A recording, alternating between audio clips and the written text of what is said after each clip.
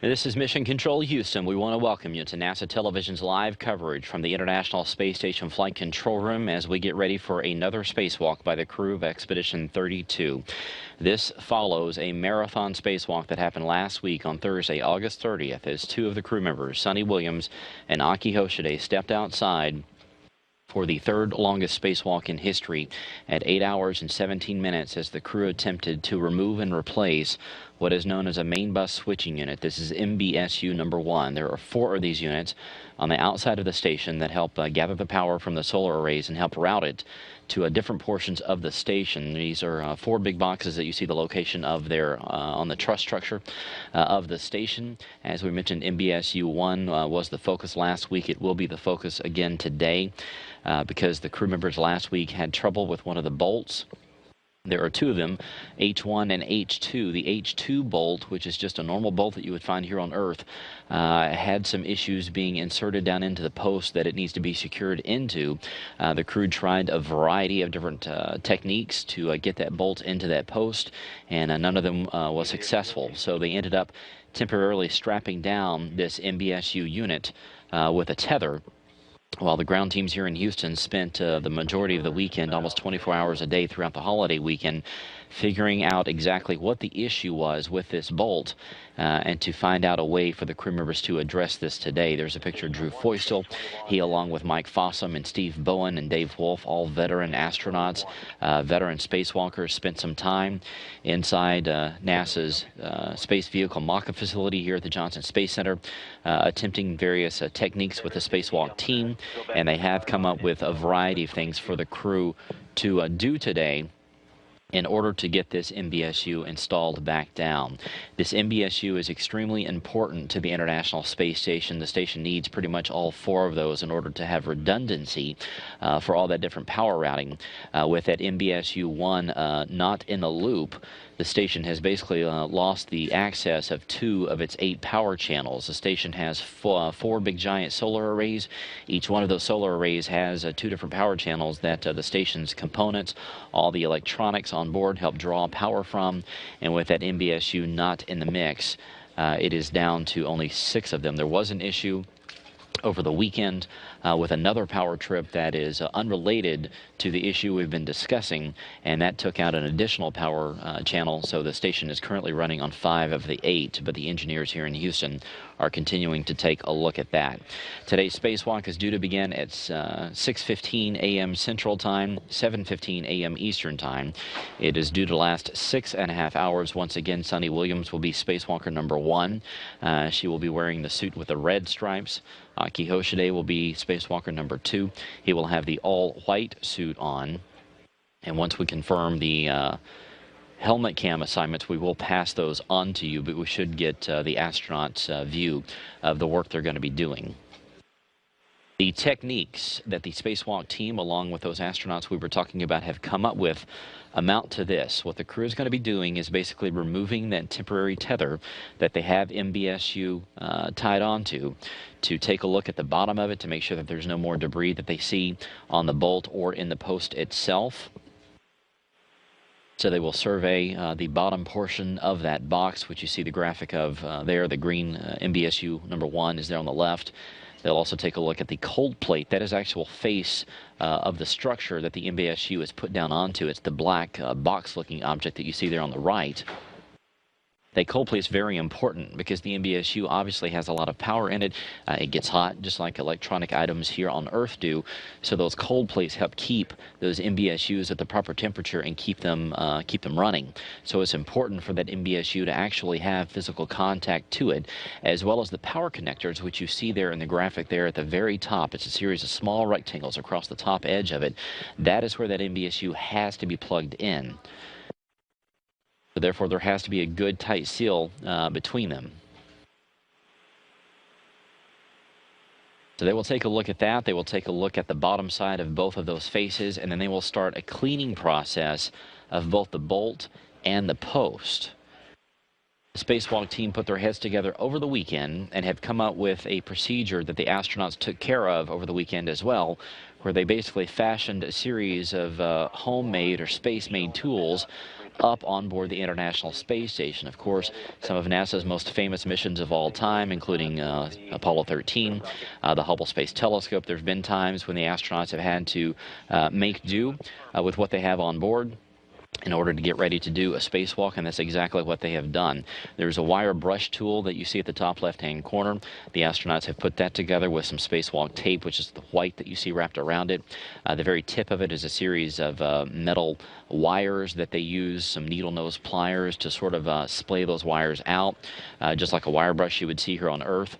There is what we're calling the toothbrush cleaner, because it's exactly what it sounds like. It is one of the astronauts' toothbrushes on board. The one you see there in the picture is red. The actual one on orbit that they're going to be using is actually blue, but they have taped a blue toothbrush onto the end of what's called a T device, and they're going to be using that as well.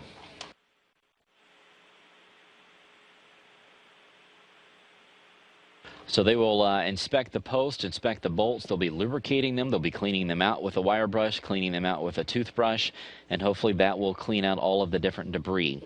There is also a spare bolt that they have found on board that they have attached a long metal piece of equipment to the end of.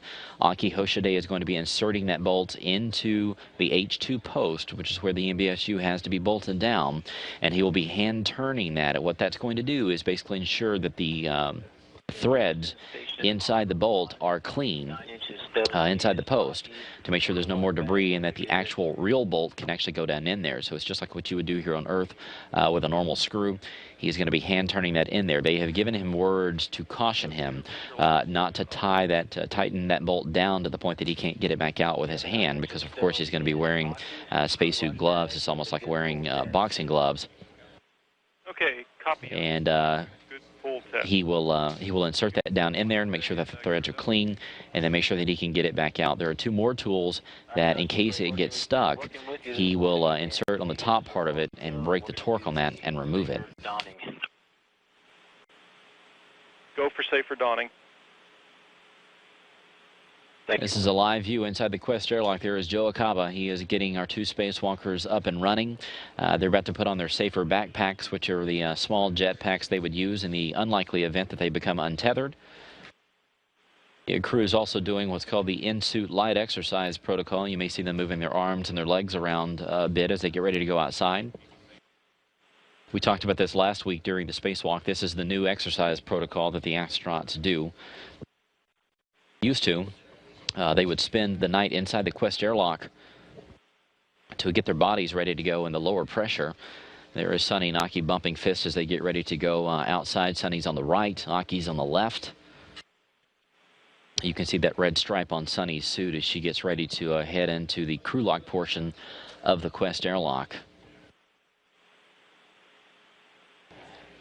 A piece of trivia for today's spacewalk.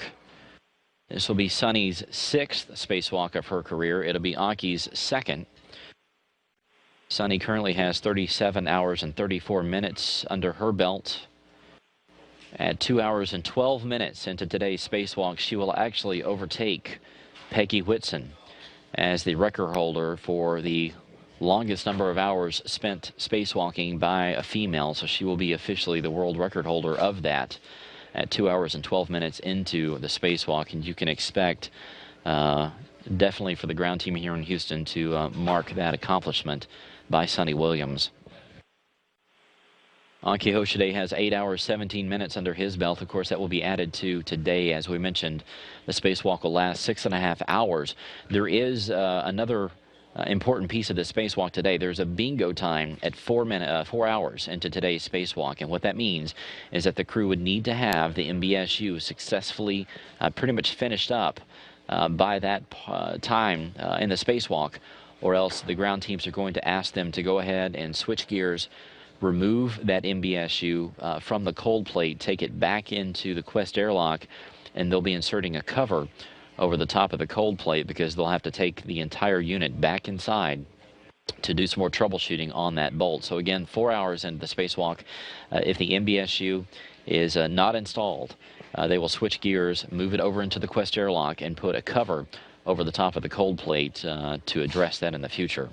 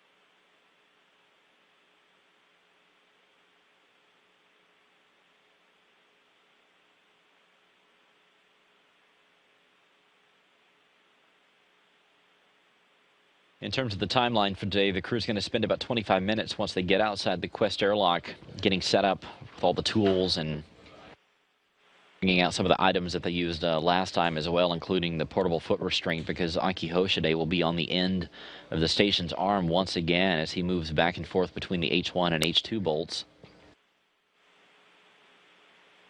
They'll be installing a flexible arm that you may hear referred to as the MUT. That stands for the multi-use tether. It's basically a big flexible metal swing arm that they can use to store equipment on the end of it. It sort of has a clamp and some teeth on the end of it that they will use to temporarily stow part of this MBSU gear on. So they'll spend about 25 minutes getting set up. They'll spend about 40 minutes doing some troubleshooting, just taking a look at the actual setup that they need to do all this cleaning and everything like that. So they spend 40 minutes of that. That'll be the first hour or so of the EVA.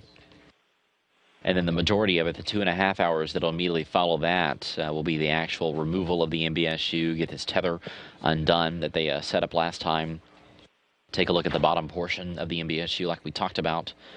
They'll be cleaning that H2 bolt. That is the one that gave them trouble last week. And then they'll be greasing up the other bolt as well. So again, 25 minutes to get set up, 40 minutes to get ready for the troubleshooting, and then 2.5 hours to actually complete it. After they're done with that, if everything goes according to plan, or if they're ahead of the timeline, they will spend 30 minutes installing the spare MBSU, and then they've got 30 minutes worth of get-aheads if they're on track. There was a series of other tasks that they had to defer last week that were considered get-aheads, including removing one of the station's cameras just on the middle portion of the robotic arm. So they'll try to get that taken care of. If they have time, they will install a cover over what's called pressurized mating adapter number 2. This is the docking hatch that was formerly used by the space shuttles there on the end of the Harmony node. It is obviously no longer needed, so they're going to cover that up with a thermal blanket until a new docking system is flown up to the International Space Station for future visiting vehicles. If they have time to do that, that'll take about 45 minutes. There's another camera on the mobile base system. This is the big trolley car that moves up and down the station's truss structure that the arm can mount on top of. There's a camera there that they're going to remove if they have time. And there's a power and data grapple fixture that has a ground wire that they can take a look at over on the Russian segment. They can get to that if they have time as well. So in Sonny Williams goes to the Quest airlock's crew lock portion. That's the forward portion. You see the hatch there. That will be shut once Aki Hoshide gets inside. The pressure will be taken down step by step down to 0 psi. And then they will open up the hatch, and today's spacewalk will get kicked off.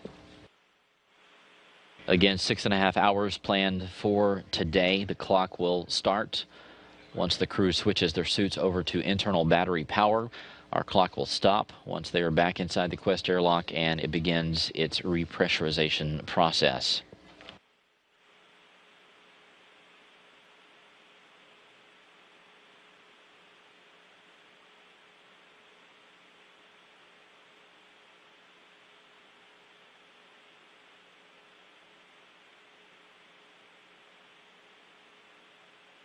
Station Houston on 1 for Joe before you put Aki in there.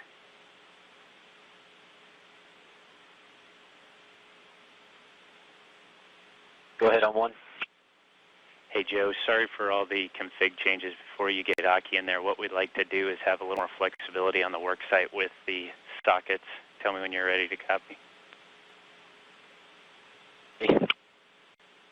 Okay, so right now we have a 6-inch on the ratchet. We have a 6-inch on Sonny's PGT. And then the socket caddy in Aki's crew lock bag, we have a 6-inch, a 9-inch, and the wire brush tool. We just want you to put, instead of that 6-inch on the socket caddy in his bag, we want you to swap that for one of the 2 inches that you put in the IV bag. That way they'll be bringing a 9-inch, a 2-inch, and a wire brush on the socket caddy in Aki's bag. Does that all make sense? Okay, yeah, so you want the 2-inch to end up where? On the socket caddy in Aki's bag. That way we'll at least have a 2-inch at the work site if we need it, just in case. Okay, I'll go ahead and grab that. Thank you, sir.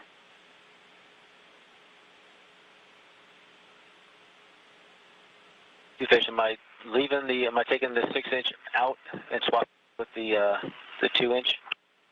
Yes, sir. We just don't want to bring another 6-inch on the socket caddy when we already got them on the ratchet wrench and Sunny's PGT. Okay, copy. I'll swap out 6-inch with the 2-inch. Thank you, sir.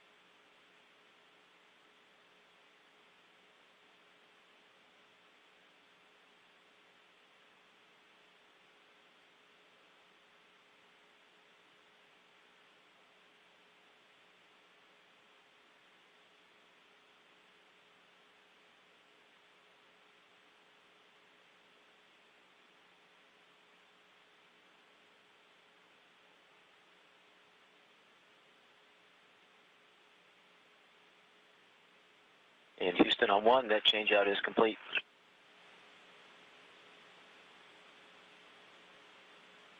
Nicely done, Joe. Thanks.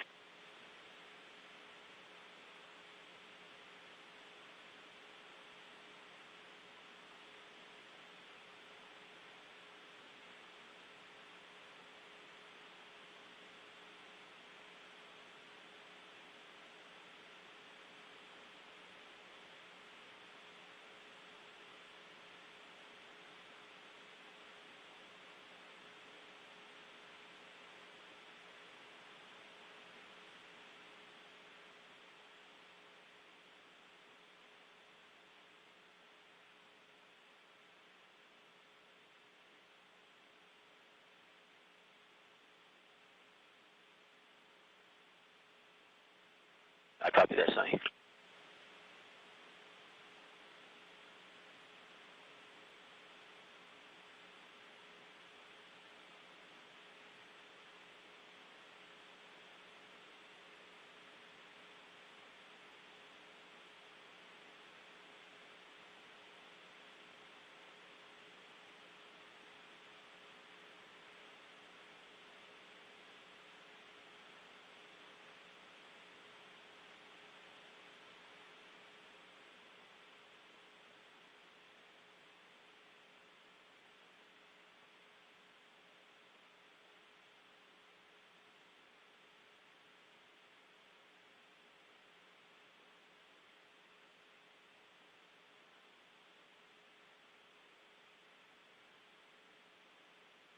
Aki Hoshide getting his safer backpack installed on the back of his spacesuit there by Yuri Malenchenko, as well as Joe Akaba. Akaba on the left, Malenchenko there on the right.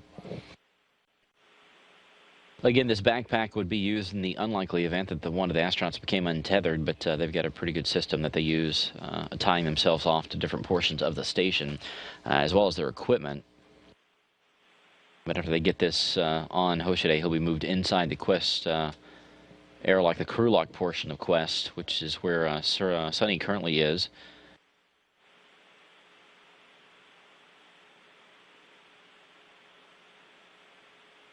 But they are continuing to move along according to the timeline. Everything's looking good so far. And again, we should be getting kicked off around 6:15 a.m. Central Time, 7:15 a.m. Eastern Time.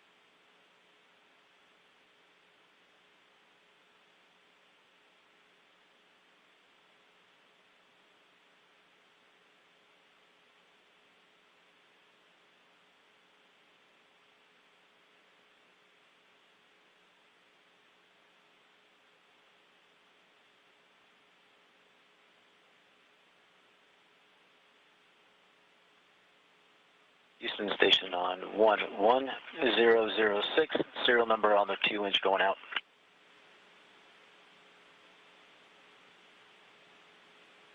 Houston, copy.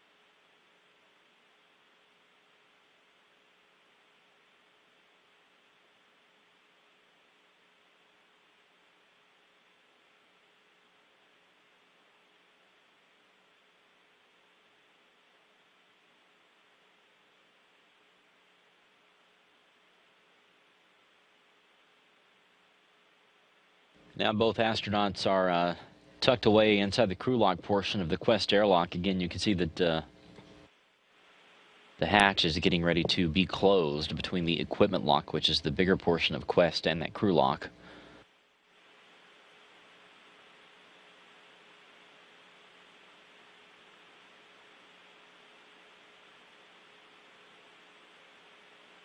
Right now the pressure both inside the equipment and the crew lock is right at 14.44 psi. That'll be taken down inside the crew lock portion in a step-by-step fashion. They'll do a series of leak checks on the suits just to make sure that they're operating according to plan.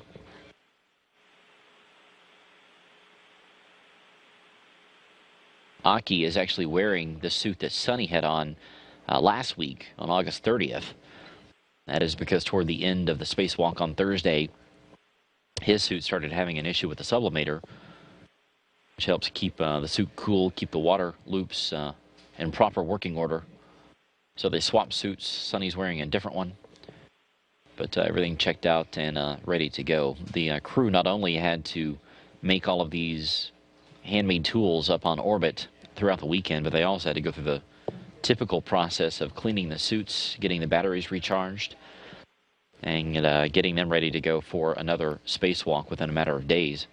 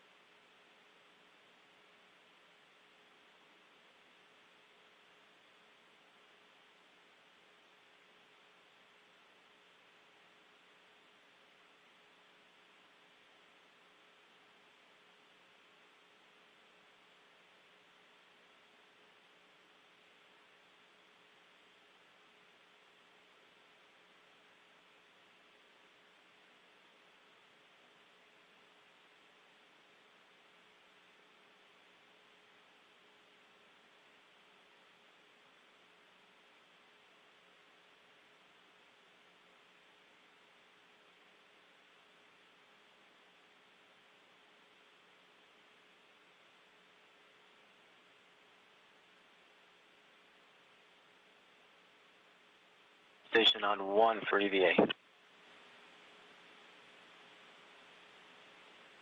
Go ahead, Joe. Yeah, we're going to hold off on step 43, so I'll get that a little bit later. If I don't, please remind me. So I show ourselves on step 44, getting ready to close the IV hatch. Joe, we copy and concur, and give you a reminder on 43 if necessary.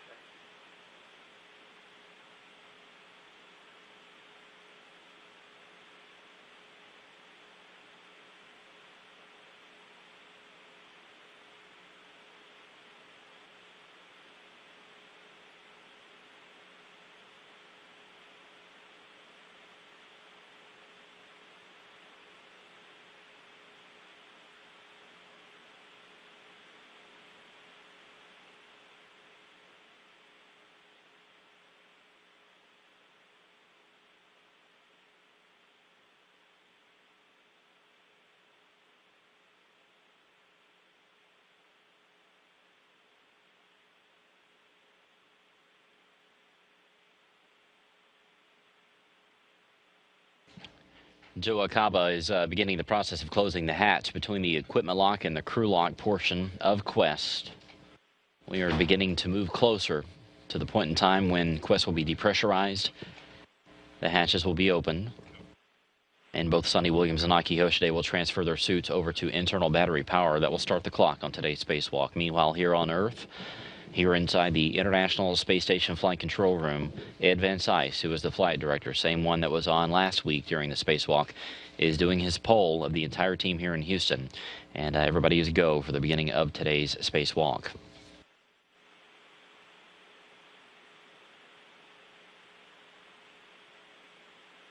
Supporting Ed Van Cise once again is Keith Johnson. He is the lead spacewalk officer for today's activities. He and his team once again have worked pretty much around the clock since Thursday's activities to get everything ready to go for today, to get these tools, for lack of a better word, invented here on Earth and made up on orbit, to get the choreography scheduled for today, and to also find the root cause for what could be causing this bolt to present a problem for the crew members. But it was a huge effort here in Houston as these teams took a look at what could be causing this issue and came up with a game plan for the astronauts on board the space station. Giving you your notification and waiting for your go for the 100 minutes.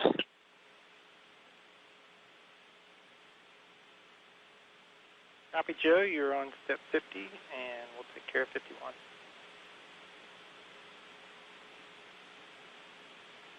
Okay, copy. And Aki, on the UIA, you can check the depress pump power is off and the depress pump enable LED is on.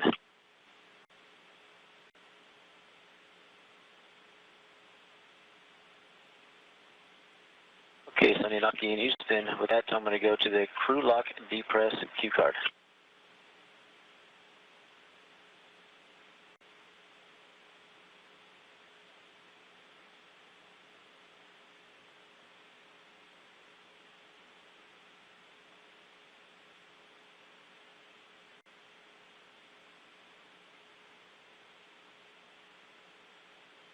And Airlock Houston on 1.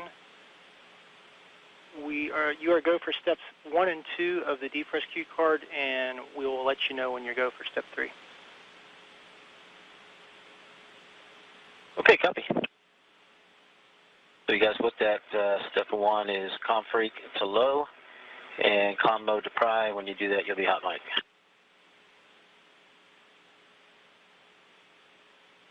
You can take it to pry now, and you'll be hot mic.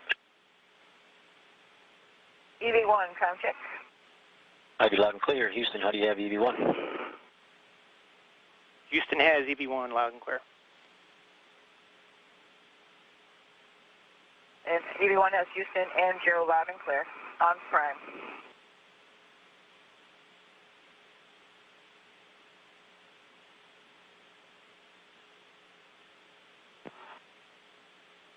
And EV2, comm mode and pry, how do you read? Aki, I have you loud and clear. Houston, how do you have EV2? Airlock Houston has EV2 loud and clear. And EV2 has Houston and IZ is loud and clear also. Sounds great. And Houston, we'll wait for your go for step 3. Houston copies. Hi, Aki, on that.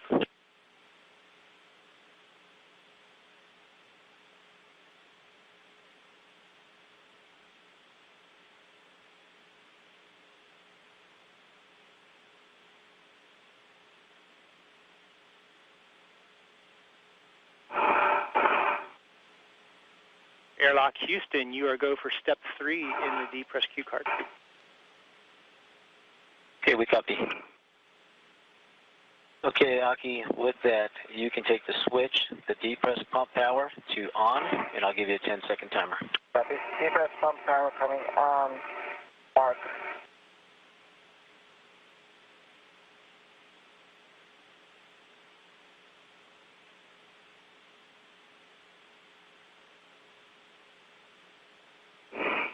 Okay, Aki, you can take the depress pump man ISO valve to open, and you guys can expect an alert tone.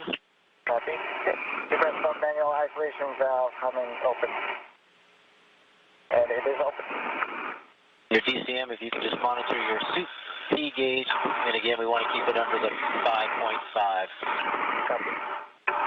The depressurization of the crew lock portion of the Quest airlock has begun.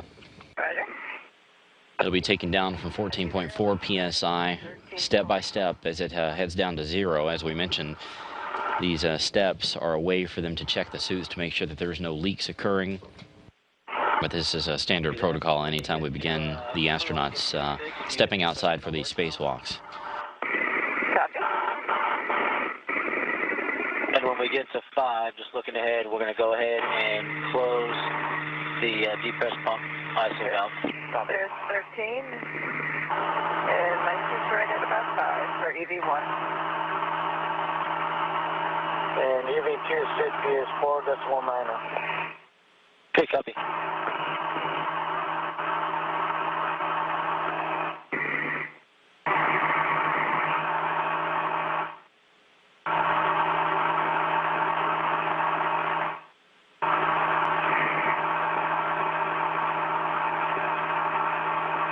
There's 12 on airlock P. Copy.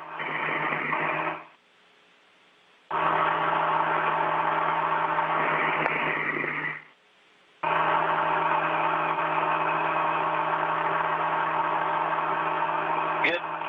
All good. 11.5 airlock P. Copy.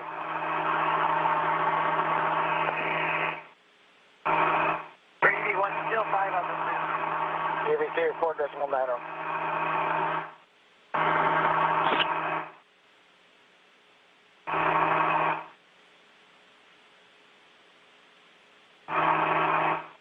The pressure inside Quest is now down to 11 psi as the space station orbits high above Eastern Europe, beginning a pass over Asia.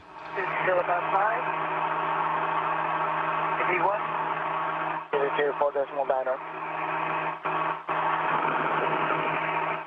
Bill.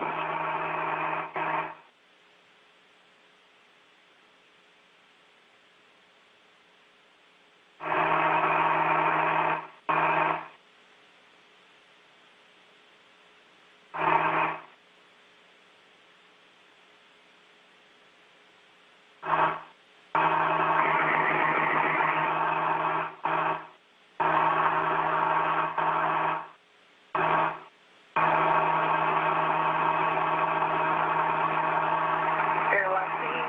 10.0. Suit's at about 4.9 EV1. EV2 4.9.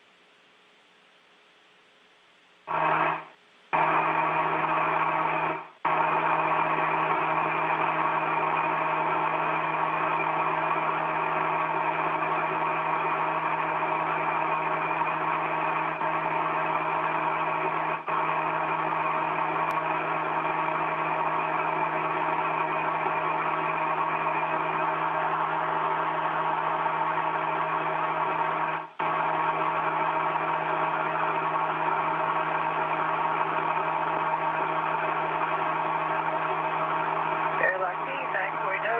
4.9 EV1. EV2 4.9.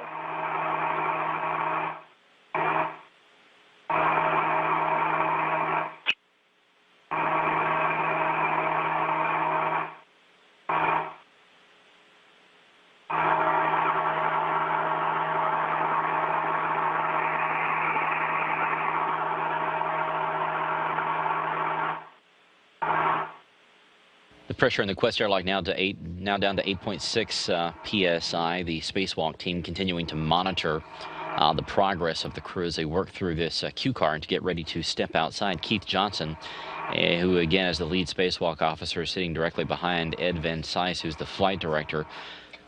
All the different NASA centers have a series of traditions that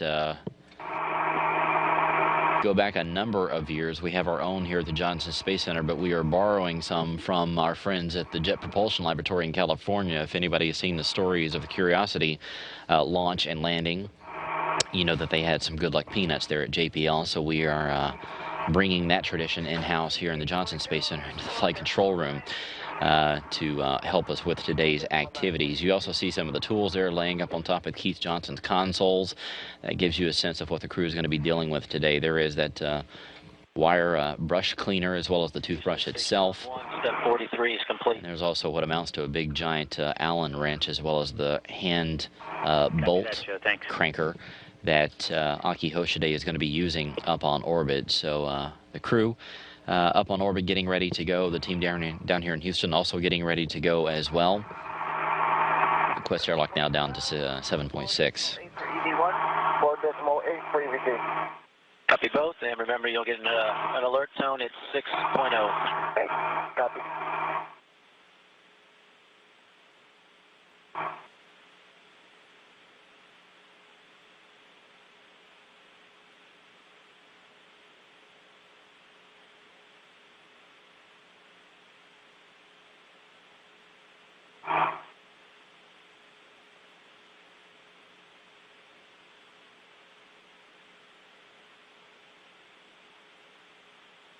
Seven 4.8, easy one. 4.8, easy two. Copy.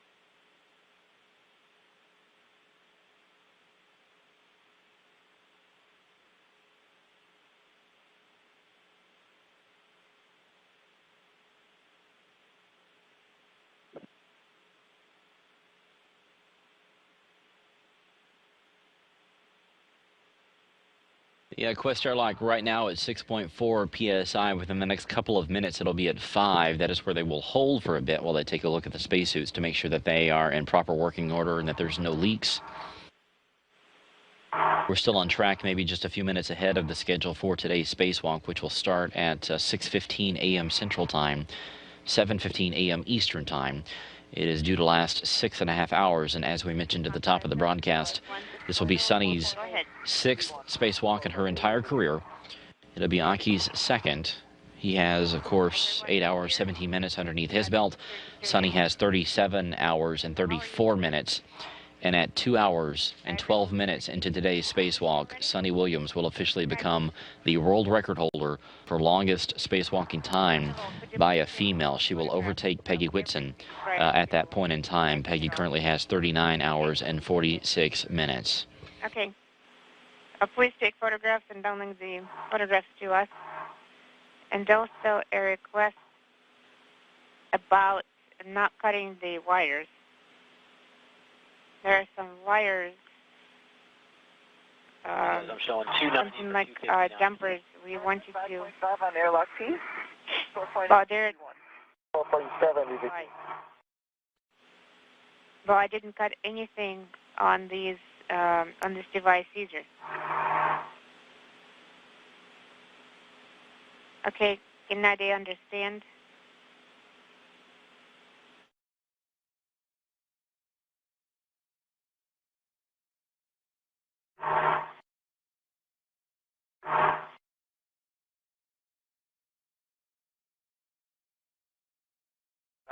.2 on the airlock. 5.2 still on the airlock. 5.1. The Quest Airlock approaching the 5 psi hold, where they will stay for a couple of minutes and make sure that the suits are ready to go for today's spacewalk.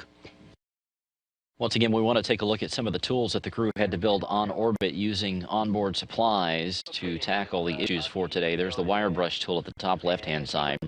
It is just like a pipe cleaner you would find here on Earth. It's just been improvised with onboard supplies and other items. That is spacewalk tape that you see there that looks just like athletic tape, the white tape that's around the middle of it. So you wanted... There was sort of what looks like a cable that they split in half on the end that had a bunch of wires on the inside. They used some needle nose pliers to sort of spread out the end of it, spray out these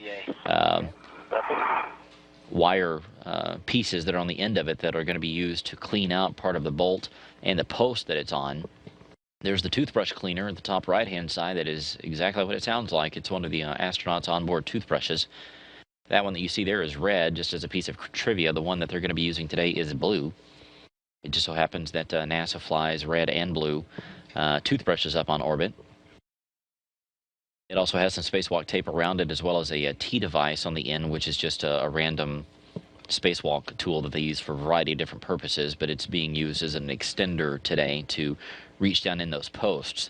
You see on the bottom left-hand side, the bottom right-hand side, the large Acme bolt tools and the small Acme bolt tool. What will happen with that is that you may have seen it earlier on top of Keith Johnson's desk. There is a spare bolt on top that's on board the International Space Station that the crew has put together with another T-handle tool like you saw on the end of some of the other tools. He's going to hand crank that down into the post, which you see there on top of the console as well. What that's going to do is just make sure that the teeth inside the post are clean. There's no more debris. And just by hand turning it in, Aki Hoshide will be able to ensure that that post is ready to accept the actual bolt that's on the bottom of the actual MBSU. They've sent him specific instructions to not tighten it down to the point that he can't get it out, because that would present yet another problem if it gets stuck. If that happens, there, of course, is a backup plan, and those were those two other tools that you saw on the bottom of the graphics we showed you just momentarily ago. So what will happen is the large Acme bolt tool and the small one will be used if that hand crank bolt gets stuck. So they will take off the top portion of the bolt, exposing the head of it. They will insert this bolt tool down into the bolt. It looks in real life like a very large Allen wrench, if you're familiar with that. And he will use some leverage to torque that bolt out if it happens to get stuck. So there are backup plans. There are backup plans to the backup plans. Typically, during any spacewalk, there's what's called a crib sheet, which is a list of sort of if-then scenarios that if the astronauts find them in this sort of situation, then here's the steps they need to work through to get things taken care of. The crib sheet for today is 15 pages long, so the teams have spent an enormous amount of time coming up with every type of scenario that they can imagine and steps for the crew to take if they encounter any challenges today. The Quest Airlock has resumed its depressurization. It's right now at 4.4 and continuing to head down to 0. Once again, our clock will start on today's spacewalk once the crew has switched their suits over to internal battery power. And we are headed for 6.5 hours, if not less than that today, if things go well for both Sonny Williams and Aki Hoshide. Again, there is a bingo time today at 4 hours. That is the point at which they will need to have this main bus switching unit correctly installed in order to finish up today's spacewalk. If they do not have it installed by that 4-hour mark, the ground team here in Houston will instruct them to wave off. They will move to a different procedure, which is where they will basically remove the MBSU, move it over to the Quest Airlock, and get ready to store it inside, because that device will have to be brought actually inside the orbiting complex for some more further and invasive examination of what could be the issue. If they have to do that, there is one more step they will do, which is where they will actually put a thermal cover over top of the cold plate. You see it there. And that will just protect that mounting location for that MBSU until the ground teams can figure out a different approach. Right now we're at 3 psi and continuing to fall.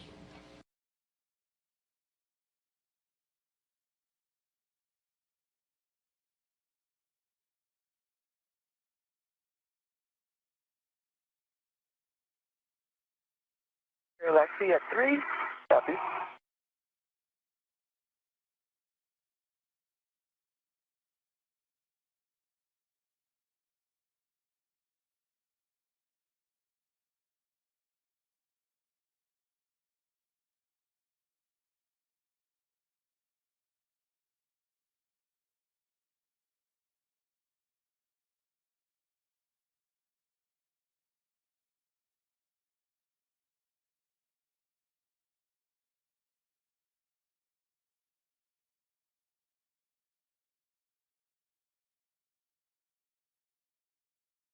8.5.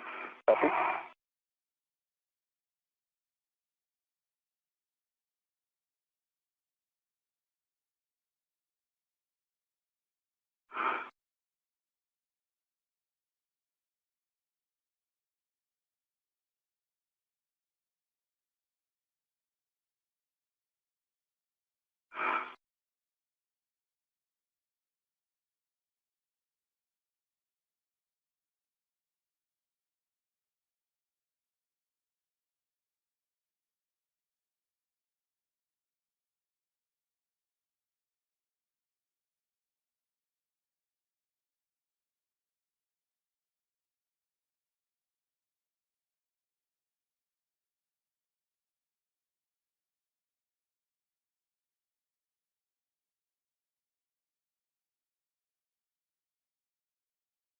Airlock P at 2.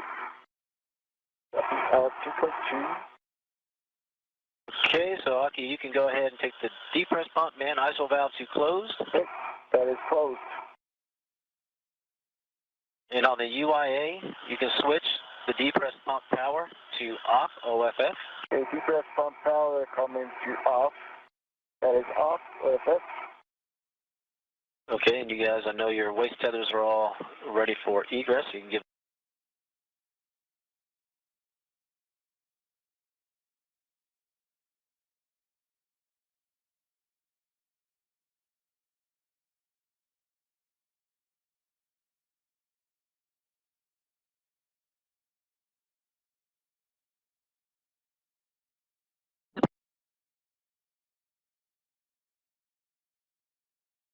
This will take a little bit longer.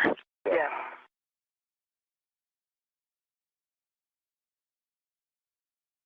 Is my seat in the way for the hatch? I think right now you're okay. Okay. It's going to take a little bit anyway. Relax. Mm-hmm.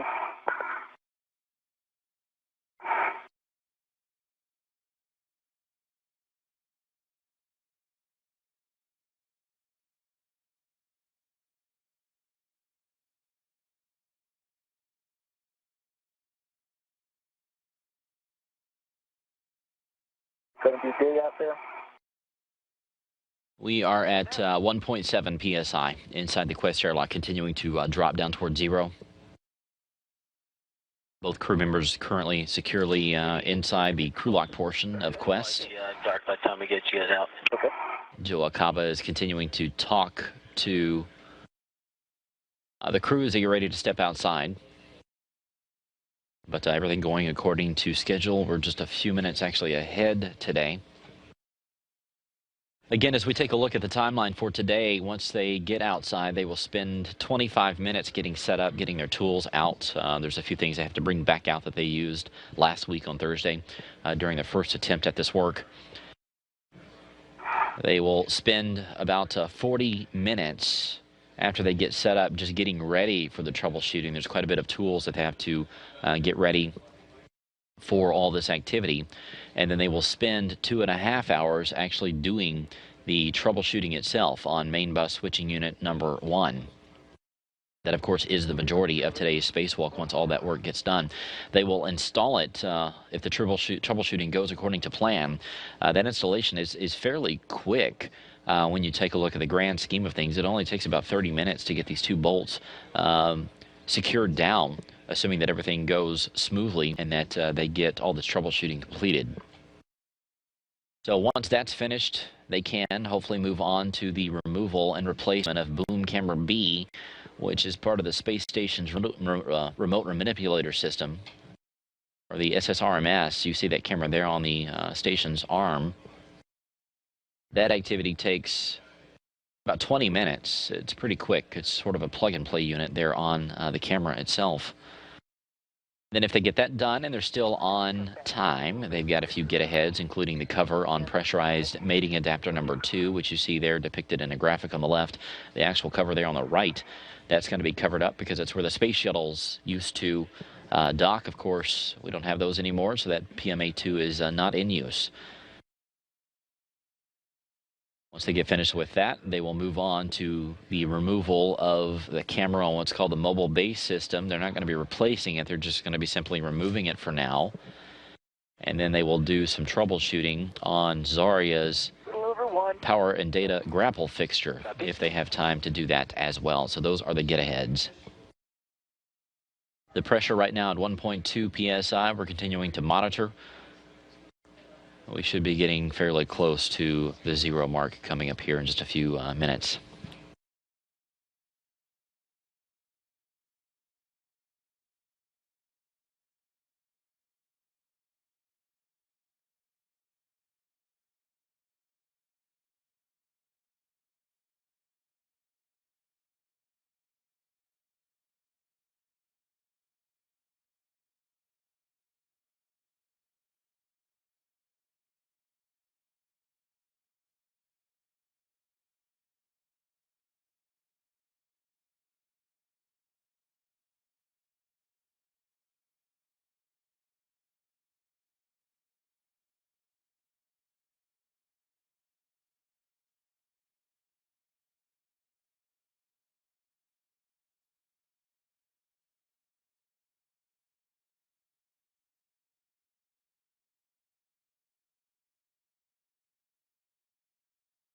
Got 1 on the airlock P.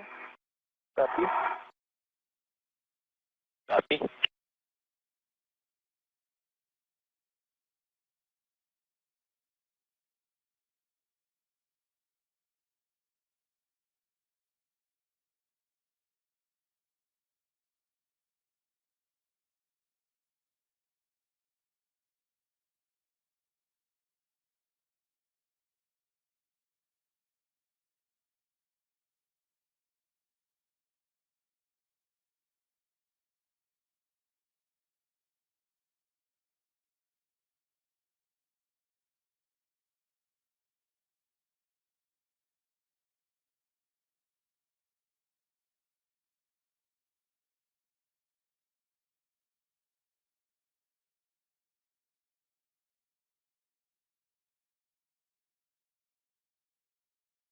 The spacewalk team here indicating that we're about 2 minutes away from the opening of the hatches. There's Joe Akaba. One of the reasons that the ground teams wanted to go ahead and get this spacewalk done now is because the station's crew is about to be cut in half, because Joe Akaba, Sergei Revin, and Gennady Padalka getting ready to come home and wrap up their time aboard the International Space Station. Their landing scheduled for Sunday, September 16th at about 9:54 p.m. Central Time, or 10:54 Eastern.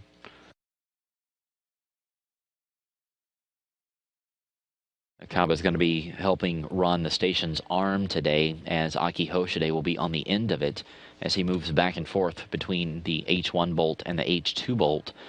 That arm gives him a chance to sort of have an easier reach, even though this MBSU is not that large in size. It's only 28 inches by 40 by 12. But being out there on the end of that arm actually does help him move back and forth and get easier access with all the different tools that he's going to need, along with Sonny Williams helping him out. The pressure at 0.83 psi. Again, we're about a minute or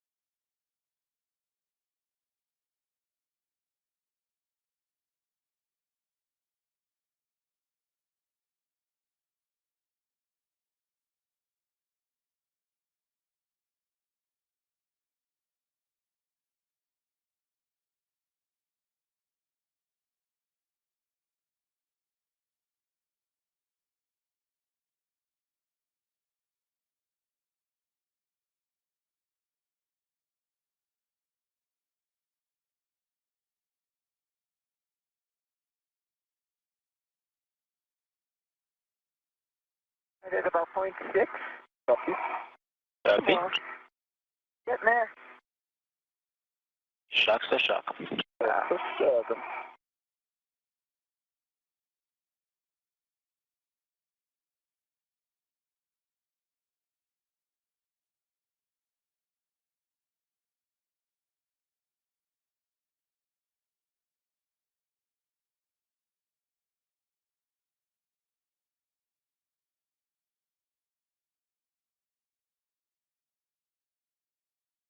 Indeed, at the manavacumeter tap.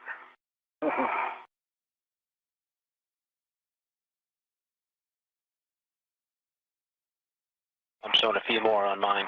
Yeah, it's still on the other side of like 0.6-ish. Drop below that line yet.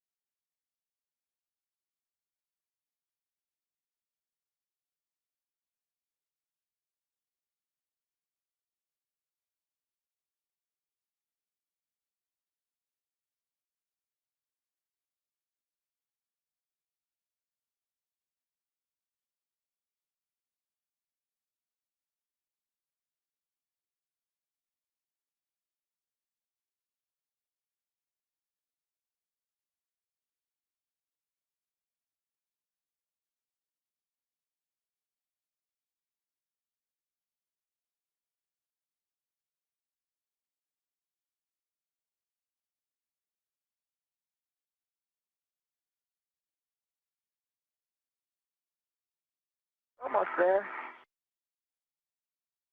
A little bit more. About 2 millimeters more on mine. Yeah. That's right on the other side of the 6 line now.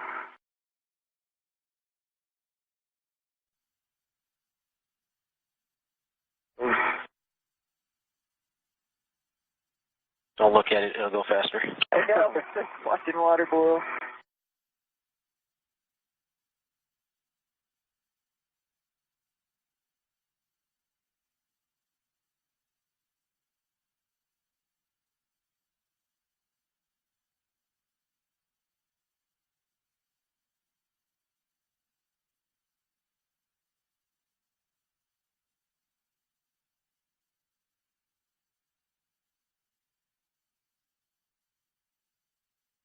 Probably right about there.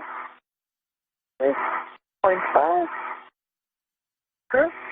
On my gauge, so I concur. So with that, Sonny, you have a go to open and stow the EV hatch, and I'm going to go ahead and close the emergency MPEV. Okay. Going to unlock on the latch. Going to rotate the handle.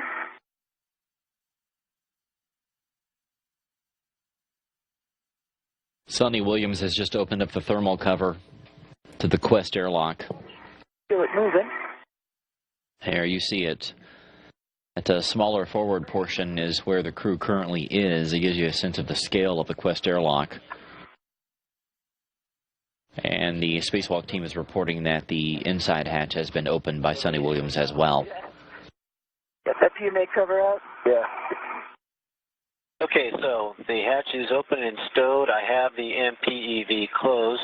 So with that, if you guys can stagger your switch throws, we're going to take the power to bat and get this EVA started. Okay, EV1 power going to bat. And make sure you check that your display is functional after that, the switch. Going through the power restart, EV1. Display is functional. Okay, you can take yours to bat. Here, about to bat.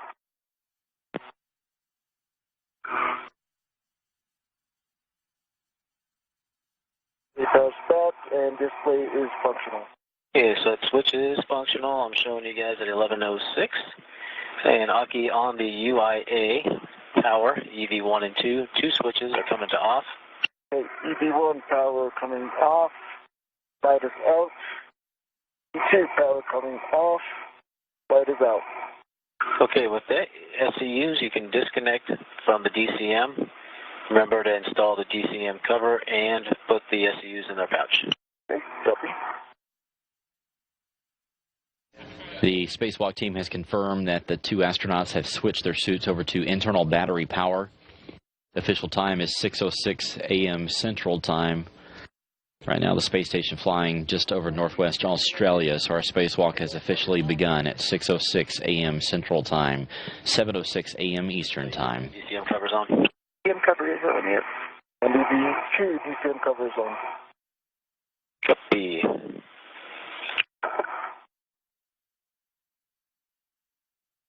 And we'll stand by till you get that in the pouch. Copy. Tell me if I need to get out of your way. Yep. I'm good for now.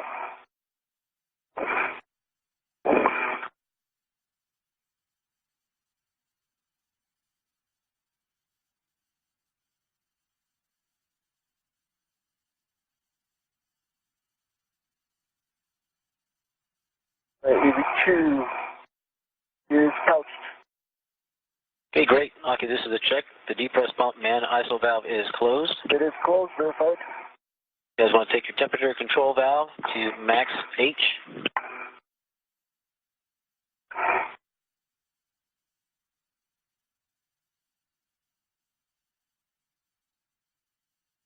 One is in max H.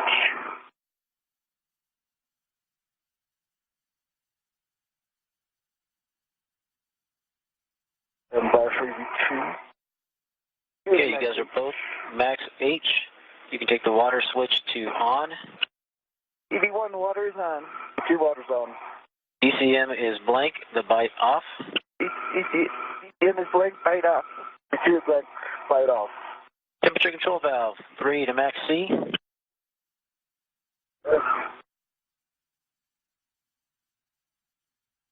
What is it, 4? Okay. Is at 5. Okay, if I can get your the gauge pressure. Sonny Williams and Aki Ho today continuing to configure their spacesuits and get ready to exit the Quest airlock. In Houston, you need anything else per step 11? Nothing else, Joe. Again, the clock is ticking 3 hours, Houston, if you can 3 minutes and 30 seconds into today's spacewalk. They have switched over their suits to internal battery power. They should be exiting here shortly. Okay, we'll see you in a few. All right, thanks, Joe. Thanks, Yuri. Copy airlock. Houston will take care of 13. The voice that you're going to hear speaking to the astronauts today is the same one that was talking to them last Thursday. That is astronaut Jack Fisher. Ed brought in some lucky peanuts for the console, so I'm pretty sure this is going to go swimmingly.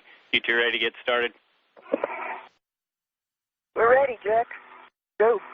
Perfect. Well, we had a perfectly timed LOS when you were reading down your tether config, so if you can walk through that for us. Certainly. My left waist tether is hooked and locked on my left D-ring of my suit. It is a closed slide lock, black on black, on Aki's safety tether. Aki's safety tether hook is closed slide lock, black on black. And that is the green safety hook, the green safety tether, which is connected to the white also hook. Both reels are in the unlocked position. Unlocked? Yes. Go ahead, Aki. Your way. Is the white unlocked? Yes. All right. Your white hook here is locked. Yep. Your safety tether reels are unlocked. Okay, copy that. And my red hook is on my right D-ring extender. It's closed side lock. It's full depth. And then my right waist tether is on my right waist, D-ring extender. It's closed side lock. It's full depth. And then the waist tether hook is on the airlock D-ring extender. It's closed side lock. It's full depth.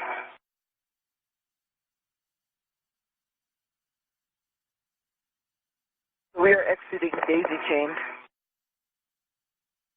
as per the procedure. Agreed. Copy that. All right, let's get this show started. All right. With that, I have to go to egress check? Affirm, ma'am. Clear to egress. Okay. All right.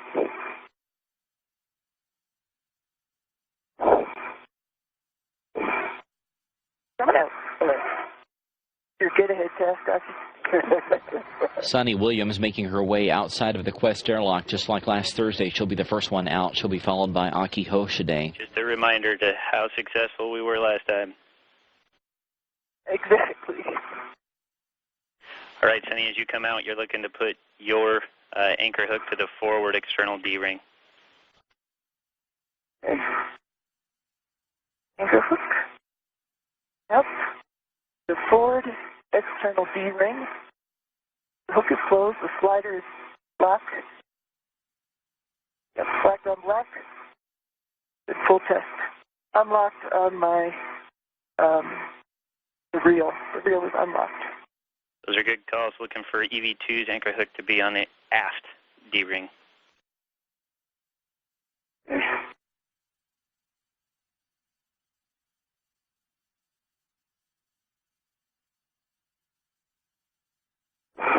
So Sunny Williams is now outside on her 6th spacewalk. She'll soon be followed by Aki Hoshide. Sunny is currently getting the tethers that the astronauts will anchor themselves to set up just outside the hatchway there. She is wearing the suit with the red stripes, which you can see on her legs. Aki Hoshide will have the suit with no stripes. He'll have the all-white suit. And he should be making his way out here shortly. Is on the aft D-ring, up close, slider locked, black on black, and again, reel is unlocked. Those are good calls. As you're outside, both of you remember that the port aft portion of the airlock circular handrail has a sharp edge. EV-2 with that, and when Sunny's happy, you're cleared to release your waist tether from the airlock D-ring extender. Sunny, ready? Give me just 1 second. I just want to rearrange my tether here. Okay, you are cleared. Okay, so EV-2's waist tether is from the airlock D-ring extender.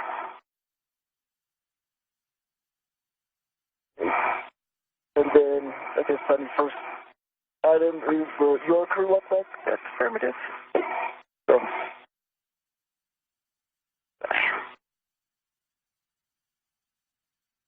Getting my tether.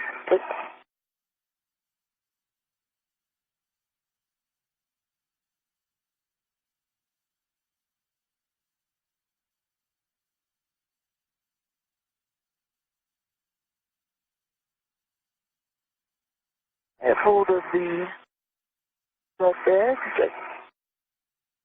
Out here just a little bit more.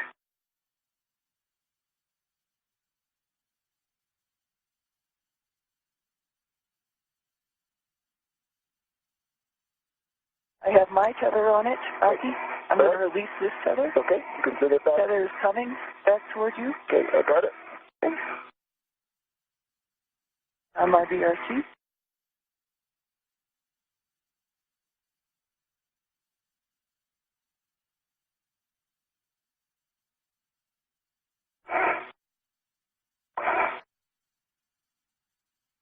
Left bag is on my BRT. Paddles are out. The pedals are out. Big test. Jiggle test. Jiggle test. Great call. Thanks, Sunny. All right, Aki, time for you to get on out of there. Hey. That's my bag. All right, crew up bag number 2 is ready to my BRT.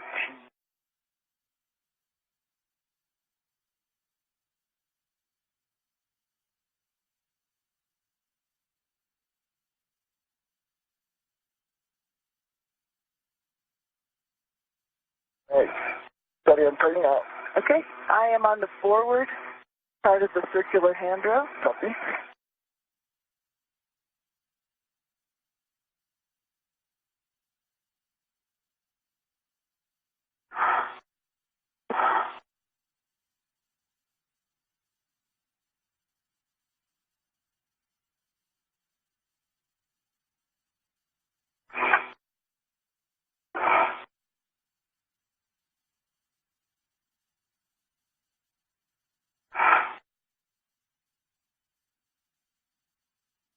All right, next up. Out.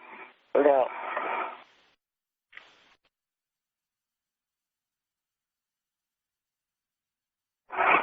I can see your We'll do the checks, but I'm just looking right at your right-hand side of your safer, and I see your handle is down on your hand control module.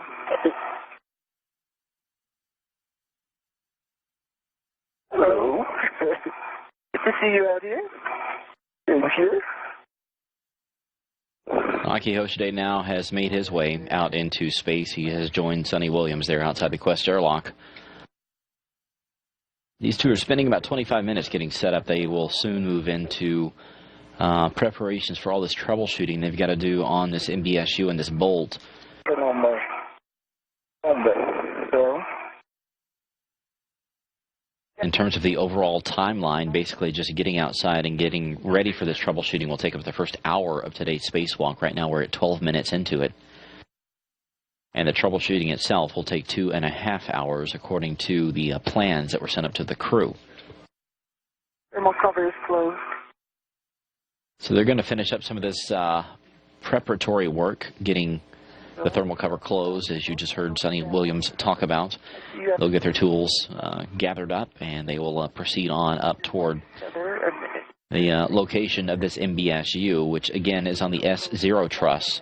The station has an extremely wide truss structure that runs on either side of it.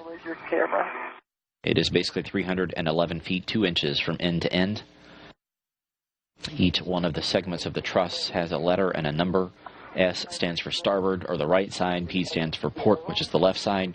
The S0 is right there in the middle, very close to the Quest airlock and the middle portion, including NASA's Unity node, as well as the base of the Destiny laboratory. So that will be the work site for the crew, not too far from where they currently are. Your black hook is locked. White hook is locked. And the astronauts and the ground teams are in the process of getting their helmet cams on orbit up and running. It's basically just like a laptop system that you would find here on Earth. It has to scan for a wireless network. That amounts to what they're doing right now. They turn on the cameras and they get them connected to the transceivers that receive the signal. So once we get those up and running, we'll be able to tell you who has what number and be able to see the view from the astronauts themselves. Aki's MWS and BRT tabs up, and Sonny's BRT tab up. Yeah. Good with those? Move your hand. Your BRT tab is up, your MWS2 tabs are up too. okay, let me check your BRT tab. We're this way. Yeah, so the BRT tab is up. Thanks for the reminder. I know there's always something I forget there. Check. Too many things to remember.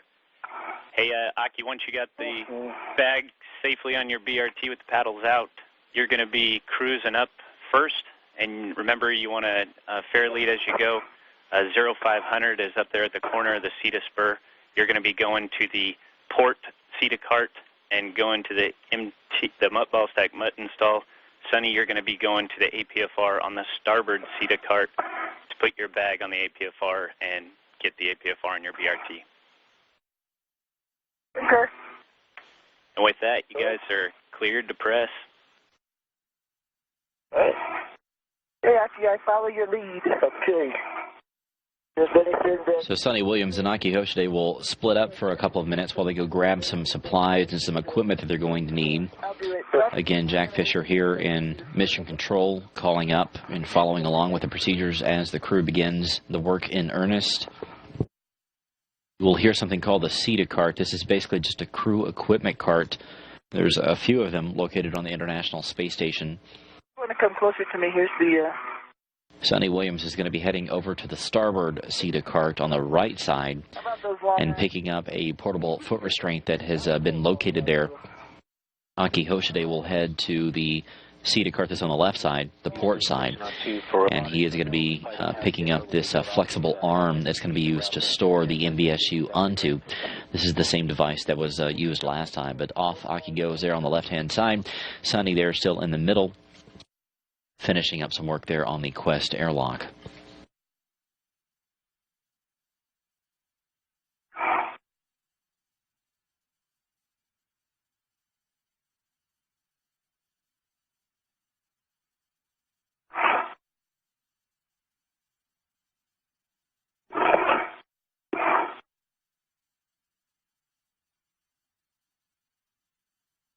Bring up the feeder spur. Okay.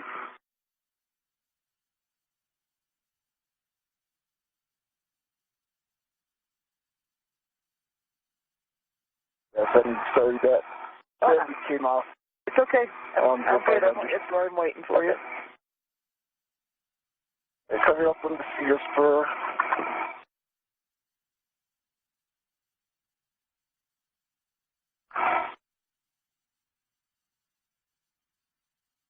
Hey, Jack, I'm at the truss going port.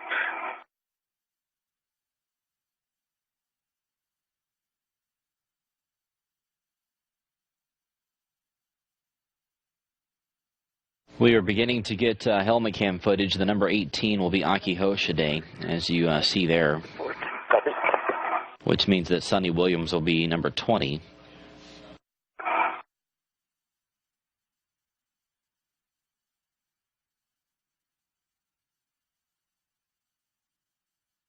Aki is continuing to move hand over hand across the station's structure.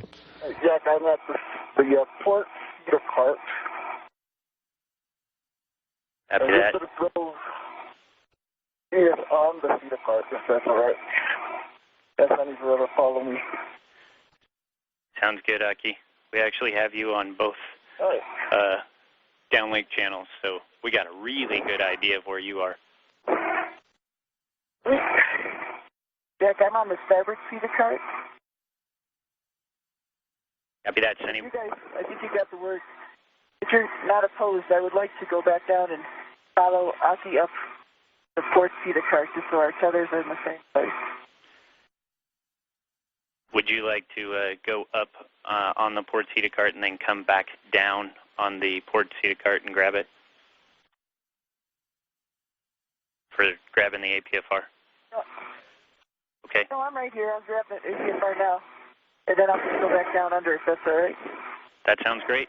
So just throw your bag on, and if you'd like, we could configure to the proper APFR settings now. Let me know when you're ready for those.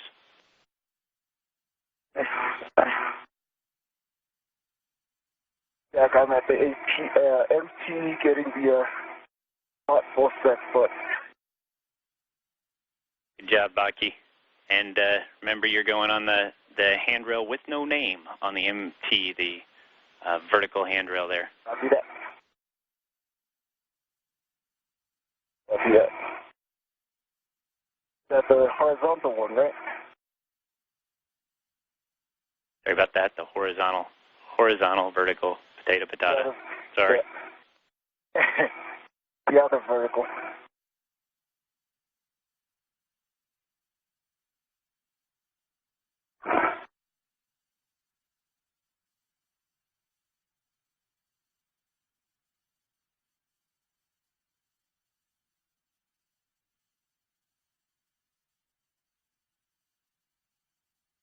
The bag is ready to the APFR or adjustable to the APFR. I disconnected from my BRT. Sounds good, Sonny. If you want to throw that BRT ret to the APFR, I'll give you the settings when you're ready. BRT red is on the APFR. I am ready for settings.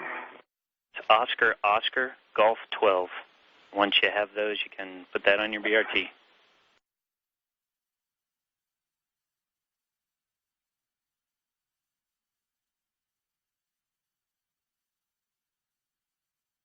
Houston Station on 2 for Robotics. Not sure if you're seeing the base elbow, but it's a pretty scratchy view. So you might want to just keep that in mind for later if we're coming in and it's dark. And if that's all I have, I'm not too comfortable with that view. That 90-degree angle facing up. I have a ret from the ball stack to the handrail. Copy that. And Copy, Joe. it looks like we'll get the you jaws are in a good config too. Copy the ret to the handrail as well. All good calls, Aki. Next up is to get up there, and you'll be talking with Joe to set up the SSRMS for APFR install position. Okay, I'll do that. Robotics Houston, Joe. Hey, a good alternate to the base elbow will be Gem EFF, and that's camera number 51. That's Sonny. Oscar, Golf 12. Excuse me, Jim aft, camera 51. And Joe, I am ready when you are. I am clear. Can we copy that on too? Okay, Aki, I'm with you. A lot of different activity going on right now as we hit the 22-minute mark into today's spacewalk. Sonny Williams and Aki Hoshide continuing to move around various different locations around the International Space Station. They are in sort of the second major phase of today's spacewalk, which is just getting set up to do all this troubleshooting. The first part of the spacewalk, the actual setup, just getting outside the airlock, was due to take about 25 minutes. The second part is due to take about 40. So if the crew continues at this pace, they're already sort of ahead of the timeline. Of course, it's very early into today's spacewalk, but we'll take what we can get. Joe Acaba is currently inside the station. He is calling down to the ground here in Houston, just getting set up to operate the station's arm. Once Aki Hoshide retrieves a couple of pieces of equipment, he'll be actually setting up the end of the arm in earnest. He's going to be riding on the end of that. As you see the arm sort of bent over there. He will use this to move back and forth between the H1 and H2 bolt that hold down, these two bolts hold down the MBSU. And basically just a repeat of what he did last week. For now, while they're moving the arm. Copy that.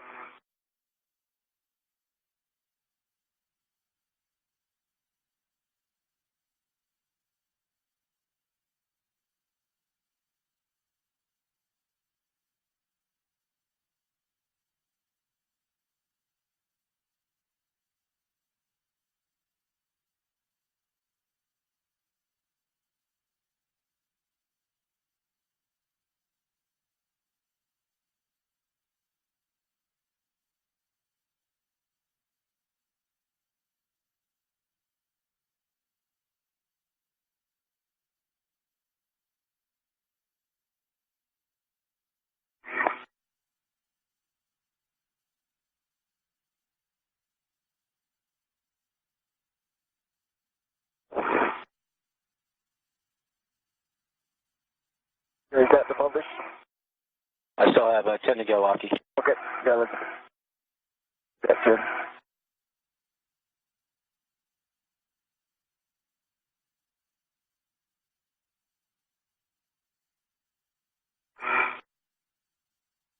And Aki, we're published. Okay, let me take a look. It looks good, but let me take a look.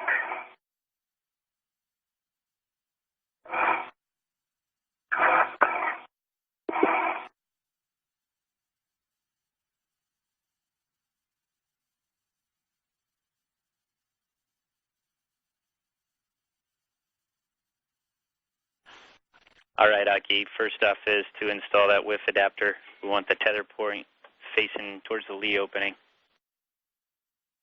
Okay. And for Joe, this is a good location for GCA complete. We copy. GCA is complete, and the arm is getting brakes on. Okay.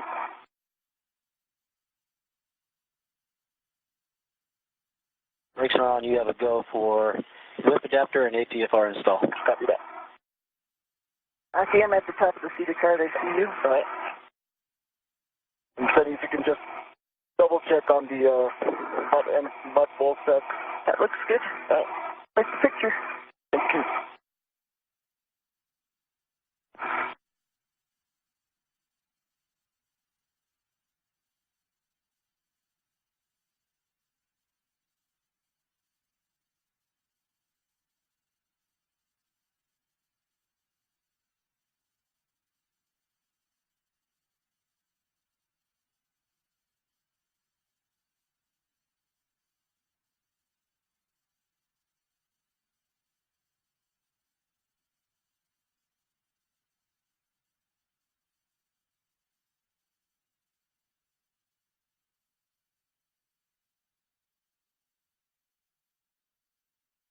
A WIF adapter is installed with a fit bearing, good pull test. And the tether point is facing lee. That sounds great, Aki. Next up, we're going to be grabbing that APFR from WIF 22. Sonny, if you think you're in a position to help hand it to him, feel free. We're looking for a clocking of 12 in the arm, clocking of 12. Okay. Copy that.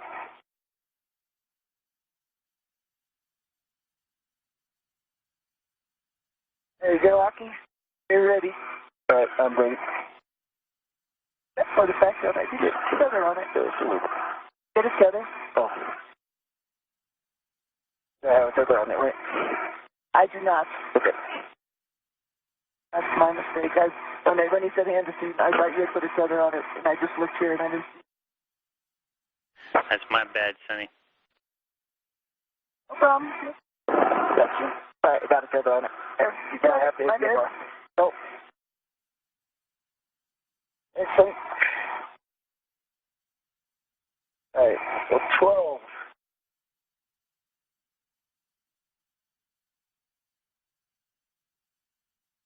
Jack, I'm installing Mike with APFR in that same place, correct?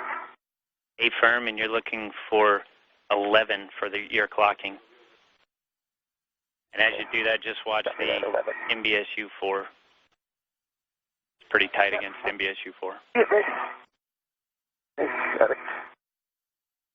Both Sonny and Aki are helping one another install what you'll hear called an APFR. This is a portable foot restraint that's going to be used on the end of the arm for Aki to basically step into and fly over to where the main bus switching unit is located. And as we mentioned, he'll be using that arm to sort of free up his hands and move more easily back and forth between the two bolts that the two astronauts will be tackling later on today.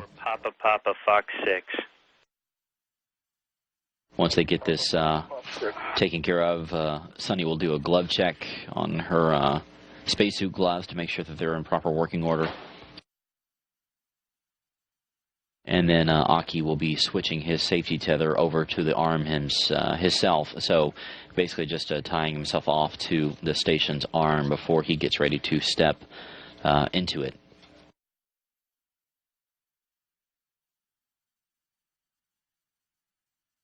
And just to give you guys a heads up, we're 2 minutes from sunrise. Copy that.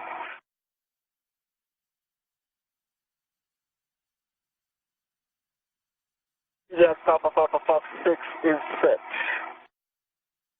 That's a good call, Aki. Next up, we're going to be doing a tether swap. Let me know when you're ready for those steps. Ready? Okay, we're going to lock your green hook first. That is locked, verified. Move your white hook to the SSRMS and lock that white hook.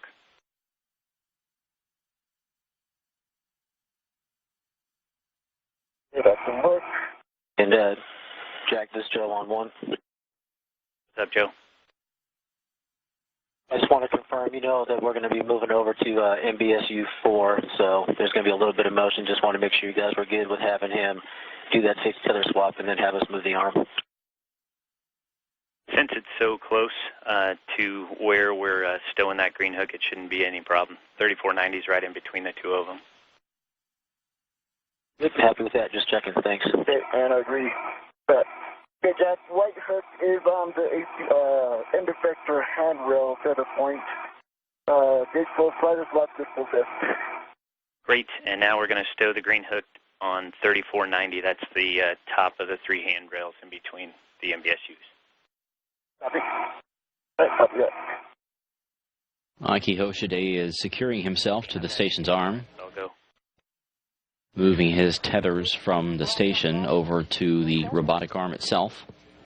Okay, and just to give you a little essay, that golf setting puts you over the Nader V-guide. So if you think you'd rather be centered on those V-guides, Foxtrot is the setting for centered to get in the APFR. We thought golf would work a little better for the rest of the day, so you make the call on that. All right. And secondly, is the crew lock bag that's staying with me, is that correct? That's staying on my BRT, or am I temp stowing that? It will go on your BRT. Sunrise happening right now as the two astronauts, Sonny Williams on the left, Aki Hoshide there on the right, travel high above the South Pacific Ocean, about to head over parts of Ecuador, Colombia, and Venezuela.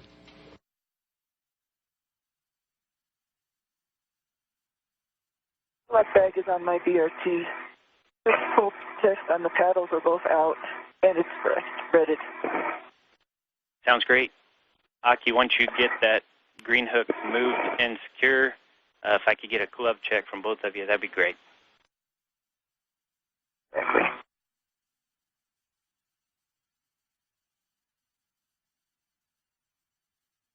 Left glove looks exactly the same. Right glove looks exactly the same. Hey, Sonny, while we're waiting and moving the arm over to MBS4, what we'd like you to have you do is basically do a WVS check of the box as it is. I'd like you to limit touching the box or the long-duration tie-down tether, and just try to get a feel for the condition that it's in while Joe and Aki are owning the comm. Absolutely. By the way, it's really nice to have MBSU 4 here as a standard. You could definitely see, you know, it's about 2.5 inches above. It's right at the top of the pin.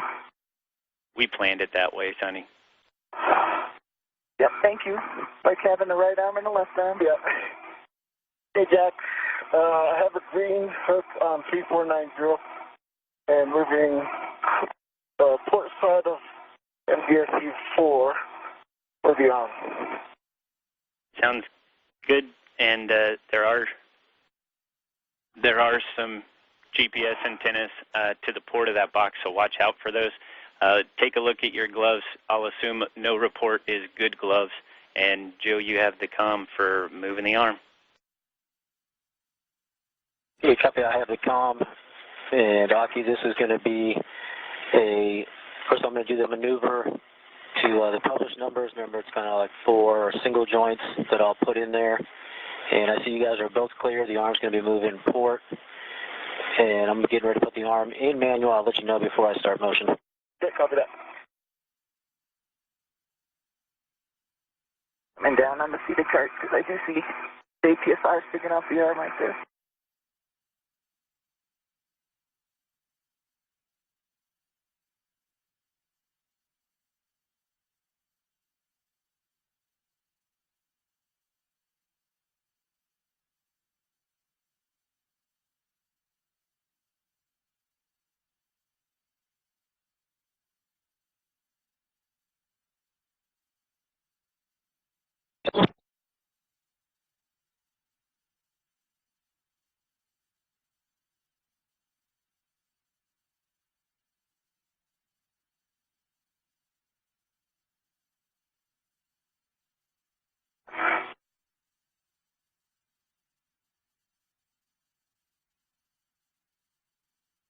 Aki and Sonny, the arm's getting ready to go in motion. The first one's going to be Zenith. Copy. We're both clear. Copy. Here comes the arm motion.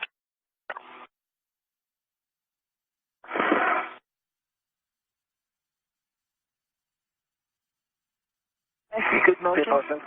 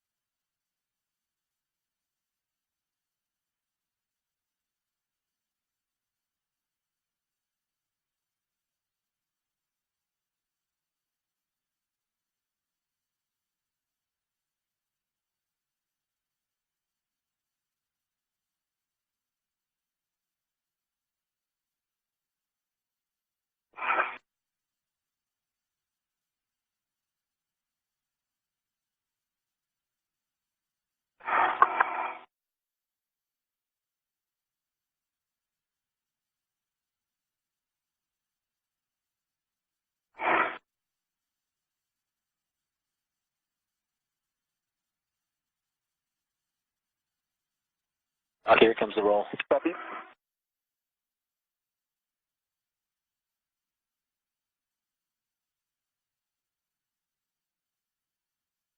I see good motion. Copy.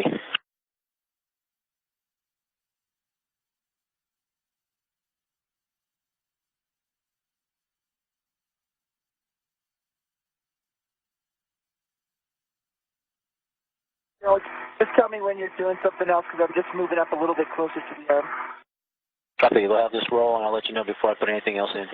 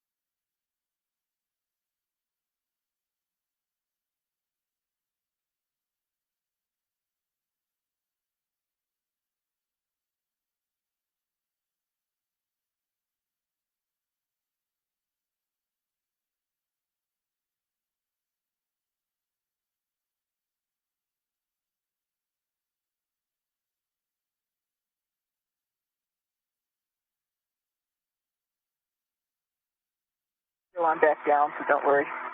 Okay.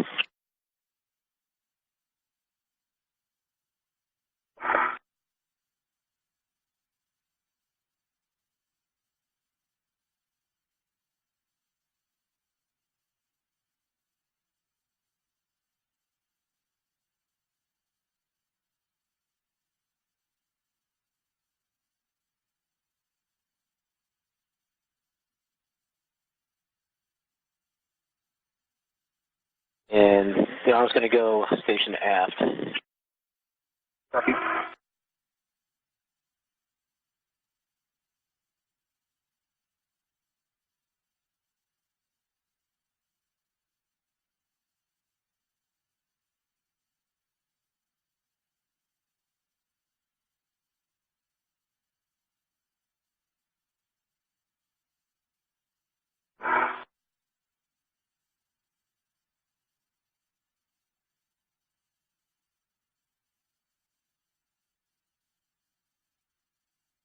This is Mission Control Houston now, getting close to the 40-minute mark into today's spacewalk. Aki Hoshide there on the far right-hand side. You can see that portable foot restraint, which is that sort of 90-degree angle that is coming out the end of the station's arm. You also get a good view of exactly how big that arm actually is. It's just gigantic. It's close to 58 foot long. You can put the connector cleaner tool kit. It, of course, was built by Canada, bears the name Canadarm2. And honestly, the space station most likely would not have been built without the use of that arm. But it moves things both big and small, helping attach vehicles like the Japanese HTV cargo craft, the SpaceX Dragon, the upcoming orbital Cygnus, and also moves astronauts around from various portions of the station as they do these spacewalks.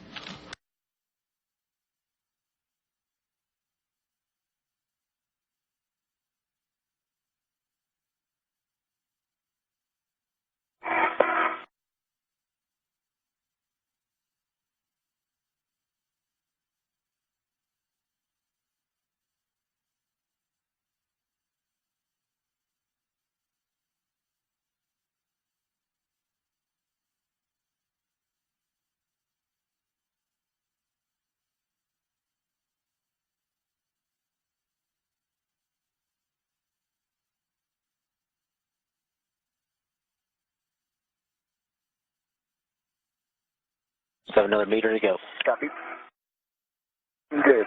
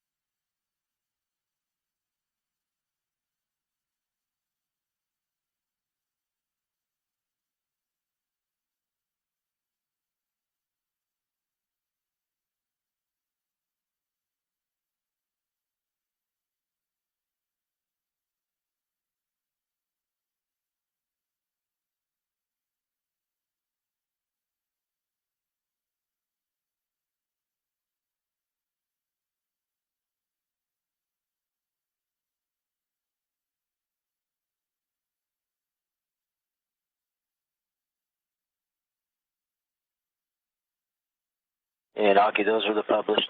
Okay, I think I did a little closer. Let's see. Station forward. Your set views. Okay, we'll start with station forward. Arms coming in motion. Copy.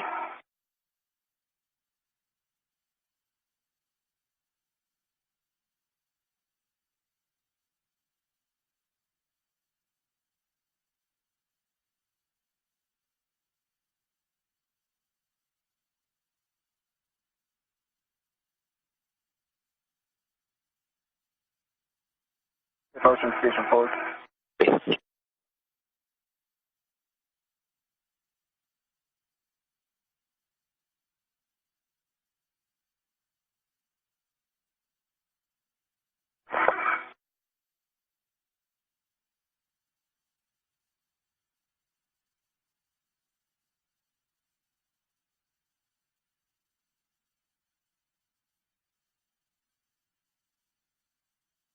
That's a view from Sonny Williams' helmet cam with the number 20 down at the bottom right-hand side. Now, Aki Hoshide's will be the number 18. Sonny is performing an inspection of the main bus switching unit number 1. You see the tether tie down there to that handrail that the astronauts did toward the end of last Thursday's spacewalk.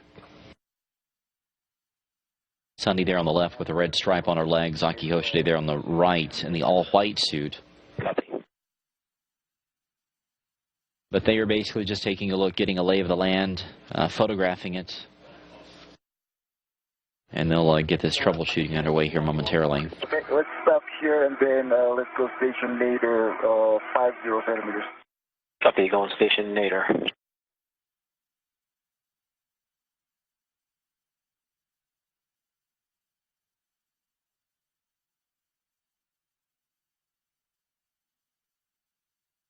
Motion. Copy.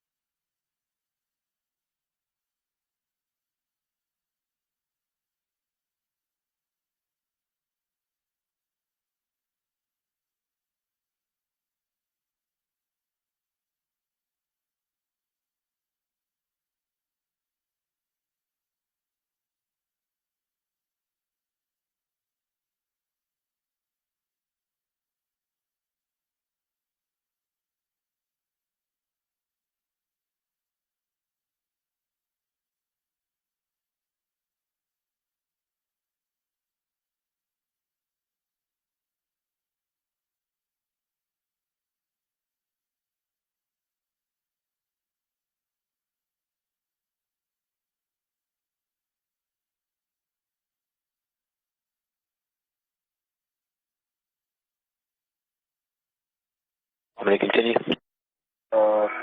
Need another 5.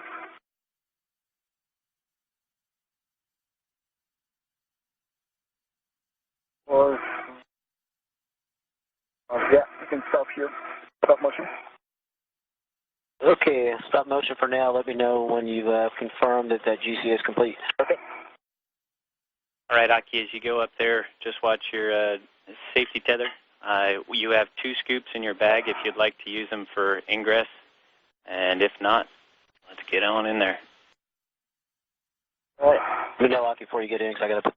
Okay. Let me verify. That's what we got. Probably gave you a wrong command. Probably need station F 20 centimeters. Copy, no problem. Station F, here it comes. And I see you guys are both clear. Yep.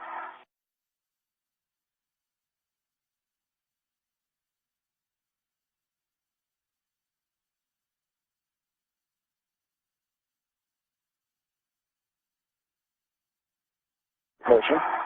Copy.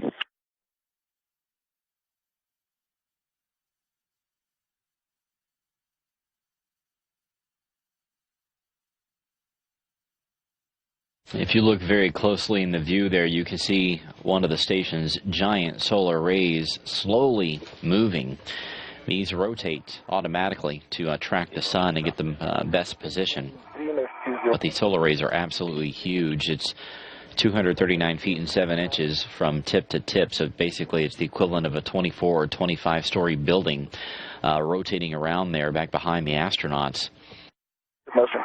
But Sonny Williams is on the left, Aki Hoshide there on the right. Aki is in the process of getting inside the station's arm. He'll be riding that there at the work site as he moves back and forth between the H1 and H2 bolt coming up here shortly.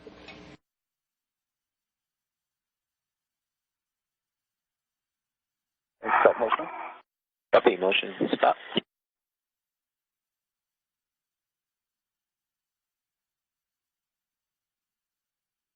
Hey, this is good. The brakes on. GC is complete. Brakes are coming on. Stand by.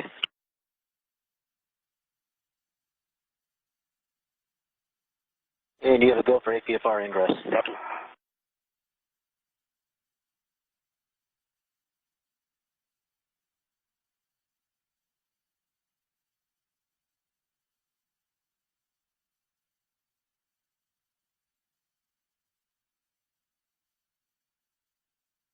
Jack, are you ready for a couple observations? Yes, please. MBSU? Absolutely. So I see that the H1 post is more zenith, so I can, when I attempt to move it, I'll pull it down, nadir, and forward. That makes sense? Affirm. Secondly, I think the fins are a little bit closer to the MBSU on the starboard side than the port side, so it seems like it has like a little bit of a roll. Station to the right. That makes sense. Affirm. Electrical connectors, I just saw one on the side. I'm trying to get around to the other side. I haven't got a good look at them quite yet. Copy that. HL APFR ingress is complete. Okay, copy that, Aki. We just have to do a little reconfiguring here, and then we'll get the arm in motion. Copy that.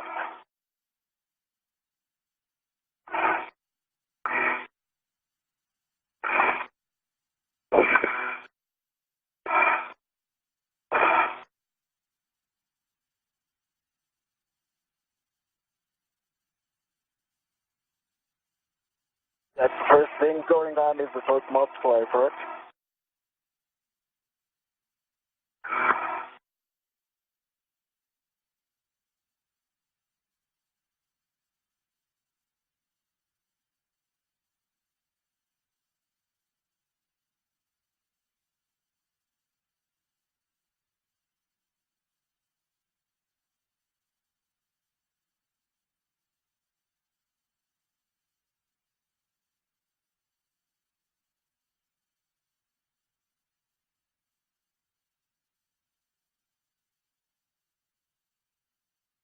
Okay, are you there? I'm here. You're in? Yep, I'm in. Sitting for the arm. Now you look up.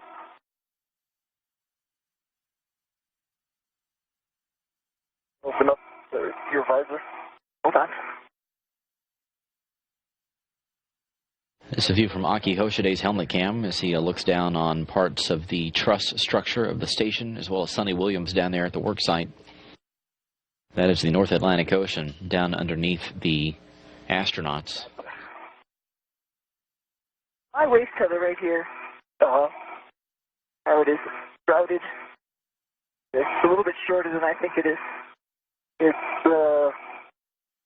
under your safety tether, and then I think it's wrapped around something else. The station's altitude currently 253 miles above the ocean. Heading up toward the northeast, it'll be passing over London, and then over parts of the Netherlands and Germany. Yeah, it's going under your safety tether.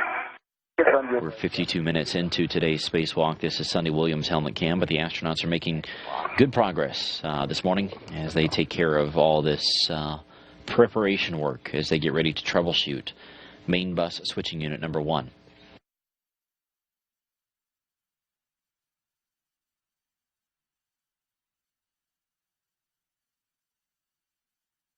Houston, or do we have an LOS right now? Oh, no. Joe, do we have Houston? You bet. What's You up? got it, Maki. Okay. Yes. So, first thing out of my cool-off bag, is that the first multiplier? A-firm, sir. You're going to throw a ret to the MBSU when you get over there. Sunny's going to take, after the ret is attached, the long-duration tie-down tether and stow it in her bag, and you're going to be putting the torque multiplier on H2. Copy that. Okay, and Aki and Sunny, if you guys are ready, the arm is in mode. And Aki, I'm going to fly you on over to that MBSU. We have published numbers. Okay. But just so you know, I'm going to go station zenith and then take you over to starboard. Copy that. And I am clear of all tethers, so you have a good to maneuver me. Arm's coming to motion. Copy.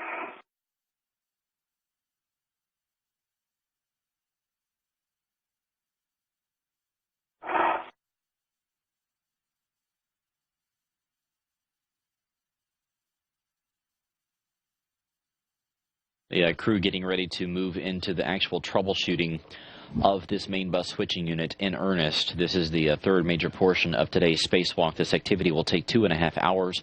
The spacewalk team reporting that both Sunny and Aki are currently running about 15 minutes ahead of schedule, which of course is good news.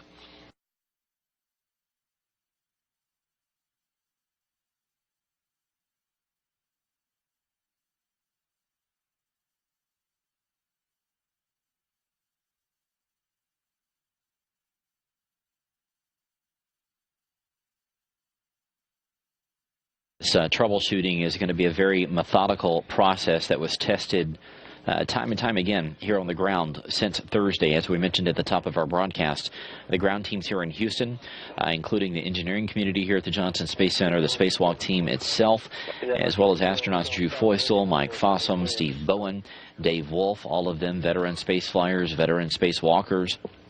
They know what works best for the crew, as they themselves have done a variety of different tasks outside the space station and space shuttle. All these teams put their heads together over the weekend, working in all the different laboratories and facilities here at the Johnson Space Center to mock up what this crew would do today. To take a look at this box, this power switching box is called an MBSU. And the bolt that's on the bottom side of it that gave the crew trouble back last week. They came up with a series of tasks for the crew and also helped identify what the root cause of the issue may be. But what it amounts to is that the crew will take a look at the bottom side of MBSU-1 once they get it removed from its temporary location, which you see there. They'll take a look at the bottom side of it to make sure that there's nothing untoward or nothing unexpected. They will clean up the H2 bolt, which is the one that caused the problems back on Thursday.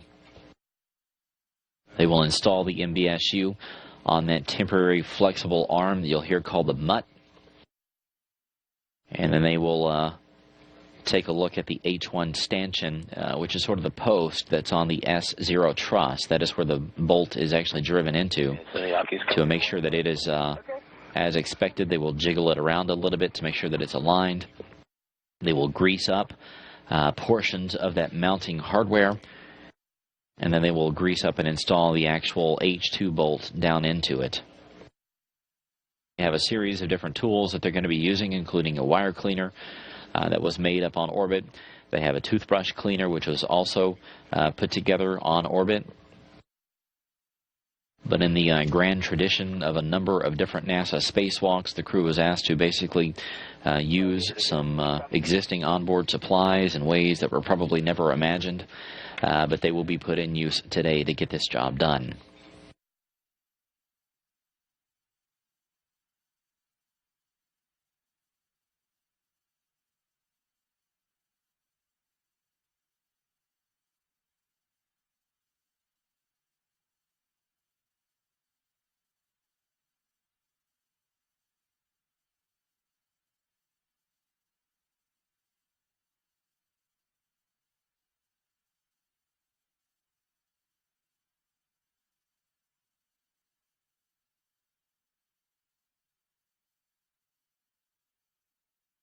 Step motion. Station cover. That's right on the money. All righty. And so Aki now has me taking you station nadir. Someone to be coming down. I do have some published numbers, but if you need me to stop sooner, let me know. And the X is a little bit off, but we can get that better once you get close. Copy that. Here goes the arm, going nadir.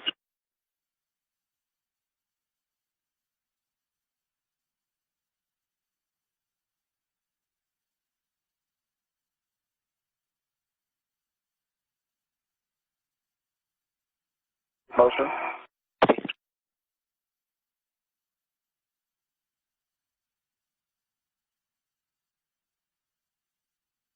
We're going down about 30.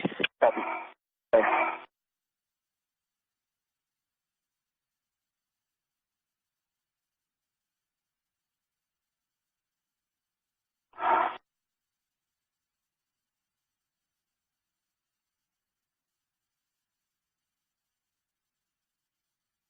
Yeah, spacewalk team here in Houston is reporting to Flight Director Ed Van Cise that the consumables on board both astronauts' spacesuits are looking good. The limiting consumable, which is what they take a look at, they look at a variety of different aspects of the suits, including the power, the carbon dioxide scrubbing, the oxygen. The limiting consumable right now is the carbon dioxide scrubbers on both our suits, but we've got well over 8 hours worth of margin on that, so everything's looking good, and they will continue to monitor both Aki and Sunny's suits as this spacewalk progresses. And Aki, that's it for the Zenith, and my numbers show I can take you a little bit station forward if you like, and it looks like you might need some. Yeah, let's go, and a little more meter would be great. So let's go 10 more meter, then I think 10 more forward.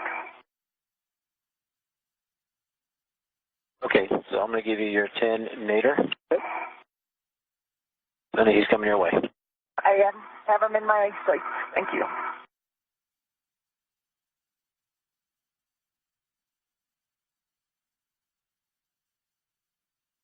Motion native. Copy.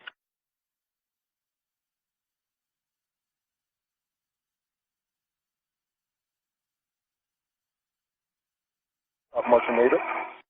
Copy. Here comes station forward. Okay.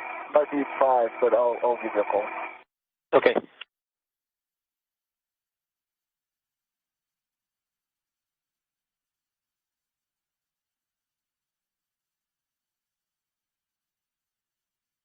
Here he comes.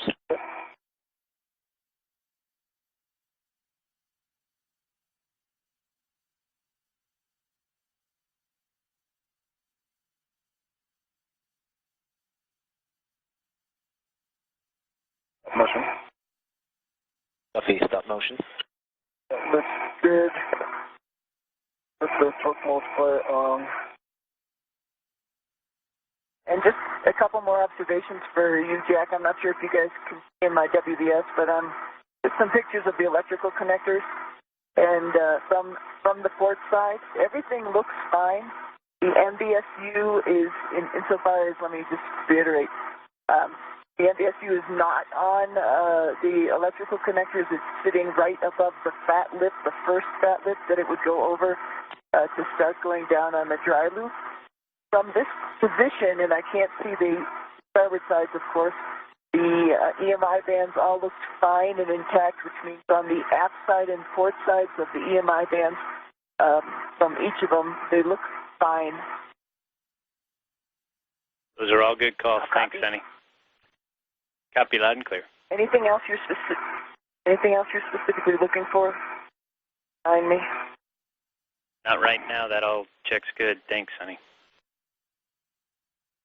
And Aki, you good with that? I can go ahead and put brakes on. Okay. Yeah, Sonny, are you mobile right now? I can be. Okay. What would you like me to do? Need this red to go on the tether point. That's okay. Actually, I guess don't want to touch the MBSU that much. Huh? Yeah. Aki, you good for brakes on? Stand by 1 second.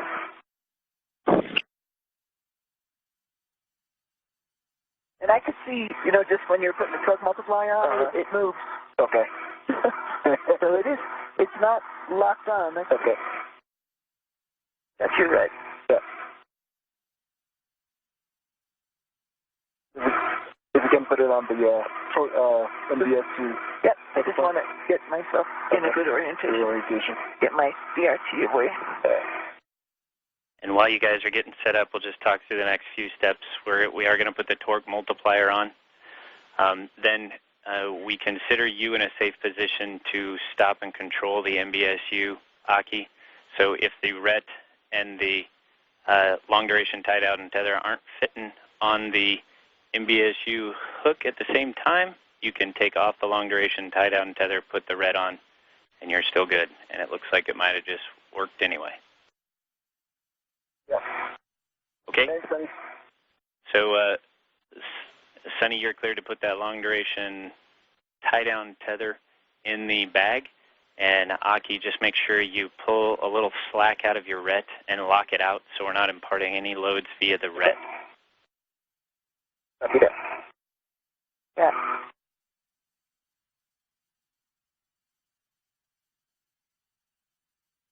Tighten this up so you have to unloosen it a little bit. Yep. And Joe, I think this is a good position, so you can put the brakes on. Okay, I'll go ahead and put brakes on. And we're going to go ahead and snapshot that for you. Okay, thanks. And you have a go to drive the H2 bolt. I'll see that. Yeah, Aki, for you. The torque multiplier is on H2. The anti-back crash is in neutral. And just for your information, the indicator on the H2 is about 4. Copy. About mark 4. Great.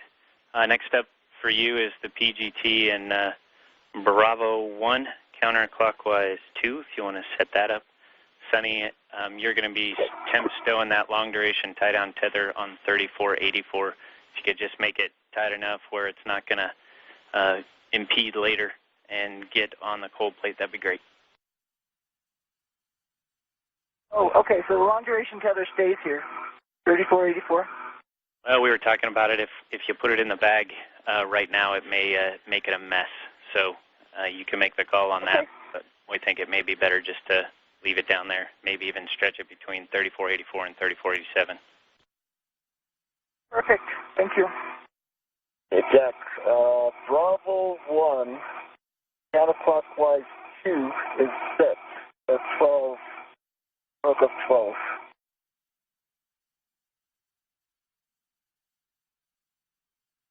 All right, Aki, we're going to want running torque, and we'll wait till Sonny's in a good position to help you out with this.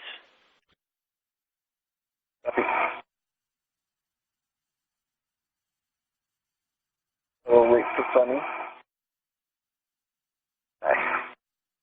Stay away from that MBSU. I like it, but I don't like it.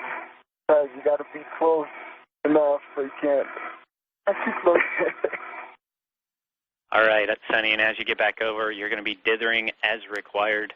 It's Bravo 1 counterclockwise 2. We're going to drive it and expect 10 to 20 turns. We want to make sure that it's fully released. So once Sonny's in position, you are cleared, Aki. Our first test. Copy that.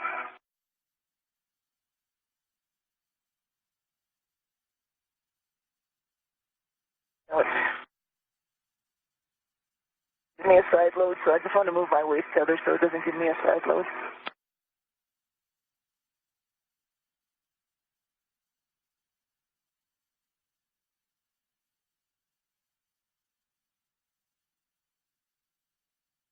Down on it, on the front, sort of like, do you have any other recommendations about where I should dither or jiggle from?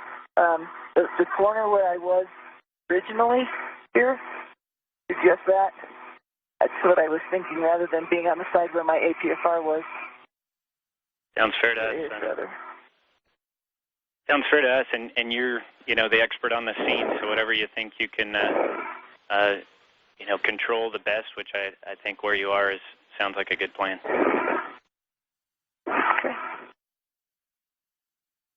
Okay.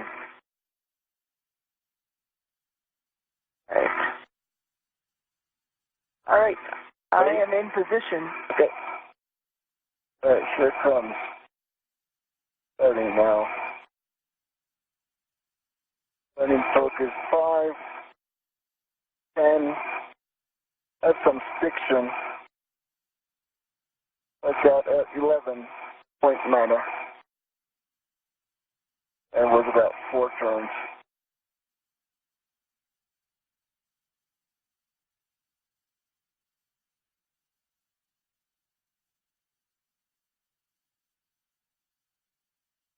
And Sonny, what we'd like you to do is try to dither the box and give it a bit of a shake. Just trying to keep it moving, and then Hockey, you can keep trying. Okay. Continuing, and the indicator still shows the 4 mark. Copy, 4 mark. Continuing. Running torque out at 11.9. Got another turn.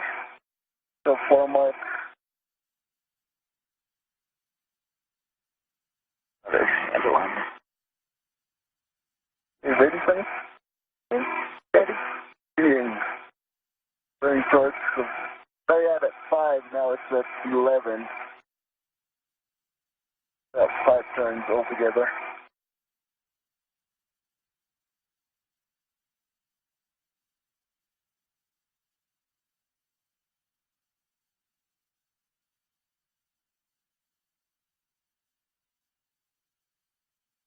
Okay, ready, Sonny? Ready. Okay. Okay, took that at 11. I could feel it getting stiff. Yeah? Yeah. That is. There's another one. Ready, mark.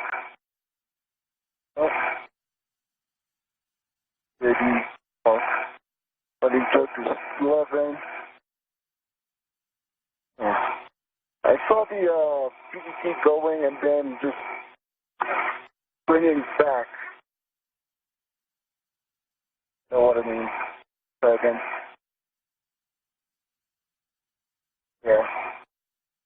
Yeah, I see torque of 11 was about, it moved about maybe a quarter turn, and then it fucked out, and then the PGT kind of snapped back that first turn.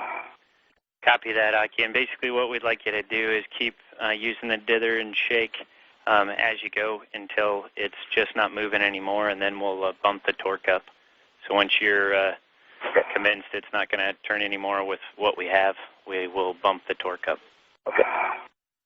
Copy that. All right, continuing. 11, 12, 12. Sonny, if you watch the PGT, when it's moving, you kind of want to keep it stable. Don't continue to shake it because then it may impart that. Yep. Okay. Okay, here it comes. Ready, mark. It's doing the snap back again. It's at torque of 12. Ready, mark. Torque of 11. So the same. Ready, mark. That's 12 on the torque. Ready, mark. 12 on the torque, and I don't see the indicator moving at all.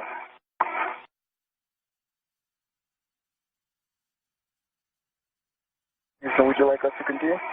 Yeah, and Sonny, both starboard port and zenith nadir motion will help, and then once you see that it's moving, just kind of hold it in that neutral. It's not much.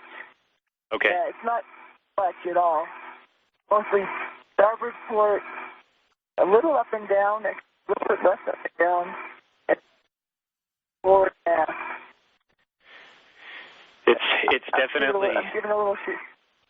Copy that. It's definitely more sensitive in the zenith nadir direction than port starboard. Okay. Okay, ready to continue? I'm ready. Okay. Give her a try. Ready, mark. Double bearing 12 with a snapback. Ready, mark. 12 with the snapback against quarter turn. Ready, mark. 12 with a snapback quarter turn. Okay, Wait a little bit, hold on. We got 20 seconds till a 20-second LOS. On the other side, we'll give you words on the torque. You can continue with what you're doing for now.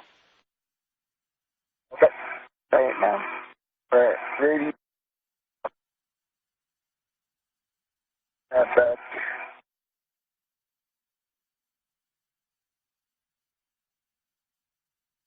This is Mission Control, Houston, Aki Hoshide, continuing to use that pistol grip tool to try to get the bolt undone. It's called the H2 bolt, as we mentioned. They have a series of different troubleshooting tasks that they can do if this does not work, but this is the first test of today's spacewalk to get this bolt removed so that the actual MBSU itself can be pulled off that cold plate. So they will continue to try different settings on the tool to get the bolt undone, and we will continue to monitor their progress at 1 hour, 14 minutes into today's spacewalk.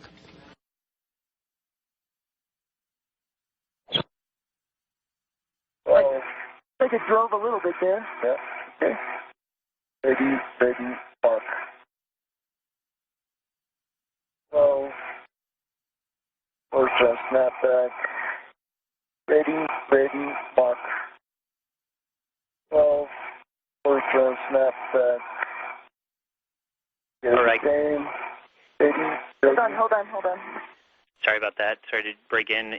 We're gonna shift gears and try our next step, which is going to be the PGT and manual ratchet on the torque multiplier. We're going to drive H2 kind of in and ease it. So you go in, you go out. If you run into resistance, you may try coming back in a little bit and then continue with the out. But you're using your calibrated arm to fill that pressure and keep it stable. Sunny, the entire time you're looking to find that neutral position for the bolt. So when you see that and you hear from Aki that the resistance is dropping down, that's where we want to try to keep it stable. That all make sense? And Jack, just for your information, the H2 indicator moved a little bit towards the unlock position, so it's no longer at the 4 mark, but closest to the unlock. Great. Good news. Okay. So on the PGT, I am at R counterclockwise.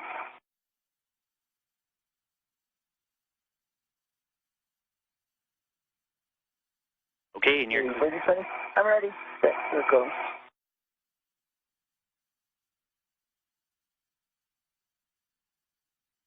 Feel some friction, but yeah. Okay.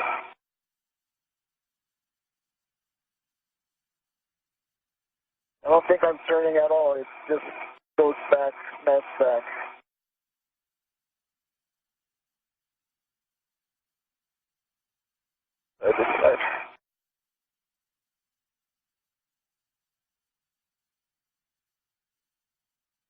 So, Aki, just like we were talking about, as it hits the stiction as you're going out counterclockwise, you can go clockwise for a bit, just kind of work it. So if we did bind up on some sort of FOD as you're backing out, that'll loosen that up by going clockwise for quarter turn or so, and then come back counterclockwise.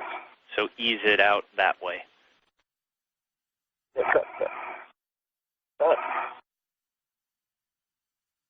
They're going to clockwise. So you're driving it in right now? Yeah, driving it in.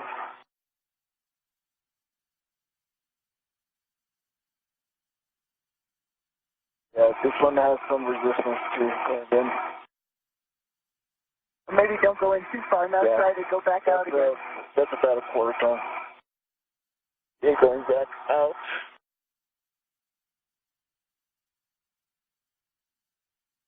You're going counterclockwise? Counterclockwise. I have to think which way is counterclockwise.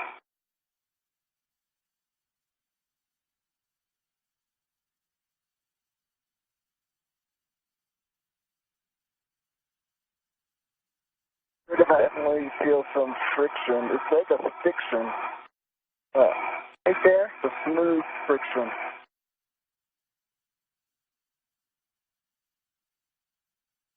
Yeah, it's not stuck. Okay, going back to clockwise.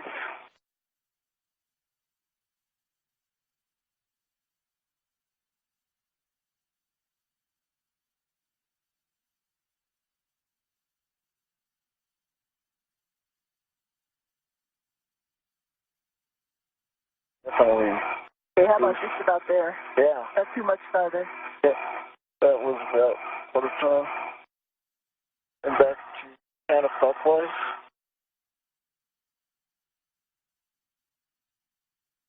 Here we go.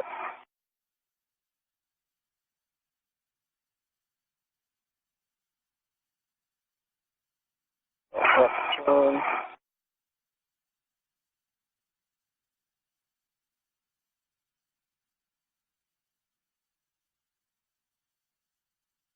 And that was about maybe half a turn. And back to clockwise.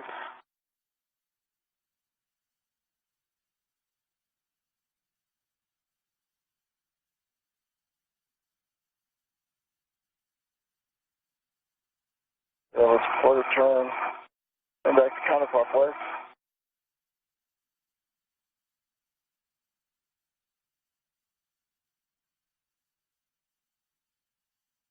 Looks like you're turning. Yep. Yeah.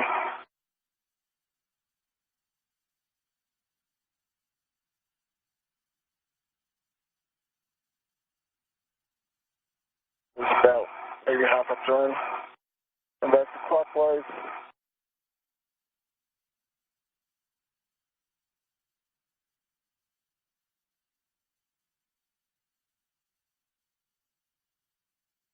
That was quarter turn. And back to counterclockwise.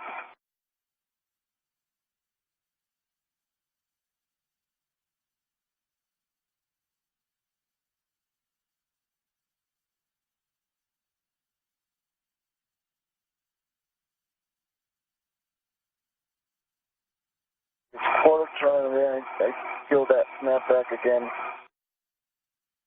I could feel the box get tight when you did that. Okay. Tighter. Yeah. Okay. Oh, that was counterclockwise. I mean, like I said, it just doesn't dither at all at that point. Oh, okay. All right, and then clockwise. Clockwise.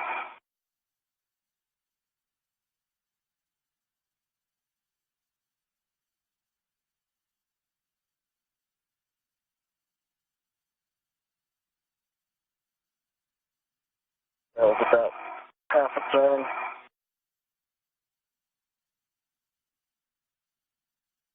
Back to counterclockwise.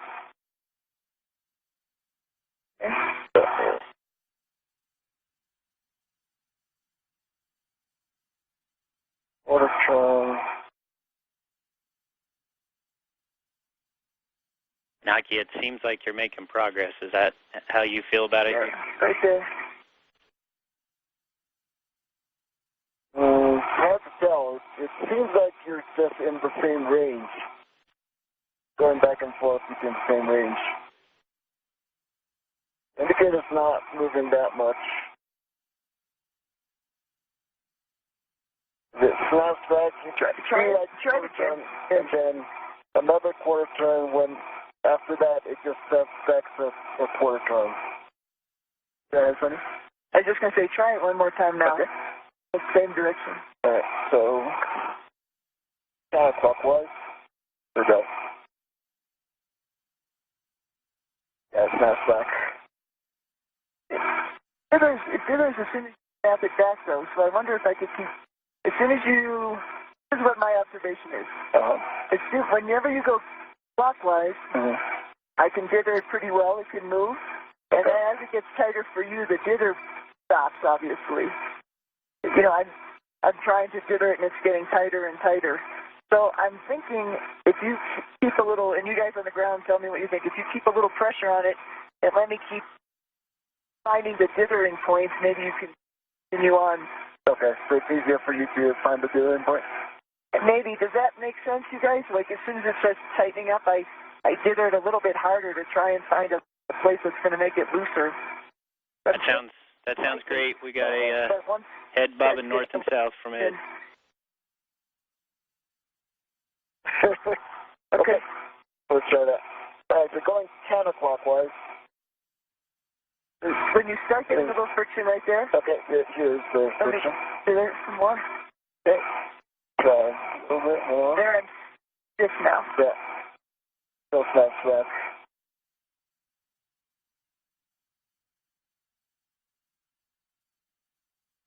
Oh, snaps back to the same position.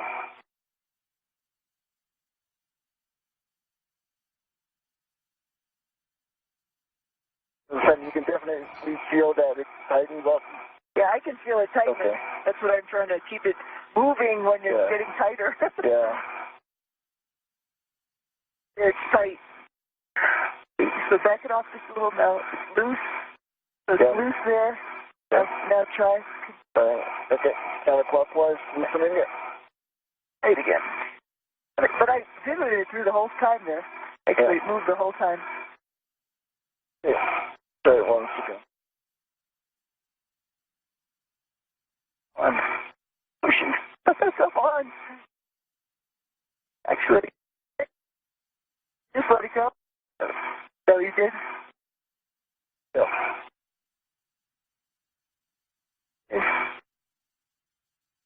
Okay. Try it again. Okay. Right there, it's getting tight. And when it gets tight, let me just describe one more thing that it's doing.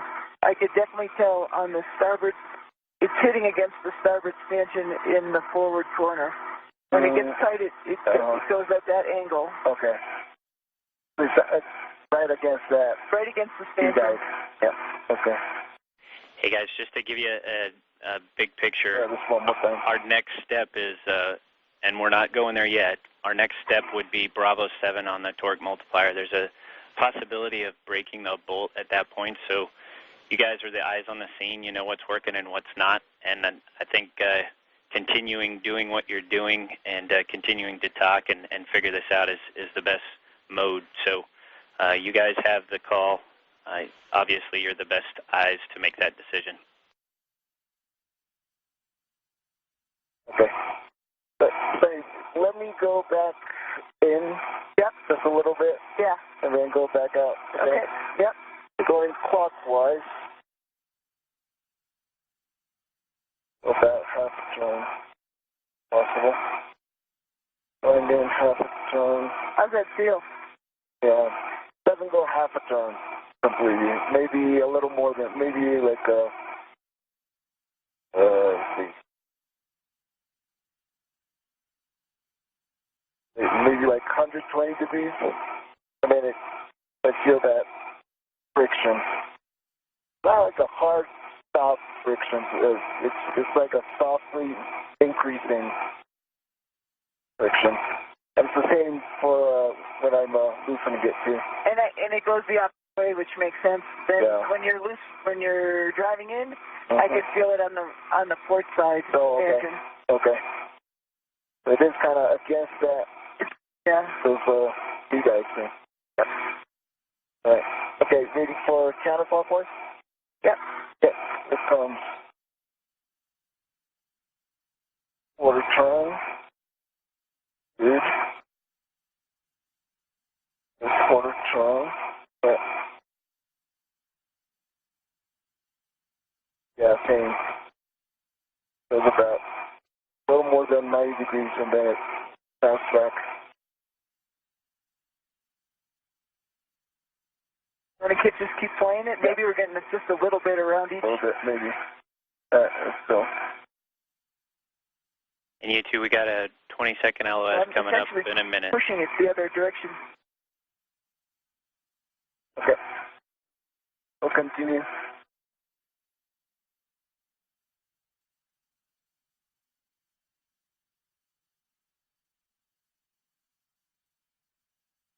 That's back. All right, let's go. Pretty tight right there.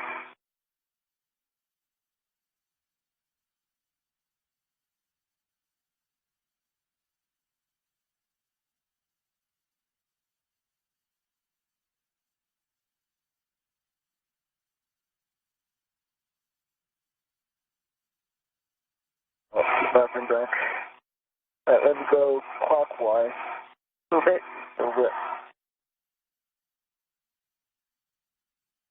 We're now 1 hour, 28 minutes into today's spacewalk. There's a quick drop out of communications while our satellites spin around and regain connection with the ground teams here. But Aki Hoshide and Sonny Williams continuing to have some challenges with this MBSU bolt. They are in pretty much the first step of this troubleshooting, which is just trying to get the MBSU off and get this bolt removed so that they can do some cleaning. But Keith Johnson there on the far right-hand side talking with Jack Fisher, who's at the Capcom, and Ed Van Sice to figure out what's next. They are getting close to giving the crew the go-ahead to upping the torque on their tool there to get it off, but there's a risk of actually shearing and breaking the bolt. If they do that, it is an expected condition for the crew, but they'll have to move into some other troubleshooting at that point if that happens. Yeah, it's not back at the same position, so I think it's not moving at all. One area right here where we're at, like. Copy that. And do you see that the box is rotating with the bolt? So basically, as you go counterclockwise, it rotates counterclockwise? Yeah, exactly. So as he goes, trying to go counterclockwise, the box goes up to the right stanchion. Does that make sense? And on the forward side. So the forward port stanchion is what it's running into?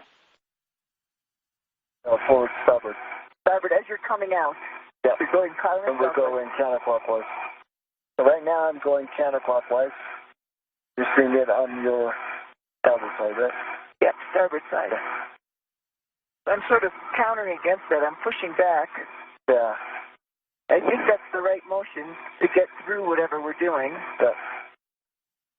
Does that make sense, you guys, on the ground? It does. And when you're applying that motion, is it a steady pressure? Or are you trying to kind of dither jiggle while you're pushing? I'm trying to jiggle, but I could dither it, but I could definitely feel that is the direction which it's pushing on. That's getting stiff. And I could feel it coming on just like Aki can.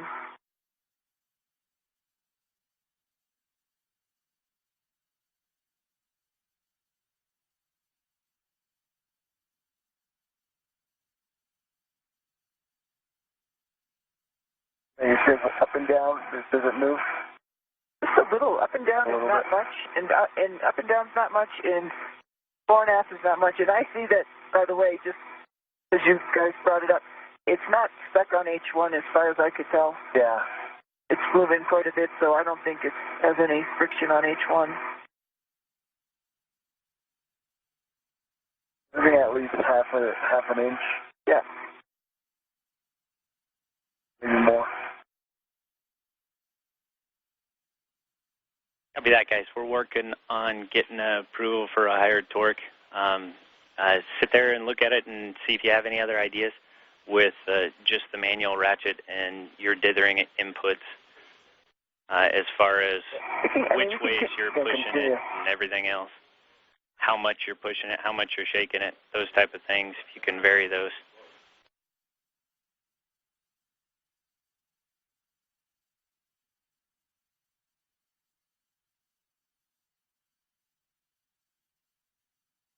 Try up and down a little bit. Okay. Let me go in first. Okay.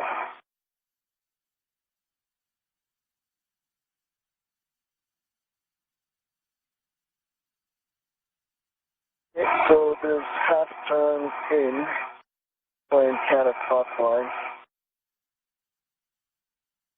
Okay, ready, Frank? Ready. Okay, going counterclockwise. Order.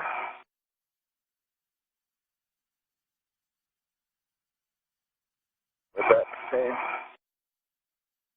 Same. Yeah, right there. Our box come out.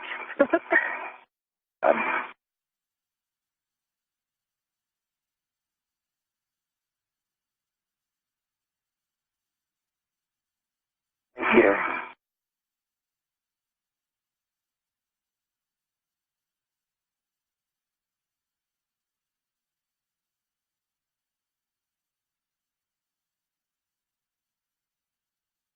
They have a little bit of progress. Say that again. That's good news, Aki. Whatever you're doing, keep it up. Yeah, I'm just going a little bit back and forth. That's I going think we passed that point? whatever it was, yeah. Okay. Yeah. Alright, continuing. Yeah, it's rotating. What's that? It's rotating. Okay. Going counterclockwise. So, I feel a little bit of friction, but yeah, it's got stiffened up, but it's not nothing like it was. Yeah.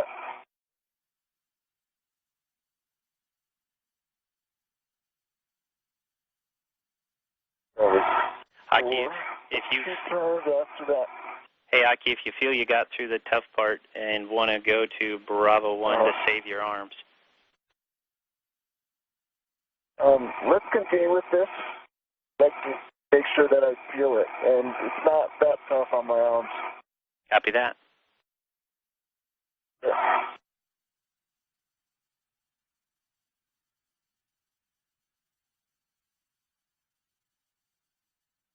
It gets a little stiffer, but it's not as bad.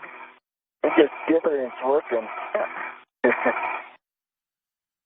You have nice dithering, Sonny.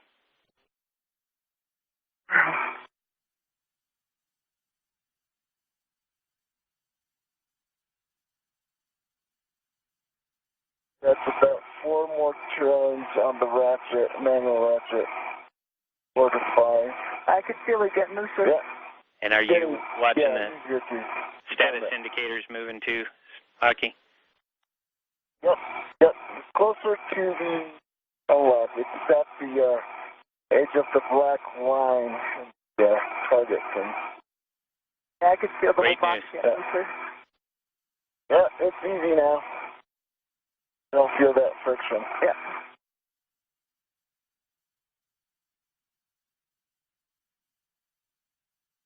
And just keep on going till she's out. All right. Aki Hoshide is manually turning this bolt, which is slowly beginning to come out as Sonny Williams continues what's called dithering, which is basically just wiggling the box around. But they're beginning to make progress. We'll continue to take a look at this 1 hour and 36 minutes into today's spacewalk. On me.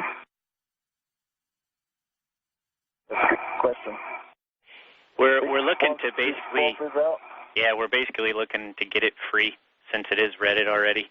And then at that point we'll do the scoops because they're coming out of Aki's bag. So once you're happy that it's out of, that the bolt is out, you can stow the PGT, we'll get out the scoops and we'll spider walk them with that adjustable from H2 to H1.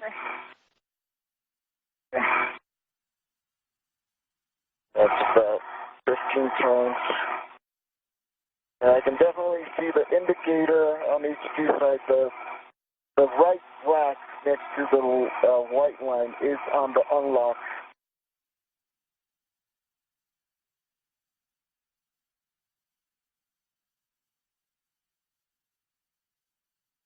It's loose. It is I loose. feel less friction. I think it is. I think it's still in the soft lock position. Yeah, but I mean the bolt is loose. I don't feel that much friction anymore. I can go to the white just a little bit more.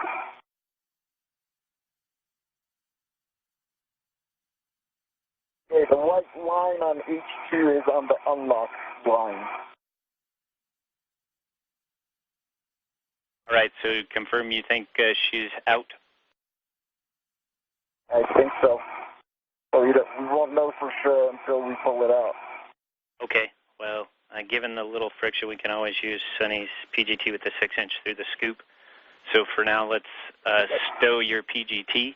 Let's put the torque multiplier back in your crew lock bag, and then hand out the 2 scoops of raisins. We're going to throw those on the box.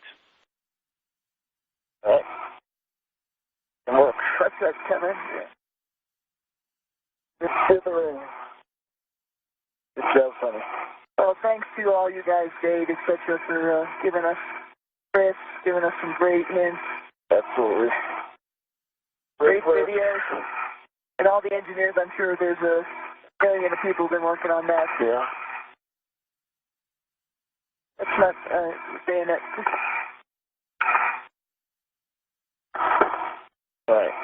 So, let's multiply. We're not done yet. That's true. That's the first step. That's good. Alright, so multiplier is out. Going back in my workstation.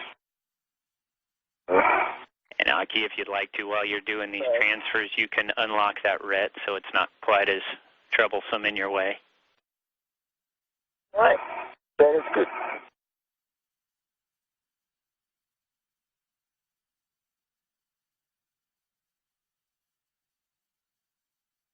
Jack, if you don't mind, just remind me of the scoop orientation for 1 and 2. It doesn't matter if they're pointed port or starboard, but they do need to be basically along the short axis of the box because they're going to be going into the ball stack mud. Yep. Okay. And H2 is going in, right? So H2 is going in, so everything else is preference. How about we do like we did before? So we have the H2 one along the short axis of the box, H1 along the long axis of the box. That gives you pretty good control, Aki. Yeah.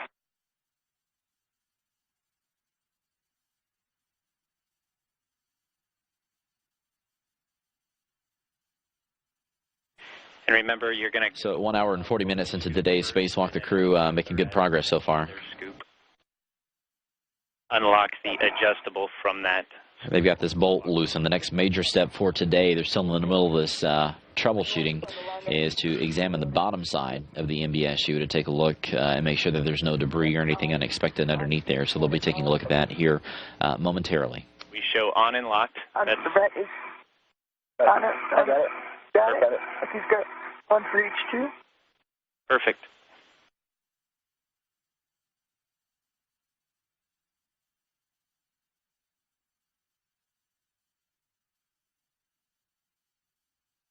And just a reminder, once we get this out, Sonny, you obviously want to avoid contact with the fins and the cold plate. And you're going to be doing a inspection. We're looking for electrical connectors, the status indicator wire, EMI bands, threads on the bolt, cold plate fins, H1 bolt, pretty much everything. Okay, H2 scoop is blocked. Held and locked. Letting go the threads and the adjustable.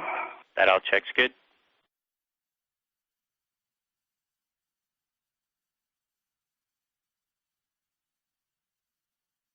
Back in my crew lock bag. And the torque multiplier is back in my crew lock bag as well. Perfect. All right. Joe, you'll have the comm for the inspection position. And Sonny, Joe, Aki all work together. Sonny, where you think you have the best position to look at the box, we were thinking it might be when you are hanging over with your feet nadir on the port seat of cart looking up. But judge that and find your best position for the inspection. Remember, you will be using the connector cleaner tool on the H2 port and bolt. So make sure you have good enough stability to do all that. Copy that. Okay, Yaki and Sonny, I'm going to go ahead and take brakes off, get us into mode, and then what I'm showing is just a straight body out for 1 meter, and we can evaluate from there. Yeah, Joe, and did you need brakes on when we remove the MBSU? Yeah, if you guys want to go right now and see if you can take it out of the soft dock, that'd be great. Okay. You want me to help you from this side? I think I'm alright. If you can just guide it. Yep. Okay, here we go. 1, 2, 3. Yep, it's out. I got it. Looks good. All right, let me take brakes back off and get us in mode, and I'll let you know before I move the arm. Copy that.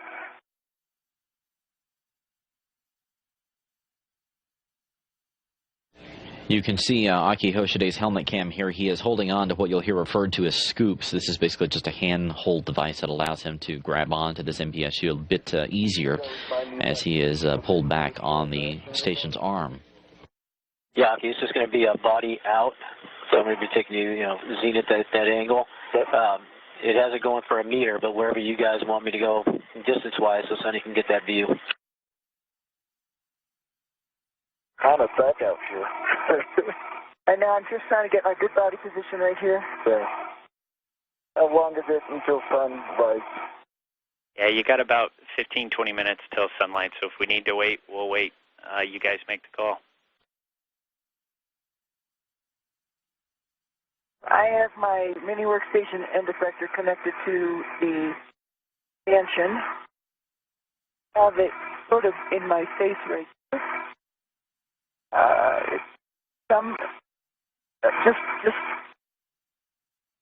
How do I say that? Yeah, you're right, Aki. Yeah, the box to your right. This way? That way, yeah. And keep it steady, because don't pitch it at all. Okay. It's straight up. Joe, you can stop, hold this position. Okay, so obviously I haven't gone anywhere yet, but the brakes are off, and I'll just keep it this way, and Sonny, you let me know what you need so you can get that view. Find my light in there. Let me turn my lights on brighter.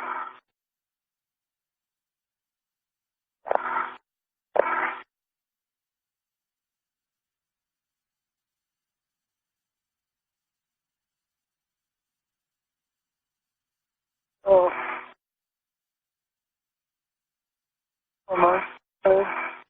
Bolt is shiny around the edges. Shinier, for example, than the one we pulled off the other box. PFC. I see metal shavings. Not as many, though. Small metal shavings. Smaller than what we saw last time in the housing. So they're probably only like, gosh, a fourth of a millimeter long around the edges. Copy that. Can you just move steadily to your left? To my left? Yes. Stop there. Stop there. Can you guys see this at all with the WVS? Oh. And we're working it. We definitely have it in the field of view, and we'll try to zoom as necessary. We're not going to have as good of resolution as you, though, Sonny. Two things to look for inside that housing. Obviously, the bolt condition you just told us. We're also looking for that status wire. If it's in a good position, you won't see it. And the EMI band. I see the stat. Yeah. I see the status indicator. It's right on the edge, and I looked at it when I took the other bolt apart, so I know what it looks like. And it's barely visible. It's right on the edge of the housing. Perfect. And the EMI band? The EMI band, the only thing I think about the EMI band, I'm not seeing it even, but that might just be because of the light. One part on the nadir side, which is for the electric connectors to me, it looks a little funny, but I don't have trying to shine my light in there, and I can't get it in there exactly. So I would suggest we do wait till sunrise just to get a good look at that EMI band. I don't know where the EMI band ranges on the turn count, and it looks like it's like an inch into at least from the start of the bolt. Copy that, Sonny. All good calls. If you'd like to, and while we're waiting for the light, if you'd like to rotate and look at H1, there's a little less to inspect on that one. We're just looking for the H1 cone, any deformation or irregularities on the cone, as well as the threads of the H1 bolt. Want me to engage the nitrogen cartridge, in other words? Oh, stand by just a second, Sonny.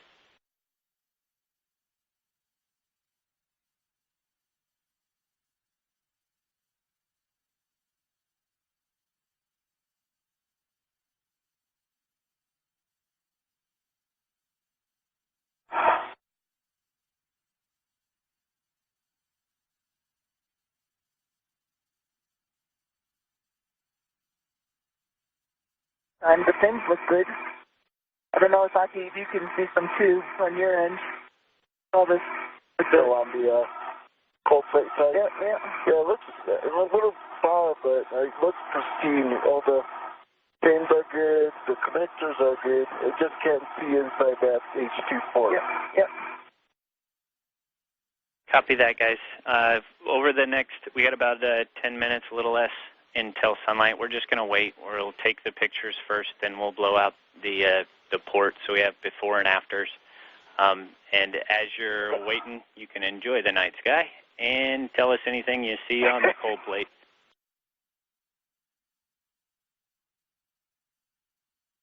So let me ask this question. I guess it will be too close to me,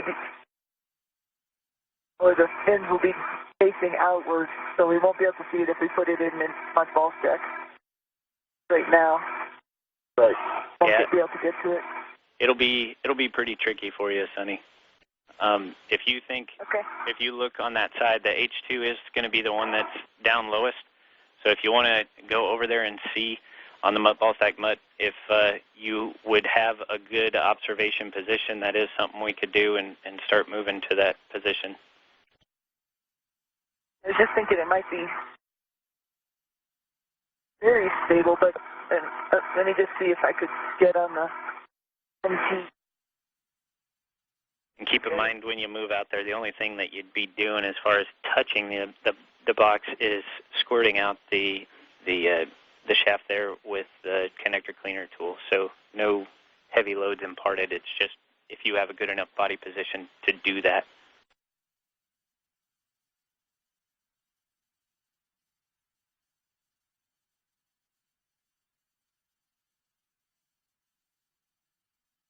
Yeah, okay. Because it's pretty, 2 is not very much far off. It's actually probably level up, obviously, with the scoop, right? Right.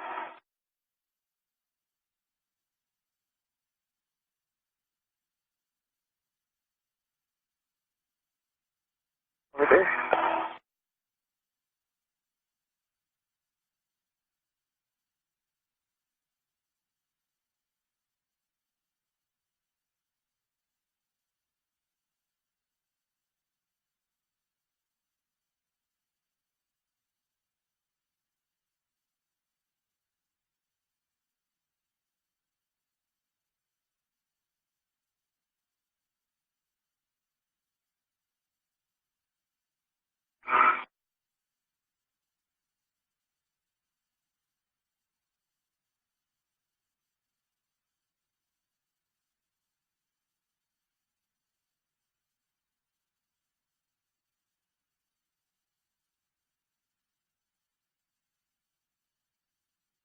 The space station currently about 268 miles above the South Pacific Ocean, heading up toward the northeast. We're about 5 minutes away from sunrise.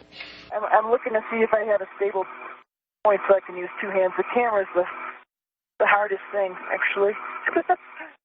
Yeah, and you'll need honestly 2 hands for that connector tool to twist in the cartridge as well.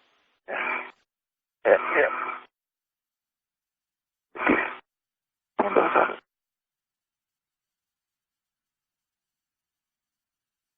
And what about if we rotate that end effector? I know, that's what I was thinking. You can be on the unit part. And then rotate it back. Yeah. I think that would be better. Can we do that, you guys? Yeah, that way. It's going to be right, the fins facing right at the unit part. It'll be safer.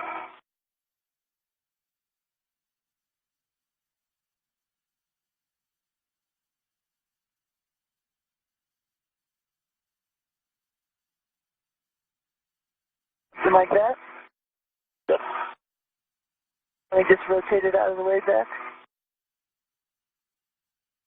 Okay, sounds like a good plan, guys. You are cleared to press with that and show you at the comm. Okay, and for me to do this, Hockey, I'm going to have to take you body out about a meter, and then I can be able to take you towards your head, and then I can bring you back down. Yeah. And you guys agree with that motion? That's what you want, correct? Agree. And Joe, Okay, if you guys are both clear, I'm going to go ahead. Joe, just to let you know, we're going to be turning on the mass camera light as well to help you see. Okay, thanks.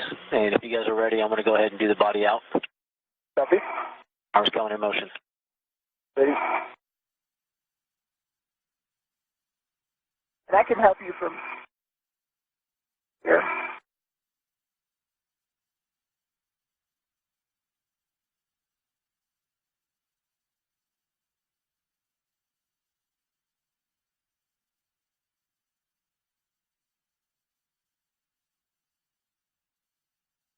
Motion.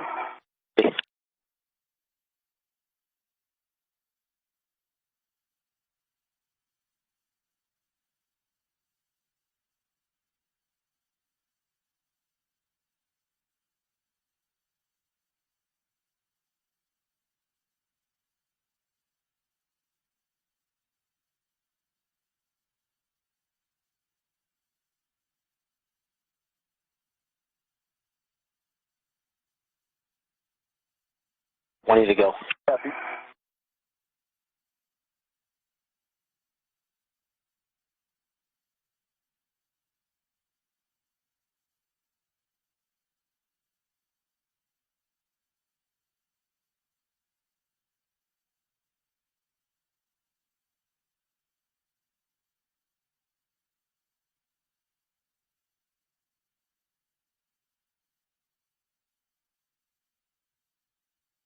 Okay, okay, I'm going to go towards your head, and I'm showing all your clearances are good with your boot plate to the V guides. Okay. Ready for motion.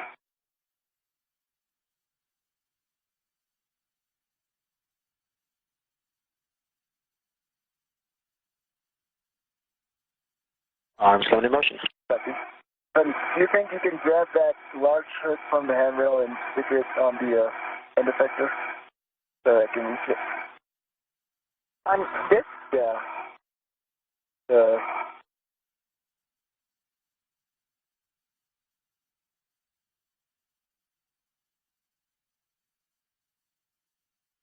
Yeah, guys, if you could just have one end of that hook on structure and the other end on the tether point, that'd be great. Oh, yeah, okay. So I think it's this one stays here and the little one goes. The little one goes on the bottom. Sorry.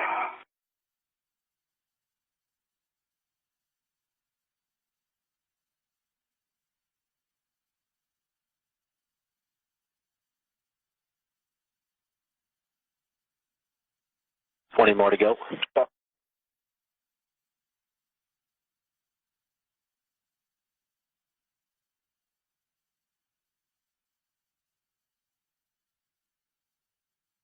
Actually, it's 20 more from here, but let me know if you guys want me to stop sooner.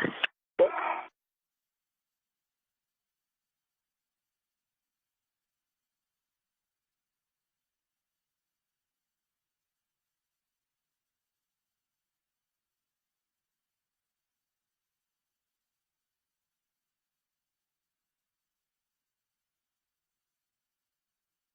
Okay, Sonny, this next motion is going to be Aki's body in, so coming towards you. So if you can make sure you're clear, and this is for him to hand it out to you, so let me know where you want me to stop. They have me going about a meter to make that happen. Okay, stand by, Joe.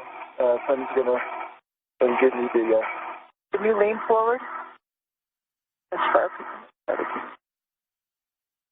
Got it. Yeah, pitch. And you should be able to fit both those hooks on the MBSU tether point. I'll put it on the H1 hook. Okay, that'll work. That's right. Oh.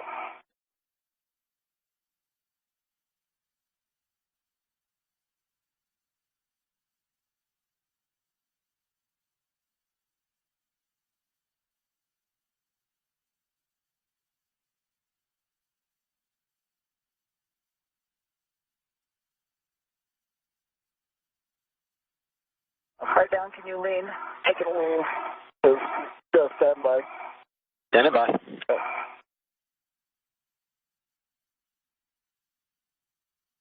That's up for the speed light.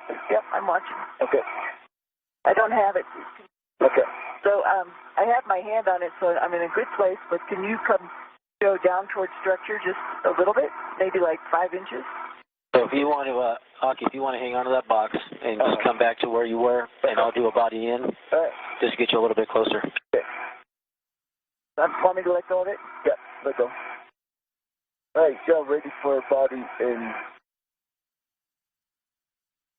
Okay, and Sonny, I'll show you clear, and you have clearance on yourself. I'm going to come body in. Yeah.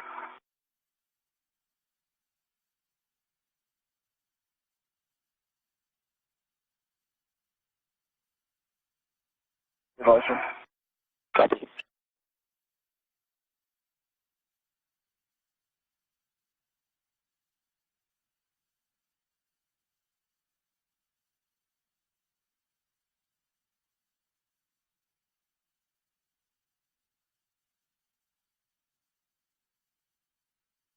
In there?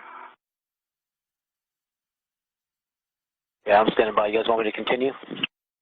Stop there. Stop motion. Motion stopped. Yeah, you have it? I have it. Is it in the Not yet. Almost there, but not yet. Okay. We can go, Sonny, if we can have Joe to come in another 10, we'll get it. Okay, that's not a problem, but if you guys can just get the box, I don't want to drive the box into the jaws, so if you can pull it out some, and then I'll drive it down, and then you guys can maneuver the box, if that's okay. Yep, I do. You guys ready for that? Ready. Here we go, body in.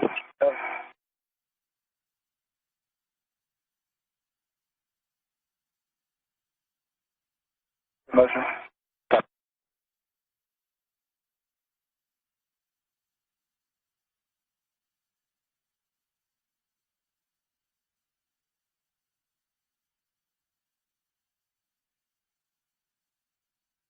There's about 10 centimeters. Stop motion. Okay, stop there. Let me get on this side. Yeah, motion stop. We're in position hold.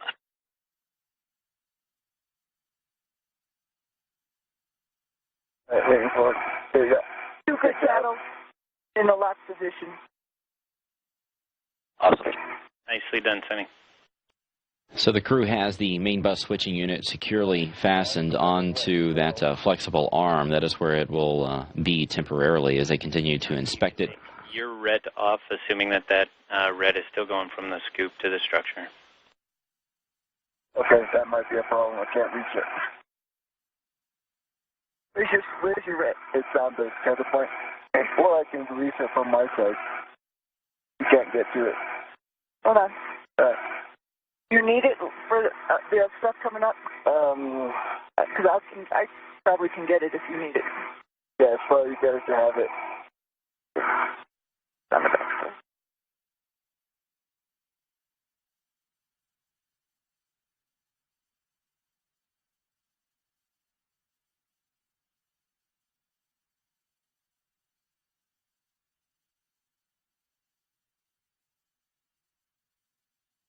Hold on to that box.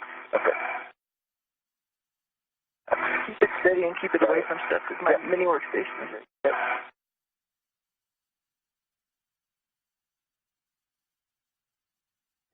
Yeah, you can let go. Thanks. Keep holding the box. Let me get back in my other position. Let me know when.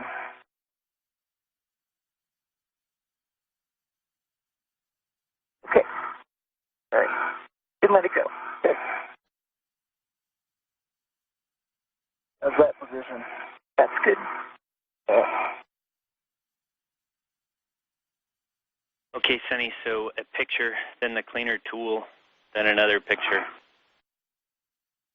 Okay. And then we're going to rotate the fins station forward. That'll help us with our thermal clock. Yep.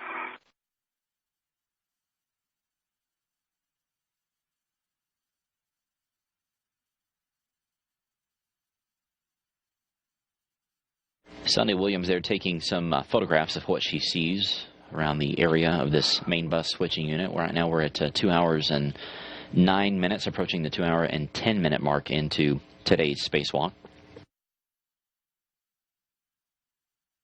At the beginning of this spacewalk, Sunny had 37 hours and 34 minutes under her belt in her career. This is her 6th spacewalk. No longer attached to the box. Okay, I'm no longer attached to the box. We will stand by for the next couple of minutes because at the 2-hour, 12-minute mark into today's spacewalk, about a minute and 50 seconds or so from now, we will have a world record set by Sunny. She will overtake Peggy Whitson, who currently has the world record as the longest amount of time spent spacewalking by a female at 39 hours and 46 minutes. But Sunny is about to overtake that in about 90 seconds. And then I believe we have that joint OCAS to give you the nice lineup, and then we'll just do the body in. Copy that. So, Sunny, we're going to go away from you, so I show you clear. And, Aki, your tethers are all clear. So if you agree. I agree. Arms coming in motion. Copy.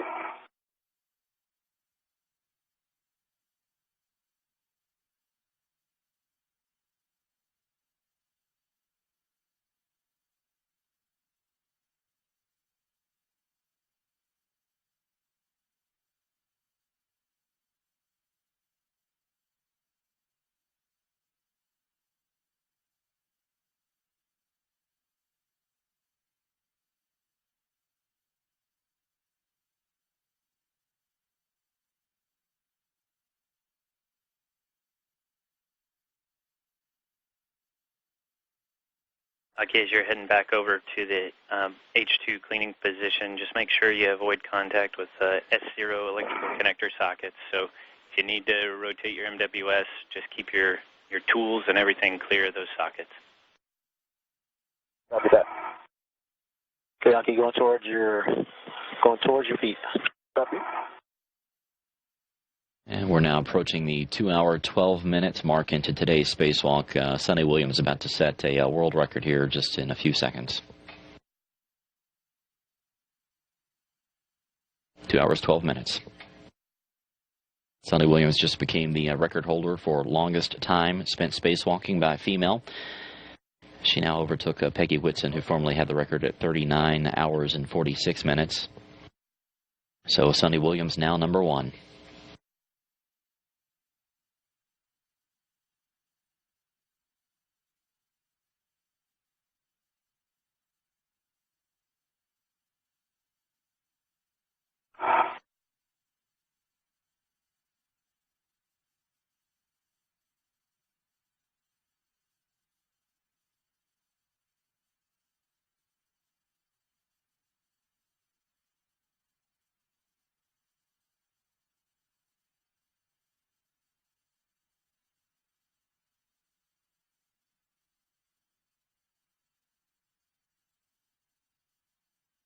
Okay.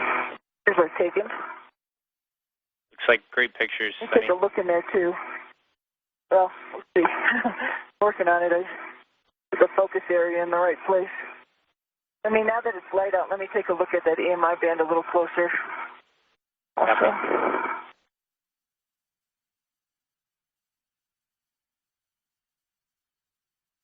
So, is the MI band, just to remind me, is it supposed to be continuous all the way around?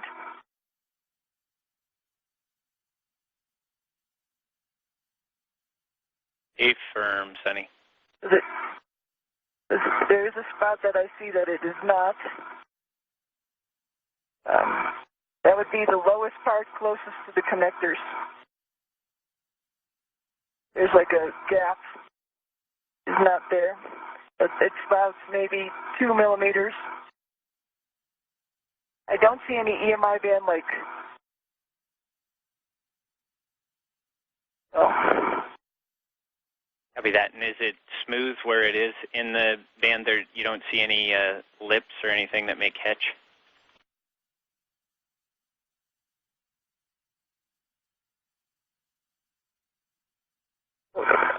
It does stick. It's in its proper position in other areas where it's like up and down. You know how it up and down in relation to the bolt. It runs along the bolt area. It's not like totally cross. You know what I'm saying? It's not like it's in the wrong orientation. But on the, as I'm looking at it on my left side, it looks like it's.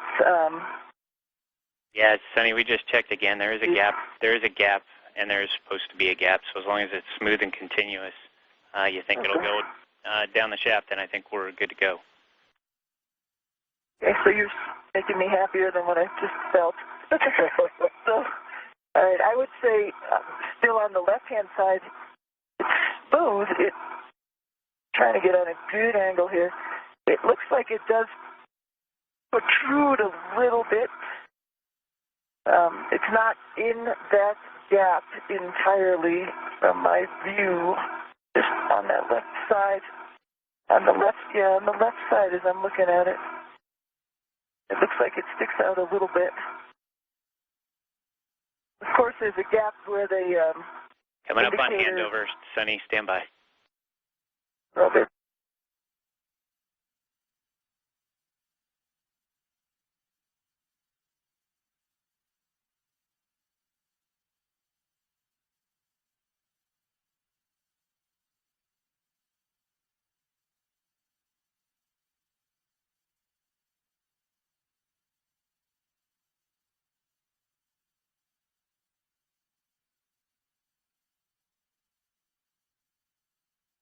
Then I'll be a body in.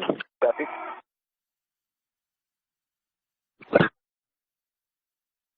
Robotics Houston on 2. Joe, we see a good load. And Sunny, we're going to press ahead with a connector cleaner tool. We can let the back room talk about the EMI band and if we need to do anything to that. So if you could set up for that. Okay. And when you got a second. Will do. In work. I'm listening. Okay. You just passed 3 hours and 46 minutes EVA time, so I have a message direct from Peggy. It says, Sunny, congratulations on being the female world record holder of the most EVA time. It's an honor to hand off the record to someone as talented as you. And then she ended it with, you go, girl. Go, girl. Well, thanks. Like I said before, it's a matter of circumstance, time, and place. Anybody could be in these big boots. Copy the boots. Let me know when your connector tool is ready. Once you blow out the H2, just let us know what you see, and then we're going to keep that on your MWS because you'll be using it again up at the H2 post. So Jack Fisher there, the Capcom today, passing on some words of congratulations to Sunny Williams as she officially becomes the world record holder for longest amount of time spent spacewalking by a female. So the record is hers now. She passed Peggy Whitson's 39 hours and 46 minutes about 5 minutes ago at the 2-hour, 12-minute mark into today's spacewalk. But Peggy had sent up a message through Jack to Sunny, congratulating her on this accomplishment. And today's spacewalk continues as Sunny and Aki are out there continuing to work with this main bus switching unit. Using the one in your trash bag first off. Oh, that's right. All right, thank you. Basically, we plan on stowing it back in your trash bag. Okay.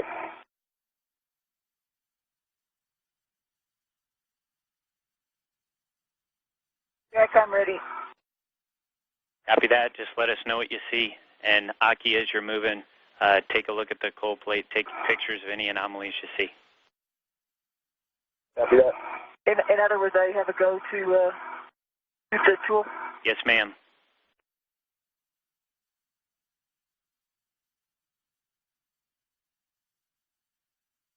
I'm not really seeing any metal flakes come off this time, and I know the tool is shooting because it's moving the bolts. Okay, great. It has some gas in it. Does no metal shavings. Does the bolt and the socket look clean then? Yep. Great. The only thing that I see different this time is, like I said, is it's that little protrusion of the EMI band. Alrighty, we'll think about that one. And if you want to stow that cleaner connector tool, let's get you up towards the APFR. And since you already have the H1 survey done, you already have the crew lock bag on your APFR, so you assist Aki as required, and then ingress the APFR. And I should turn the MBSU, though. Yeah. Sorry about that. A-firm, please turn that. Okay, Aki, we have you pre-positioned. The next will be a GCA. I have an expected H or X value, but it's going to be a body in. Okay. Sound right to you from what you see? Yeah, and before we do that, can we go station port about 10 centimeters? Okay, station port. Show that going to your left. Correct. We can do that. Here it comes. I'm right above the V guide. Yeah, we see that. Thanks.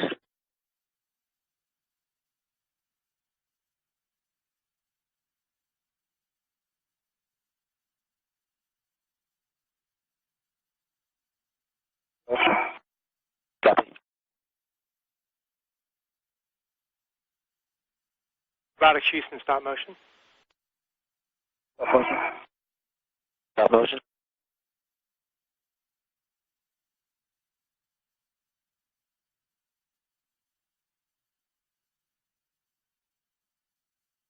And by Aki. Okay.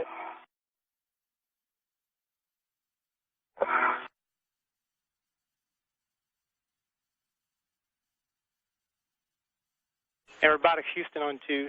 Joe, we stopped you because we want to suggest you do the body in motion first. Okay, we copy that, and clearances look good, though? Clearances look good, Joe. Okay, copy.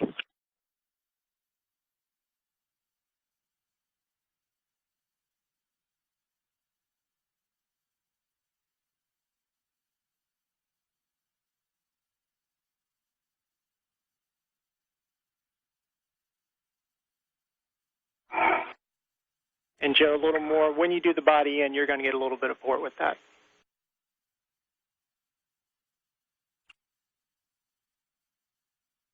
Copy. Okay, Aki, I'm going to give you your body in. Yep. And then we'll look at your port after that. Copy. Yeah, clear, concern. And Sonny will be coming your way. Yeah. So I'm just thinking, do I get an ACFR or wait? I think you better wait. Yep. Sounds good. Great. Okay, bye. Aki, here it comes. Okay.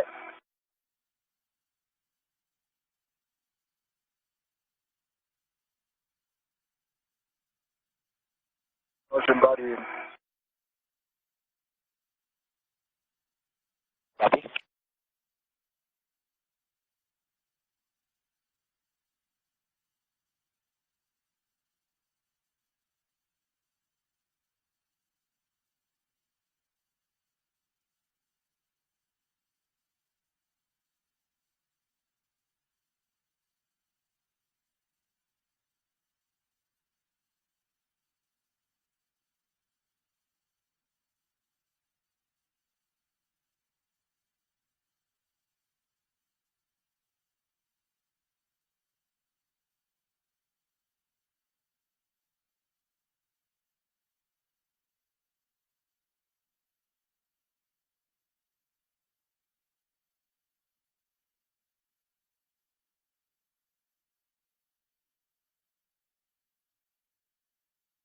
And Aki, I'm just looking at clearances. Copy.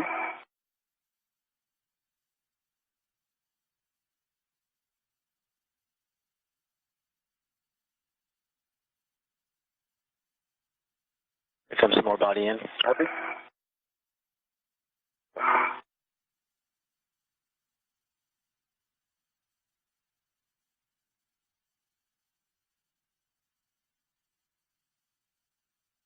Motion.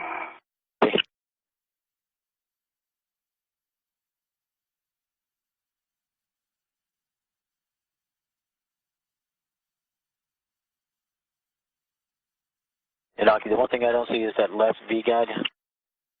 Left V guide. I have that in place. Okay, if you can have that, that'd be great. Copy.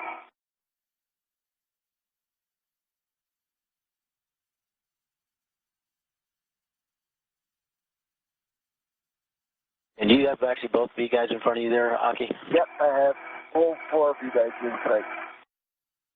Okay. So if you can claim that you have both of those V guides, I'll drive your motor body in. Okay. I have clearance with the V guides. Okay, here it comes.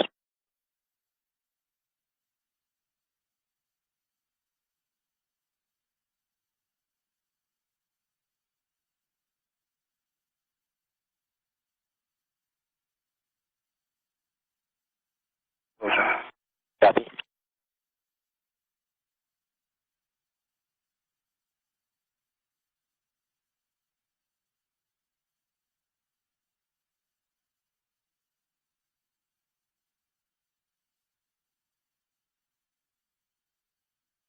You still have V guides, right? Yes.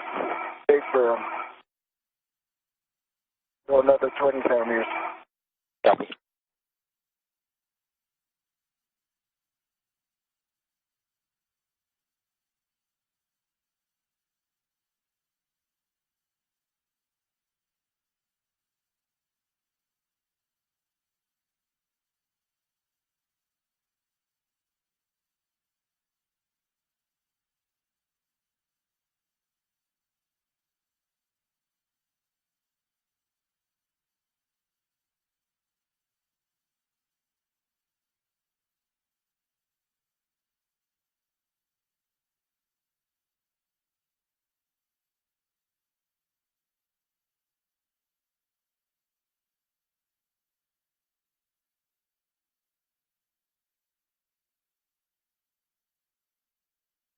We're going slowly but surely. Okay.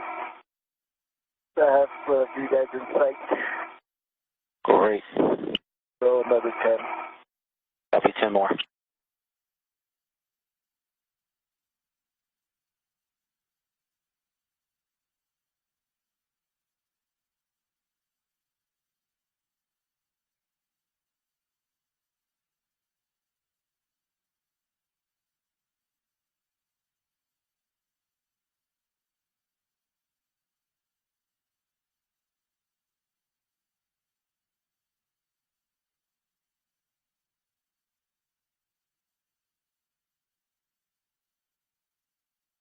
You can go another 5.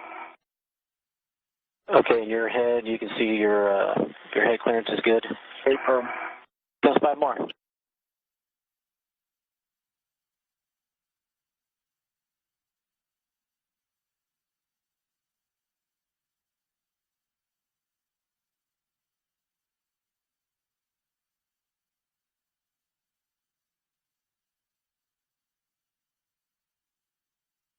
Three, 2, 1. Stop motion.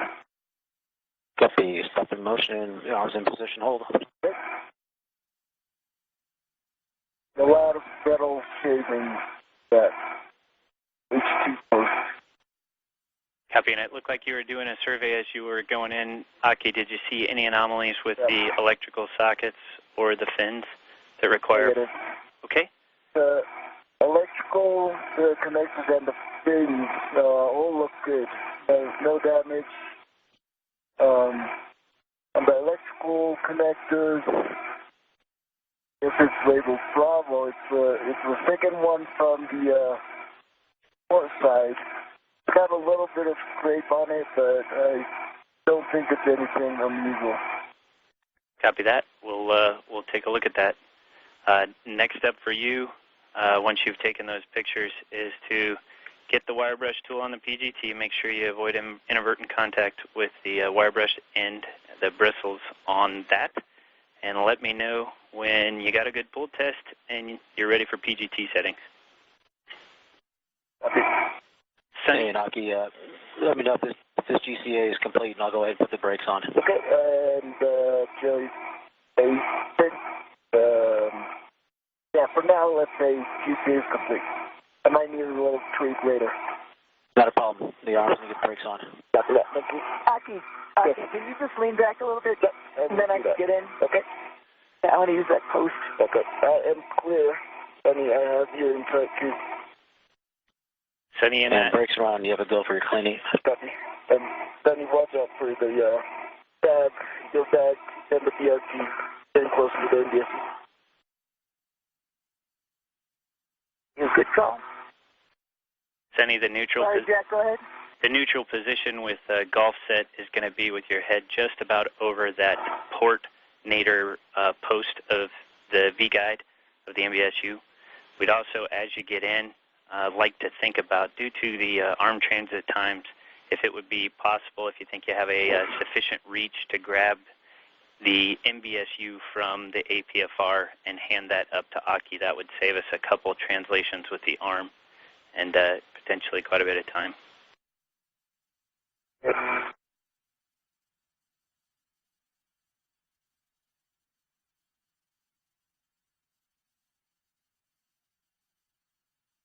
We're at 2 hours and 30 minutes into today's spacewalk by Sonny Williams and Aki Hoshide.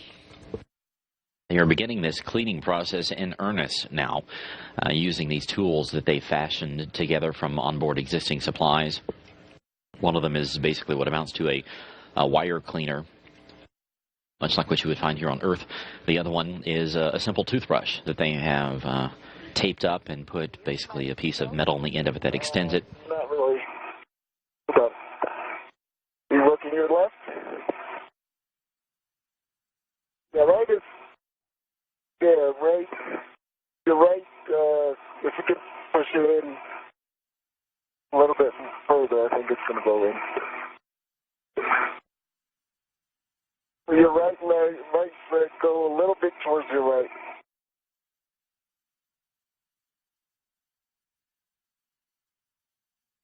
Yeah, there you go.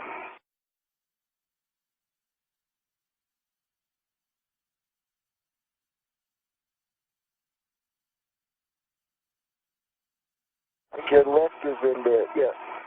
And your heel's not aligned, so you might have to go a little bit heel down. Yeah, there you go. And then turn on the left. Might be at an angle. I know, the angle is tough. Yeah. I have to go roll to your left with just a little bit. Sonny, given the position that you're using with the two V-guides, you could go to Foxtrot on the APFR, and that will make the boot plate perpendicular, and then you could just roll with your left foot later to golf. Yeah, that's a little hard. Yeah. With everything around me. Yeah, Jack, I have the chimney tool on my PVT with the grip focus. Copy. We got that in your WVS. Thanks. And thanks to you also who came up with this tool. Very creative.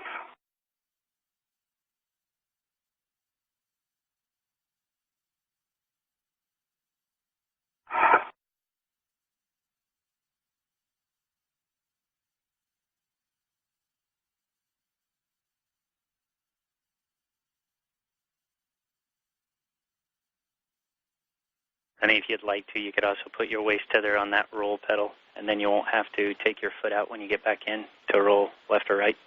Yeah. Yeah. Okay, thank you. Good idea.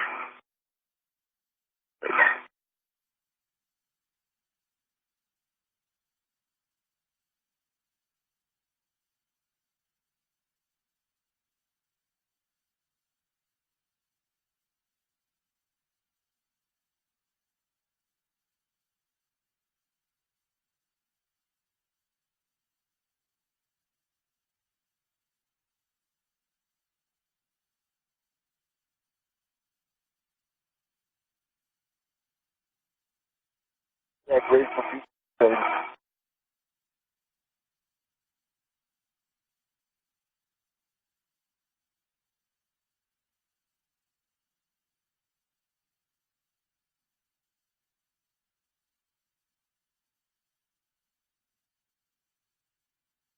And Aki, it's Alpha 6, clockwise 1. Alpha 6, clockwise 1.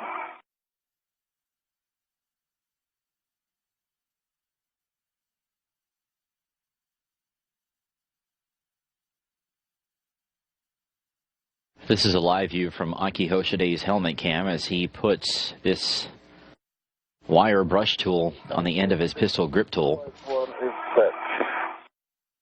Copy that. Good read back.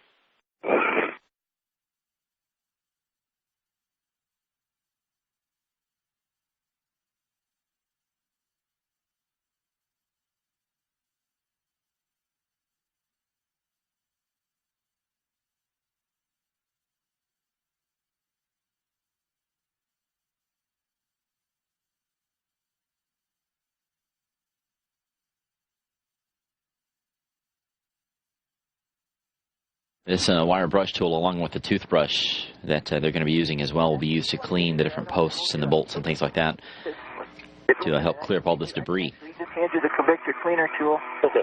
I don't have to be in the APFR for that. Gotcha. All right, Jack, for the start.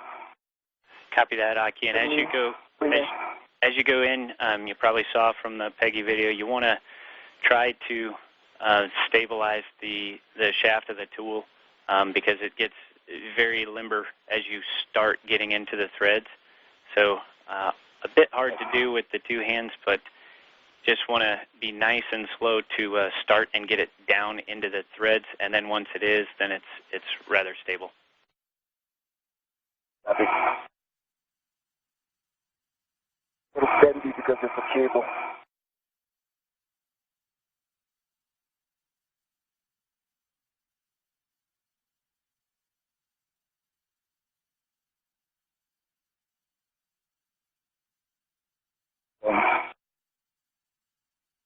I can already see a lot of metal shaving coming off. Copy that.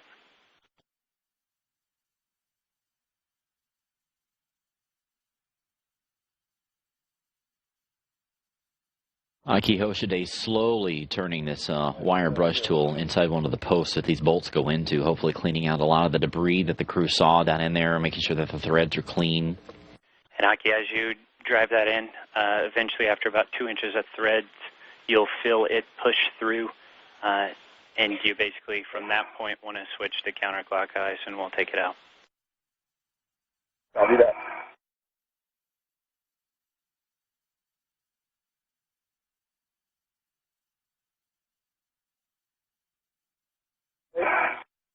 And that's the end. Copy. Counterclockwise 1. Counterclockwise. Counterclockwise 1. Counterclockwise 1. Still on Alpha 6. Alpha 6, counterclockwise 1 is set. So,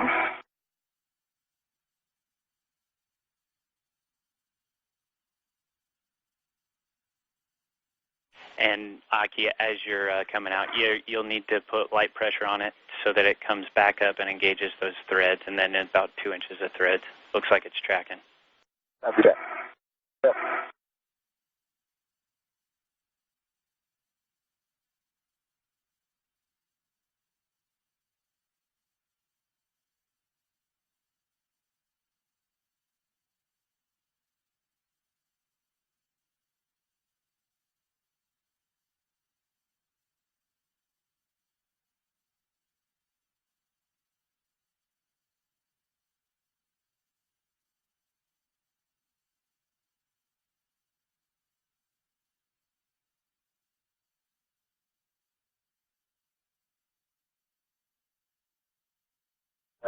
See a lot of metal shaving coming out. Okay, that's complete. All right, we're going to do it one more time, Aki. Alpha 6, clockwise 1, in and out one more time. And keep up the good words on what you're seeing as far as shavings and everything else. All right, Alpha 6, clockwise 1 is set.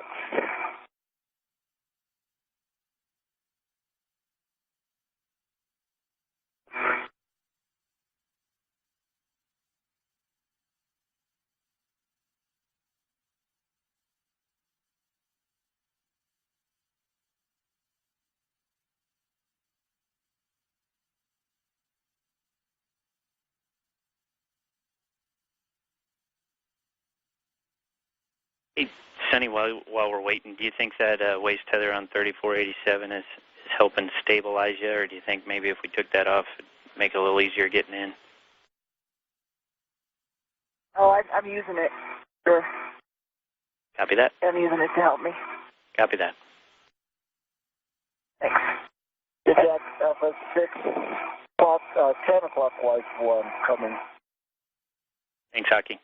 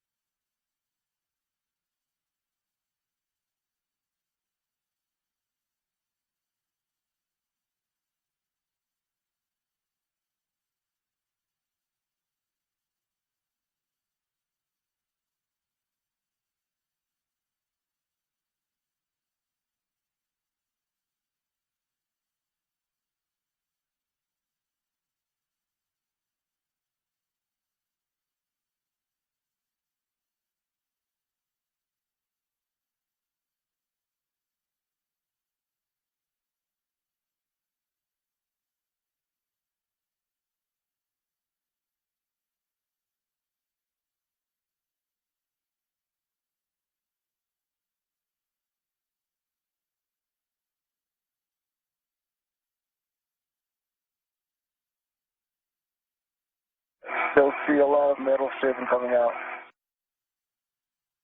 That is complete. Okay, Aki, let's do it one more time then. We're trying to go in and out and clean that thing out as much as we can, so hopefully the next time there will be less shaving. So one more time, clockwise, 1, and back in.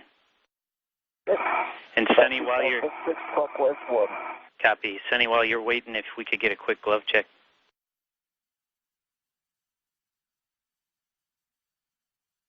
Right and left are the same, no changes. Copy. Sonny Williams finishing up a quick check of her gloves to make sure that they are continuing to work as expected. Aki Hoshide here with his helmet cam taking a look at the work he's doing on the H2 bolt. This is the one that's been causing some issues and acting up a bit. He's using this wire cleaner on the end of his pistol grip tool, slowly rotating it clockwise and counterclockwise and just cleaning it out of debris. Yeah, connectors you see down there at the bottom side that look like sort of what the back of a laptop would look like here on Earth. Those are the actual power connectors that allow the MBSU, this main bus switching unit, to actually switch out power from the station solar arrays.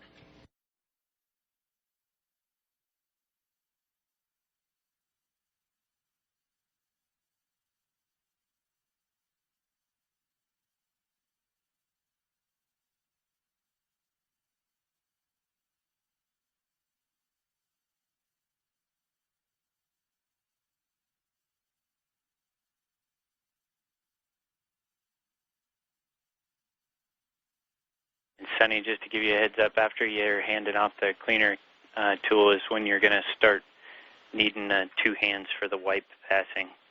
So if you want to try to get in the APFR when you get a chance, and Aki can maybe bend at the knees after we're done with this PGT wire brush to give you some room.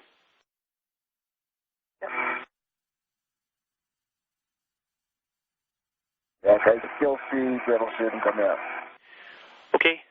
3 is going to be enough for now. At some point, the wire bristles off the PGT chimney sweep tool will be coming out. So what we're going to do is take your pipette, stow that wire brush tool in your trash bag, stow your PGT, and then we're going to have Sonny hand you the cleaner connector tool and blow out the port.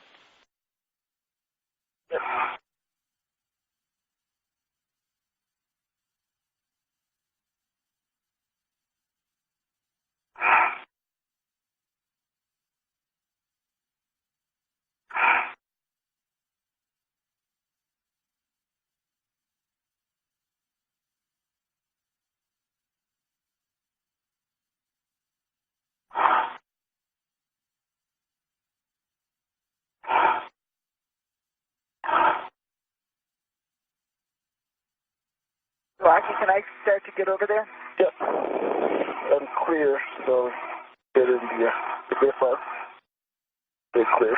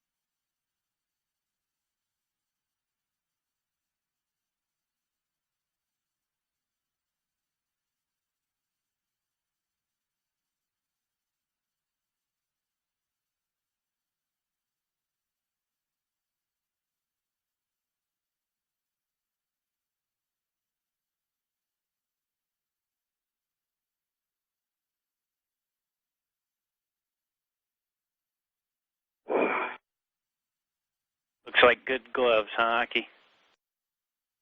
Yep, good gloves. No change on the right, no change on the left. Copy all. And your left is in the center in the tilde. Right is here, yep, got it. Left is in.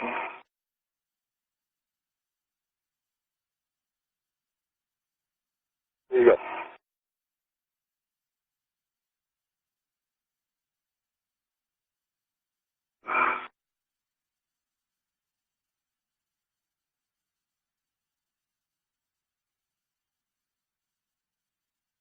You gotta go a little bit further in with your heel. Go in? Heel. When you press your heel, yeah, there you go. There you go. Okay. Oh, sorry. Oh. Okay, Sonny, you're going to need to pull that waist tether on your left and roll to your left stationator to make room for Aki in the work site. I think I could get out of the way. Okay. Okay. I think we're fine. You got it. Next up, Aki, once you twist, once you twist this, or Sonny twists it, you want to do some short bursts because basically we want to have progressively less shavings to the point where hopefully on your last blow or two, there is no shavings coming out.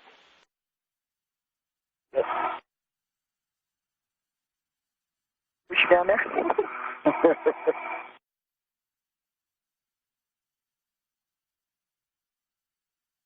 The tether might be. Hold on.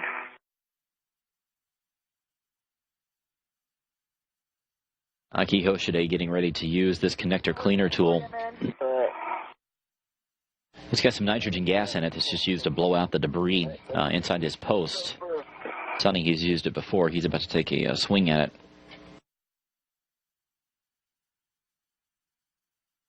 If you look closely, you can see some of this debris coming out from this post, this H2 post. That is what the astronauts have been trying to remove through a variety of different techniques. Shavings coming out.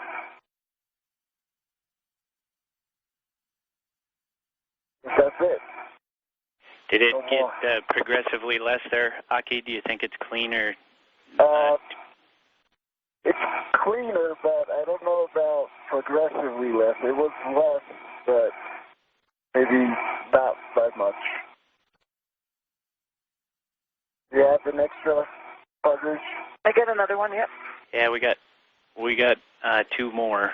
They're going to be in the GP caddy in your tool, in your crew lock bag, Sonny. Hey, could you hold? I got it. Hold on to it.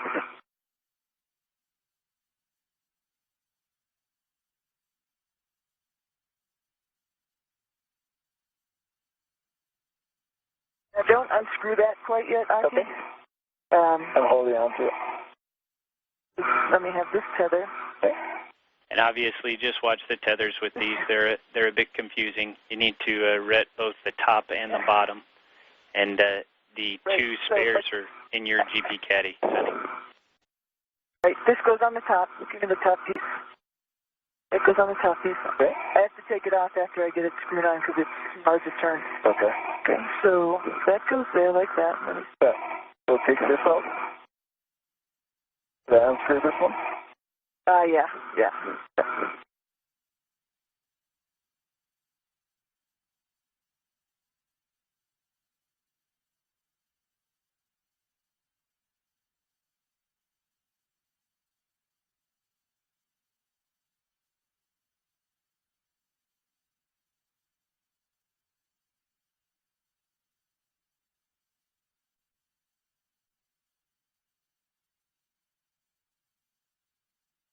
We just crossed the 2-hour, 50-minute mark into today's spacewalk. The astronauts are continuing to clean up these bolts and the posts that the bolts get secured down into. As we talked about at the top of our broadcast, there was quite an enormous amount of work that went into choreographing today's spacewalk with lots of teams of people here at the Johnson Space Center that pretty much worked around the clock since Thursday, which was when the first spacewalk that took place last week. But they came up with some improvised tools that the astronauts put together on board the space station. They came up with what they think is the root cause for what could be causing this bolt to act up and ways to address it. The engineering community worked with the spacewalk team as well as astronauts Dave Wolf and Drew Feustel, Mike Fossum, as well as Steve Bowen. All of them are veteran spacewalkers and have flown in space multiple times, so they know how the crew works outside the station and what kind of tools and instructions they need. But everything moving along today as they work on this. This particular portion of the spacewalk was due to take about 2.5 hours. Again, there's a bingo mark today at the 4-hour mark that the crew needs to have this main bus switching unit actually installed by that point, or they will have to switch gears sometime around that 4-hour mark to start moving the MBSU back into the Quest Airlock, where it will be taken inside and some more troubleshooting done on it if it doesn't work out today. But so far things progressing. The crew's making good work, and we are continuing to follow along. Last part's supposed to go fast, so it's already on. I take this tether off.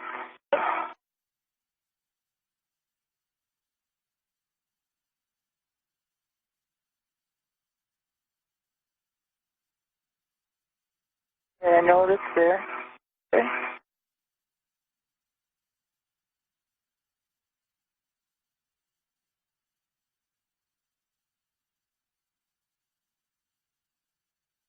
All right, cool. Give it one last twist. Okay. Aki, as you twist that and go for the second squirt there, we'd like you to have the nozzle slightly into the hole. That'll help hopefully liberate everything. And again, please do small bursts so we can hopefully get this clean with this bottle and still have a spare. Okay, got it. All right, so we're going to lean in. Yep. Back. And we got 30 seconds to a handover, so we'll see you on the other side. Copy that.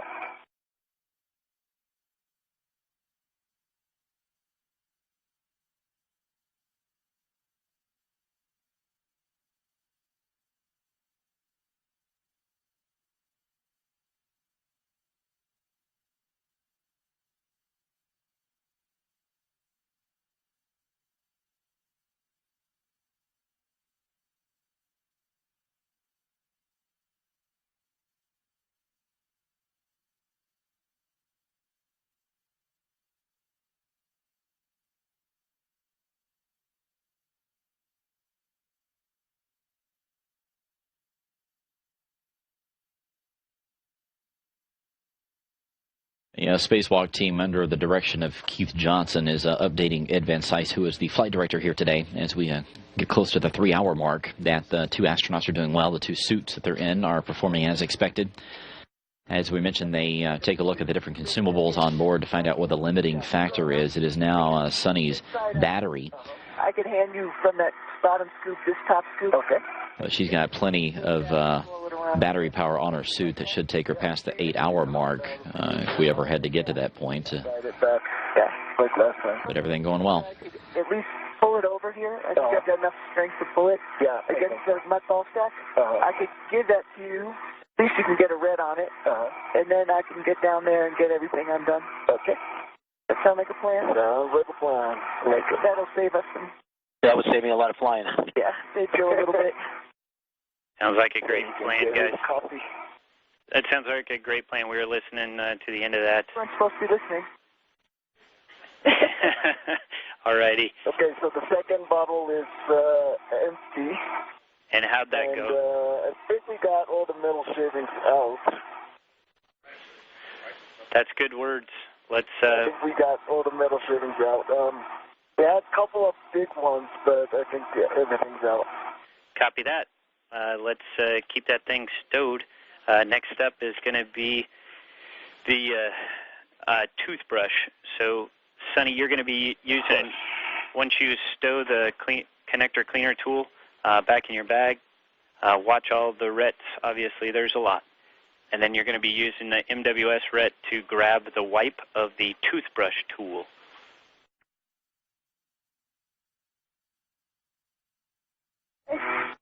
Can I hold that crew outside for you? Yeah, hold it just like that.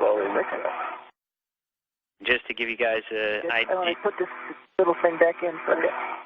give you an idea of where we are. We're at 3 hours now. Go on.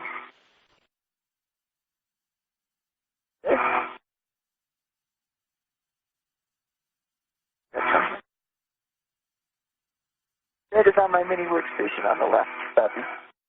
Stretch. On there, the cap. And, Cap is in there now on that. and Sunny and Aki, just to give you guys an idea. Connect it to the back.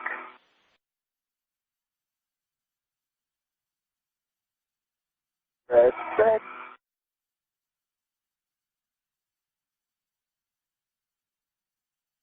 Not that important. We just wanted to say that your consumables are not really a limiting factor. 812 for the battery on you, Sunny. So you guys tell us when you're done, not the batteries or consumables. Okay. Well, that goes in.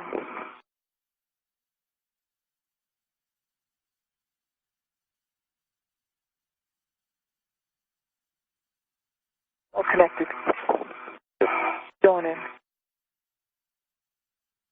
The other bag. You do the brush. Push. Want the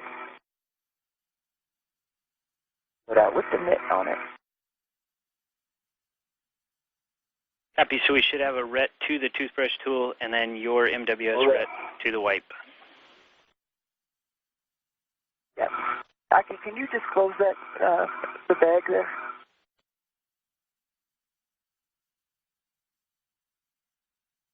You don't have to close it entirely, but at least get one of the, get this back down there.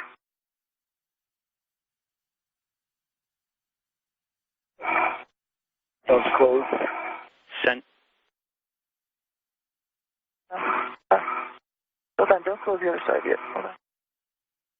Get everything squared away here. Go ahead, Jack, I'm listening. Disregard. There. All right. Yeah, space station's heading into sunset high above the Arabian Sea. The altitude right now 263 miles, heading down toward the southeast.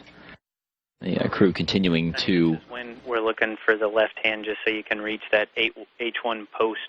If you think you can reach it with your right hand, you can put the mitt on your right hand. There you go. Close.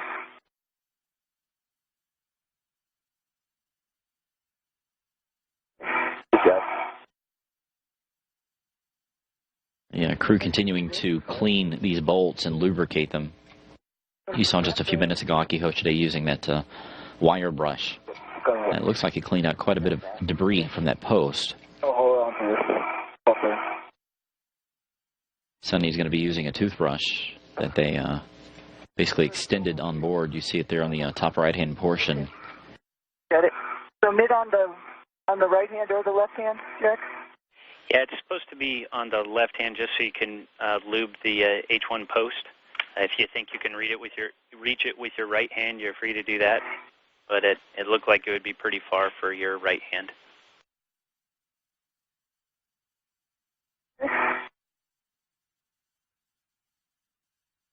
Hey, Jack, ready for loop? Copy that. And just to give you a say, we have about 10 minutes till we get KU back, so we're dependent on your comm. Aki, we're looking for you to basically push the toothbrush tool into H2 at least 2 inches past those threads, so you should feel it kind of loosen up, and then you're going to pull it out while rotating counterclockwise. Copy. Also, be careful with any side loads. We don't want to break that toothbrush tool off in the post. Okay. Ready?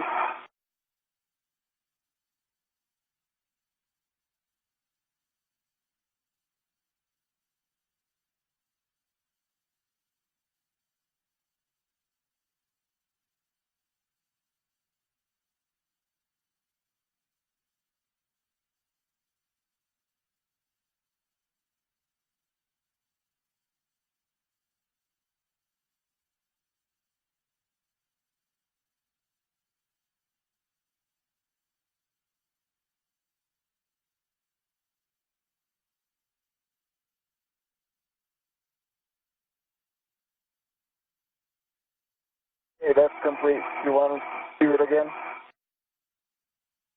Want me to put it back in the mitt and get a little more grease on it?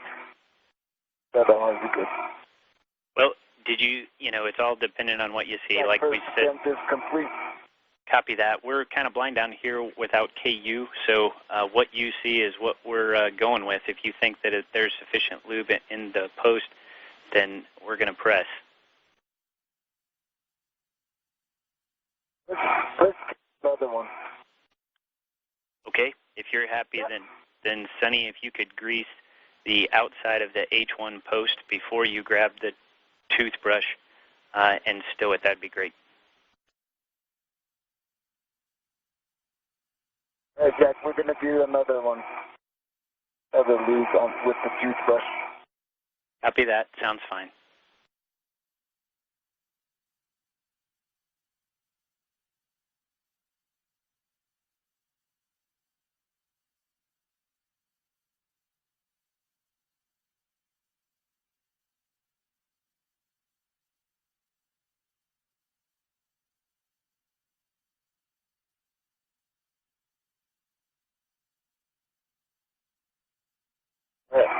All right, hold on to that and just lean back. And I'm going to lube H1, just the outside of H1, right, Jack? Affirm, that is correct. And we got about 3 minutes till nighttime, so prep yourselves.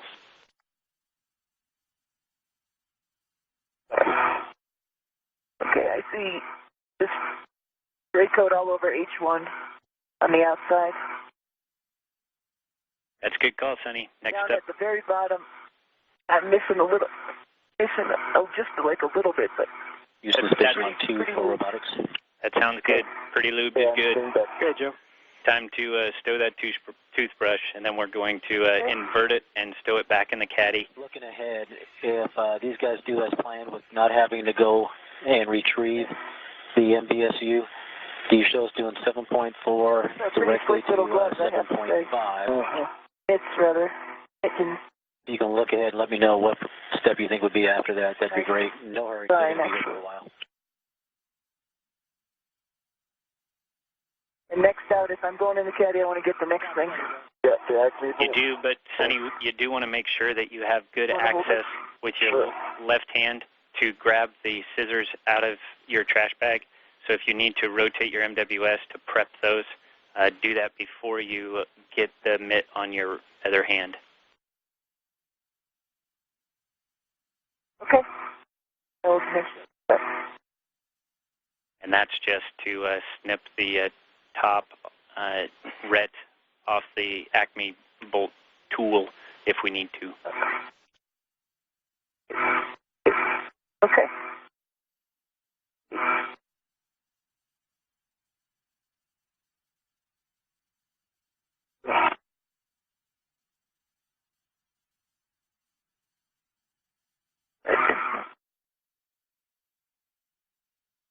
Open this one. Yeah, I just want to get that retracted. I'm going to transfer this ret from the mitt, this other mitt.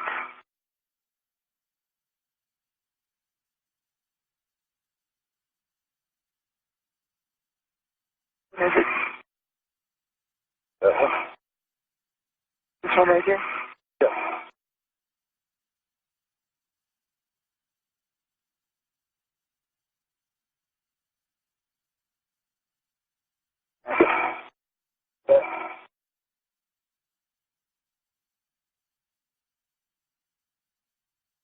I'm going to get that back in there.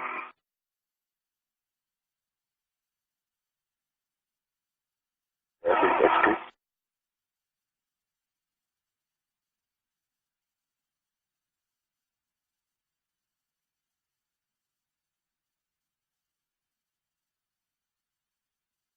Okay, I got this box. Hang there for a second. Let me clear this up with the box.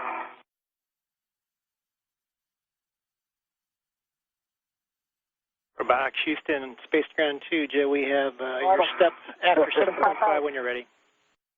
On the stage 3.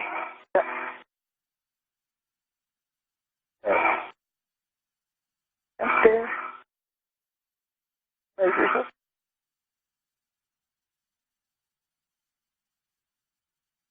Okay, Bob, we're ready on 2. Okay, as you had called down, yeah, we're expecting 7.4, then 7.5. After 7.5, you'll do the setup steps in step 7.6, which will lock the shoulder roll. And then after that setup, you'll go into 8.1. Ready? Right.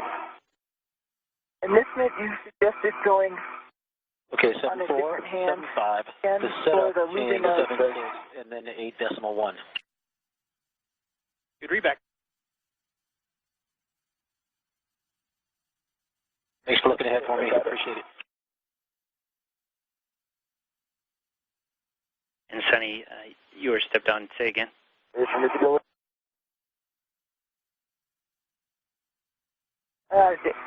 Aki's got the bolt. I've got the mitt. I don't have it on a hand. Which hand did you recommend? And again, why? I'm just trying to remember. You don't. The only thing for putting it on your hand is that you're going to be lubing the H2 post, assuming that all goes well with the Acme bolt. Okay. All right, Aki. Okay, so I'm waiting. Once you have this. Aki's got it. He's down in there. Okay, sounds good. Aki, I want you to make sure you lock out your rets with slack on the Acme bolt tool to make sure that there's no side loads with that. You're obviously going to start that by hand, and you want to try to drive it 14 turns or until significant force required. Report the feel of the bolt all the way, and remember the working technique where you go clockwise and counterclockwise to kind of ease it down through the threads. Do that. And we did not subcontract with Wile E. Coyote. The Osos actually made this from scratch. That's awesome. Great. It was actually, I'll tell you, it was really nice to see a real bolt and a real housing. Yeah. On that, on the other, I say it wrong. You. Copy all. Hey, Jack, I'm at the third turn going in, and I'm starting to feel resistance.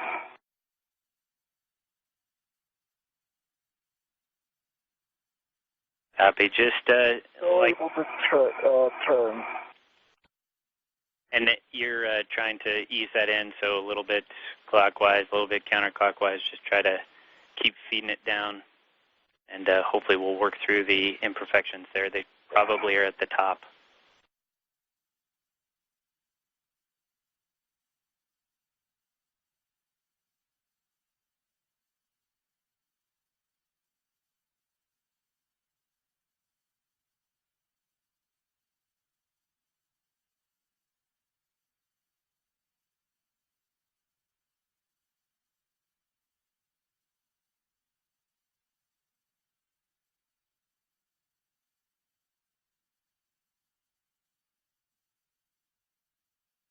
It's definitely getting stiffer. Friction's getting higher.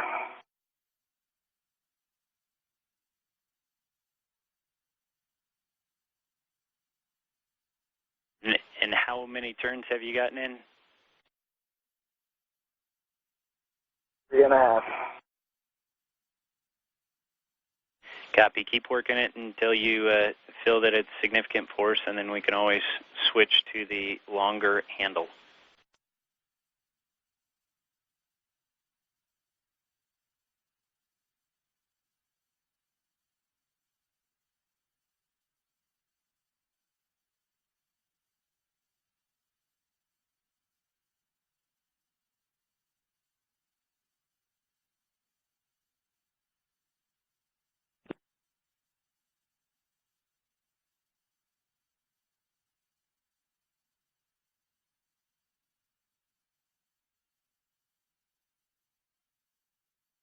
There's kind of, I think we need that long one.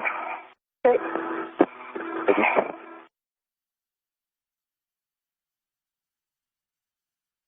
Copy that. In order to do that, Sonny, you're going to basically have to remove the wipe from your hand first and stow it, and then you're going to be retting to the...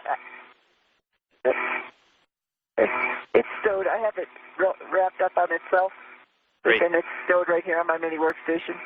Okay. I'll get the tool out. Tool for Aki. And Jack, basically, it's not going anywhere past the 3.5 turns. Copy that. Basically, what we need to do is ret to the T-handle portion. Then we're going to be using the EVA scissors, cutting the zip tie between the T-handle and Acme bolt, and stowing that T-handle. Then giving the large Acme wrench to Aki, and you'll need to be retrieving a wipe from the bag, but it's not necessary to do it right now. Hey, copy that. Got the scissors? Choose that, right? What kind of wipe did you want, a clean one or a dirty one? Because I've got the one that the bolt came in and it hasn't been used yet. Nicely sitting here. That'll be fine, Sonny. Just keep that redded, and when we need it, we'll grab it. Okay, sounds good. Okay, I've got a ret to the bolt side, and there's a ret to the T-handle. To the airlock. To the airlock. Long bit. Right. Did you step it? Yeah, you're cleared to cut that. And confirm that so that tool is coming back to your bag, Aki. Negative. The tool is going back to okay, great. Bag. As it should be, thanks. Okay, good. I just confirm. You want it cut at the on the big turn loop thing, right? Yeah. On the big loop. Okay. Right, that is complete. Copy.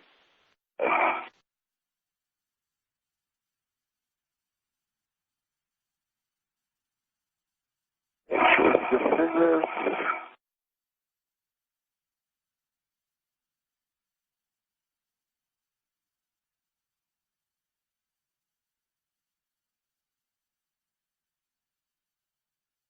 I haven't thought about this, but because it's taped, everything's together, which might not be a bad thing. Oh, we could leave it like that? Yeah. Yeah, that's that. Cool. All right. In that case, I'll let go my vet.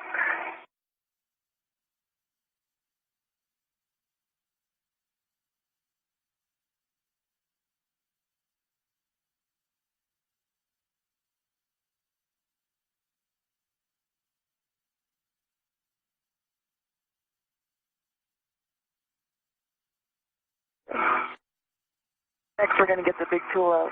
Okay, threaded on the adjustable with the gun.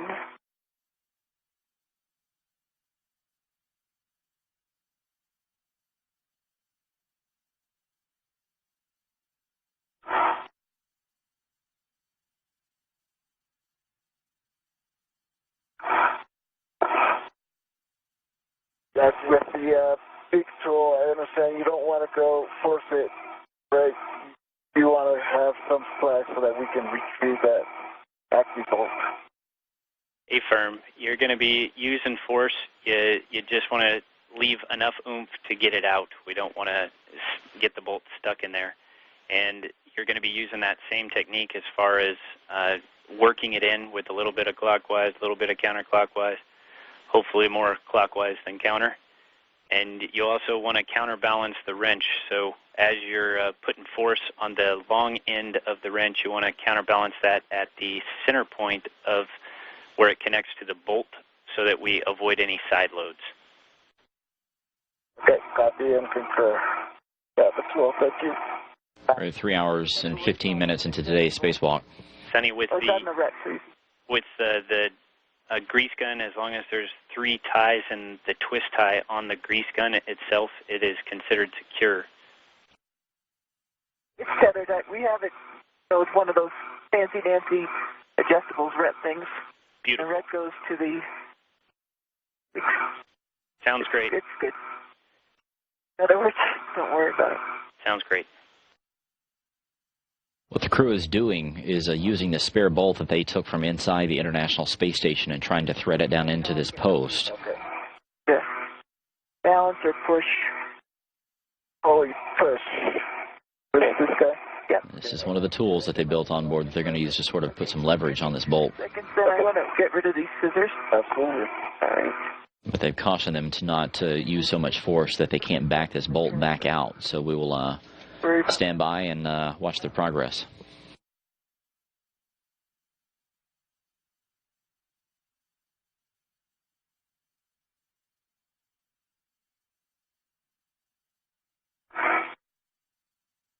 All right.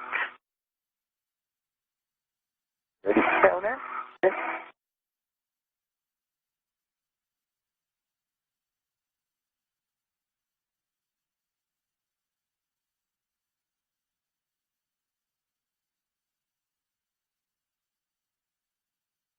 Uh, 120 degrees.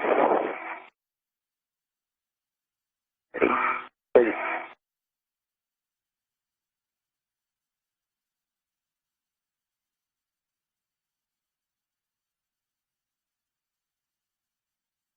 Hey, and as you're Hold it straight because I got. as you're driving it, just give us feedback on the force and everything else that you're feeling. Looks like it's driving okay. Yeah. I mean, it's a little hard, but it's not excessive. Too hard. Yeah. As my husband would say, I'm just a girl. Nice. Yeah. They say that's about 4.5 turns total. Is it turns or just half? Turns. Oh, from the very beginning. Yeah, from the very beginning.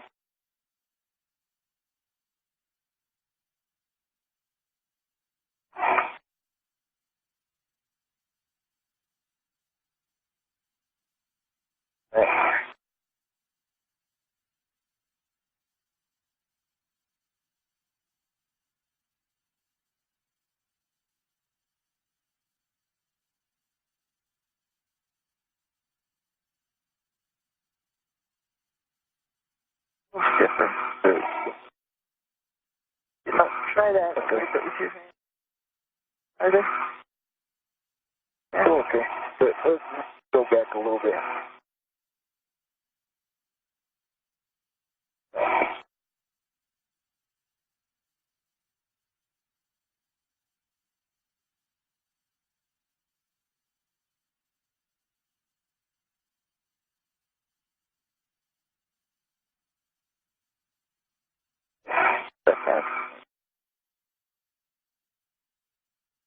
So that's 5.5 turns total.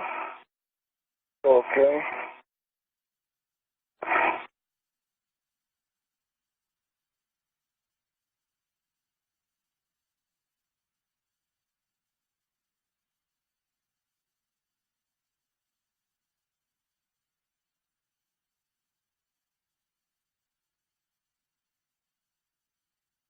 Aki Hoshide continuing to turn this bolt by hand.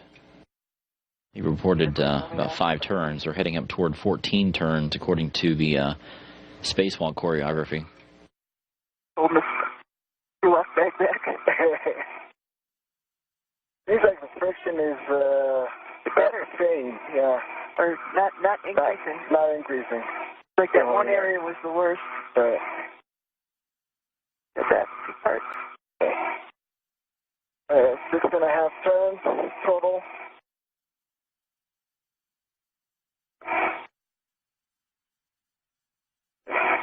Okay, let me put the adjustable over here so it doesn't, like that doesn't move. Okay. I don't want to get it near those fins anymore. Yeah. Yeah. Okay. Move away so that gives you a little more room.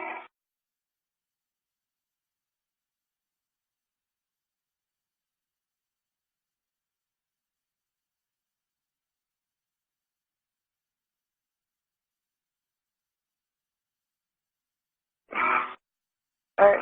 Ready? All right. Back in.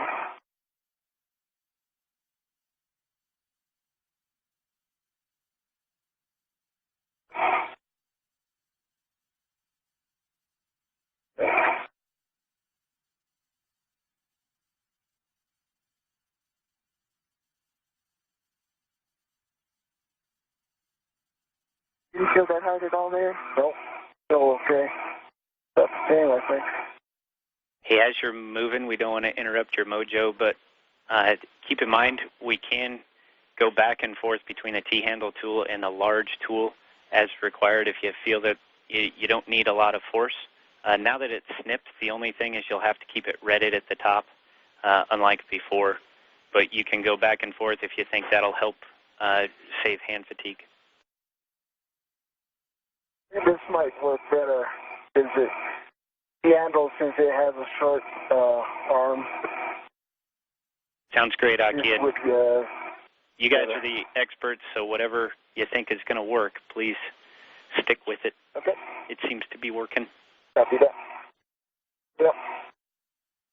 I think this is 7.5 turns total. If I'm not mistaken. Maybe you could use the short to get it out if we... Yeah, true.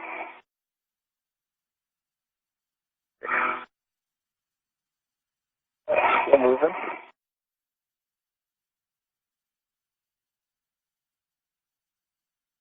Hold on.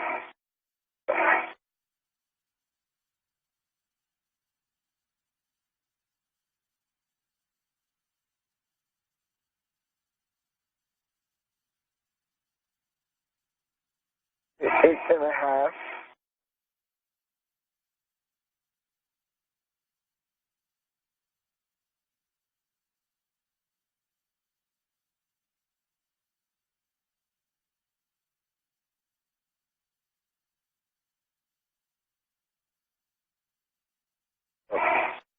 That's getting harder. A little stiffer? Yeah.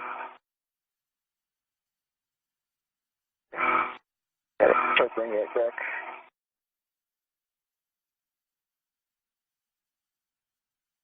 Better? Better.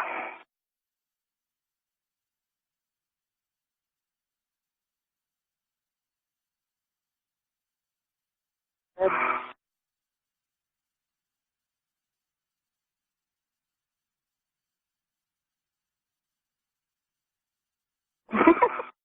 Like we're playing tag. I know. Right, 9.5. Little. That's easy. Yeah, it's getting smoother now.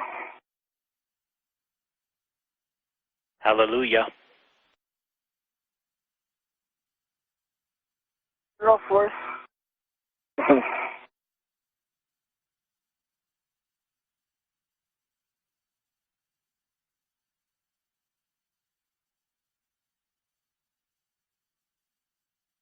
Okay, 10.5.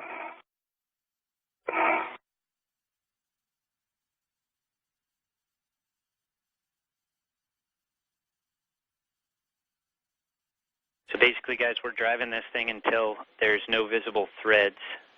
If you can keep an eye on that, that'll tell you, in case we lost count of turns, about how far we are. There's about 4 threads left. Yep. On my count. You can see it.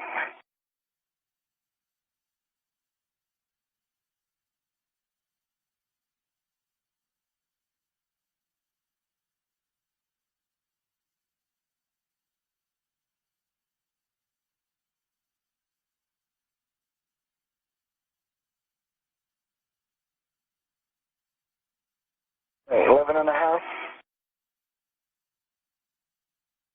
That's a little higher for us. Yep. Yeah.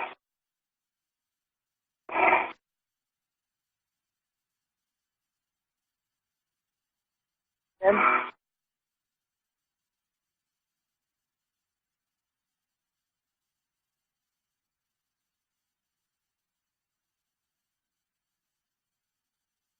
12.5.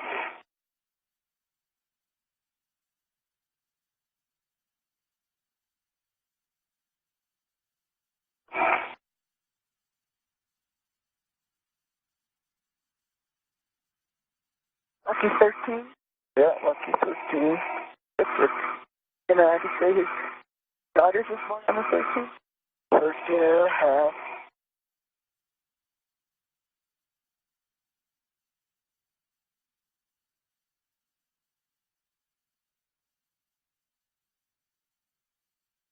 One thread left.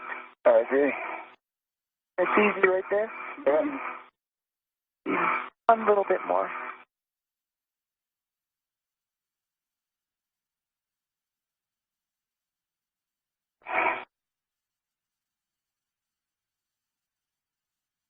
You guys have KU back yet?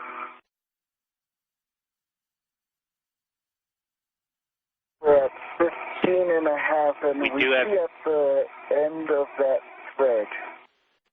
Copy, Sue. You have... So you have KU?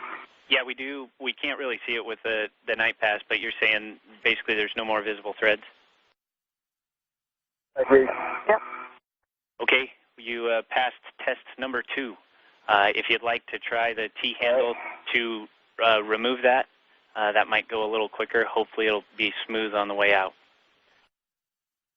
Yeah, let's try that. I'll stand by with the big one. Yeah, just hold on to it.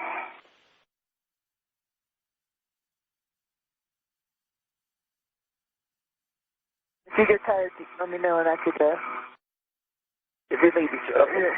And Aki, if you wrap the ret so that it goes under the handle, then it'll keep it off of your arm. It'll just wrap itself around the handle. Wrap around, right? Copy. Yeah. Hoping we're going to have enough. Yeah. Hold on for a second. That's my, Hold on for just a minute. Let me get this bag and I could give you a little bit more. Room. Good. I do. Hold that. Hold that for a sec.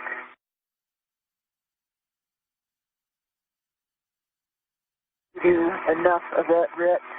Where's it going? It's going around right now. Yeah, it's going around that, Let me do this one. Yeah.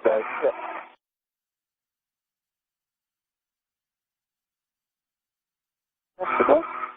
Outside of the bag.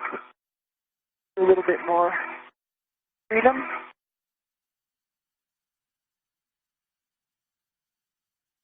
Okay, so then I'll take this, roll in the bag, that, going around the post, on it around, and around. And just keep it handy, Like Sonny. that. We might have to use that again. Yep, exactly. I'm ready for you. Okay. And just so we have everybody on the same page, you drove it in so there's no visible threads. Did it increase resistance like you're down at the bottom of the threads? At the bottom, no. There was something in between. I can't remember how many turns, but there was one or maybe two occasions where the friction increased. We backed it off. We backed it off and went again and managed to overcome that. Copy all. And towards the end, maybe the last 5 turns, Easy. like nothing. Yeah. That's great. Great news. All right, let's see if she'll come out.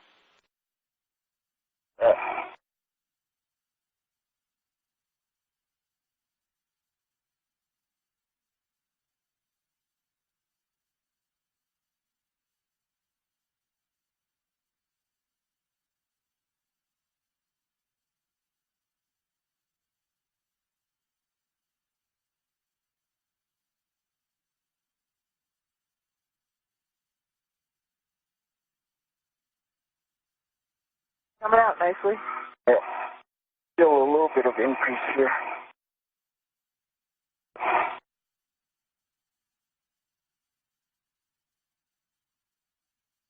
I'll make you want to trade off a little bit. Okay. Take it, lean back, take a rest, I'll do a couple, you can do the rest. This is. Oh, that's a good way. Yeah. Two-handers. And you don't get wrapped up. Little resistance there. Yeah. Back.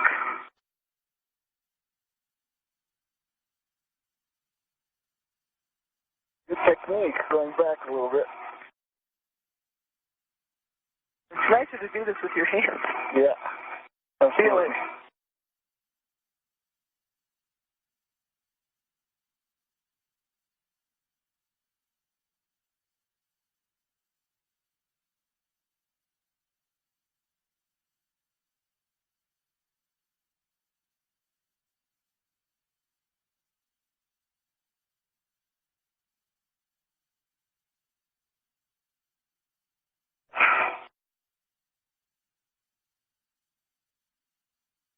Nice.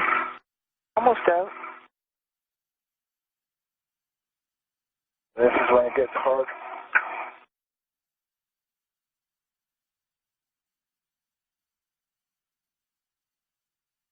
Yeah, try to unload it a little bit.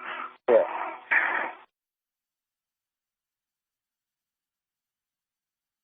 We need the big wrench. We have it right here. Yep, all right.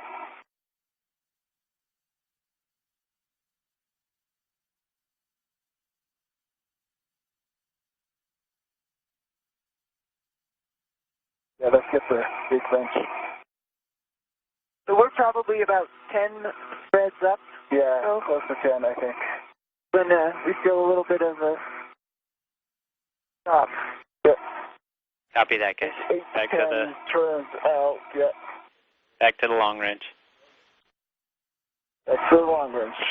And that's about where we saw the increased torque before. So, you know, as it's coming out, just be thinking, is it worth it trying to put the bolt in again or not, assuming that everything comes out all right? Yeah.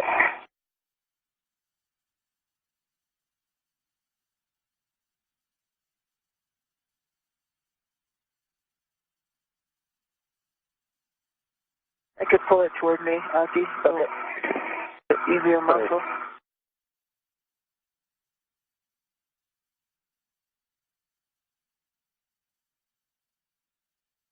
Here, let me do it. Take a little break. I just can't see it with my shadow. My own shadow. Oh, there you go. All right, let's pull it. Yeah, that's sort of stiff right there. All right. Should we go back the other way? Yeah, see, if you feel like it increased, yeah, let's go back just a tad. Yeah, that's good. Quarter turn, and then, oh, then that was easier.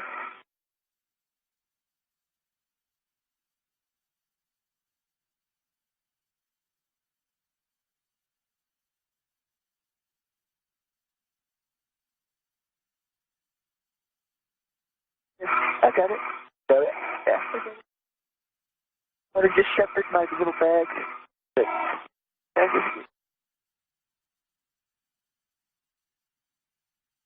Is one of those darn things open? Okay.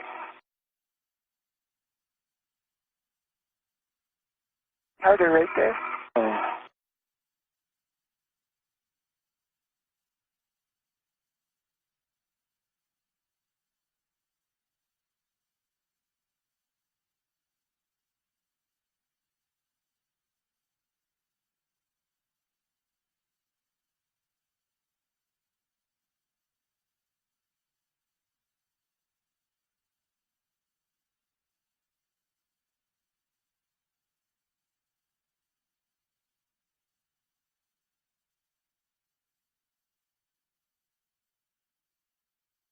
Not off thread on it.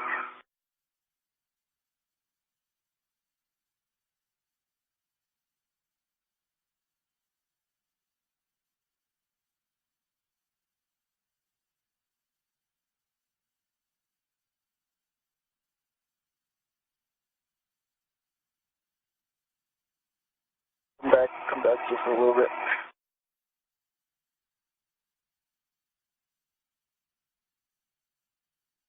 Right here, when that needs that counter action that you guys did in the video. Yeah.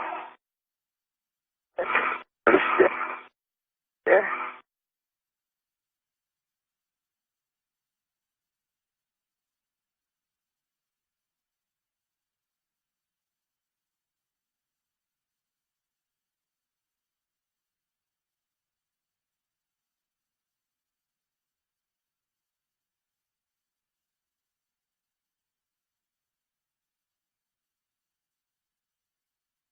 I like it just got a little easier.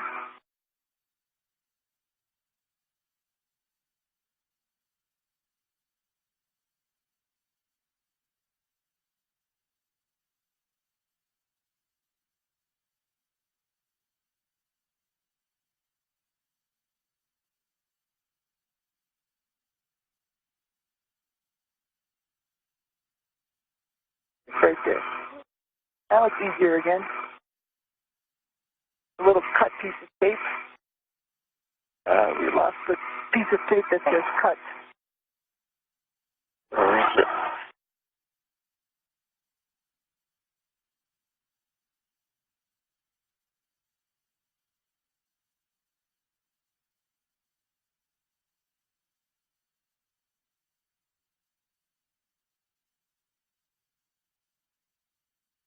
That feels easy again. So. Okay, Siniaki, we got an idea, and we'd like to run it by you. Due to the fact that we're showing a little more force around the 4-turn range, we were thinking it would be nice to take the bolt out, inspect it, make sure there's no particulate on it, rub that with the wet mitt to kind of get one last coat of lube there, and put it in about 5 turns just to get through that main force, perhaps break it free just a little bit more before we try putting the MBSU on. What do you think of that? I'm good. Sounds good. I like that plan. Sweetness. Well, that's what we'll do. That's pretty loose right now. I don't think you need the big tool even right now. It's at the end. Do it with your fingers. Control that. I'll get out of the way. Okay. Get in. If my bag gets out of your way. Hey, right finger. I saw. Maybe not quite. Right there.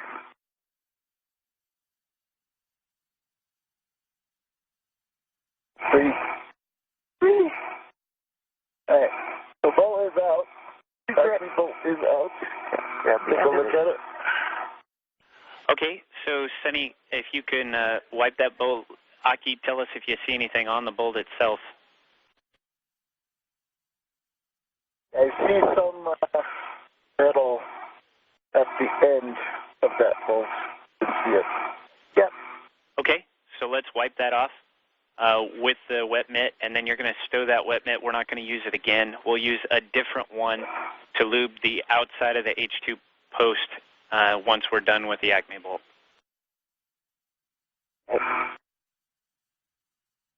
Egg over here. And we need to make sure also that we have a ret on the bolt itself.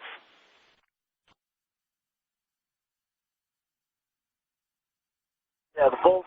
Actually, the bolt and the T-handle, those are what do you call these? Tie rack together. And because of these EVA tapes, the way it was taped, it's not going anywhere. So we have a ret to the T-handle, which is tie wrap to the bolt. We put one to the bolt just in case. Sure. But I had it on and it wasn't going anywhere. Here. You have a ret? It would just make everybody feel a little better if we got one on that bolt.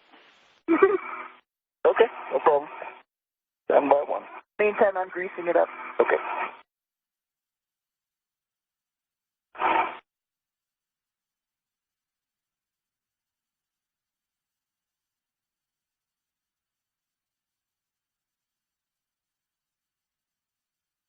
You taped it too well. But it worked. Getting paranoid about the tape job. Yeah. But it worked. Yeah. We're now 3 hours and 40 minutes into today's spacewalk. They are continuing to grease up this spare bolt that they've been using to sort of thread down into the post where the real bolt will go. There's the bolt. They keep reporting back that after about 4 turns, that is when they're seeing some tension on that bolt. So they're re-greasing this. They're going to attempt to put it back down in there again to see if that improves the situation. Big picture is that we're going to go in 5 turns using the T-handle or the large wrench as required to go through that problem area, back it back out, and then we're going to try the MBSU. Copy that. Can you just start it for a second and then let me get rid of this mitt? Or at least turn the mitt inside out. Let's do that. Absolutely, and Sonny, you can stow that mitt. We'll consider that dirty, and we'll use a different mitt to lube the outside of the H1 or H2 post, and we can do that later. Okay, yeah. I just wanted to close it up so I wasn't inadvertently giving Aki a pat on the back with a big old blob of grease. Good job, buddy. Oh, sorry about Yeah, that. that'd be bad. Exactly. That would be sort of bad. It would match what you have on your cup checklist. Yeah, a little doctor. It'd be like a Xerox machine. Yep. All right, acting bolt coming in.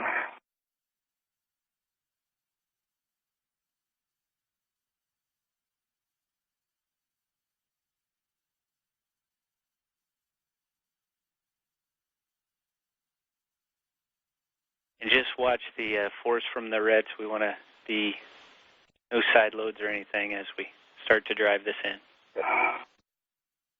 Yeah.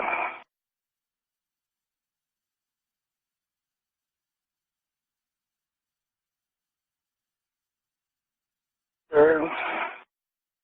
So good.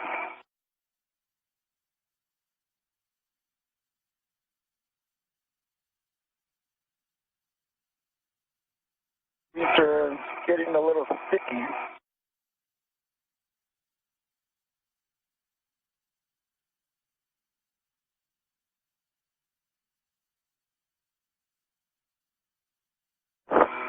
Getting closer to 4 turns, yeah. 3.5, 4 turns, yeah.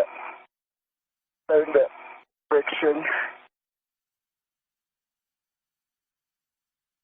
4 turns.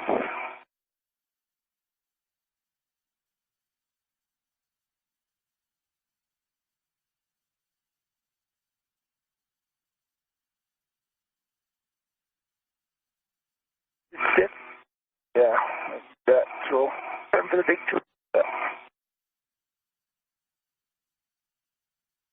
All right, 4 turns and a quarter going with the big tool. Copy that.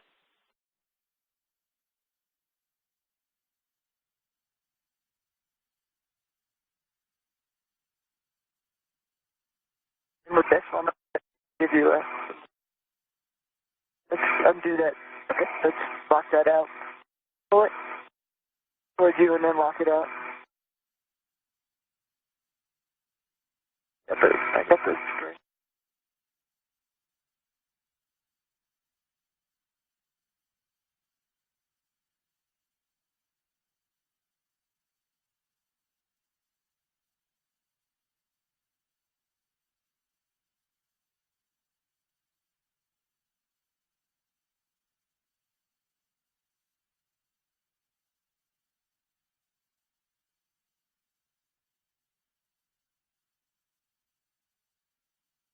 Very past it. Got past it. Yeah, let me give him one more turn.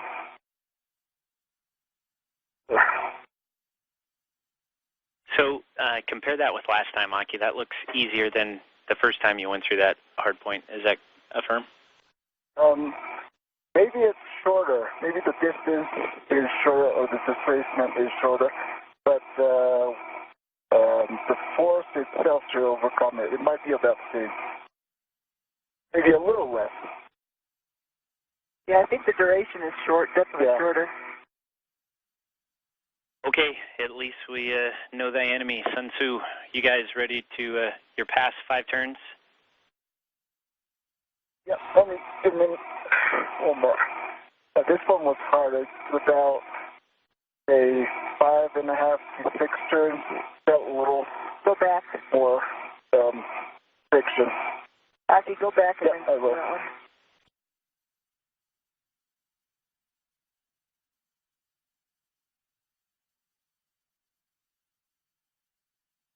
Yeah, a little more friction there. It's about the 6. Yeah, 6.5 mark. Jack, would you like us to go back, remove the bolt?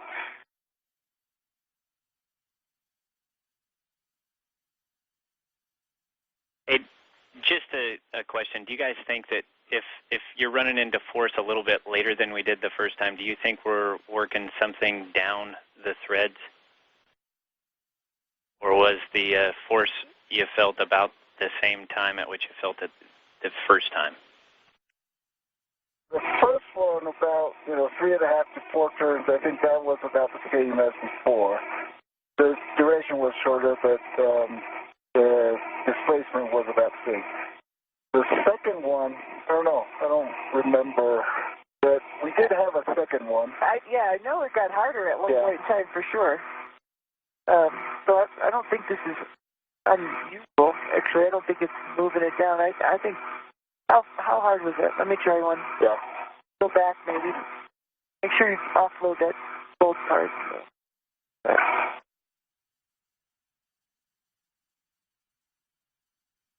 That'd be hard.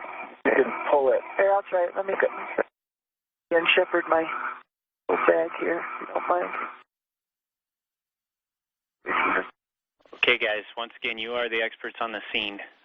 What we'll have to do is overcome these with the side lobe of the boxes, of the box with the ratchet wrench. Do you think it's doable in our current configuration?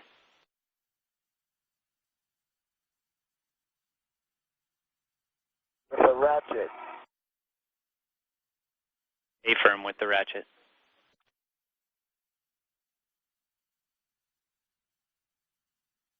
It got easy. Go back again. Go back one. Yeah, stand right. Check.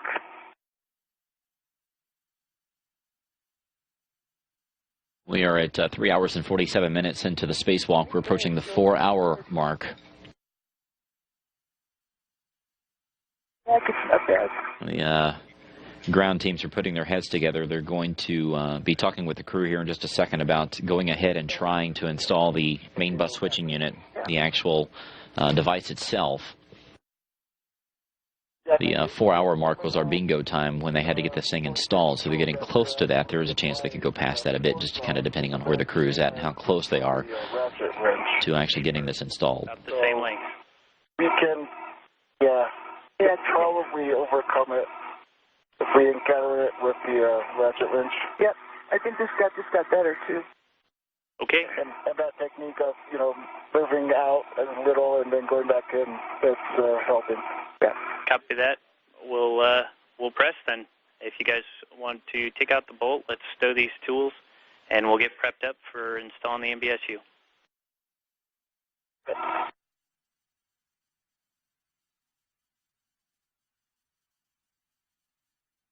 Hold on that guy. And I still need to get a wipeout too, right? A-firm. Post down. Yeah, Sonny, we'll probably get all these other tools stowed, and then you can, your last thing, just grab a mitt and lube that H2 stanchion.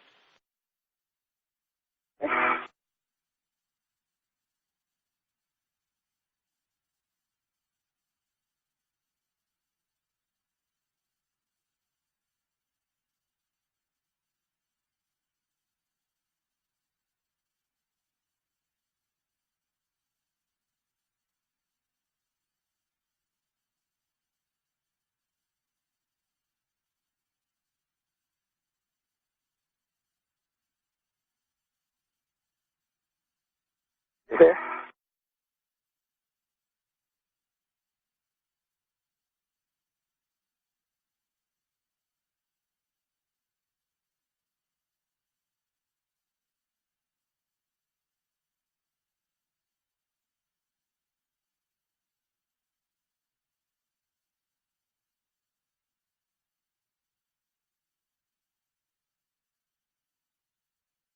Okay, as you guys are working on the bolt, let me tell you our forward plan and see if you agree with it.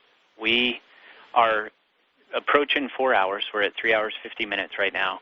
What we would like to do, since we're making forward progress and we think we understand this bolt now, we would like to press with the install, but it's going to be up to you. What we'll have to do is take the MBSU off the mutt ball stack mutt, come over here, you'll be fighting these same torques, and then if it doesn't work, we'll be taking it back to the airlock. So that's going to be a little bit longer than 6.5.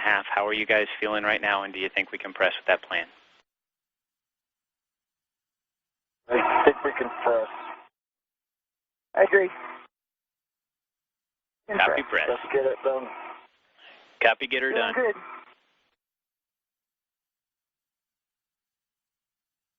So the crew is pressing forward. They're going to attempt to install the main bus switching unit. We're at 3 hours, 51 minutes into the spacewalk.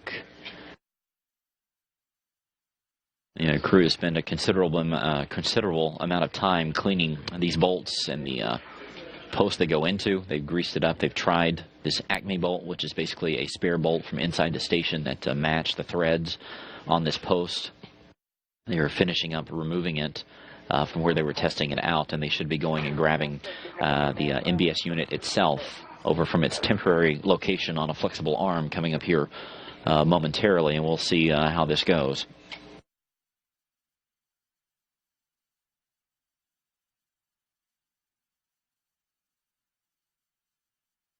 Hey, all right. You good with this tool? Go back to the handle.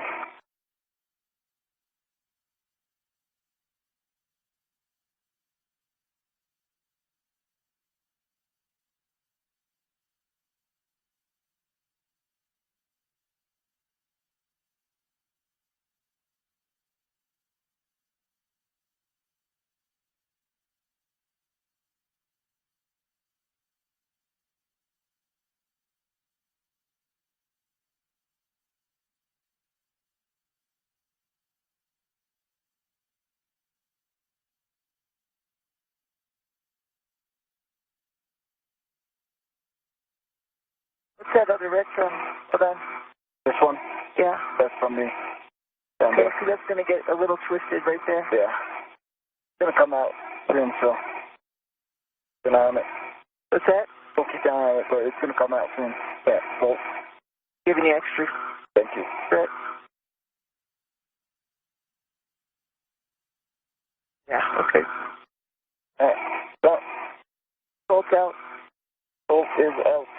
Okay, Sonny, what we'd like you to do, what we'd like you to do is get a wipe, a clean wipe, or not a clean wipe, a wet wipe, not the one that you had wiped off the Acme bolt before. Lube the H2 stanchion and then grab the Acme bolt from Aki. That'll save you one step with the wipes. Does that all make sense? Yep, it does. Nice. Slick. Very nice. So hold on for a Hold on to something. let me Hold that. not wrap around this. Now we can tighten that string, if that's okay. That'll do that, and then I will get a plate.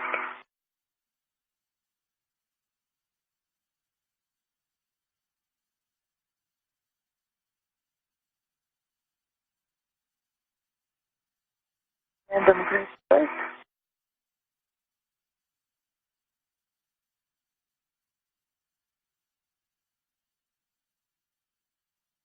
That Airlock looks like a basket. Like a basket of eggs. Yeah. All these fun little things in there. All right, so that's out. That's the good one. Bad one. I need the couple tools to get in here, huh? That's all connected together. So, Jack, let me test you. I'm going to wipe the H2, and then I'm going to do what? Grab this. Then you're going to grab that. with the wipe? Yeah, you grab that Acme bolt, and then you'll stow it back in your crew lock bag. So lube H2 stanchion first, then grab the bolt and invert it, stow it in the wipe caddy.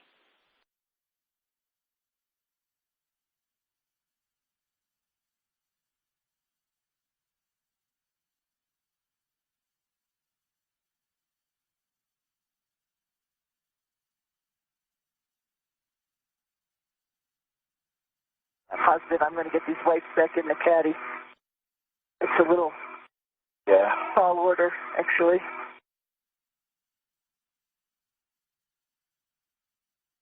Getting them in with my bare hands was a little bit hard.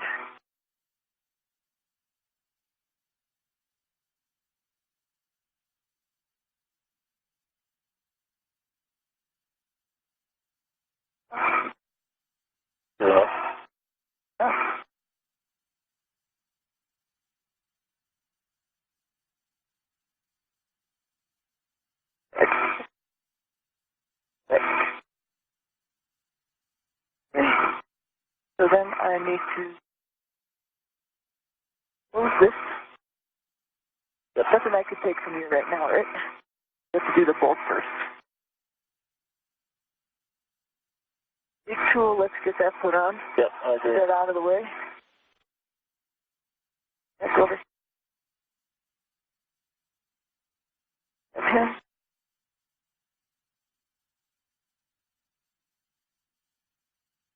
Ready to fire time. That end. Bad wire tie-in because it's so short. On the long end.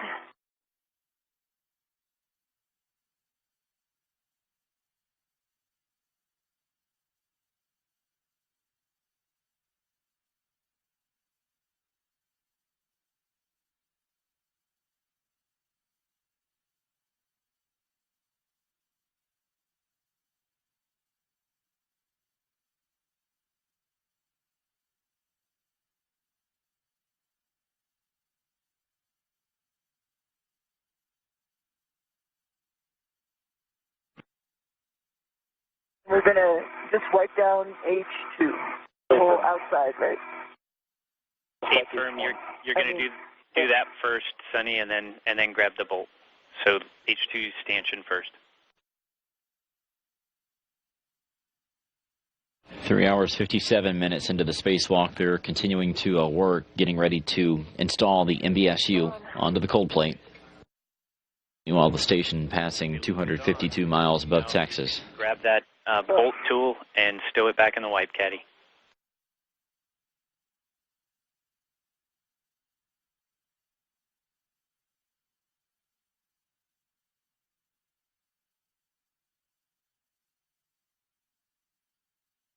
Be gone.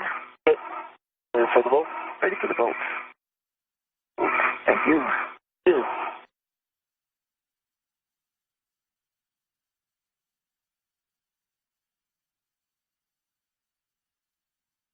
And that ret is going back to the bag. Okay.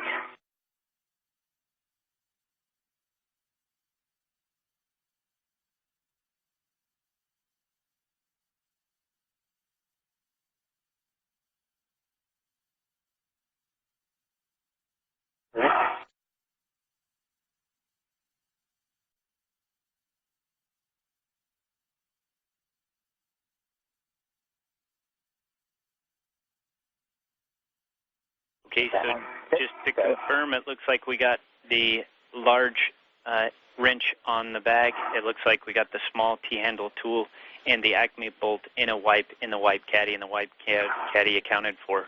Looks like we're clear. If you guys could do one last look at the work site and make sure that it's clean. Yeah, it's clean. Nothing left. Okay, Sonny, remember you can use your left waist tether to roll left if you need to. That might give you a little extra arm length to grab the H2 scoop. I think I'm going to do just something else. I don't think I need to roll. I think I'm going to try and pull the MBSU over here. Then I'm going to get out, get it from below, and get it to Aki.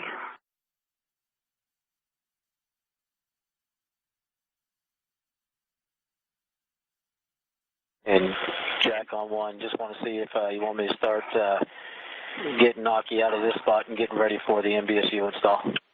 Need a ret? Or do you want to keep this one? Joe, let's let him get the rets configured first, and once he's secure with that, then and has the box, I think this back-off position would be best now to have the appropriate clearances, and then we'll work the install position. Sound fair? Yeah, but I guess, are you going to try to install it from this position here, or do you want to go back to your original Aki, the H2 spot where you've installed it in the past? Yes, sir.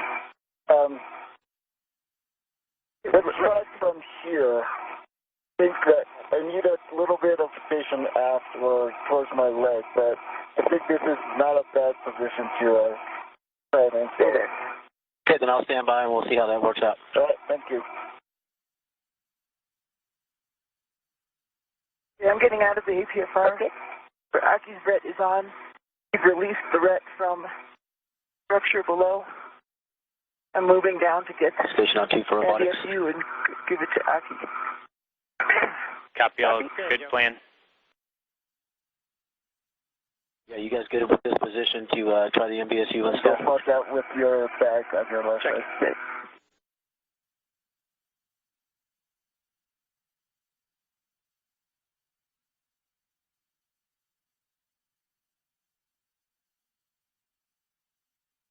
Clear? Clear.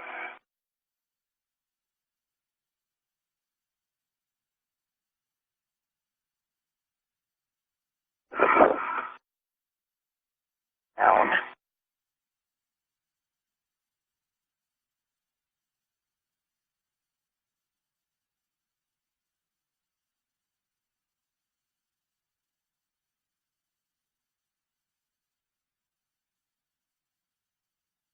Robotics Houston on to Joe. The current position's okay, but heads up, you should expect some cross motion if GCA is going to be needed. I'm trying to get it out from underneath it.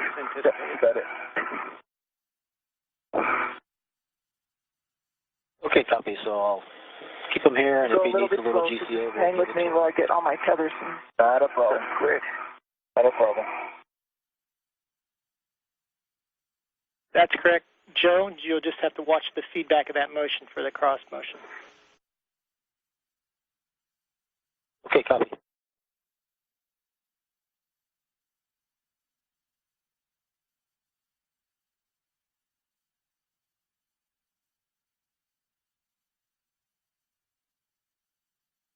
Okay.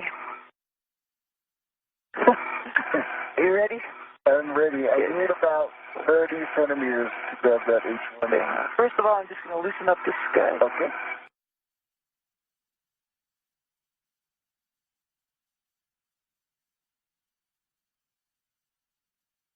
Honey, I can ask Joe to bring me closer.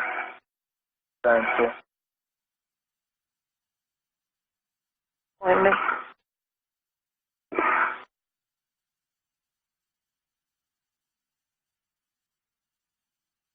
In position. I'm below it. It's better. And I won't hit it. I could lift it up towards you.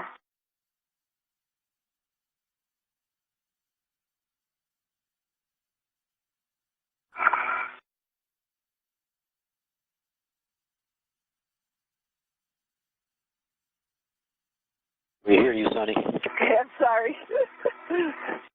I'm going slow. Just let you know. And so just so you guys know, the arm is still braked, but I can give you what you need when the time comes, so just let me know.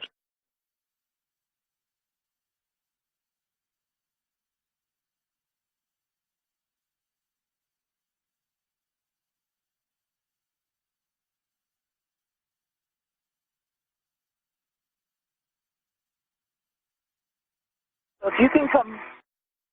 Towards you? Yeah, just toward me just a little bit. Okay, so Joe, I think I need your help. Let's go towards my head. Okay, give me a second to get in mode, and I'll let you know when we're ready. Gotcha.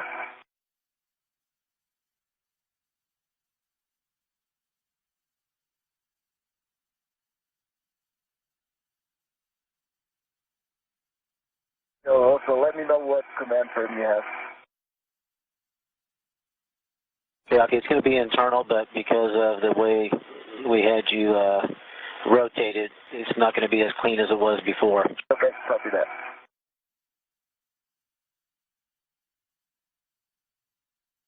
Not much.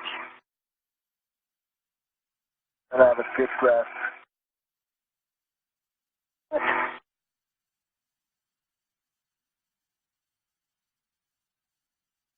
I could take this mud ball stack off and then I have an extra arm, extra length. That's a thought. How about that? Yeah. Okay, the arm is it's in manual, and okay, we are internal. Okay, copy. Let's go towards my head, 30 centimeters.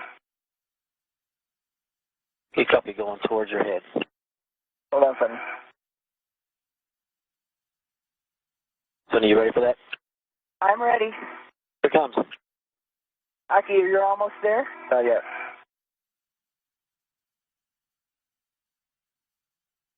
I could lift it up some more. The arm's in motion. Copy. Good motion.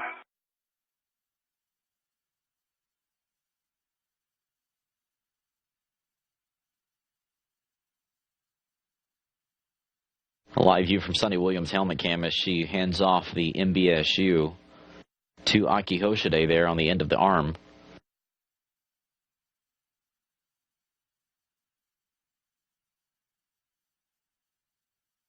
The clock is at 4 hours and 7 minutes and counting. You're close. All right. If you can stay there just for a second, I can give this to you. Okay, the arm is in position hold. Take off. All right, Sonny, I have your hands on the MBSU. Do? Yeah. Awesome. Okay. So I could get rid of the mutt ball sack. Yep. Yes, sir. Send it to me. Off to me. Okay. Got lean back. You're clear, Sonny. Yeah. Cool. Thank you. Yeah, I'm going to rotate it. Well done.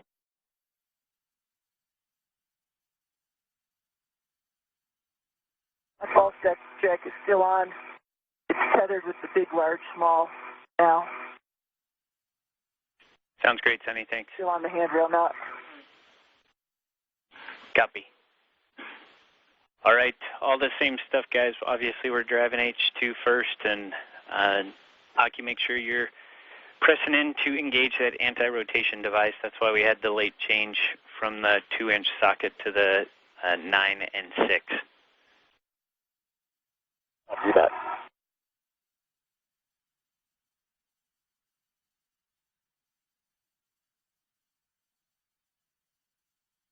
And Joe, let's go towards my feet. 0 centimeters. Yeah, copy that. I'm going to go towards your feet. And remember, when it comes time to install this, it won't be as clean as it was before with just that plus X. Okay, understood. Comes the motion towards your feet, and I show Sonny's clear.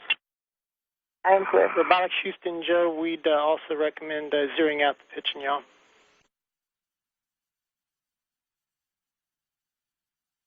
Do that again on 2?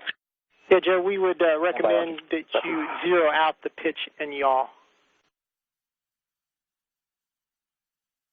That I take out the pitch and yaw? Is that what you're saying? Affirmative. So positive pitch, positive yaw? Good words.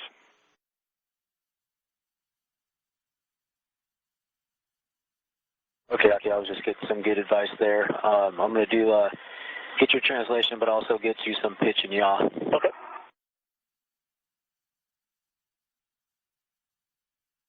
The arm's coming in motion. Copy.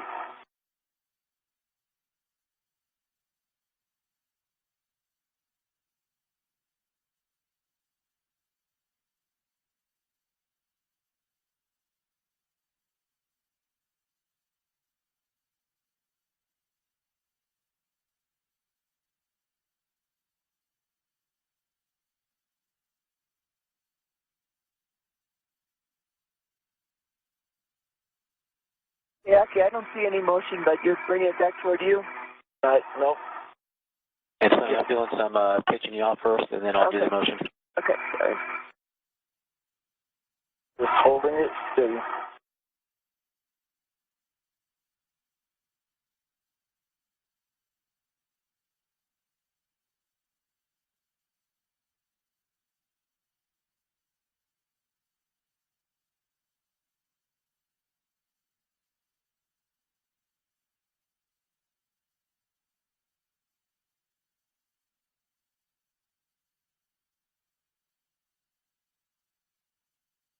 Coming towards me, and you're going to have to move it towards your feet. Right.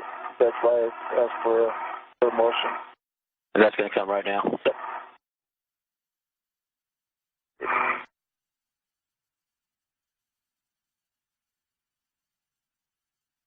Using additional G for robotics. You want me to go zero those out to pitch and yaw? Come on, real quick there. So that you have a better view of it. Yeah. And it needs to come a little bit more towards your feet, Bill. Right. Stop. You're about 1 foot away, and I just don't, you're too close to me. Okay. Go back toward those guides. And so they have stop motion until you guys get in a stable spot, and then I'll finish it up. Put your feet a little bit more, Aki. And it also has to yaw. Yeah, so the other way, the other way. Doing that right now, so. Yeah. Okay, so continue. It's good, everything's clear, and let me get the pitch and yaw cleaned up, and then I'll go ahead with the translation. Copy that. You can see the guides right now? Yeah, I can, but I know I'm higher than before, so that's why I'm asking for. All right. For this seat. So let's hold off and let Joe finish it. And while Joe's cleaning up the pitch and yaw, just 2 options for you guys, Sonny. You have the option of where you are or in the APFR, whatever's going to give you the most stability to dither and find that neutral position. So think about what will work best for you. Aki, on the ratchet wrench, you have the option of the 6-inch wobble, which is already on there, and the 9-inch. It's 6 of one, half dozen of the other. What is going to have the lowest side loads? It's probably going to be the 9-inch socket, but that also increases the length between you and the box. So think through which option you'd like to use while you're translating and moving on the arm. Okay, copy that. You said 9-inch will be less side loads? Say again, Aki. It's not a wobble. You say 9-inch will be less side loads? That's what we think, just because of the wobble socket is obviously it wobbles. So the 9-inch won't, and that may help us. Okay. Okay, Nucky, so if you guys are ready, I'm going to do the going towards Aki's feet. If you guys can just verify that the MBSU is clear of the guides. I'm watching it's clear of the guides by about a foot. Great, here it comes.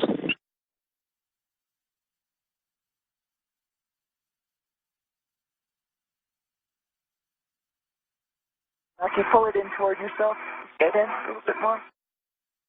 It's clear by a foot.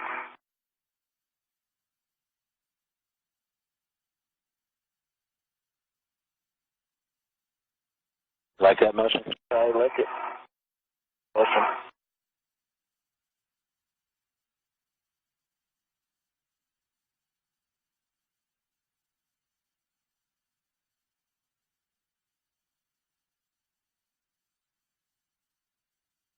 And stop motion. Okay, stop motion. Arm is position hold.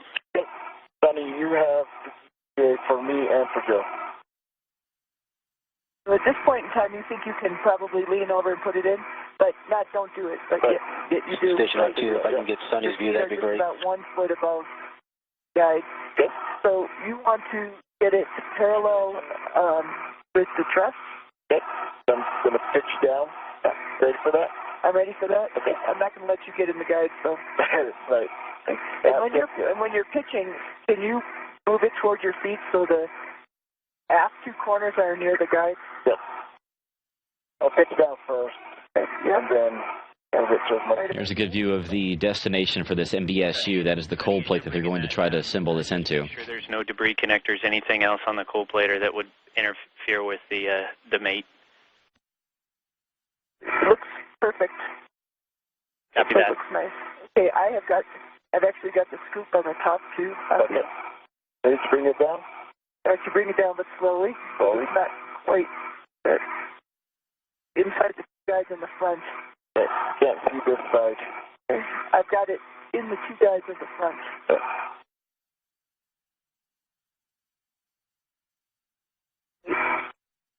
Nod a little bit, yeah. There we go.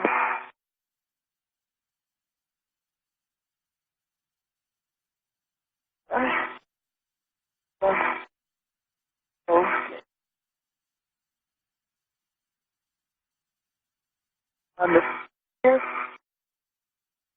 And once you guys are happy that it's in the guides, we could have Sonny just hold it and then zero the arm out and have him, Aki, go back to the H2 bolt position. Does that work for you? Yeah, sure.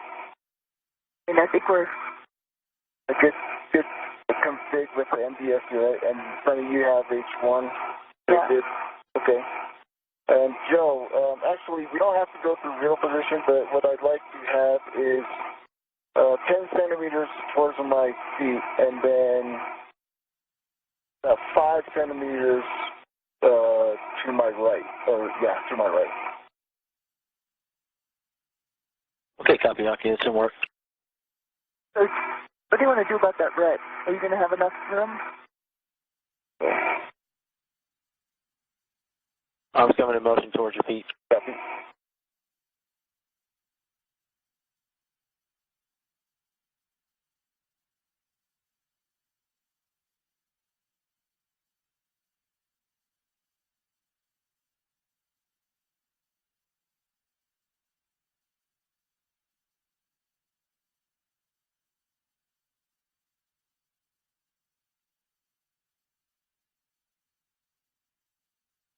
That's pretty good motion. It's coming. Very slow, very nice.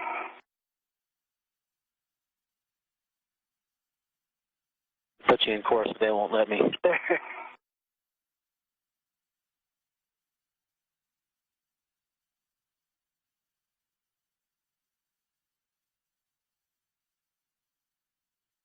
It's about what you asked for, but I can continue. Okay.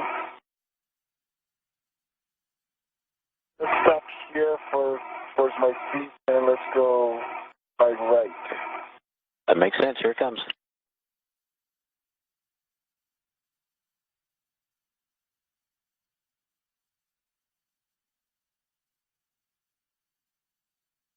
Keep moving.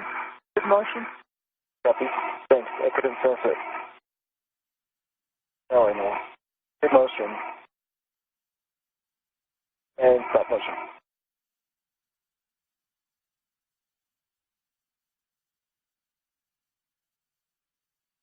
That's pretty close to zeroed out within, 5 to 10 centimeters. Cool. All right. I think this is good. So MGCA.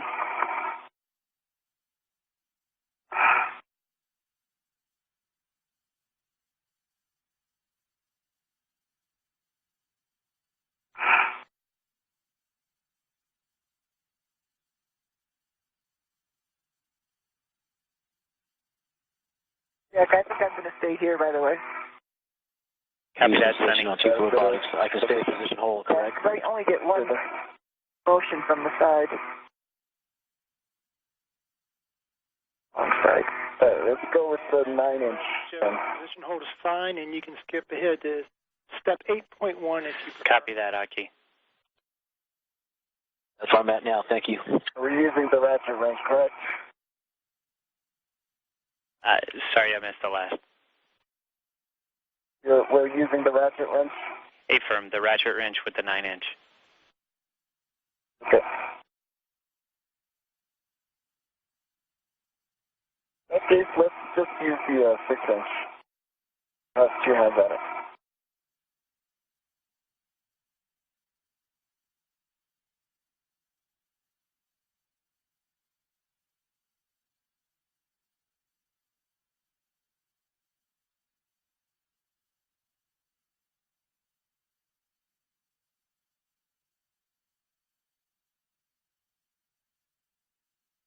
Great with that wobble. That's the only problem with that wobble. Okay.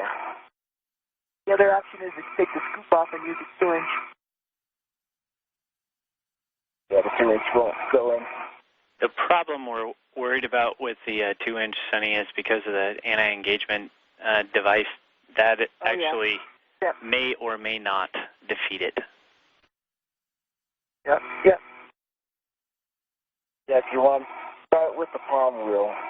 So Affirm.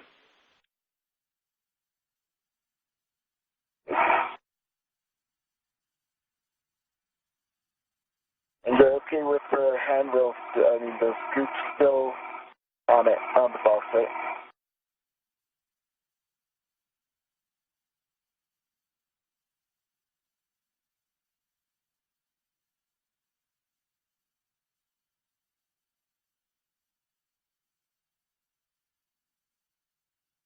Aki, before we do the socket, let's go ahead and take the scoops off. There's some concern that just having the scoops on there may impart loads that we don't want.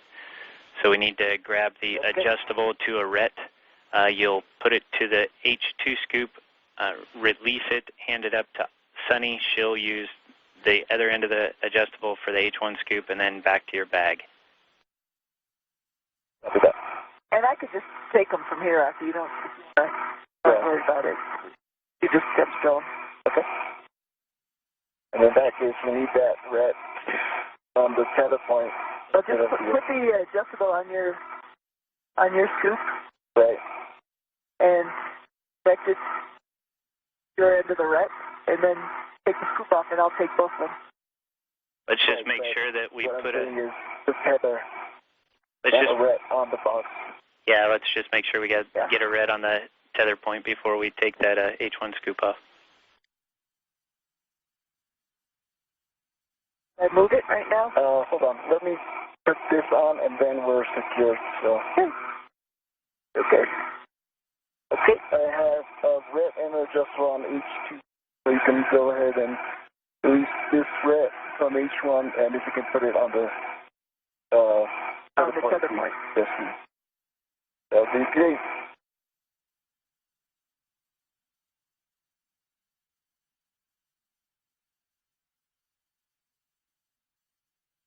Thank you. With that, so Jack, I have a ret to the tether point of the MBSU. I'm going to remove the screw from H2. Hey, firm. Okay.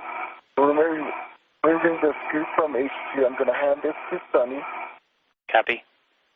Sunny, if you use the other end, grab the H1 scoop, and then you can either just let it go back to Aki, and he can temp stow it in his bag.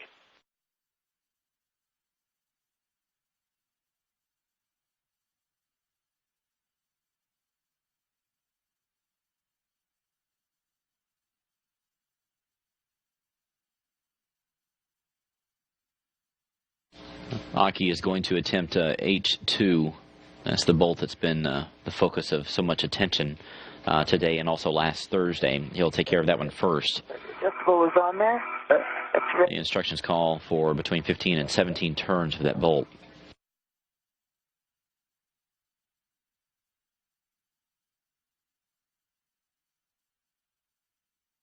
Ready. All right. It's on? Got it. Got it. Thank you. Going back to my black bag.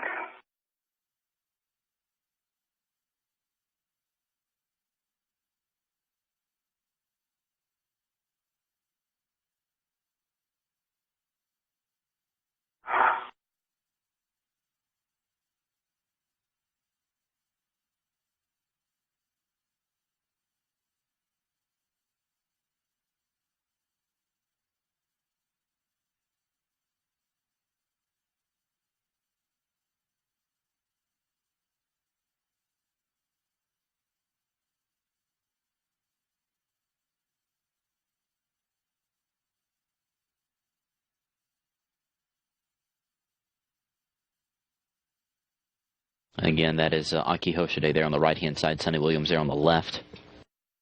Aki is up near the H2 bolt, Sonny's down near the H1 bolt. Adjustable and the ret is in my crew lock bag. Nicely done, Aki. All right, time up. Time for the ratchet wrench. Once he starts turning that H2 bolt. All the reminders, we're going to be dithering. You want to go on straight, especially at the start. You need to push fairly firmly on the H2 side to get the bolt started. We're expecting some resistance at around 5 turns and again at around 10 turns. And we want to make sure that we reserve the strength we need to get this box off if we need to. Okay.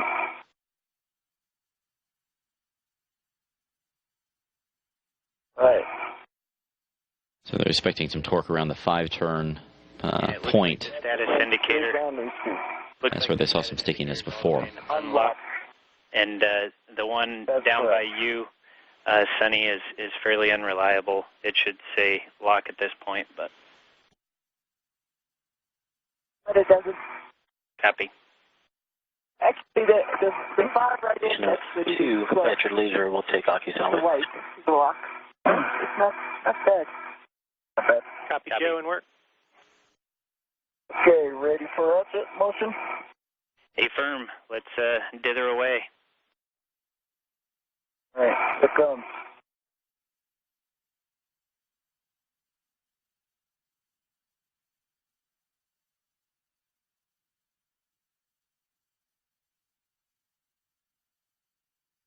And Aki, you won't need that adjustable on the palm wheel while you're turning it. It's considered secure. Just watch that center button. Yes, agreed. All right.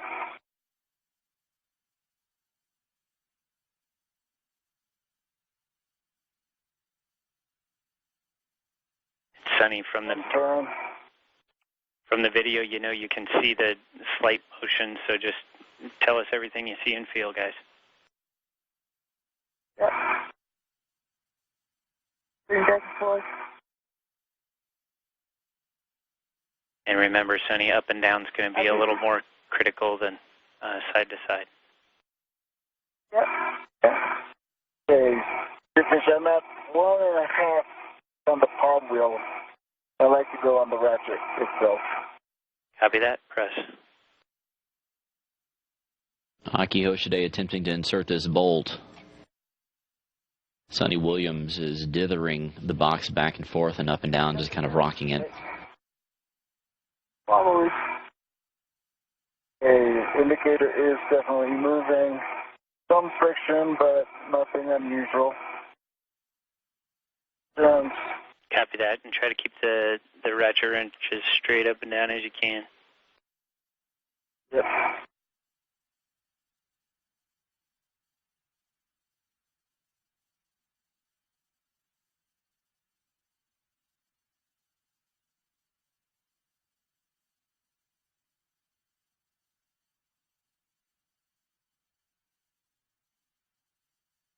Turns.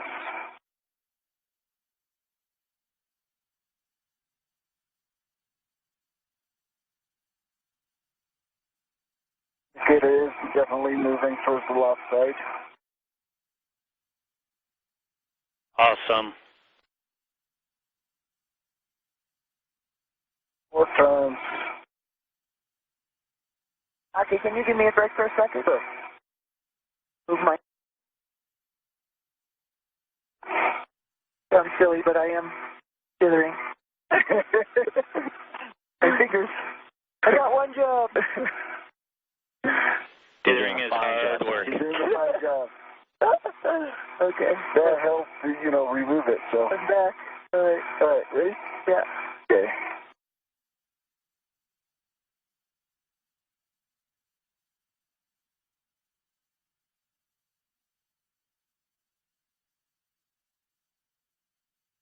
It's dithering less.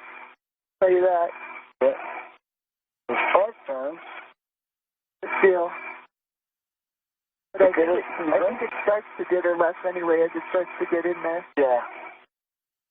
Good.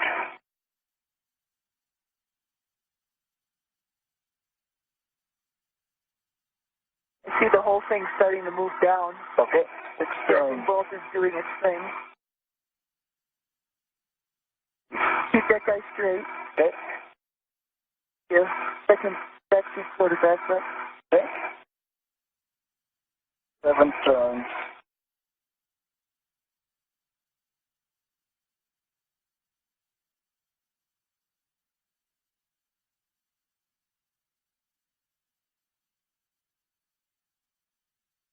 Okay, 8 turns, and I see the indicator in the middle.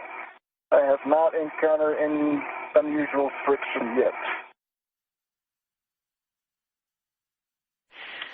My left hand just fell asleep because my fingers are crossed too long. We're holding our breath. Good job.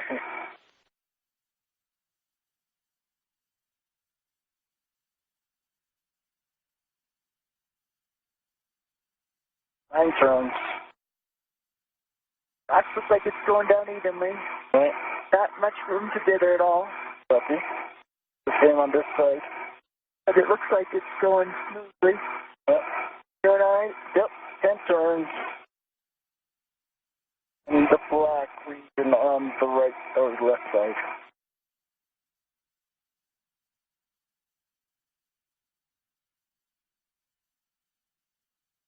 Eleven turns. Yeah, I can see the indicator moving on this side too. And we'll be losing video here shortly, so we'll be dependent on you guys to tell us everything you see. And 12 turns, a little increase in friction, but still okay with the ratchet. And that's to be expected, Aki. We're looking at 12 turns. You're just getting on the electrical connectors, so that's to be expected. Okay. Copy that. Yep. Before I thought. Coming up on a handover. See you on the other side. Copy.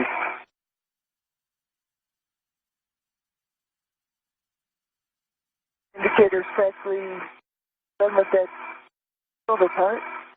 13.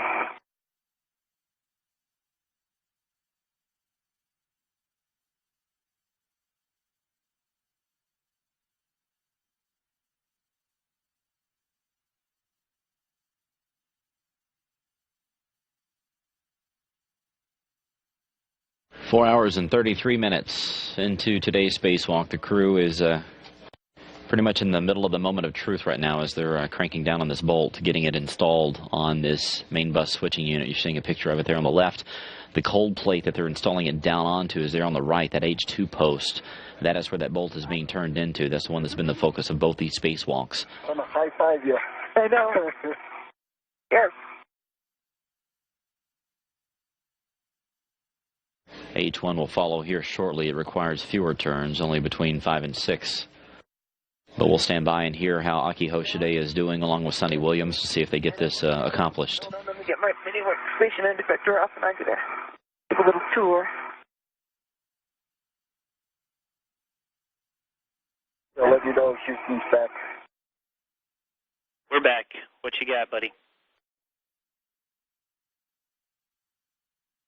Hey.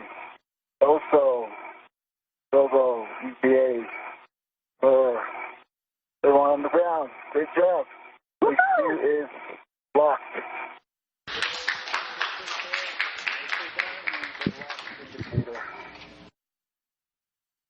All right, buddy. That is a little. Awesome. That is a little slice of awesome pie. What we're going to do now is stow the ratchet wrench, and we're going to get your PGT. Actually, let's get Sunny's PGT if she's available and close by because she already has the socket on it. And then let me know when you're ready for the settings. We'll do the official torque for all the folks on the ground. All right. Cool. I'll have it to you in just a minute. All right. So again, 4 hours and 35 minutes into today's spacewalk, the main bus switching unit is locked in place, which of course is good news and resulted in an applause here inside the room. I think we're going to call it the Dave Wolf Wiggle Dither.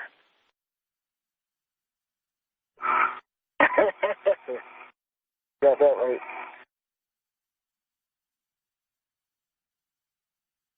Right. As the procedure say, I'm going to loan it to you. Okay, I will. You can borrow for a little while, but you need to give it back. All right, Jack. PGT settings, please. Yes, sir. It's Alpha 6, clockwise 2, and don't charge him too much interest, Sonny. I won't. All right, Alpha 6, clockwise 2 is your Cal. Let me get a little closer to you. Copy, buddy. We're looking to just put that on the bolt, drive it one turn, and read us the torque. Okay, so Alpha 6, clockwise 2 is set. That's good. You're good to drive one turn. Let us know the torque. One turn, copy that.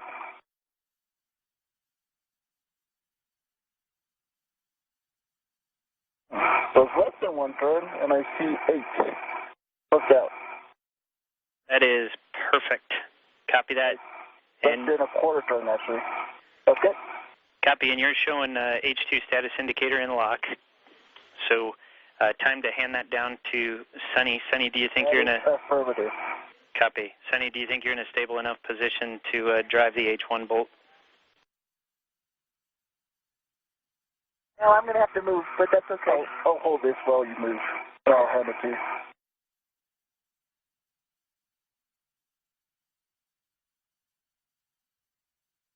I just don't know if I'm going to go too far. I can be in a stable position in a minute. What's the torque and settings on that one? It's going to be the same thing, Sunny. So alpha 6, clockwise 2. Same ones that Aki had.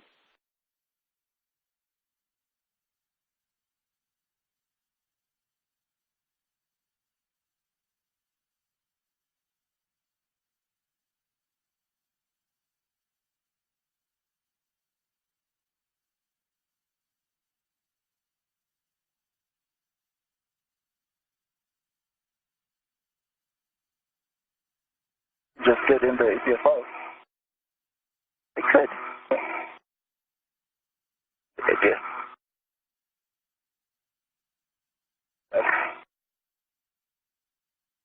And keep it...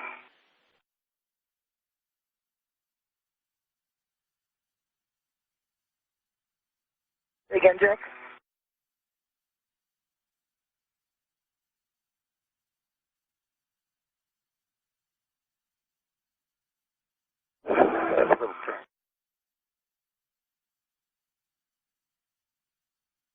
Hey, you two, as you're getting ready for that bolt, just do a little mental inventory and see how much gas is left in the tank. We're trying to decide where to send you from here. You're at about 4.5 hours.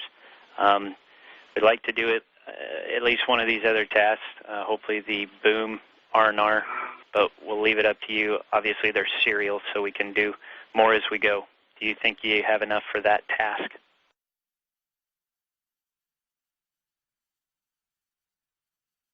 Yes. You. Press. Copy, press. Let me know when you're... Alpha 6? Alpha 6, clockwise 2, Sunny, and we're looking for 5 to 6 turns.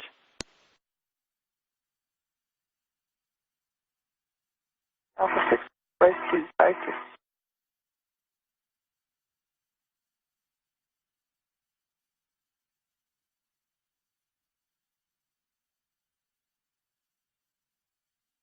So again, the MBSU, the H2 bolt, which has been the topic of so much discussion, so much effort, and so much focus over the last several days, has been successfully locked down in place. The MBSU is down on the cold plate. They're just finishing up driving the H1 bolt that Sonny Williams is taking care of. You have a green light, right? I have a green light. The lock indicator just moved as I started moving around the wobble. That copy? And you said it is showing locked, and how many turns again? I'm sorry, you were stepped on. Just 2.5 and 8 on the torque, but the lock indicator jumps toward lock. It's not at lock. The end, the small end, is just to the right of the unlock. I mean, I could try it again because it seems like it stopped and then wasn't that hard. Try it again. Copy that, Sonny, and we're trying to get a higher torque approved for you. Stand by for just a second.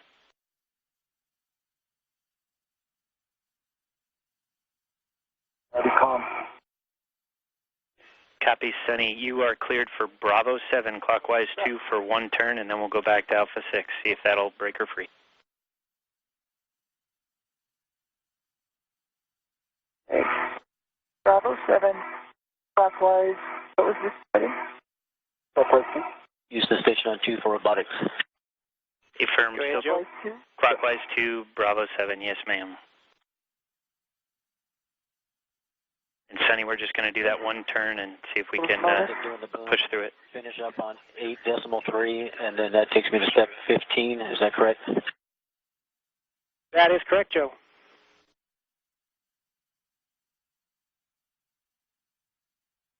Thank you.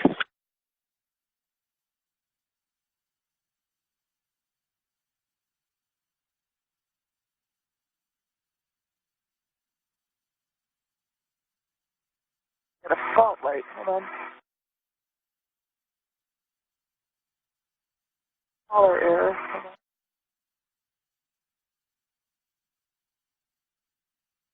Yeah, just double check the settings, Sonny. Bravo 7, clockwise 2. We'll try her again. Yep. Bravo 7, clockwise 2. Yeah, I moved the clockwise between 2 and 3. I was resetting. That's the error. Copy that.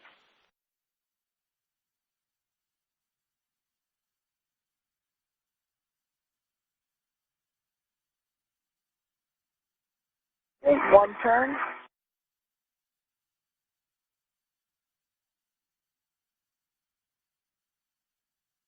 Only at, like, of course, 1.2 on the torque. Copy that, Can Sonny. you go back? Yes, ma'am. If you could go back to Alpha 6, that would be divine. Okay.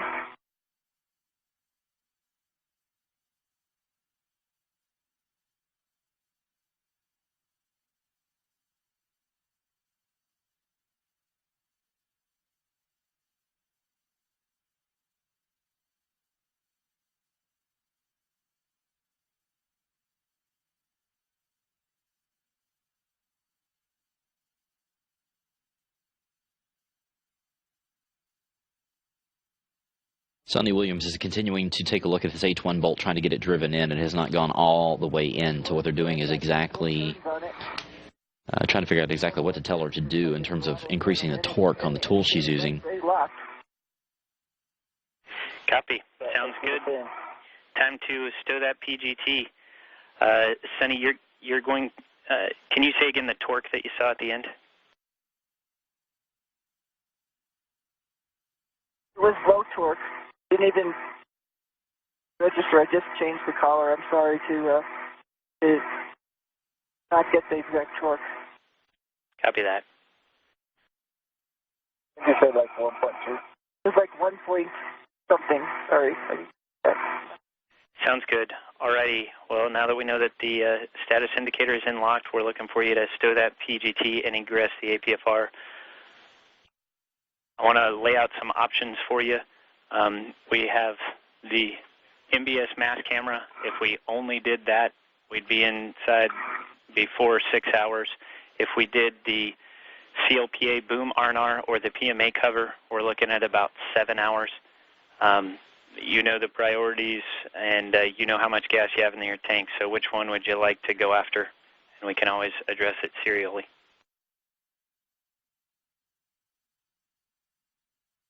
I'm good. So the boom camera, right? Copy that. And do the mass while you're getting the bag. And or you can, well, yeah, we could start with the mast if you want to, and then keep moving. Mast, boom. Copy that. If you guys make that decision, we could do, I think, probably at least one of them, probably two. Hey, Sonny, could you do me a favor? Certainly, Brett. Yeah. I got some room. Copy. So you guys are okay if we?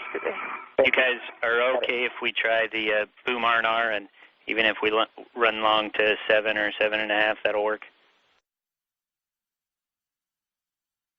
That'll work. That'll work. Copy work. Sonny, next up for you, and Aki will get. Aki, you're going to be getting out of the APFR. Sonny, you're going to be doing a crew lock bag inventory, and I have some settings for you to reconfigure the APFR and WIF 22 for Aki, so let me know when you're ready for those. And Aki, stand by before you egress. I need to get the brakes on. Okay, copy. And so, Jack, sorry, So, are we doing the mass camera or not? Affirm, sir. According to CLTA bag. Okay. So if we are going to do the mass camera, I think I stay on the arm, correct?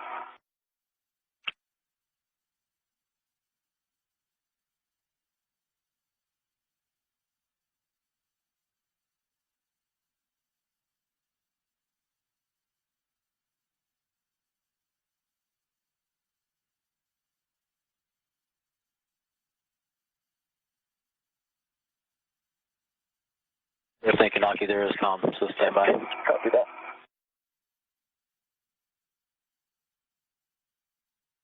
Good to have someone inside who knows when dawn is available or not. I got you, brother. And Aki, just to make sure that we're crystal clear, we're skipping that MBS mass camera because we don't want to push it too long. If we do get another get ahead, it would be the PMA cover at the end. So that's why you're getting out of the arm, and we're going after the boom R&R right now.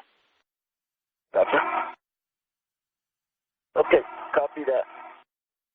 Jack, let's talk about inventory real quick. Got a chance? And just real quick, Aki, is this a good spot for you to egress the APFR? And if so, I'll put the brakes on. So the next task for the crew that they're going to move on to is going to be the removal and replacement of this camera that's on the station's arm that you see here. That is the next highest priority.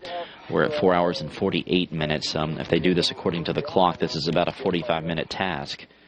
Of course, it could go a bit further than a bit quicker.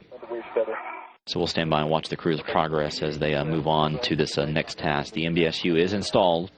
Sounds good. The next major test for that will be an aliveness test that the ground team here in Houston will do to make sure that it is communicating properly and accepting power. 6 inch first.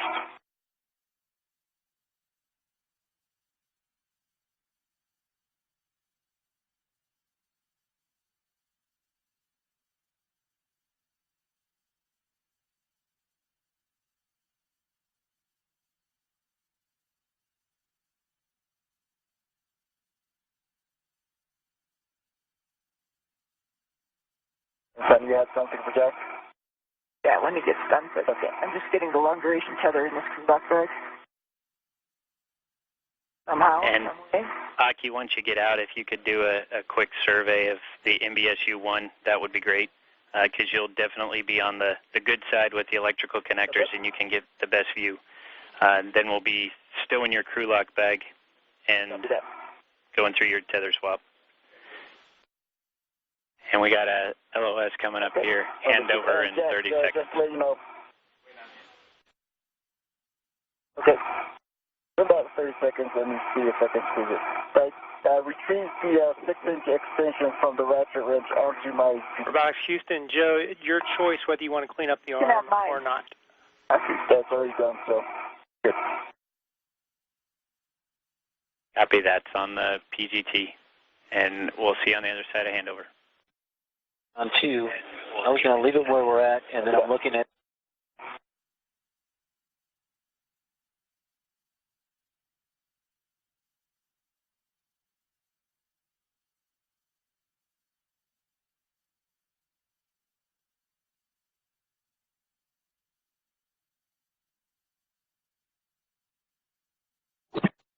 This needs to come on with me. So, that is scooped in that bag, so we're good. All I need is the whiff extender on the way back. Hey, Robotic Houston, sorry, Joe, we're back with you after I think I can give you my see your last again. crew lock bag. In looking at this, maybe when I get the arm back in mode, I'll just get everything sweetened up, just a little bit of X, Y, Z, and a little bit of the roll, try to zero it out, and then I'll work step 15 as written. And Sonny and Aki, if you guys could give Joe, us we a concur call with when all, you're and clear roll is the going to be most MBSU, important. we'll try to get this thing powered up. Okay. Copy that. I'll zero everything out and do step 15. And I think we also need to pick up the muffles with that. Yeah. It's ready to go. All right. Had it all ready. And guys, the plan will be basically, Aki, you're going to stow your bag on 3484 or 3487, I'm sorry, and then we can get the mutt ball stack mutt later. Sonny, we're looking for you to take your crew lock bag back to the airlock, and we're going to swap it out for the CLPA bag. Okay.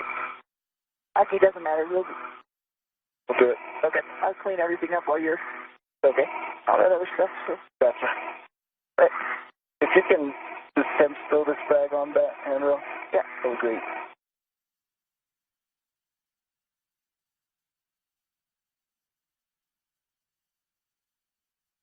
Crazy moon.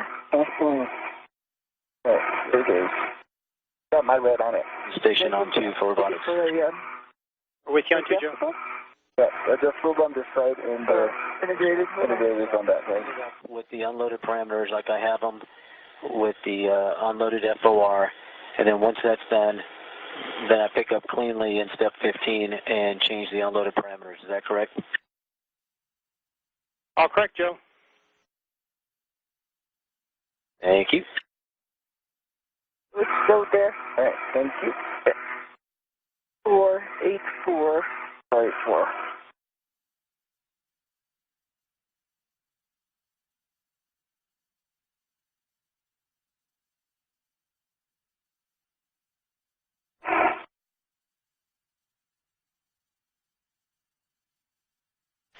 Okay, Sonny, let me know when you're ready for an inventory, and Aki, let me know when you're ready to talk through your tether swap steps. I'm ready. How about if I'm ready for an inventory? And Sonny, what would be easier, to have me read it off and you check it as you go, or vice versa? Read it. Copy. You should have a crew lock bag, one additional adjustable on the outside. You should have a small ret to an adjustable that goes outside the bag to the grease gun and the long wrench. I do? On an I do. Copy. Internal D-ring to the long duration tie-down tether. The long duration tie-down tether, I have it actually connected to an external D-ring, and then I put everything inside. Copy that. Difficult to find a D-ring in there. On an internal ret, you should have the wipe caddy. And on the wipe caddy, there should be a ret going to the toothbrush tool that's inside a wipe. Yes. A ret going to the Acme bolt tool inside a wipe. And then 4 other wipes. Next up, you should have an internal ret to the connector cleaner tool that has an additional ret with pip pin to 2 cartridges. Yes. And then an internal ret to the GP caddy with the 2 cartridges. Yes. And real quick, can we get a glove check from both of you?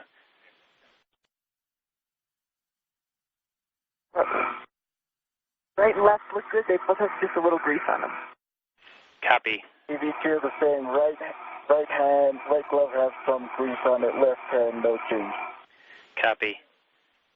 Sonny, while Aki's doing the tether swap, we'd like you to change the settings on WIF22 APFR so he can just get in. Let me know when you're ready for those settings. Okay, we'll do the last 3 first, and then we'll do the clocking last. I'd like you to go Hotel, Fox 4. Keep in mind when you go Hotel, that back end will get close to MBSU 4.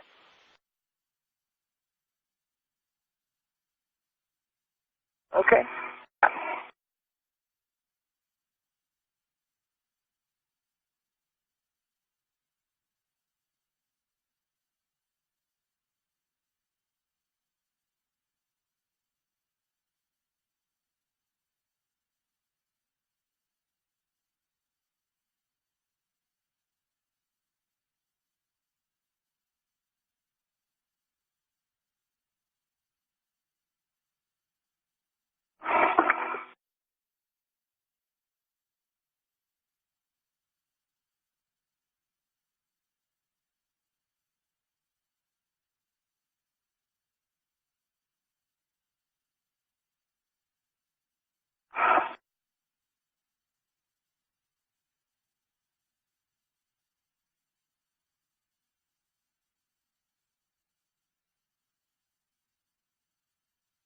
Hey, just giving you some heads up, Joe may be moving the arm here shortly to set up for the APFR removal, and then subsequently the boom camera R&R.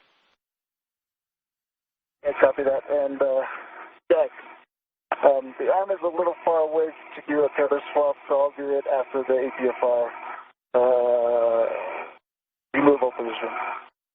Copy that. Sonny, if you have the last three settings, we're just looking for a clocking of 5. Once that's set, you can head back to the airlock and let us know if you need any more. But with that, Joe, you'll have the comm. Wait, hold on a second. Hotel, then the last two one more time. Fox 4, and the clocking is 5. Okay. That's 4, 7.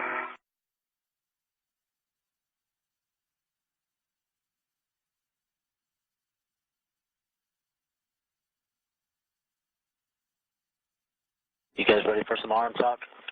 Ready. Joe. Okay, Aki, what I'm going to have to do is I'm going to get the arm into manual. I'm going to sweeten up our position and reload our unloaded parameters and then take it over for the APFR egress position. So it might take a few minutes in between, but we'll be there shortly. All right.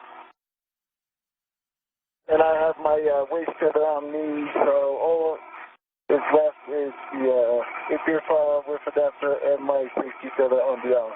Other than that, you're clear. Perfect. I'll let you know before we start motion.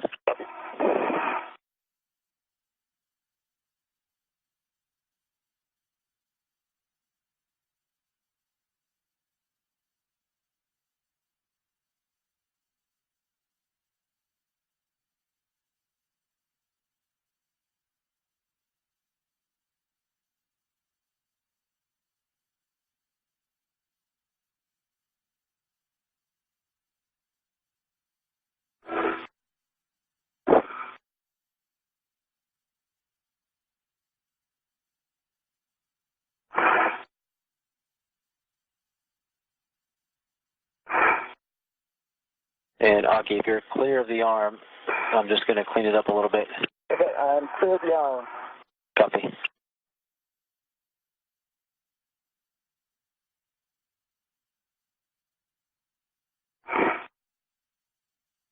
Black on black, good full test. Copy, Sonny. Yep. And Sonny, you can head back to the airlock.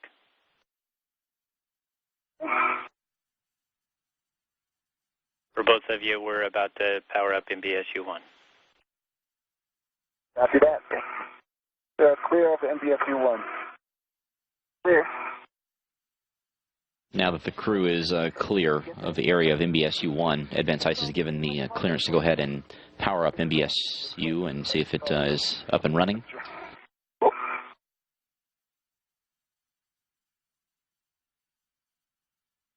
The crew, which is Sonny Williams there on the left with the red stripes and Aki Hoshide there on the right, are now. And you just heard the applause. The board at the front of the room just went from red to clear, which means that MBSU is up and running and alive, which of course is good news. So 5 hours into today's spacewalk, the MBSU is successfully installed and is back up and running.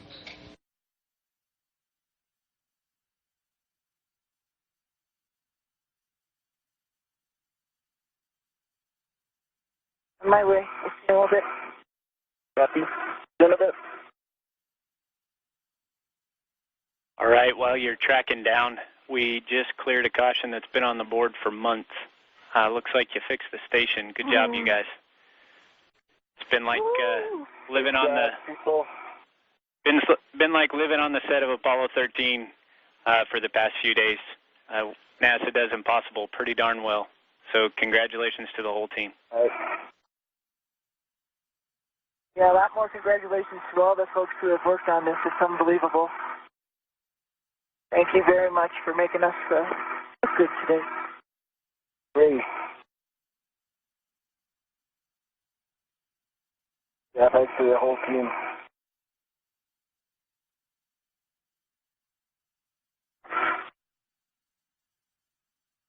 Jack, while I'm waiting for Joe, I'm going to pick up my green tether just halfway through my 50 tether swap if that's okay. That sounds great. You're going to be putting your green hook from 3490 to your red IRCM, and go ahead and lock it. Copy. Copy that.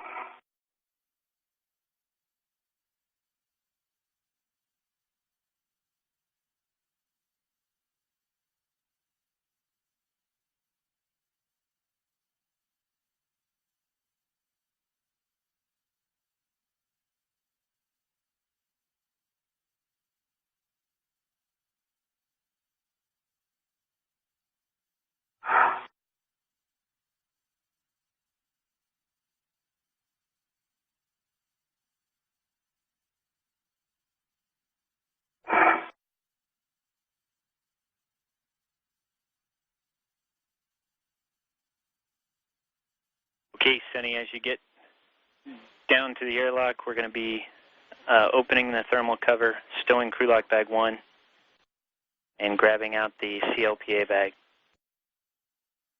Okay. I'm at the crew lock.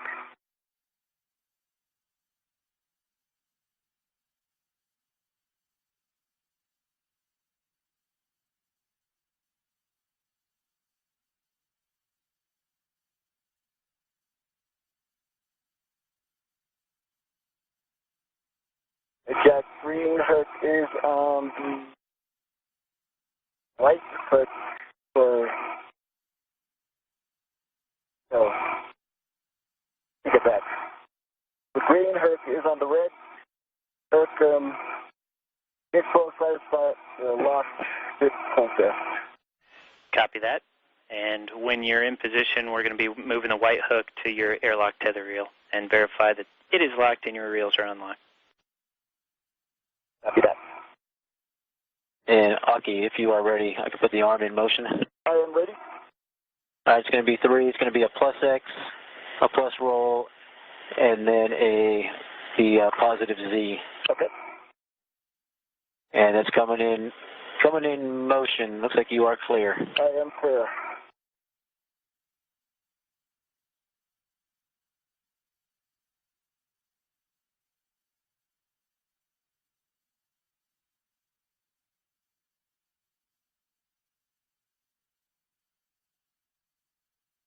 Okay, I'm doing plus X, so it's coming your way. Copy. And you got good clearance on the boot plate? I have good clearance. Okay, if you can watch that for me, because my visual's not good. Here it comes. Good job.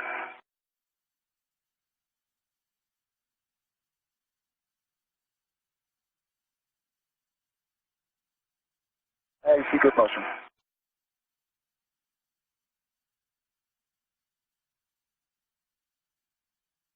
Okay.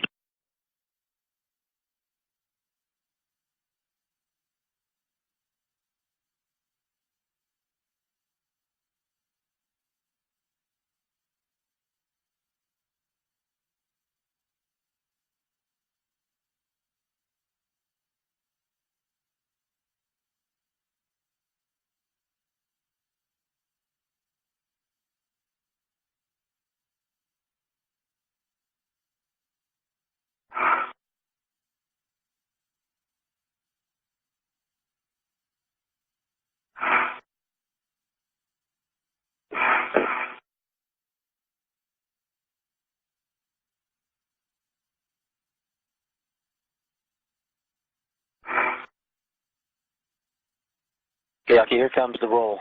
Copy.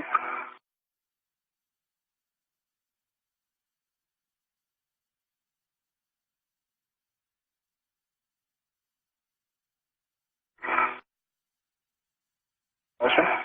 Copy, good motion.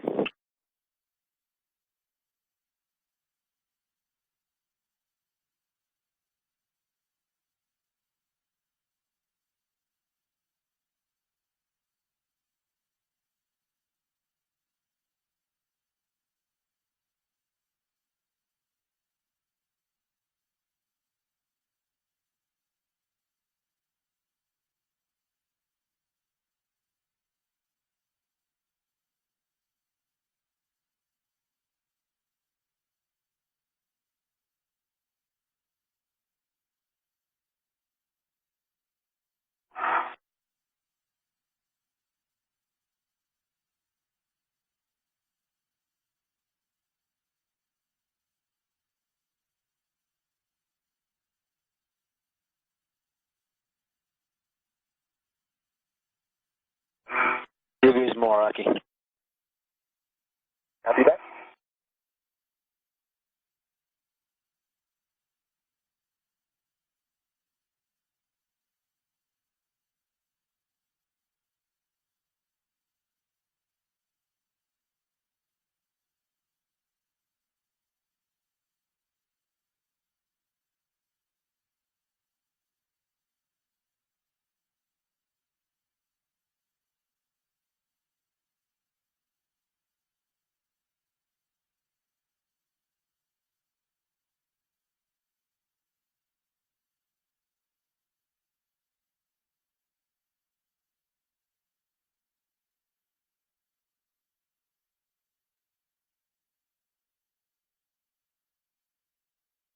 And Aki, here comes the nadir.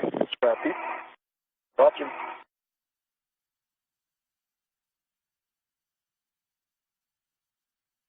And Sunny, once you're out and the thermal cover's closed, can you give us a quick safer handle check? Certainly. By the way, it's closed. I mean, the paddles are out. It's full check. You want to interrupt. Copy all, thanks. Departure meter. And Aki, I'll go to publish, and we'll see how you like it. Copy that.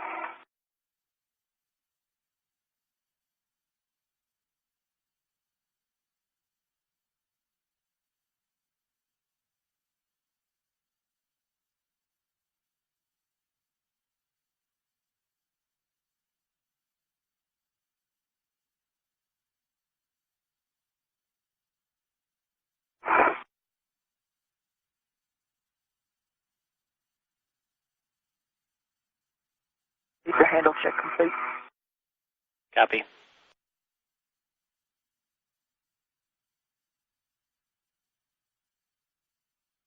Half a meter to go. Copy.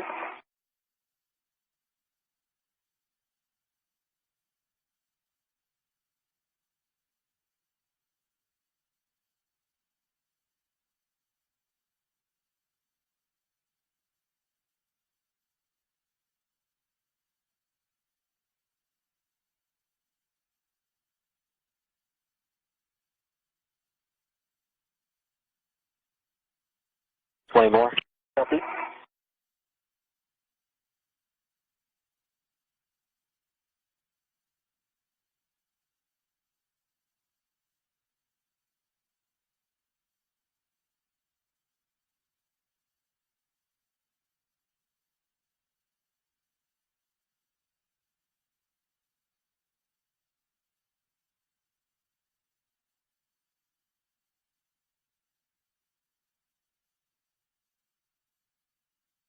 Motion. Copy, stop in motion. Depressurization is good. Depressurization, MGC. Okay, I'm going to call that GC complete, and the brakes are coming on. Okay, as Sunny comes And up, you, the seated cart will finish off your tether swap. you got to go for it. You got to go for APFR removal. Copy. Check. Sorry, Joe. Okay, Aki, we'll finish off your tether swap, and then if you'd like, you could take the APFR out and hand it to Sunny, and she could take it down to the starboard SETA cart with 2. Okay.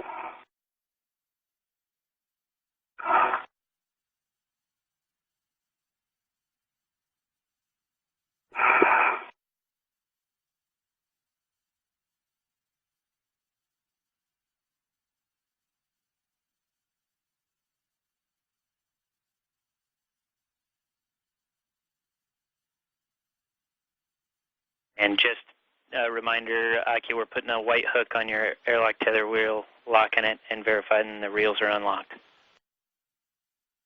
Yep. So white hook is on my airlock system. It's closed by the rocket system test, and both tether wheels are unlocked.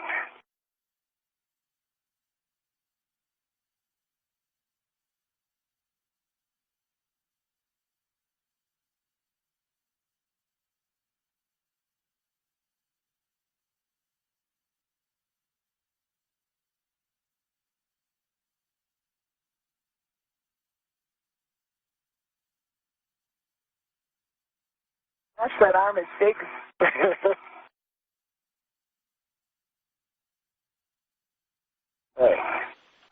And basically, if we could hand the APFR, once you take that out, down to Sunny, throw a ret on it, and then we're going to be stowing it in that CETA cart that you're sitting on.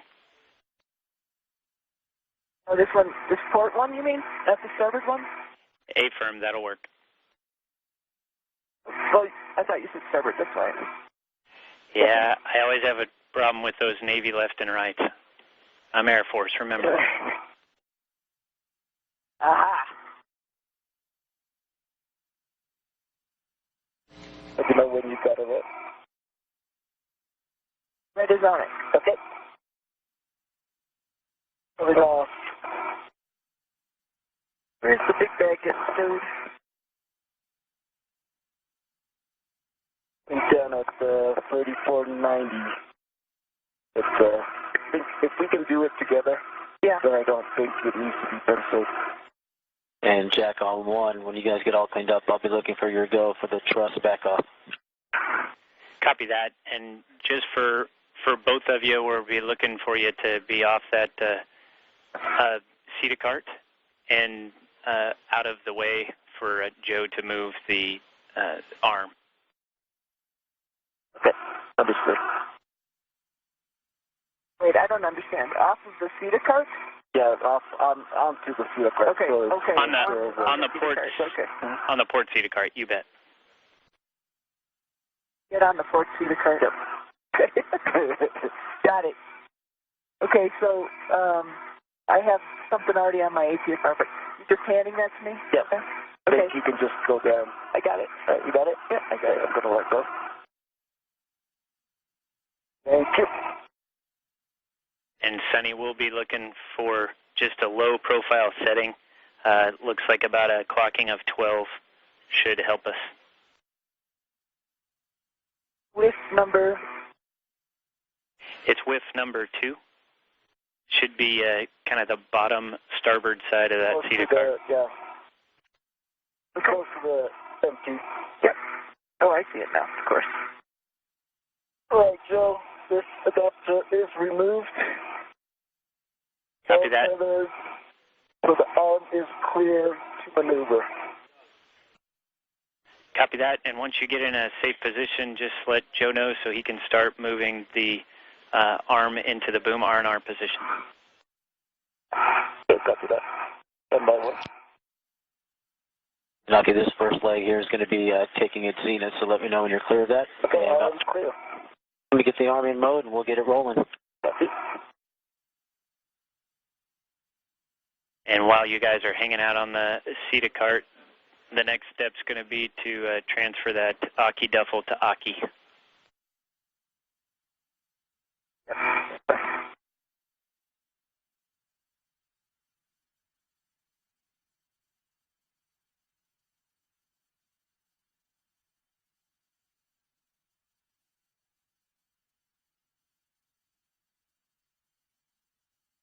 It's on your right side. Okay. Copy. I see your tether right there. Trying to figure out how I want to put this APFR so I out of here. It's going to be right in our way getting out of here, getting home. That's right.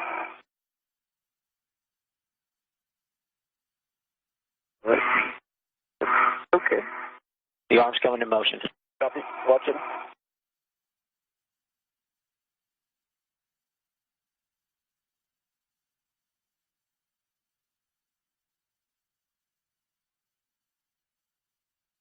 Motion. Copy.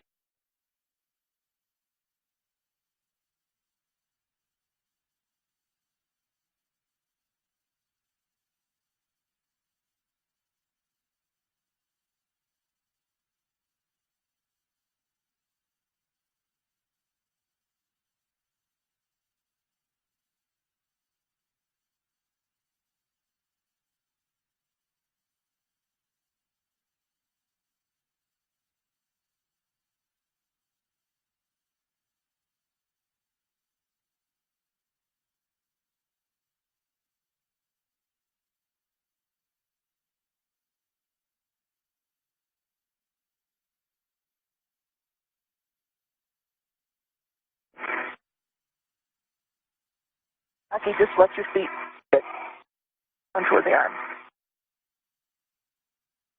Don't kick my arm. He's got big guns, watch out. Big guns.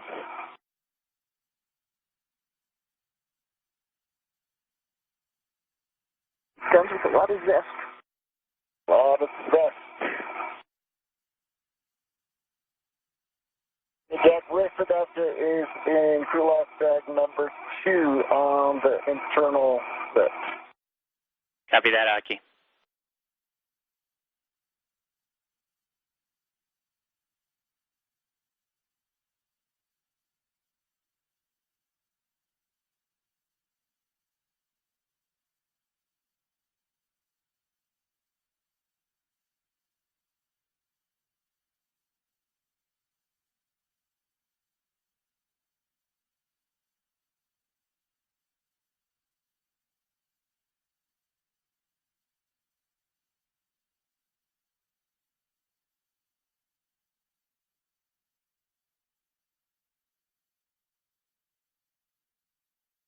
And Sonny Naki, I'm plugging in the joint OCAS. Copy.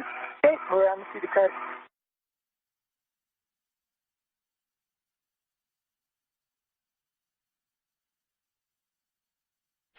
And guys, just think through, our plan is to have that bag on Aki's BRT and him do all of it from the BRT position. But since there's 2 of you there, and obviously you're familiar with this work site, you can also think about handing it back and forth. So just look at the work site and see what you think is going to work best for you.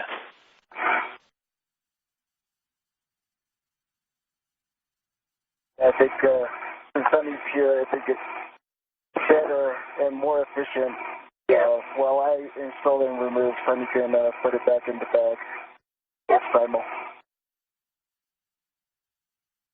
Yeah, we had talked about that. I think that would be, since I'm here, I might as well just help out.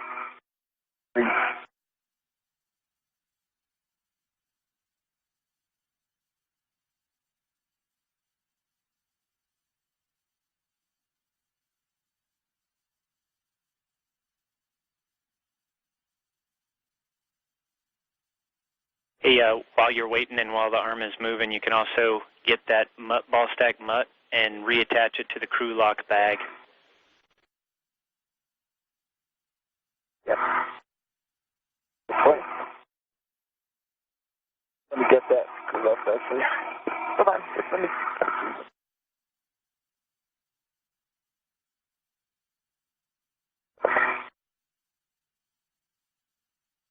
Robotics Houston on Station 2. on 2, you like the numbers? We do like the numbers, Joe, and we noticed that the port 1 lower outboard was blooming a little bit. You can also choose either gen cameras or the base elbow to replace that. Give that for you. Great, thank you. Push it this way.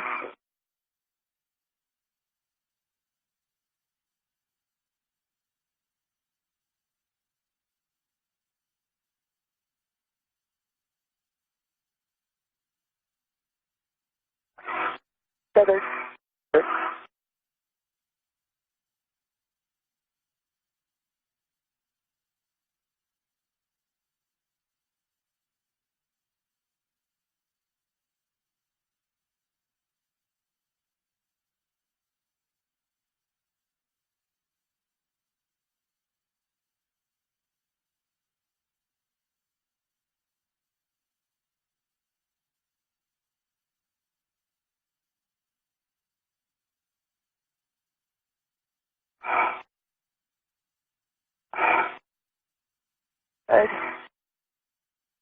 Good.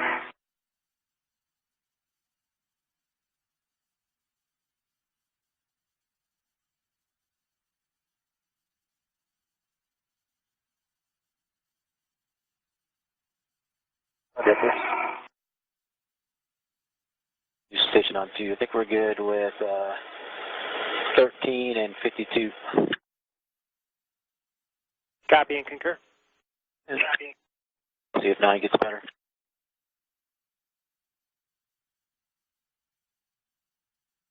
And Sonny Naki, the arm is going to come in motion.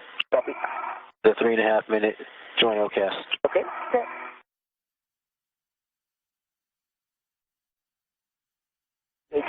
Yeah, mutt full stack. Mutt is on the crew lock bag with 2 tethers and a ret. 2 wire ties and a red. Copy that, Aki. What did I say? Good. All there, ready to rock. Go home.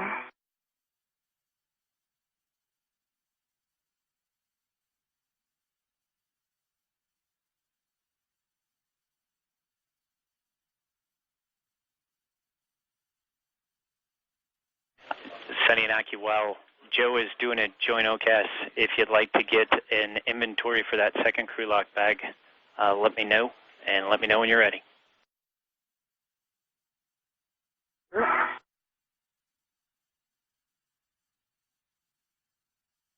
All right. Ready? And same method, I'll just read them off. Yep.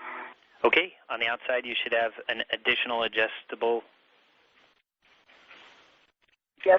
You should also have a large small ret that goes to the mutt ball stack mutt. Yes. On the internal ret you should have the socket caddy. It's going to have the wire brush. It's going to have the wire brush tool, a 2-inch socket, and a 9-inch socket. Yes.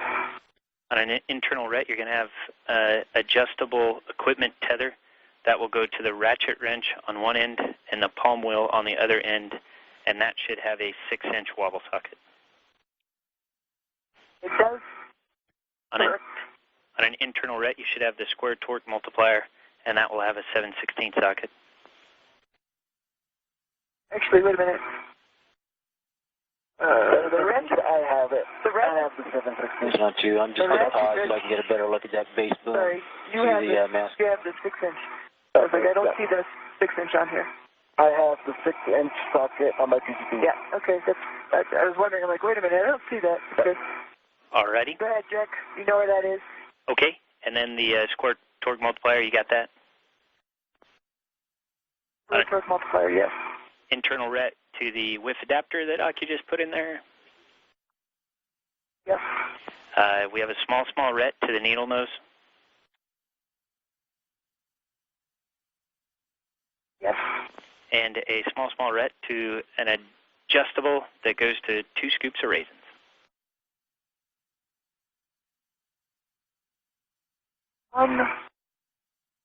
Yes.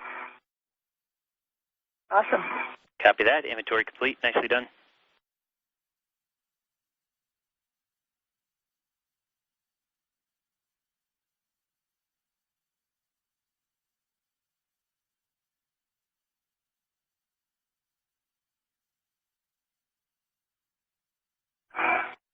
So check out that APFR when you leave here, Aki, because it's a new piece of equipment. Okay. I put it sort of low profile as much as I think I could.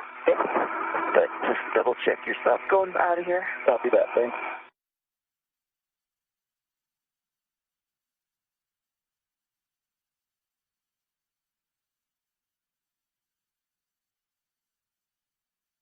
That's just so that I can check that I didn't trump the setting for the APFR on bit 22. Copy that. And Sonny, you might be able to see the clocking from where you are. We're looking for a clocking of 5. And Aki, just let me know when you're ready for the other settings. Ready? 5 confirmed. Clocking of 5, I see. Aki, when you get in that APFR, take a picture of that MBSU. Okay. Yeah. I'm trying to get one from here, but I'm too close with my friends. We need proof. Yeah. Jack, ready for the other settings? APFR? You bet, buddy. It's Hotel, Foxtrot 4. Hotel, Foxtrot 4. In your visor. Yeah. We are now 5 hours and 26 minutes into today's spacewalk, approaching the 5.5-hour mark. Cool. Crew's doing well. They're continuing on. Awesome. Also got an update a few minutes ago from the Spartan officer here inside Mission Control. That is one of the console positions that stands for Station Power Articulation, Thermal, and Analysis. Those guys basically handle all the different power systems and the thermal systems on board the station. They reported to Ed Van Sice, the flight director, that they're continuing to see good power, good voltage right down the line from MBSU 1. So it looks as if it is healthy and back up and running as expected. What they will do over the next 24 hours or so is continue to remove the jumpers and other items they put into place to pull systems off of that MBSU number 1, and will put its full load back onto it, onto those 2 power channels. And that will mean that it's back up and running successfully, but it is showing good positive behavior. So all this work that the crew and the ground teams have put into this over these 2 spacewalks is paying off. Cameras configured, and we'll get ready for that single joint here in a second. All right.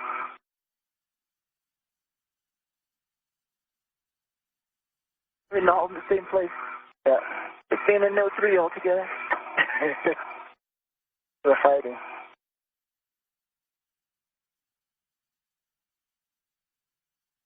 All right. See what's behind you that I want to get a picture of? Uh-huh.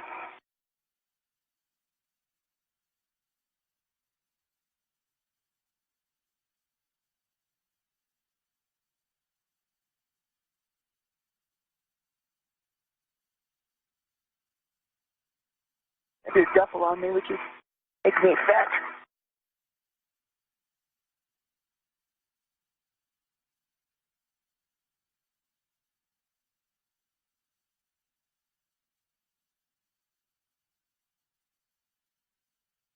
Can move away too. I'm trying to.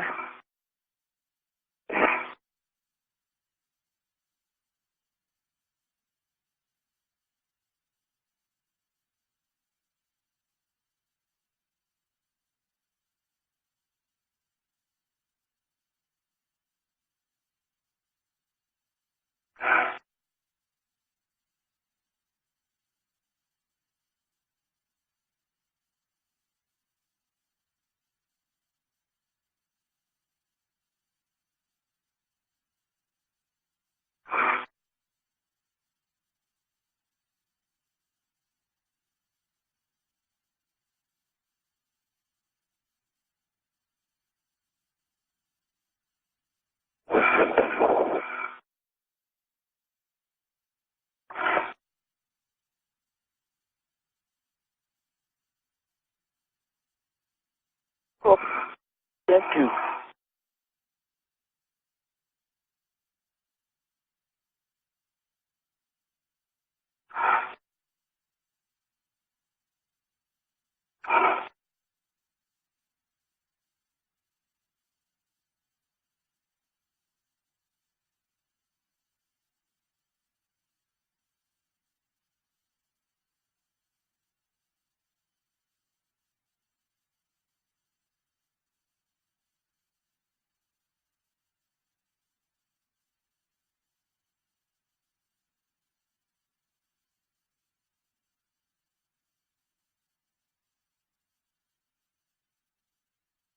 Look this way.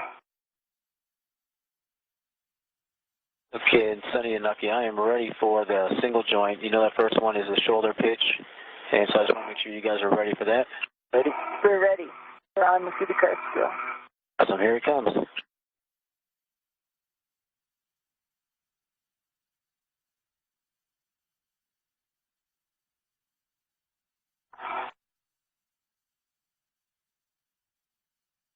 It's pretty.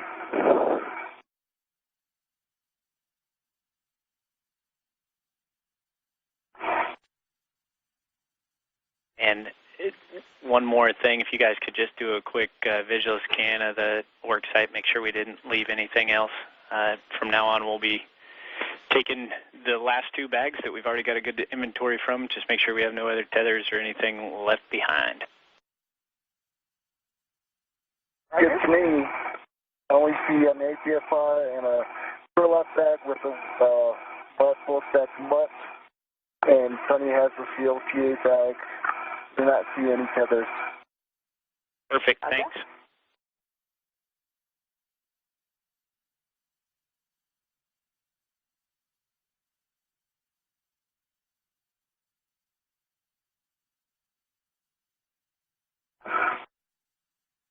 We're hamming now for a couple seconds. Bear with us.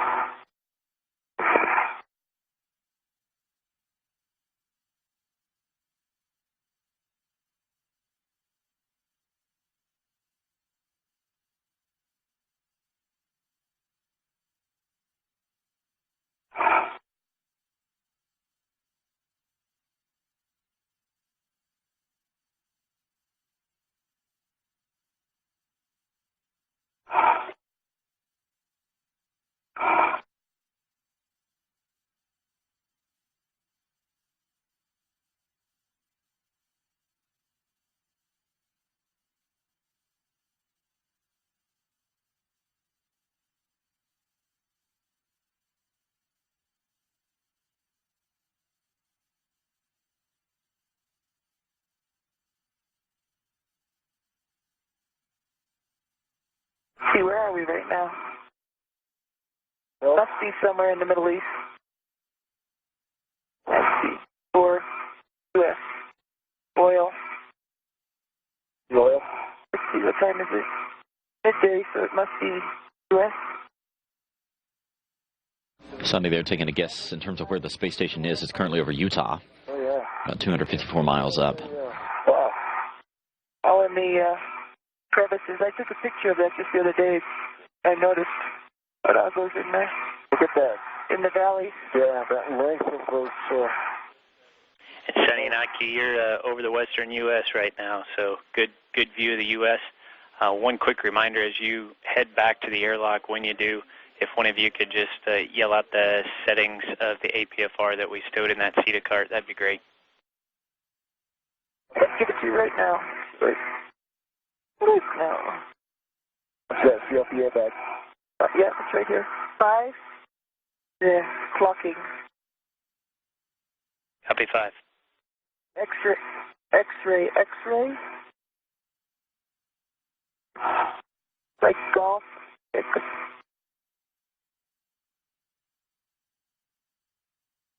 I think you said X-ray, X-ray, Golf 6.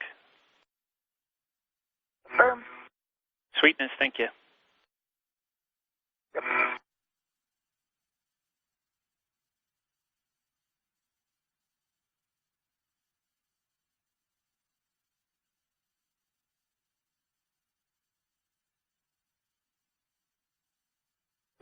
Can you tell us where we are exactly? I'm trying to figure it out, but yeah, we're on the eastern side of the ranges right now.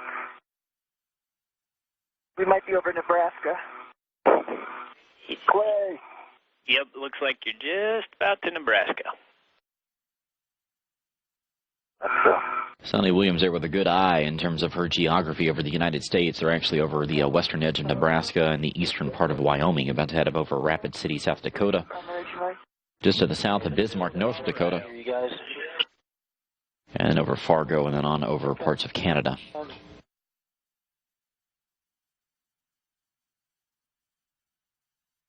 The clock right now, 5:35. Everything going well. The crew is working on this camera replacement on the stationed arm. They did get that MBSU, after all that work, successfully installed. The H2 bolt, which was the troublesome one, was successfully locked down at 10:40 a.m. Central Time. H1, which is the easier bolt, was locked down about 10 minutes later at 10:50.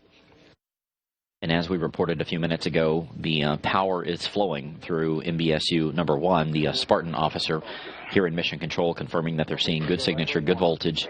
Looks good, the camera. It looks alive and healthy. Looking good. Although the full loads on that MBSU-1 are not put on it yet. That will continue over the next several hours and day as they get everything configured back onto it. Those robo planners are good. Yeah. The wrist looks good, Joe. You have clearance everywhere. I've got a great view also, thanks. The rest of the arm looks good, too. It was that mass camera I didn't like earlier.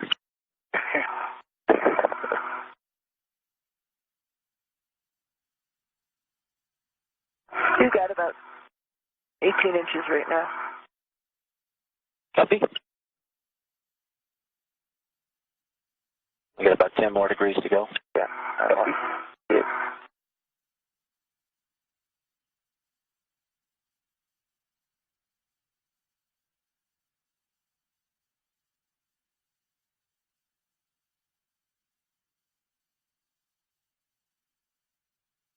What was the setting for this bolt?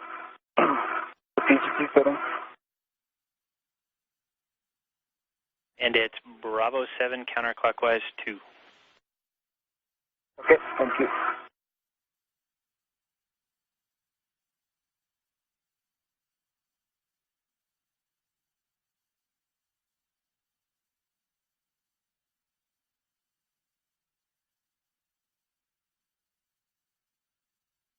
The wrist still looks great. Thanks, 3 degrees. Copy.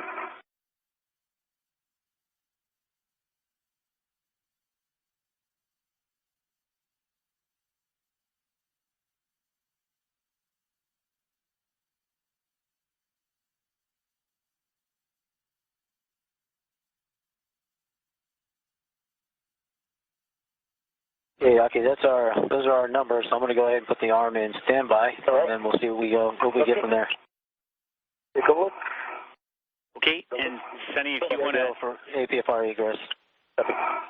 Sonny, if you want to hand the scoop from the empty side of the Aki duffel, Aki's going to put that on the CLPA, and that'll help him with the ingress. Sounds good.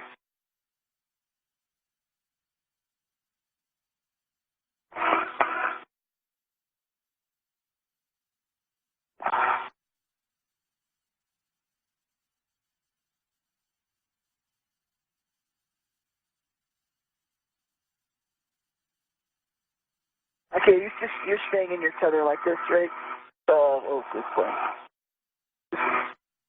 Pick it up where you're... Yep, staying like that, but... Okay, no problem. I can handle it. Nope. Just need a waist tether. What's that? I just needed a waist tether on it. On the APFR.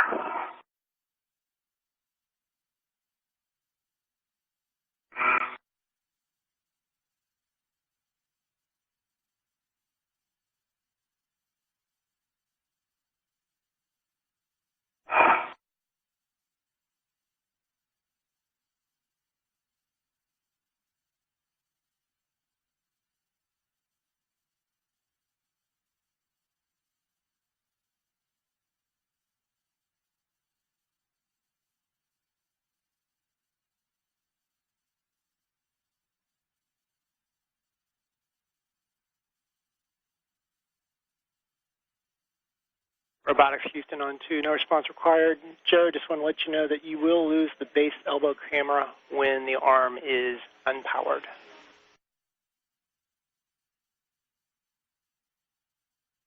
Great reminder. Thank you.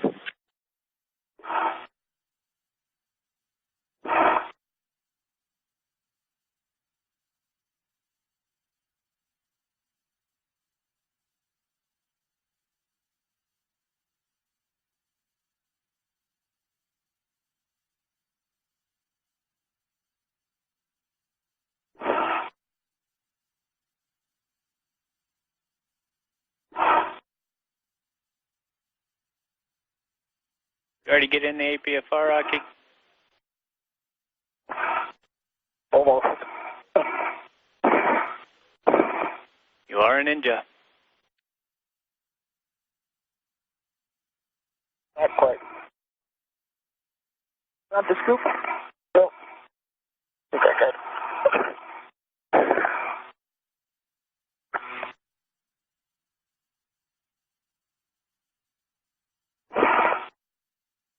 Yeah, I'm in. Nice job. Nice position. Well done. Next up, we're going to put the scoop on and lock it in. And if you'd like to check your settings again, it's Bravo 7 counterclockwise 2.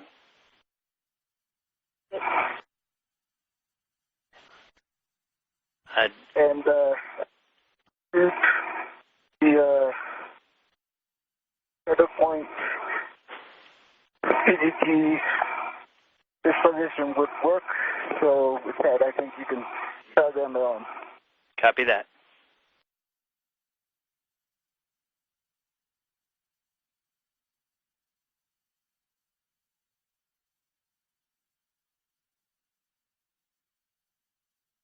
Ready for the scoop? Yep, ready. Okay.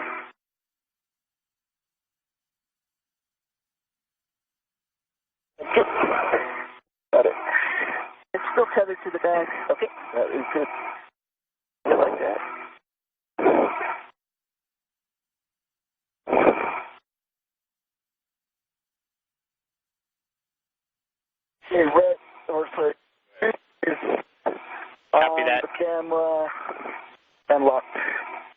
Copy that. And Okay. Aki, can you confirm one more time that you have good reach access to the bolt to the back to Sunny with the bag and everything you need in order to get this CLPA out? Yep, I can get it out. Sunny might need to move a little bit to grab the camera for me. Yeah, I'm moving my position right now Okay. for a couple reasons. But are you good for arm safing then? I am ready.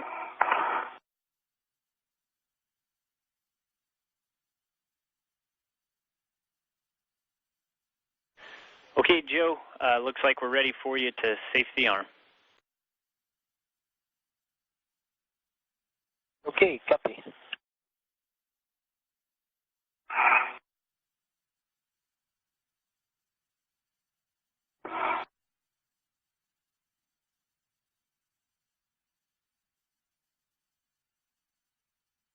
And I show the arm is safe. Copy, thank you. Look for Bravo 7 counterclockwise 2. Sorry, Joe. Copy. Yep, Houston, station number 1. The arm's safe. I show you're ready for the tip elbow power inhibits.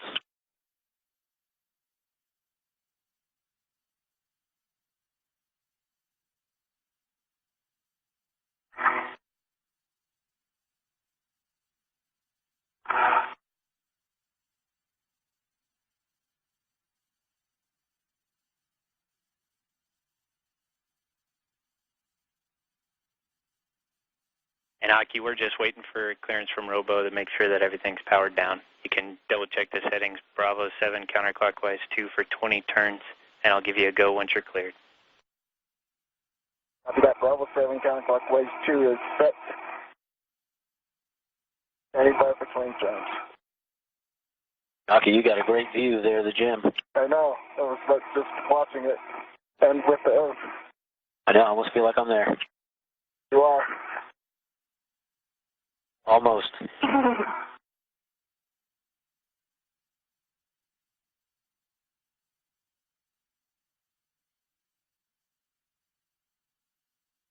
All right, buddy, we're going to stop at 20 turns.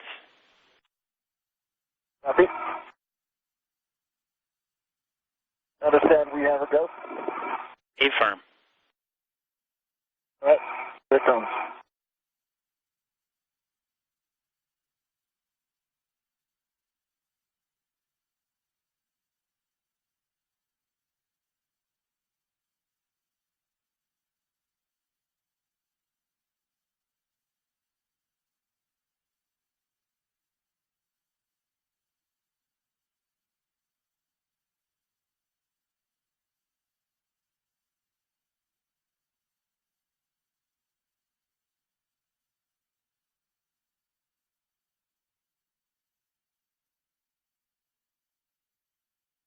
It is 20 turns.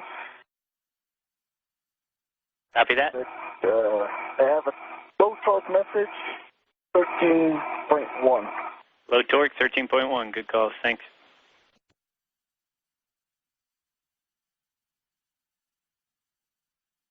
Next step is to remove that boom camera, tend it back toward Sunny. She's going to put it in the empty side of the Aki duffel.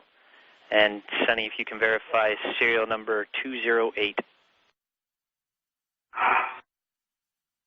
On the camera? Affirm. Okay. You keep hearing Jack Fisher, the Capcom, referring to an Aki duffel. That's basically just a bag, a spare bag they're going to be putting these parts into. And Sunny, if you want to do all the fancy strapping afterwards, you can hand the new one up to Aki as well, and he can get started with that. That's my plan. All right, Sunny, here it comes. They are continuing to replace this camera in the middle portion of the station's robotic arm. They're about halfway through the list of procedures for this. Things going considerably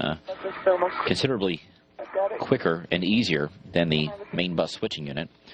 But there is Sonny Williams there on the far left-hand side. Aki Hoshide there on the right. Forgot to bring out barcode reader. We are now 5 hours and 47 minutes into today's spacewalk. I'm looking for that is. We'll figure it out inside. Sunny. I was going to say, we can do it later, can't we? We sure can. 10-02. I think there's only one camera. A-firm.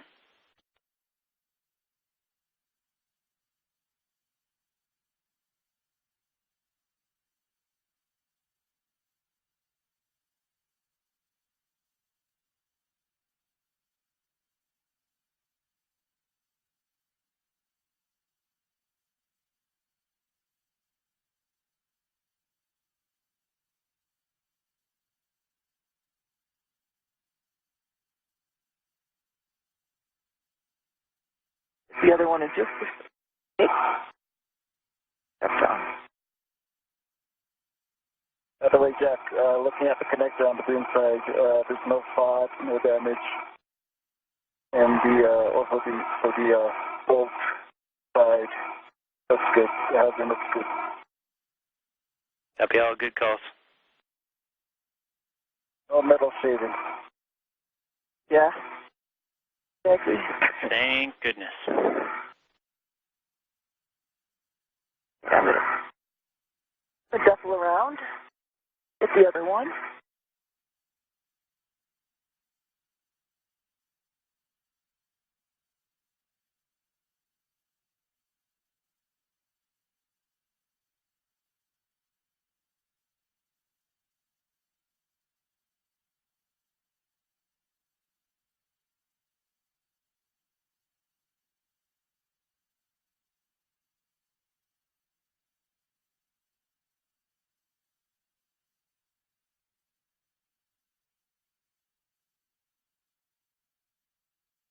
Rocky. Pretty nice white camera. Awesome. Out of the bag, but I want to make sure I can hand you the part to grab onto. Good.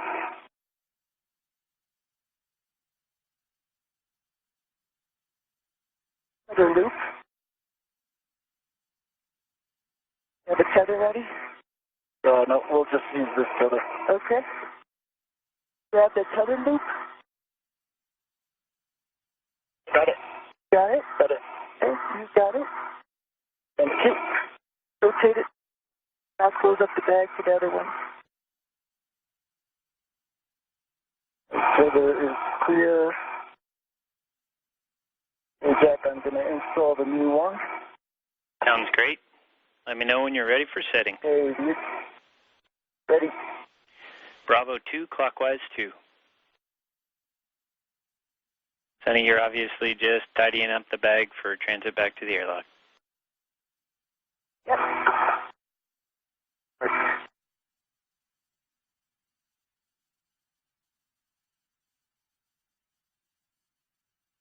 Hey, Bravo 2, clockwise. And Bravo 2, clockwise 2 is set.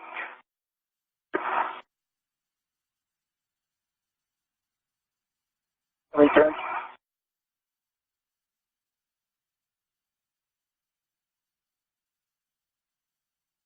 Jack, how many turns? No. Sorry, lad. Does it come? It's 22 to 24 turns.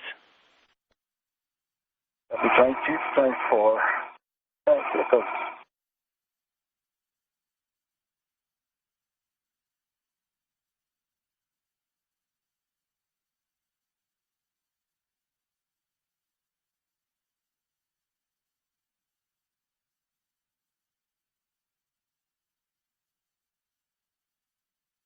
Where's in the bag? Nicely done, Sonny. There you go.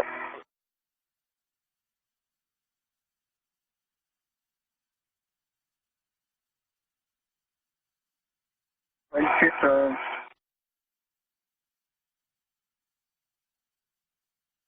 24 turns. 24 turns.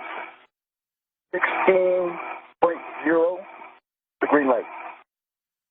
That is a a perfect read back. Nicely done. Next up, we're going to be removing that scoop and handing it back to Sunny to stow in the empty side of the Aki duffel. When you do, you want to check that the indicator's flush on the target. Good idea with this bag. It's awesome. It is the ambidextrous camera instrument duffel, the Aki bag. Yep. Wonder who came up with that. Yeah. Yep, genius. Right. Get this removed. Are you ready for the scoop? Ready and shake. Don't drop it on my head. No, I was not. Above you.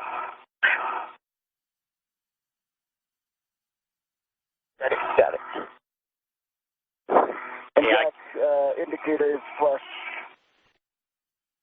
Nicely done. You are done here, sir. So while Sunny's getting that ORU bag all tightened up, you can egress the APFR, and then once you guys are both done there, we'll get a glove check from both of you. Copy. Bags are complete. Right? Left gloves are the same.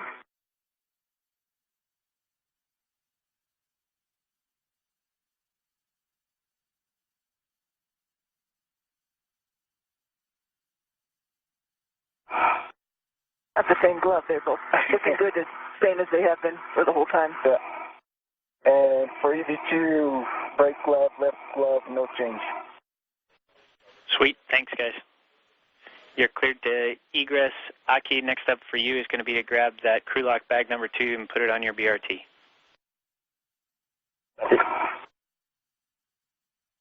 Jack, am I heading back? Yes, anything else?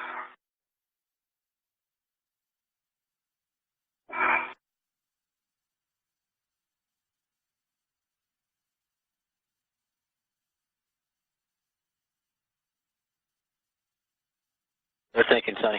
All right, and APFR stays here?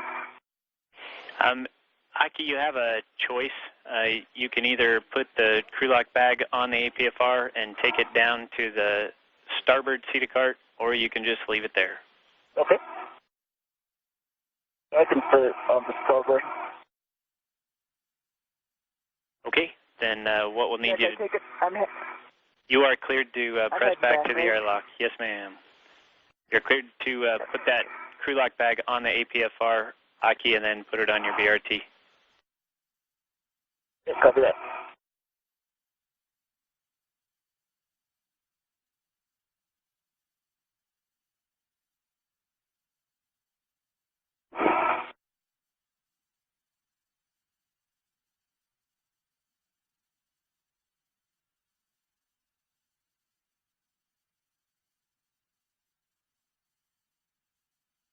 And Aki, as we're heading back here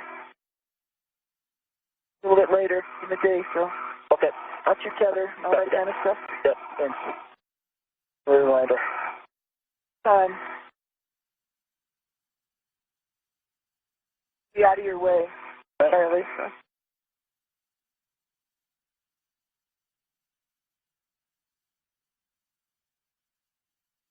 This is Mission Control Houston. So at 5 hours and 56 minutes into the spacewalk, the camera light and pan assembly, or the camera that's on the middle portion of the station's arm, is successfully installed. All we got left is clean up an ingress, so if we could get a quick inventory of yourself, that would be great. Ed Van Cise, who is the flight director, has just had a quick chat with Keith Johnson, who's the spacewalk officer here, just to confirm what's remaining for the crew. The only thing they have to do is basically just clean up all their tools and a few other activities, and they will begin the process of heading back in toward the airlock. So the clock is continuing to tick forward. Airlock.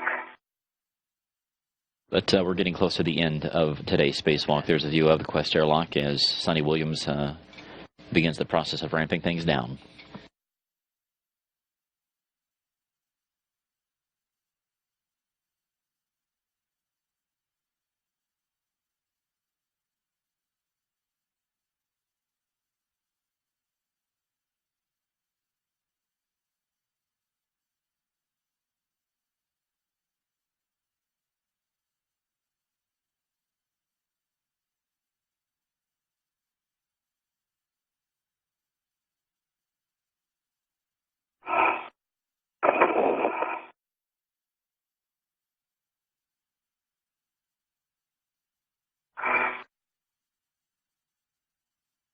that doesn't come out to play with us today?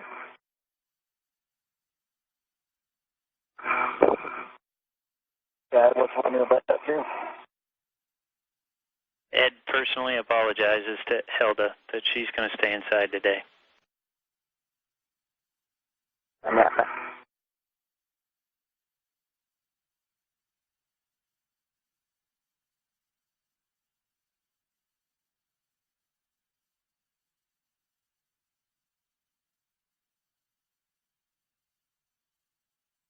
Do her next time. Yeah, absolutely. We'll leave something for me to do. Absolutely. Absolutely.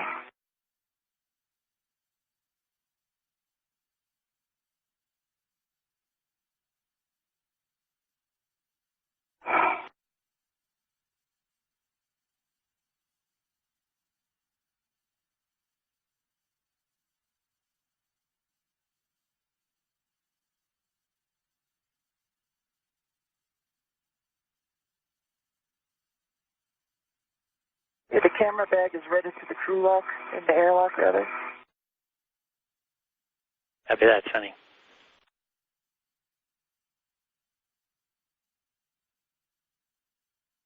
There.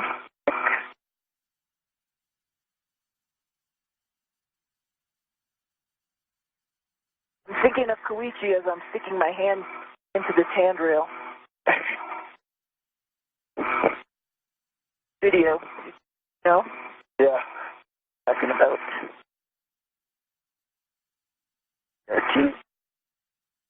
Going in. Man. But you better watch out, Aki. You're now the man. Oh, he is the man.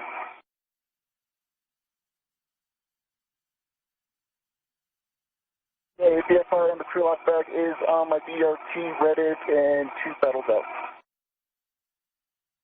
Copy that. We'll be heading over to the starboard seat of cart. Copy that. Jack, you want to do an inventory? Let's do it. For the MWS, I think it would probably be easier if you talk through what you have, and then we'll go from that. I have a BRT and a RET on my swing arm. I've got a PGT and a RET. 2 wire ties, of course, on my BRT and on my swing arm. On my left D-ring extender, I have an adjustable. A RET. On my right, I have a RET with a chit pin, a RET that's connected to the scissors in the trash bag, and then an adjustable that's attached to my trash bag. And I've got my camera. Does that sound right?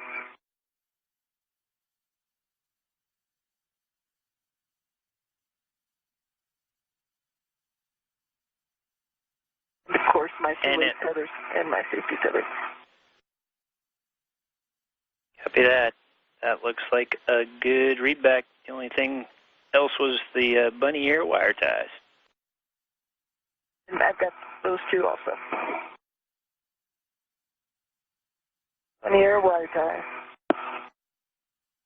And Sonny, just to confirm, what's on the end of the PGT? Do you have a 6-inch? I have a 6-inch wobble socket. Copy that. Good inventory. Okay.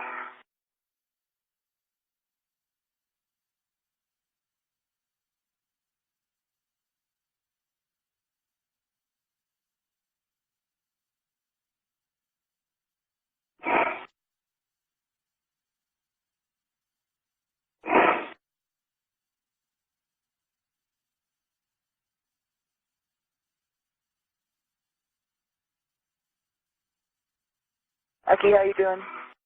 Good. I'm at the port seat apart, or the starboard seat apart, actually. And which whiff? Not the APFR? We're looking for whiff 4, Zenith port. Yeah. Copy.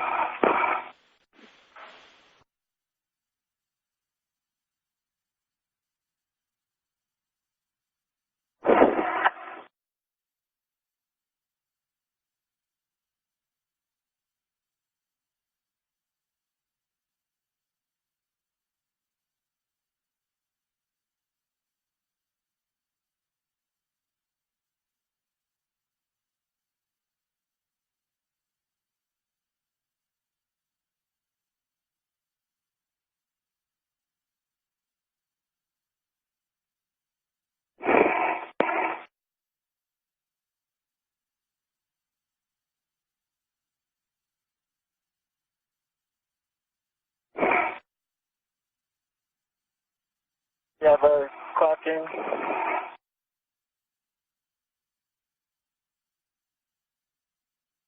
12 would be fine. You have a clocking for the APFR? Yeah, 12 would be fine. And then basically just a low profile position if you can read the other settings back to us when you're done. Right.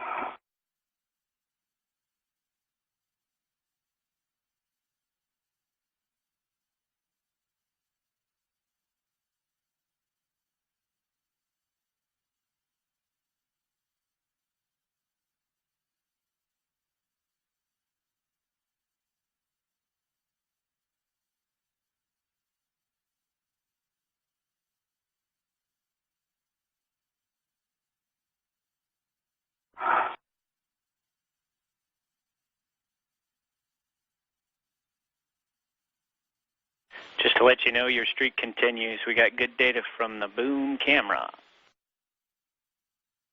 Sweet.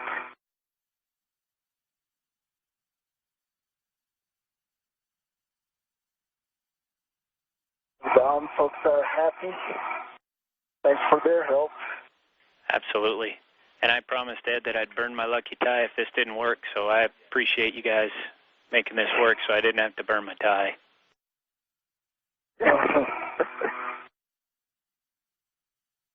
What's it look like? It is the space window in the D.C. National Cathedral that actually has a piece of moon rock in it. So it's just like that window. Awesome. We'll be back there to get some more of those rocks. Yep. Is that fine? Yep. Hey, Jack. APFR in the Swift 4. This is Mission Control Houston. We're now at 6 hours and 6 minutes into today's spacewalk. Everything wrapping up fairly easily here toward the end. We should be coming in right on time. The crew is due to be back in the Quest Airlock about 20 minutes or so from now.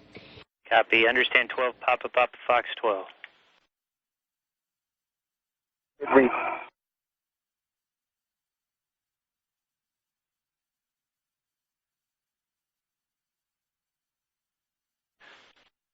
Okay, Aki. Time to grab that crew lock bag, and we're going to head home. One last tool inventory of you, and then we're going to head inside. Call it a day. Station on 2 for robotics. Go ahead, Joe. Tool inventory right here. Why don't you do it down here? Yeah. Standing by for your words to close out this procedure, and we'll see how far I can get before these guys get to the airlock and ready to come back in. I want to get you when it's daylight.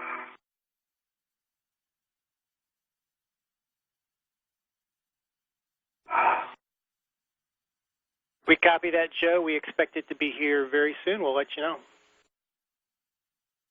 Okay, thanks. This MBSU that the crew successfully installed during today's spacewalk is continuing to behave very well. They're still seeing good signatures on it, good power, and good voltage coming from it.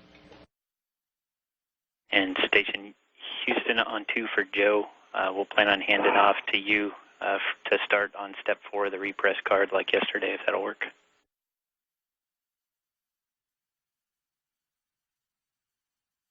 Is that on 2, Jack? Yes, sir. Yeah, that'll work. You guys can coordinate with the arm. I know they probably want to get it into a stable config, so when they tell me to start, I'll work until you call me up on step 4, and I'll take it from there. On my DRT Reddit. Copy that, Joe. And 2 battles out. Copy that, Aki. Thanks. But the MBSU is looking good. As we mentioned, they're going to continue to put systems back on it and to put the loads back on it that are typical for that particular MBSU over the next day. Back into the procedure, you can start with step 19. But the alert board here in the front of Mission Control, which had a whole lot of yellow and some red on it, which are not good signs, has been successfully going away over the last several minutes as the controllers here get this MBSU back into the proper configuration. So everything looking good in terms of that. The camera has been successfully reinstalled. They've got good data, good power coming from it. So it looks like it is back up and running. There's a live view of it, but the crew is getting ready to wrap everything up. They're going to be handing over control of the spacewalk to Joe Acaba as he gets ready to welcome Sonny Williams and Aki Hoshide back inside the Quest airlock. They will shut the hatch, and they will begin the process of repressurizing Quest, which will stop the clock on today's spacewalk. But right now it continues at 6 hours and 9 minutes.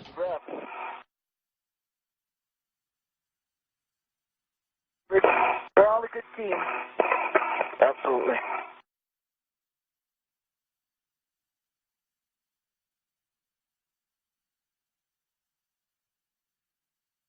All right, Aki, once you get in a place where you feel like you're good to go and have the pictures done, then let me know and we'll do an inventory. All right. I'm ready right now. All right, tell me what you got. Okay, I'm on middle workstation. I have a trash bag with a red tip and wreck and the chimney tool in it. I have one adjustable and a red, another adjustable, 2 bunny ears. I have a red and a PGT red to the bracket of the camera. I have a DRT with the red and 2 hard drives on it. And I have the bag and the mother inspector. And did you say you had one adjustable or 2 adjustables? Sorry. 2 adjustables. Yeah, 2 adjustables. Sorry about that. Looks perfect. 2 adjustables, 1 red. Copy that. Looks perfect, guys. When you guys are ready, do what you need to, and let me know when you're ready to go inside.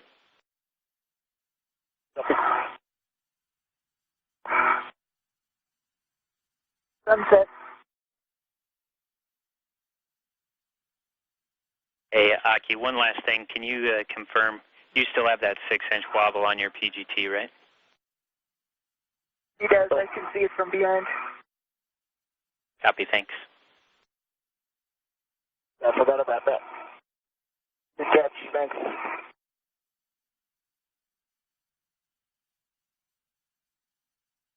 Pretty view of a gut. Yeah? Yeah.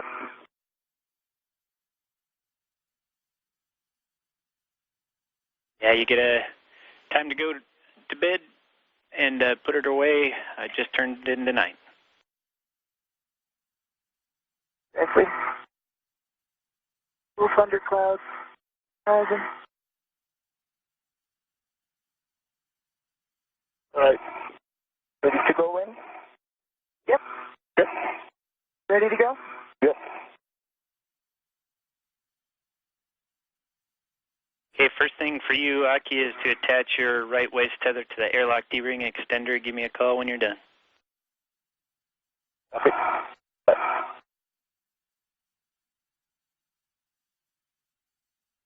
By the way, guys, we got new good video from your new camera, so you're batting 1,000 today. Nicely done. Awesome. Thanks.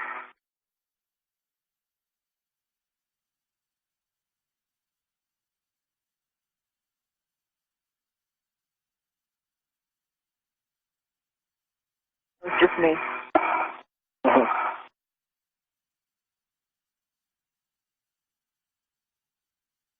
A right waist tether from the airlock D-ring extender is closed by this block. It's full test. Copy that. You're good to give Sunny a go to release her safety tether anchor. Sunny, make sure you got your waist tether down. With you on 2, Joe? Talk about mine, right? So you guys want to coordinate this? Not mine. Not mine. Not mine quite yet. I'm not connected to anything besides myself.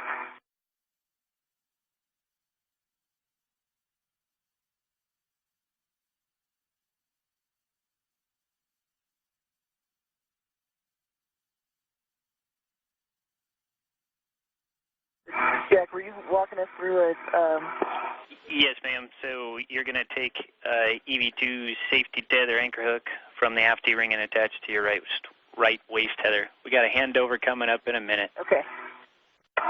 Okay, all right. That's what I thought you meant. Okay.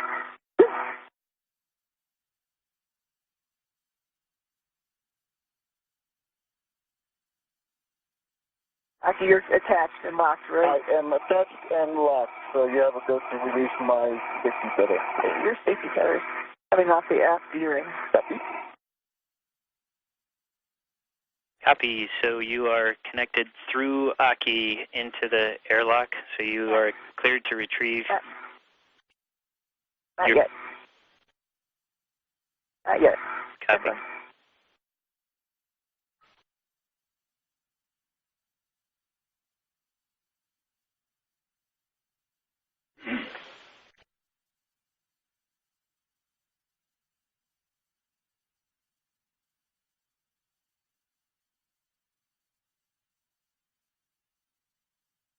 At my left waist tether is hooked to Aki's safety tether.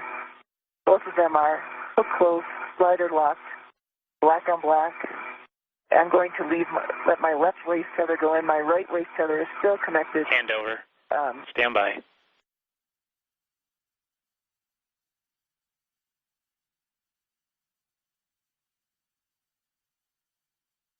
Six hours, 15 minutes into today's spacewalk. Things ramping down with each passing second.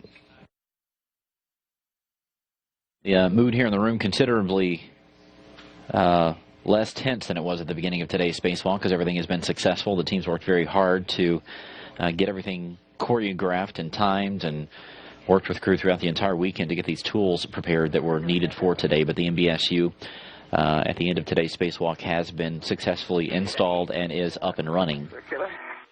Sonny, we're back with you. Let's take it from the top. Tell me what config you're in. And my left waist tether is connected to Aki's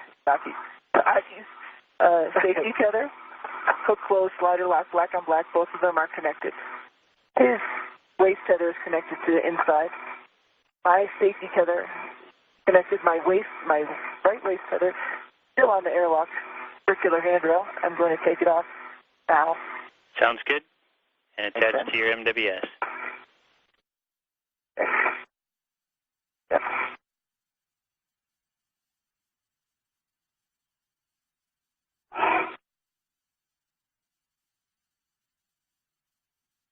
And once you have that attached to your mini workstation, I see. Aki, go ahead and give her a go to ingress the airlock. And Sonny, don't forget, if you'd like to ret to the thermal cover, do that now before you start on your way up. Yeah. Okay. I'm not going to ret. I'll get it. I'm coming in, Aki, if you're okay. I am ready. Got the bags on the around your feet. Yeah. Which bag is that? The camera and the two lock bags. Okay. Coming in. Yeah, just get the thermal covers for one. Back in.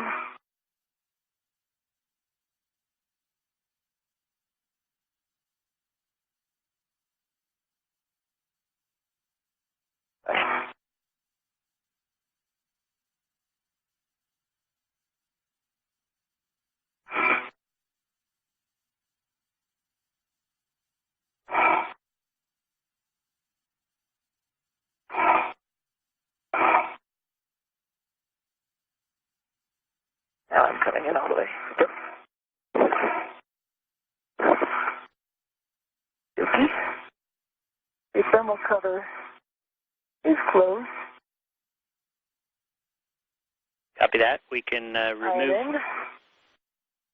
remove the SCUs from the stowage pouch, remove the DCM cover, and Velcro to the DCM.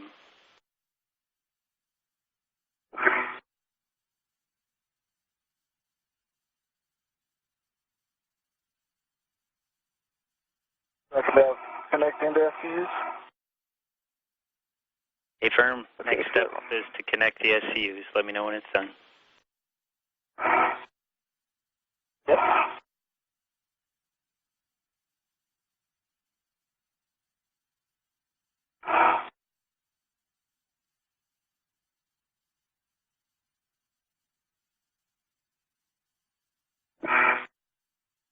I'd like. Thanks.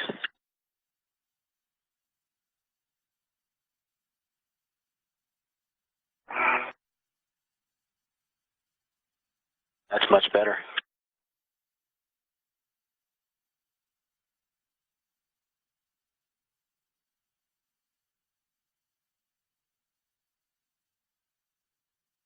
It's the fastest you've driven all day.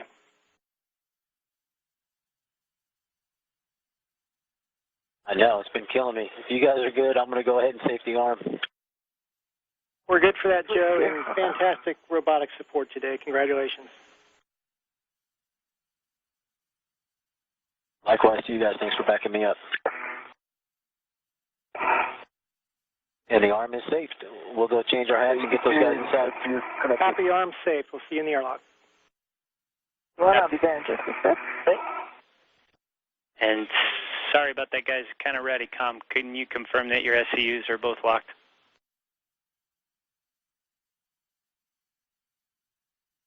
Yes, locked.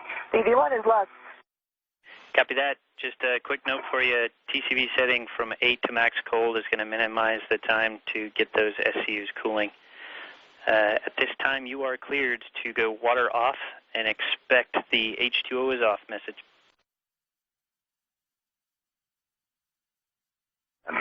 Change my T setting.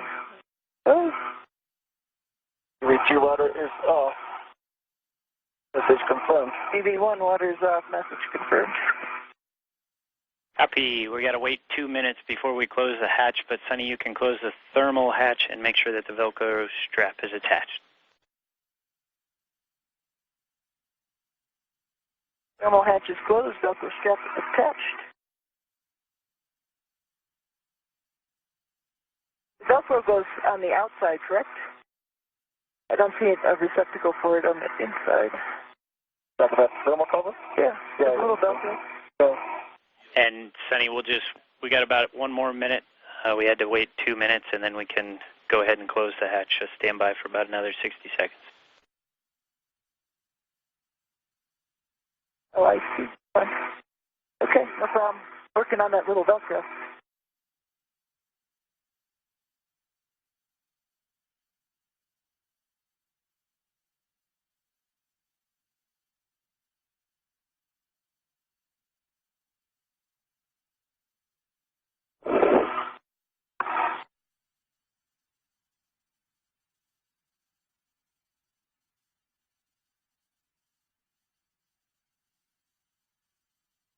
Station Houston, Space Ground 2 for Joe. When you get in the airlock, could you please give us a call?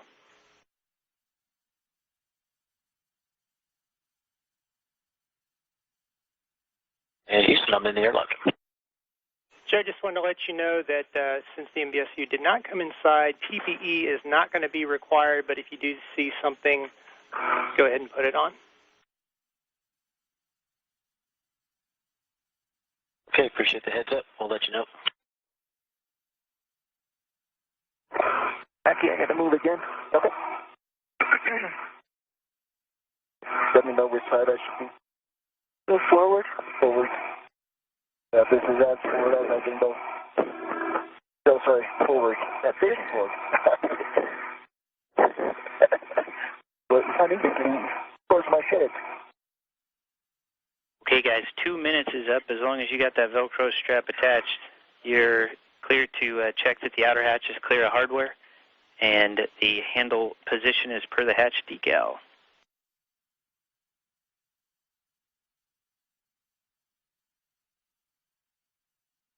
Hey, say that again? The handles is for the decal.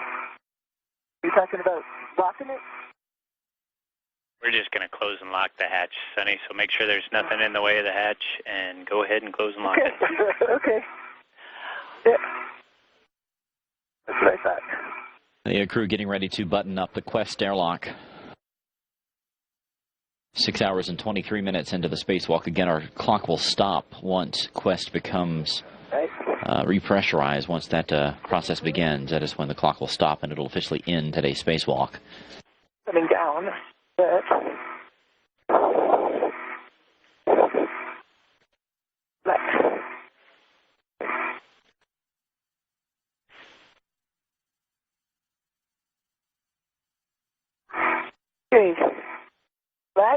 and locked on the EV hatch. Copy that, Sonny. Looks like you guys are done with me. Joe, if you'd like to take over, step 4, repress crew card. Okay, Jack, thanks for a wonderful job today. And Aki and Sonny. Hold on, Jeff. On the UIA, Aki, if you can check the oxygen EMU 1 and 2 valves, 2 of them are open. Okay, Joe, step by 1. Yeah, Jack, we can't thank you enough, too, Fish, for all you've done. It's been pretty amazing how you've put this EVA together with our team. So a special thanks goes out to you. Great day. Okay, Thanks, can Sonny. I agree more?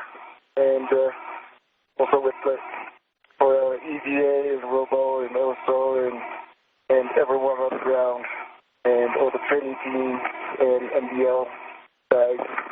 CR Lab, Robo Lab, and it goes out to the web folks in Japan. Thank you. Thank you.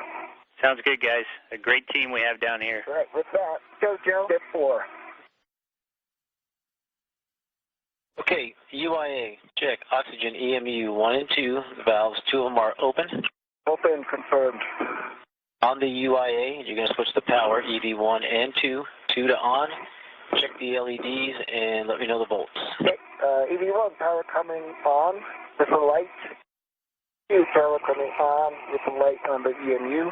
EV1 power volts is 18 decimal, I think it's 5. And EV2 is 18.5. This is Mission Control Houston, Joe Acaba DCM. on board the International Space Station, working with his 2 crew mates, Sonny Williams and Aki Hoshide, as they get ready to wrap up today's spacewalk. The clock continuing to crawl forward, 6 hours and 26 minutes. They are working through the systematic process of getting plugged back into the station's power and communications, and You guys are both in SCE. all of that for their suits, and then they will begin the process of actually repressurizing the Quest airlock, and that is when our clock will stop. O2 actuator, take it to press.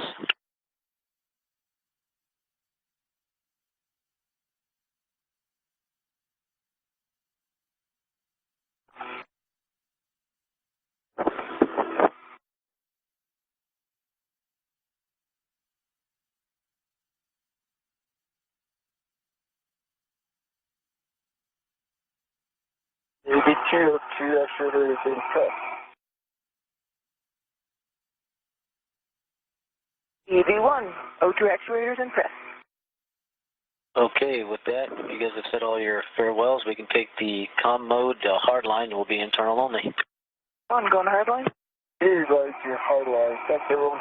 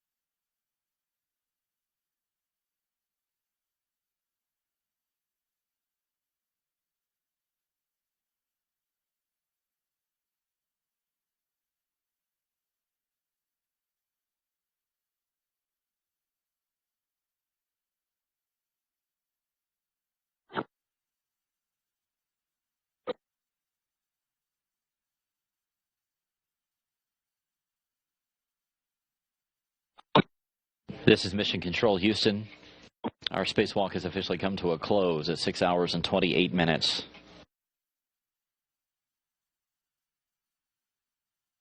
The Quest airlock is being repressurized. It started crawled above 1 PSI. It's going to head back up to 14.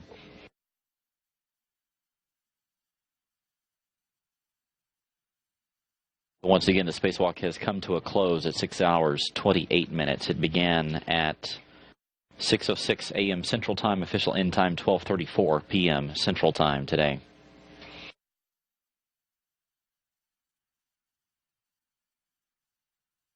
This spacewalk overall was completely successful.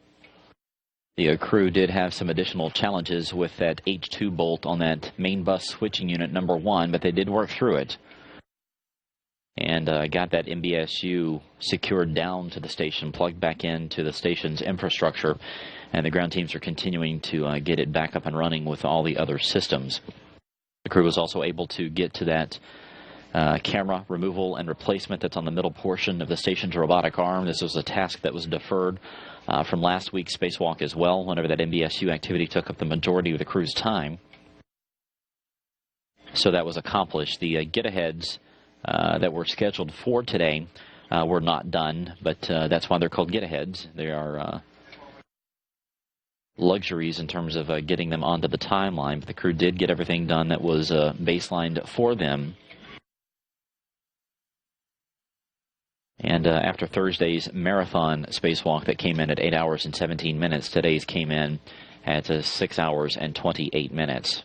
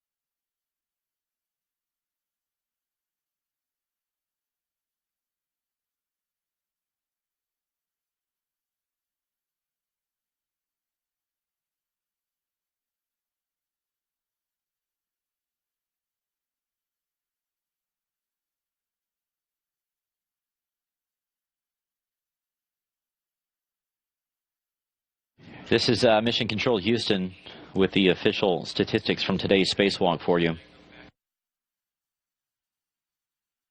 As Joe Acaba there continues to work getting his crew members back inside the space station itself. Our spacewalk once again began today at 6:06 a.m. Central Time. It wrapped up at 12:34 p.m. Central Time. Total time was 6 hours and 28 minutes. This was the 165th spacewalk. That was for the assembly and maintenance of the International Space Station itself.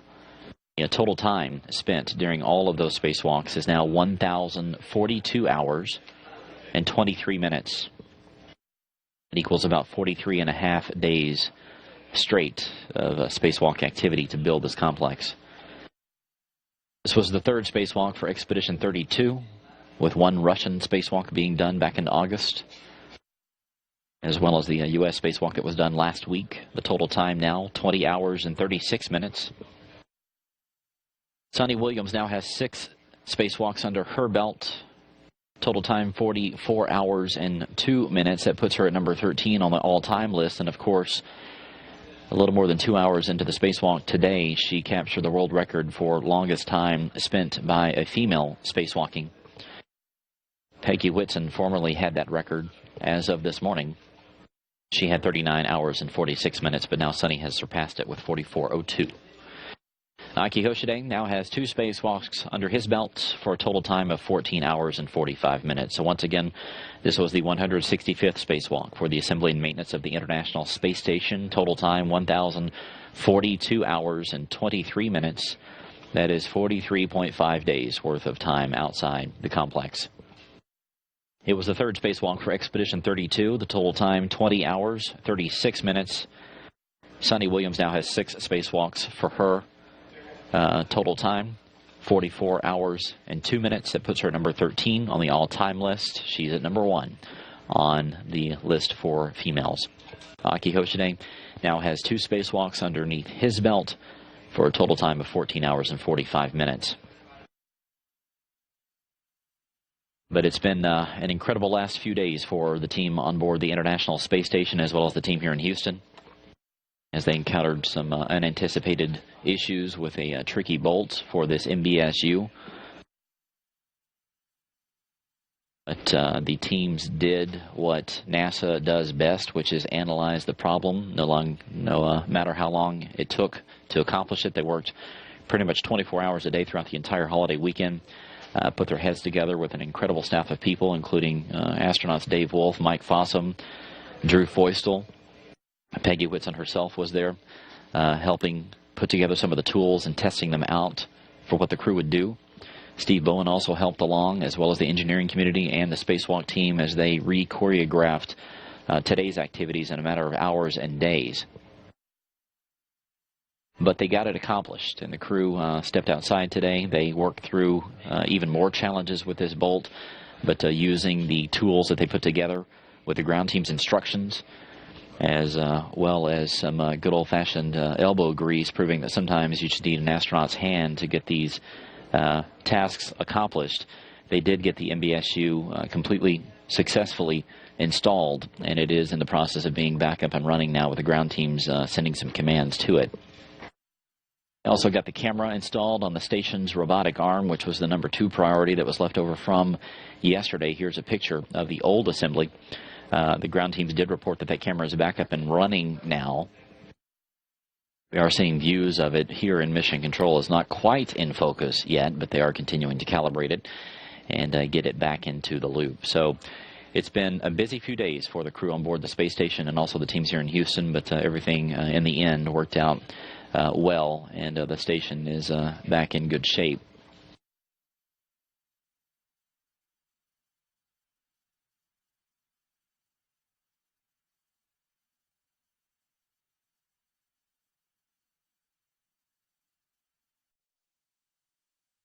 Good idea with this bag. It's awesome.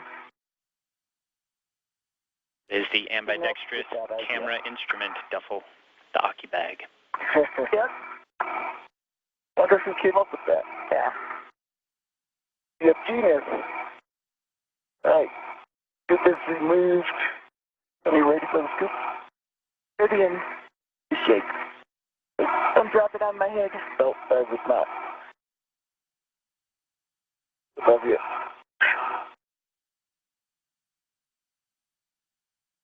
Got it. And Yeah, Jack's indicator is flush. Nicely done. You are done here, sir. So while Sonny's getting that ORU bag all tightened up, you can egress the APFR, and then once you guys are both done there, we'll get a glove check from both of you. Copy. Bags are complete. Right, left gloves are the same.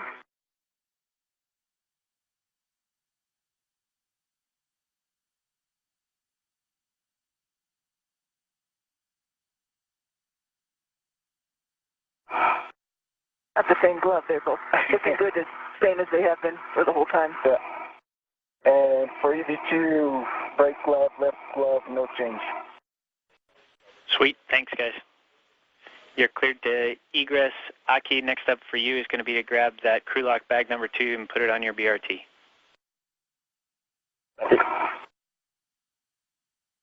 Jack, am I heading back? Yes, anything else?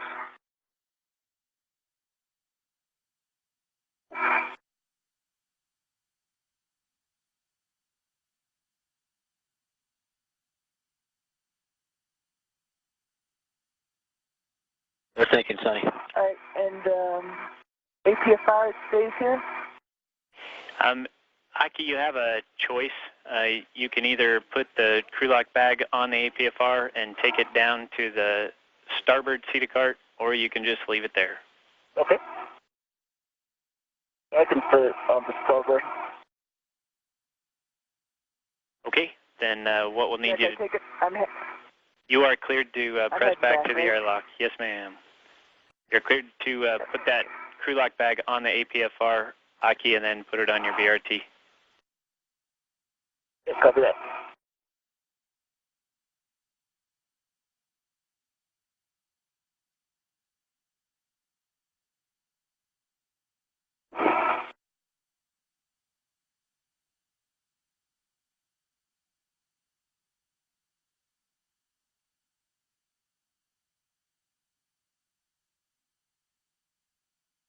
And Aki, as we're heading back here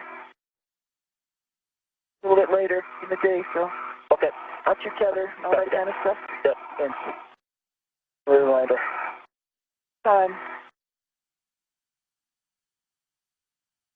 Be out of your way, Charlie. So.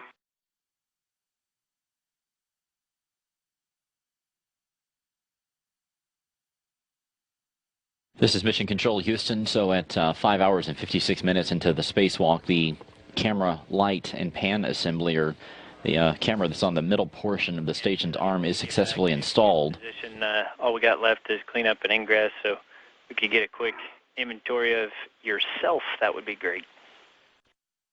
Ed Van Cise, who is the flight director, has just had a quick chat with Keith Johnson, who's the spacewalk officer here, just to confirm what's remaining for the crew. The only thing they have to do is basically just clean up all their tools and a few other activities, and they will begin the process of heading back in toward the airlock. So the clock is continuing to tick forward. Airlock. But we're getting close to the end of today's spacewalk. There's a view of the Quest airlock as Sonny Williams begins the process of ramping things down.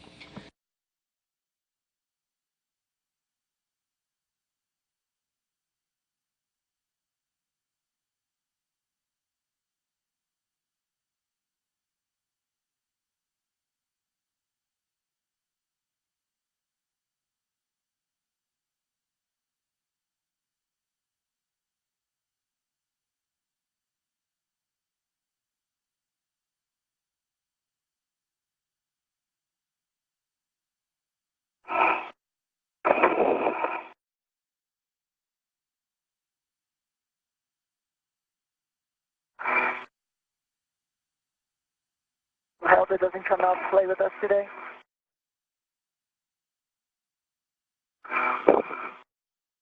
Yeah, I was wondering about that too. Ed personally apologizes to Hilda that she's going to stay inside today.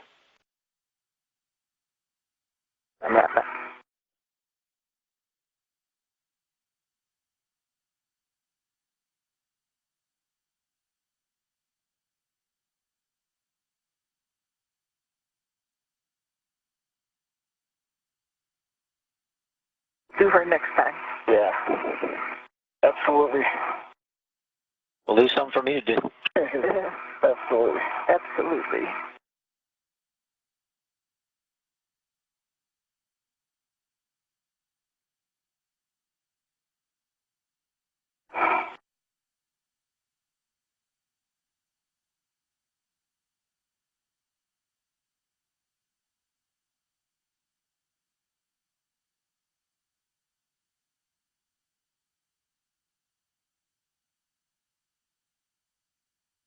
Yeah, the camera bag is ready to the crew lock, in the airlock rather.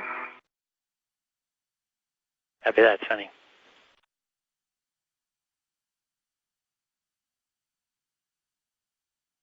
There.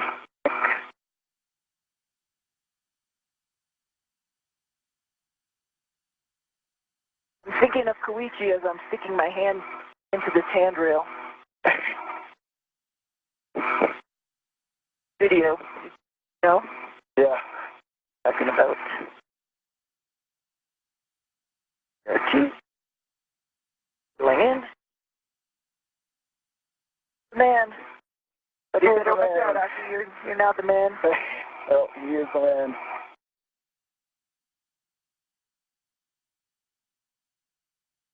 Yeah, APFR and the pre-lock bag is on my BRT, Reddit, and 2 saddle belts. Copy that. We'll be heading over to the starboard seat cart. Copy that. Jack, you want to do an inventory? Let's do it. For the MWS, I think it'd probably be easier if you talk through what you have, and then we'll go from that. I have a BRT and a RET on my swing arm. I've got a PGT and a RET. 2 wire ties, of course, on my BRT and on my swing arm. On my left D-ring extender, I have an adjustable. A RET. On my right, I have a RET with a pit pin, a RET that's connected to the scissors in the trash bag, and then an adjustable that's attached to my trash bag. And I've got my camera. Does that sound right?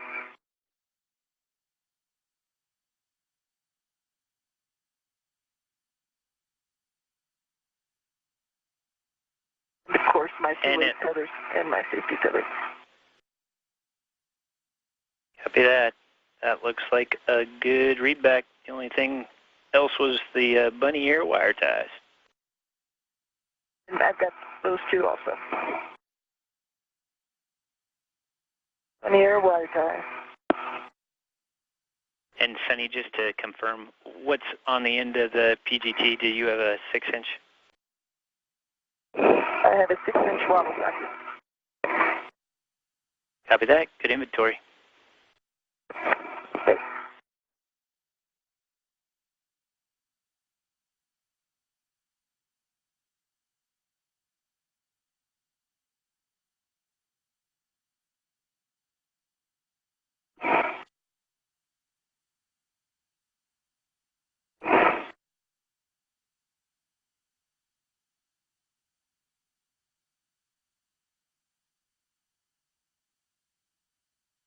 Aki, how you doing? Good. I'm at the port sear cart, or the starboard sear cart, actually. And which whiff? Not the APFR? We're looking for whiff 4, Zenith port. Yes. Copy.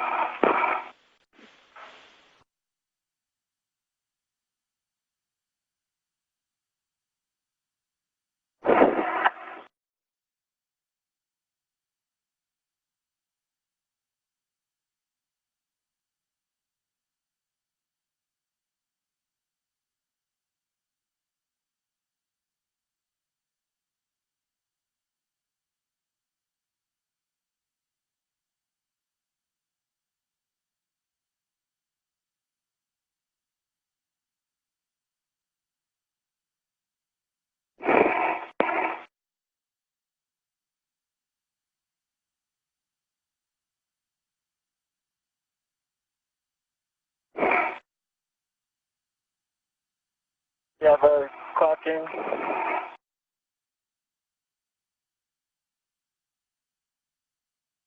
$12 would be fine. You have a clocking for the APFR? Yeah, 12 would be fine. And then basically just a low profile position if you can read the other settings back to us when you're done. All right.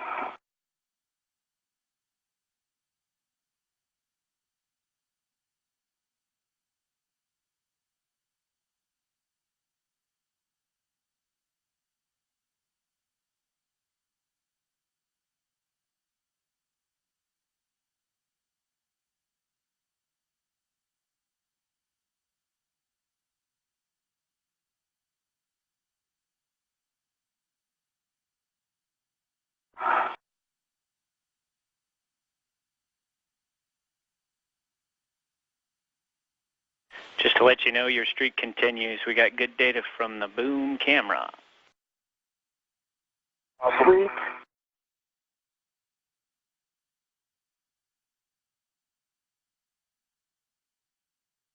The folks are happy. Thanks for their help. Absolutely. And I promised Ed that I'd burn my lucky tie if this didn't work, so I appreciate you guys making this work so I didn't have to burn my tie.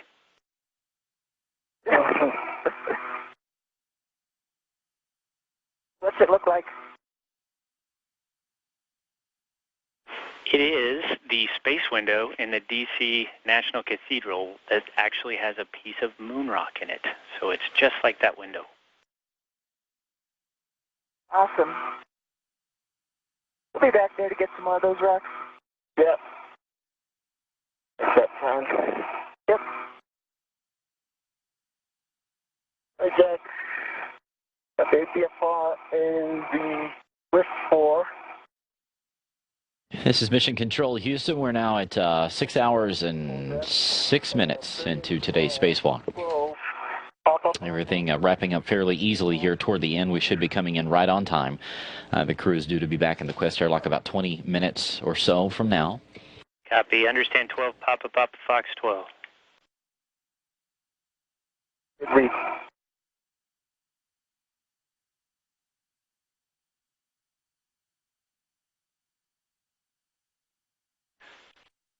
Okay, Aki. Time to grab that crew lock bag, and we're going to head home. One last tool inventory of you, and then we're going to head inside. Call it a day. Station on 2 for robotics. Go ahead, Joe. Fuel inventory right here. Why don't you do it down here? Yeah. Standing by for your words to close out this procedure, and we'll see how far I can get before these guys get to the airlock and ready to come back in. I want to get you when it's daylight.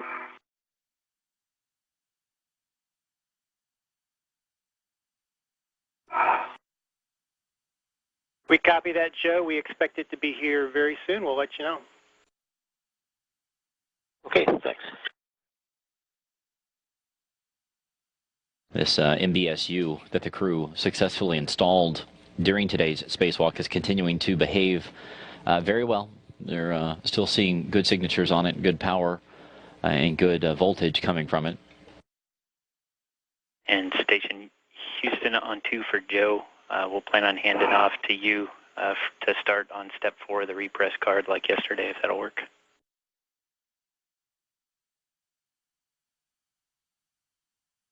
Is that on 2, Jack? Yes, sir. Yeah, that'll work. You guys can coordinate with the arm. I know they probably want to get it into a stable config, so when they tell me to start, I'll work till you call me about step 4, and I'll take it from there. On my DRT Reddit. Copy that, Joe. And 2 battles out. Copy that, Aki. Thanks. But the MBSU is looking good. As we mentioned, they're going to continue to put systems back on it and to put the loads back on it that are typical for that particular MBSU over the next day. Step back into the procedure. You can start with step 19. But the alert board here in the front of Mission Control, which had a whole lot of yellow and some red on it, which are not good signs, has been successfully going away over the last several minutes as the controllers here get this MBSU back into the proper configuration. So everything looking good in terms of that. The camera has been successfully reinstalled. They've got good data, good power coming from it. So it looks like it is back up and running. There's a live view of it, but the crew is getting ready to wrap everything up. They're going to be handing over control of the spacewalk to Joe Akaba as he gets ready to welcome Sonny Williams and Aki Hoshide back inside the Quest airlock. They will shut the hatch, and they will begin the process of repressurizing Quest, which will stop the clock on today's spacewalk. But right now it continues at 6 hours and 9 minutes.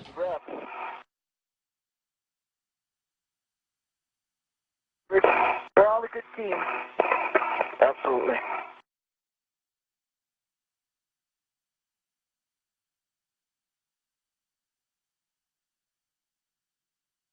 All right, Aki, once you get in a place where you feel like you're good to go and have the pictures done, then let me know and we'll do an inventory. All right. I'm ready right now. All right, tell me what you got.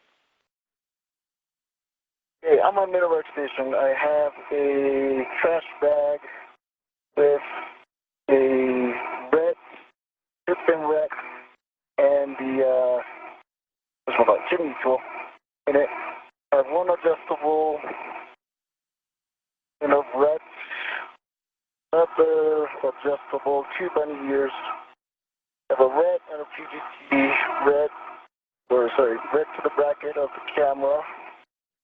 I have a DRT with the red and 2 wire guys on it. And I have the bag and the mud inspector. And did you say you had 1 adjustable or 2 adjustables? Sorry. 2 adjustables. Yeah, 2 adjustables. Sorry about that. Looks perfect. 2 adjustables, 1 red. Copy that. Looks perfect, guys. When you guys are ready, do what you need to, and let me know when you're ready to go inside.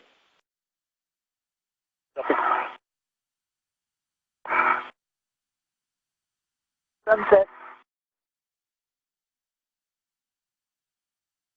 Hey, Aki, one last thing. Can you confirm you still have that 6-inch wobble on your PGT, right? He does. I can see it from behind. Copy, thanks. I forgot about that. Good catch, thanks.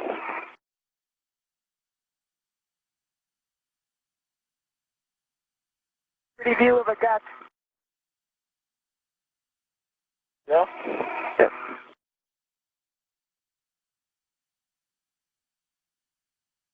Yeah, you get a time to go to bed and put it away. I just turned it into night. Exactly. Little thunderclouds. Rising. All right. Ready to go in? Yep. Yep. Ready to go? Yep.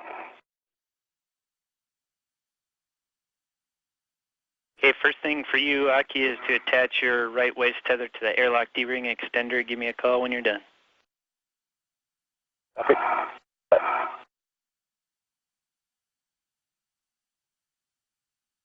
By the way, guys, we got new good video from your new camera, so you're batting 1,000 today. Nicely done. Awesome. Thanks.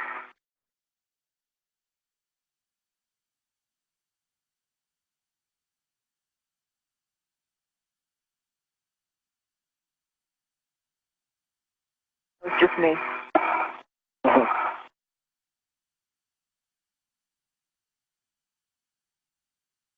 A right waist tether from the airlock D-ring extender. It's both sides locked. It's full depth. Copy that. You're good to give Sunny a go to release her safety tether anchor. Sunny, make sure you got your waist tether down. With you on 2, Joe? Talk about mine, right? How you guys want to coordinate this? Not mine. Not mine. Not mine quite yet. I'm not connected to anything besides for myself.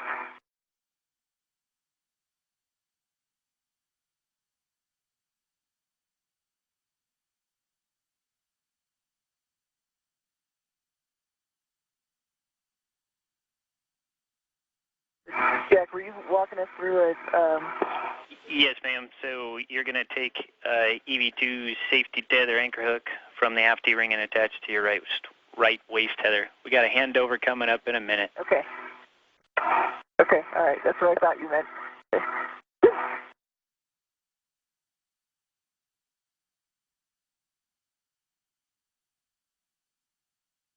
Aki, you're attached and locked, right? I am attached and locked, so you have a go to release my safety tether.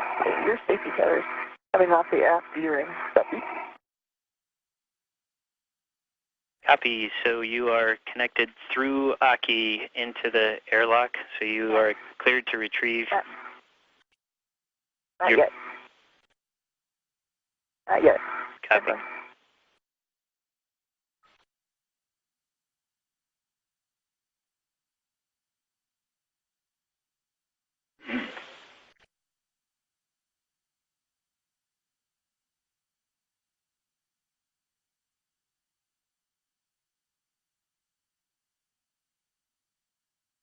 At my left waist tether is hooked to Aki's safety tether. Both of them are hook closed, slider locked. black on black. I'm going to let my left waist tether go in. My right waist tether is still connected. Hand over. Stand by.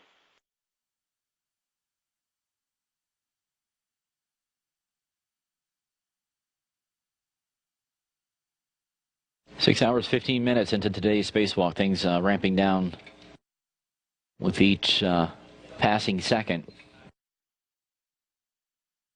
The mood here in the room considerably less tense than it was at the beginning of today's spacewalk because everything has been successful. The team's worked very hard to get everything choreographed and timed, and worked with crew throughout the entire weekend to get these tools prepared that were needed for today. But the MBSU at the end of today's spacewalk has been successfully installed and is up and running. Sonny, we're back with you. Let's take it from the top. Tell me what config you're in. And my left waist tether is connected to Aki's safety tether. Hook closed, slider lock, black on black. Both of them are connected. His waist tether is connected to the inside. My safety tether connected. My right waist tether still on the airlock circular handrail. I'm going to take it off now. Sounds good. And attach it to your MWS. Yep.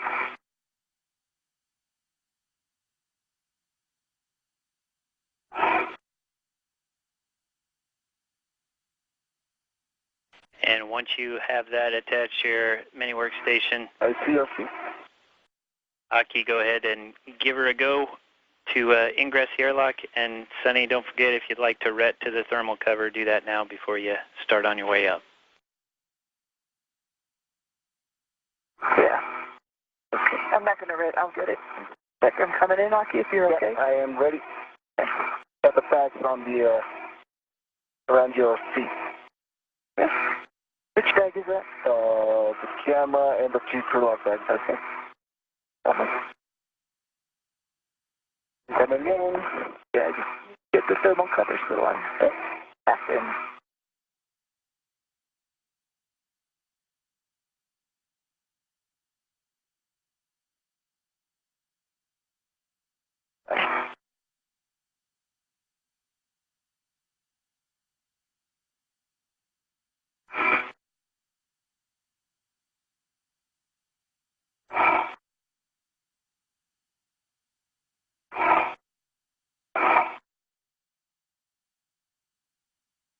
Now I'm coming in all the way. Yep. Okay. The thermal cover is closed. Copy that. We can remove the SCUs from the stowage pouch, remove the DCM cover, and Velcro to the DCM.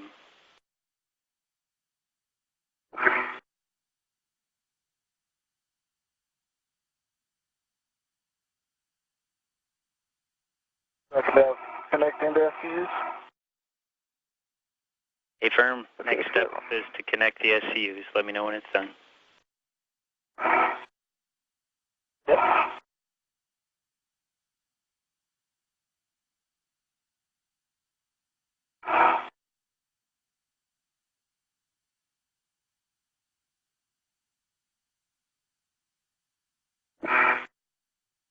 I'd like. Thanks.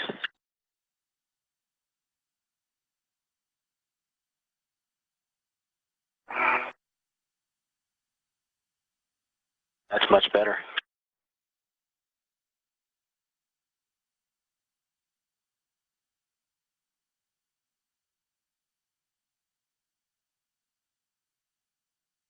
It's the fastest you've driven all day.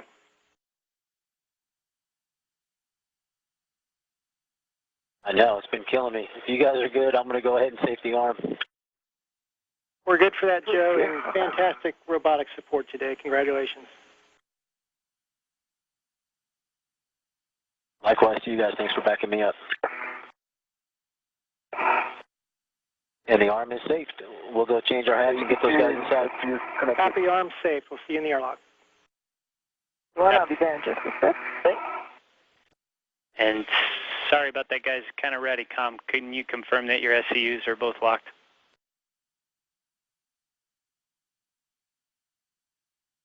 Here's locked. EV1 is locked.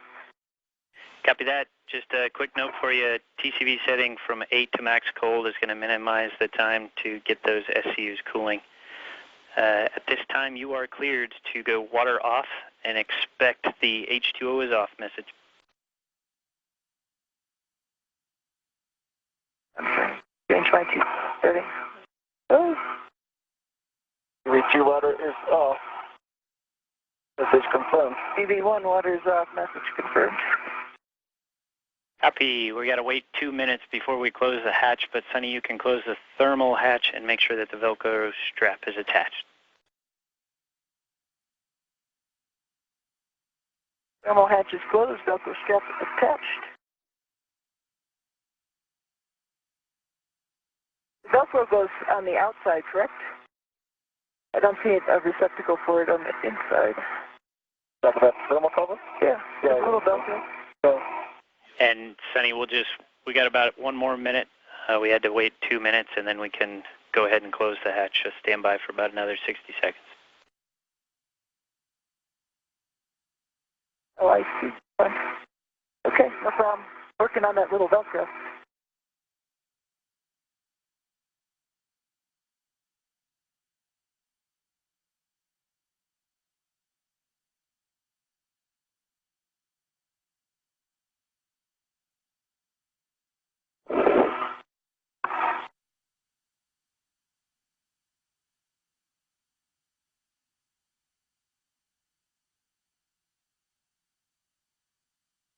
Station Houston, Space Ground 2 for Joe. When you get in the airlock, could you please give us a call?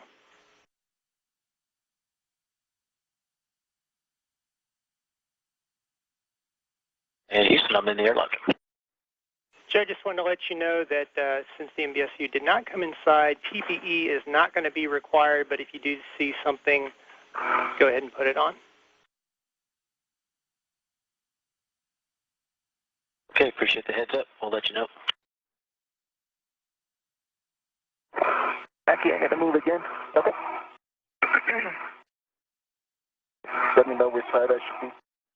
Go forward. Forward. Yeah, this is as forward as I can go. No, sorry, forward. That's it. Forward.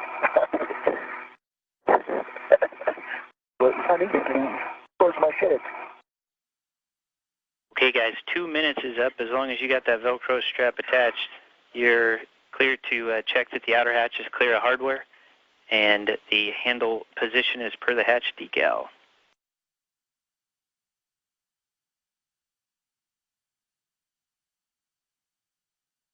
Can you say that again? The handles is for the decal. You're talking about locking it? We're just going to close and lock the hatch, Sonny, so make sure there's nothing in the way of the hatch, and go ahead and close and lock Okay. it. Okay. Yeah. That's what I thought. The crew getting ready to button up the Quest airlock. 6 hours and 23 minutes into the spacewalk. Again, our clock will stop once Quest becomes repressurized. Once that process begins, that is when the clock will stop, and it'll officially end today's spacewalk. Coming down. Left.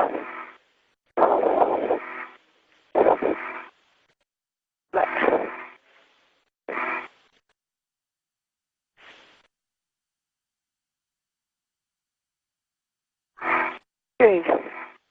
Latched and locked on the EV hatch.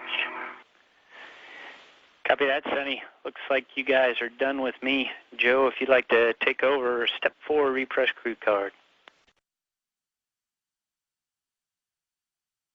Okay, Jack, thanks for a wonderful job today.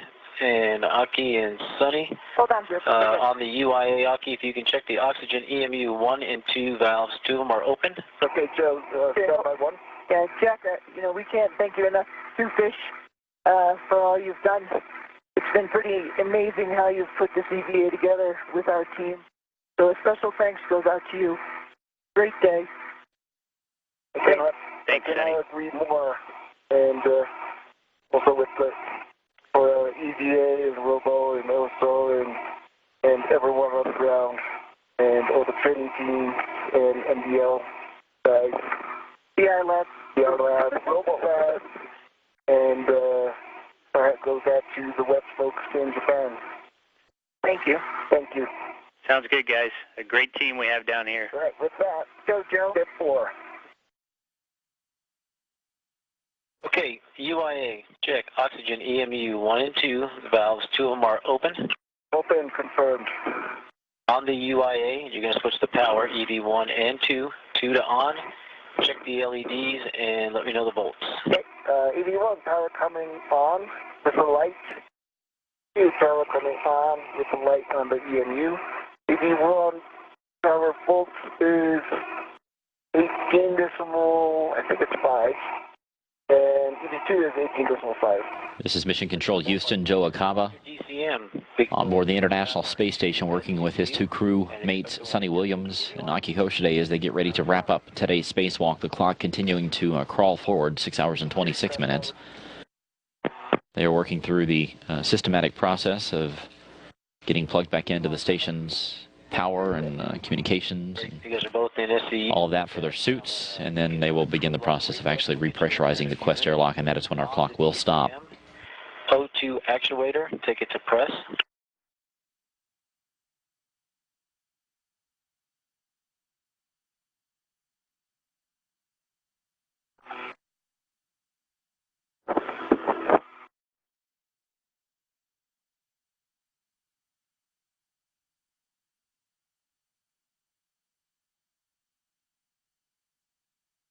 EV2 actuator is in press. EV1, O2 actuators in press. Okay, with that, you guys have said all your farewells. We can take the comm mode hardline. We'll be internal only. On, going hardline. Here's like your hardline. Thanks, everyone.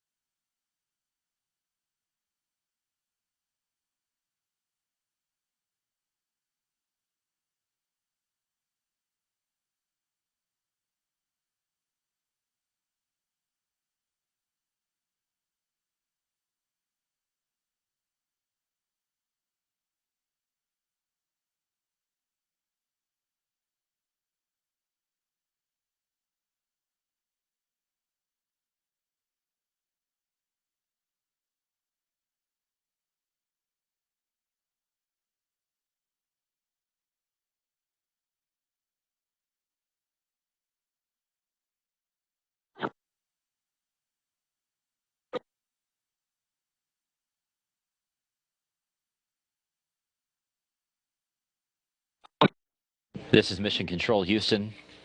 Our spacewalk has officially come to a close at 6 hours and 28 minutes.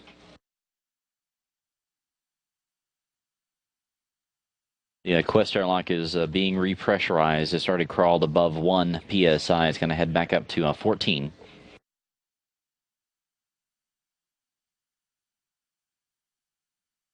Once again, the spacewalk has come to a close at 6 hours, 28 minutes. It began at 6:06 a.m. Central Time, official end time 12:34 p.m. Central Time today.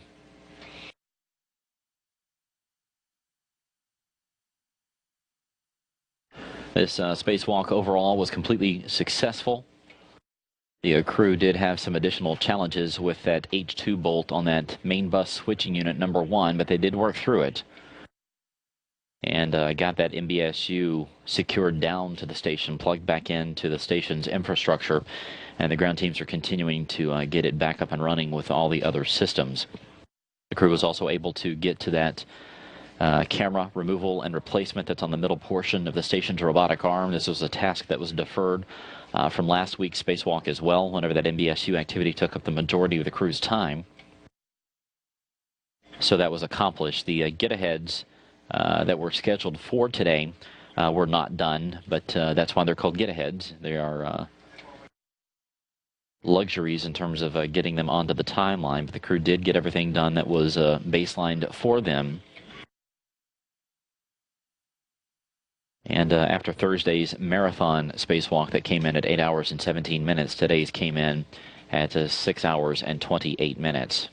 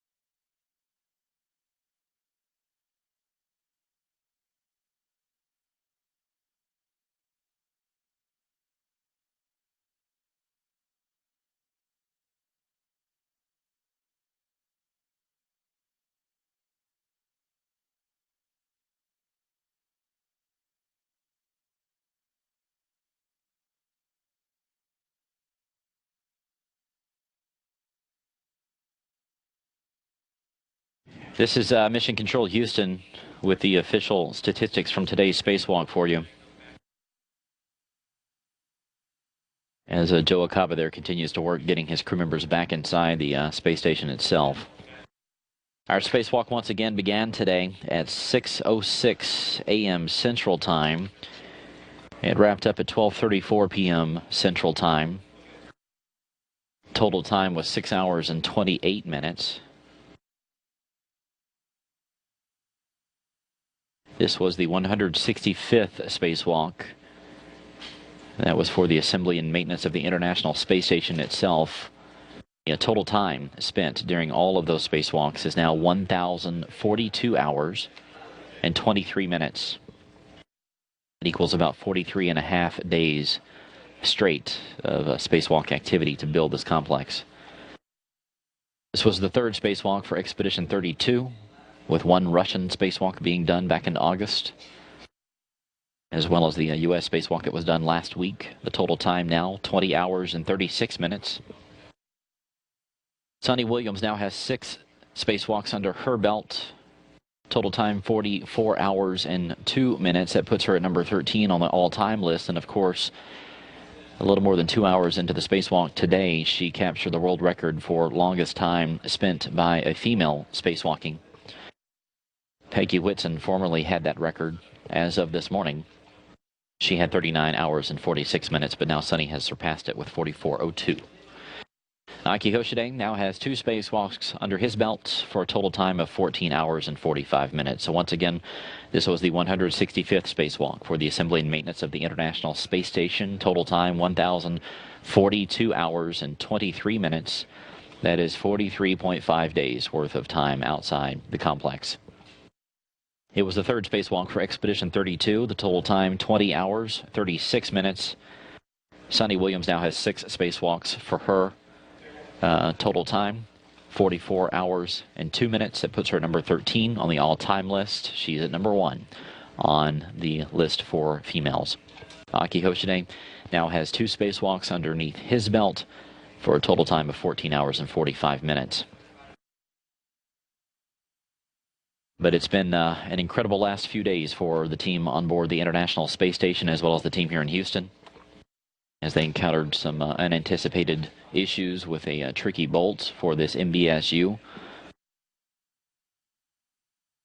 But the teams did what NASA does best, which is analyze the problem. No matter how long it took to accomplish it, they worked pretty much 24 hours a day throughout the entire holiday weekend.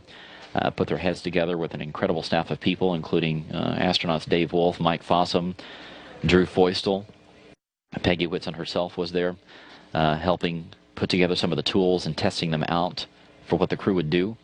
Steve Bowen also helped along, as well as the engineering community and the spacewalk team, as they re-choreographed today's activities in a matter of hours and days. But they got it accomplished, and the crew stepped outside today. They worked through even more challenges with this bolt, but using the tools that they put together with the ground team's instructions, as well as some good old-fashioned elbow grease, proving that sometimes you just need an astronaut's hand to get these tasks accomplished. They did get the MBSU completely successfully installed, and it is in the process of being back up and running now with the ground teams sending some commands to it.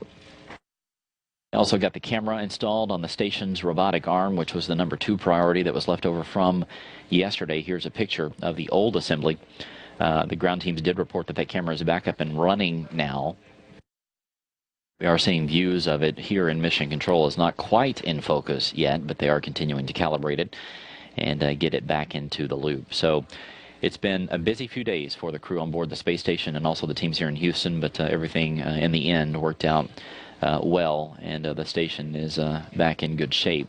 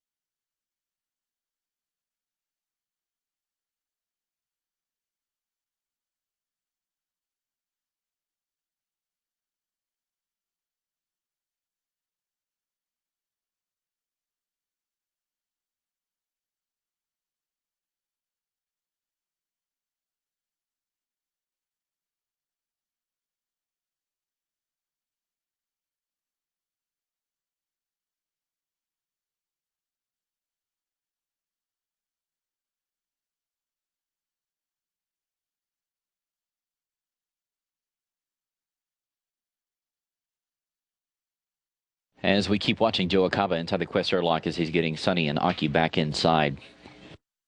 A quick programming note for members of the media.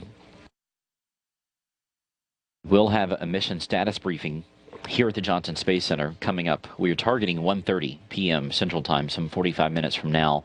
All this depends on how fast the teams can hand over here in Mission Control. Ed Van Cise and his team are about to hand over here in just a few short minutes.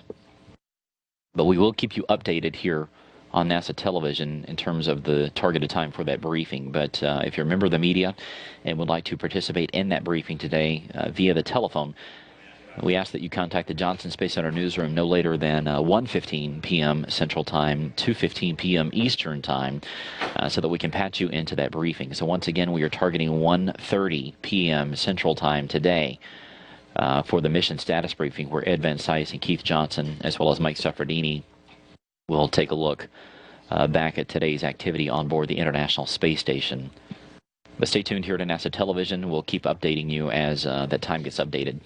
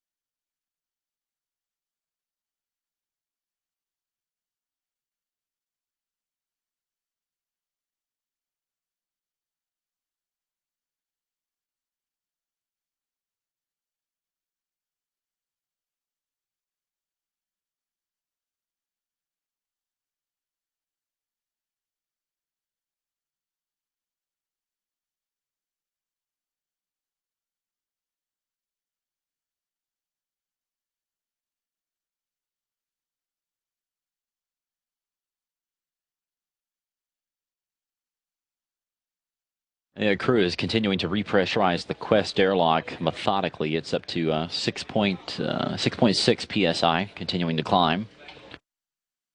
Joe Acaba is there inside the equipment lock portion of it, awaiting the arrival of his crewmates there through that hatch.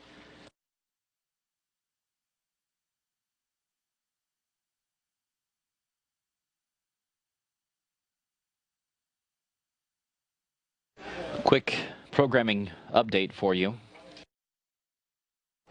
The briefing that we had previously mentioned that would be targeted for 1:30 is now going to be at 1:45, just to give Ed Van Sice and his team enough time to get things wrapped up here in Mission Control and head over to our briefing room. But again, 1:45 will be when we will target our briefing here on NASA television.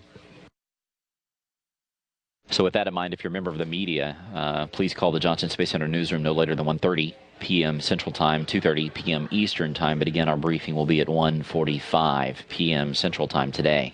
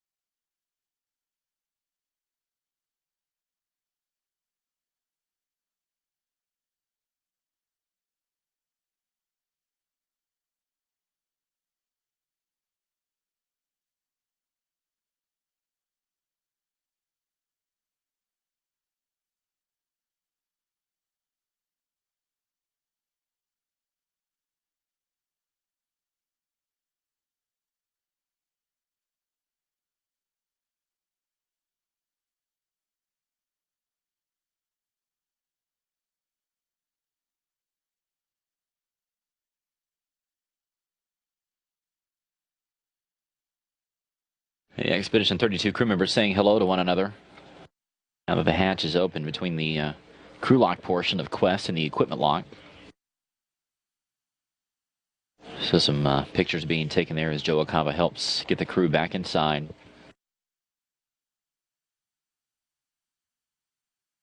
They'll soon get their helmets off and get them out of those suits.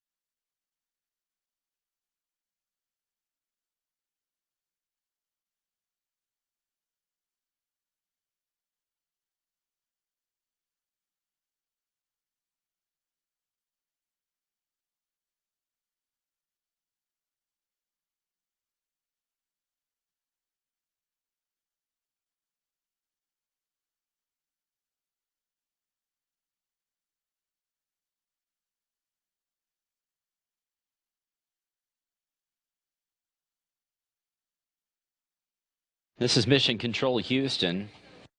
Ed Van Cise is passing along some words of congratulations to his team here for all the work that's been done over the last several days. He's going to hand over for a few minutes while he gets ready for our news conference, which is coming up in about 30 minutes here on NASA Television at 1:45 p.m. Central Time. 2:45 p.m. Eastern Time. He will be in that briefing with Keith Johnson, the spacewalk officer that oversaw today's activities, as well as Mike Sefferdini, who is the space station program manager. But they'll have an update on how things went today, what's next for the space station.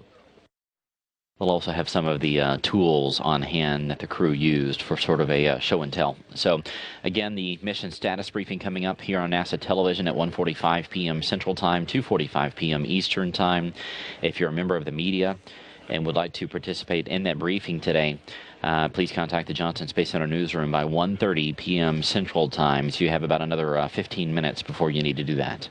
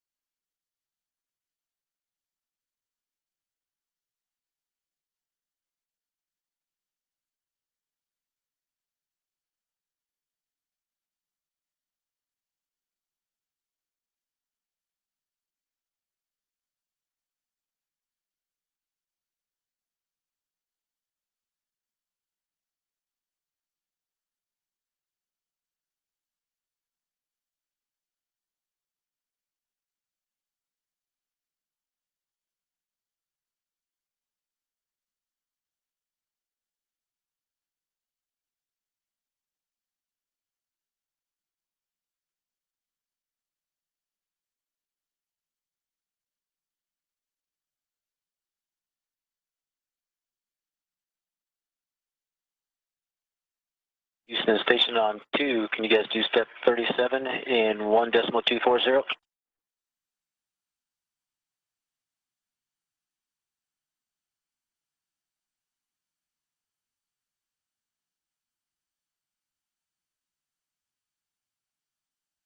Airlock Houston, we will take care of this. Okay, copy that. With that, I'm going to go to step 40. Copy.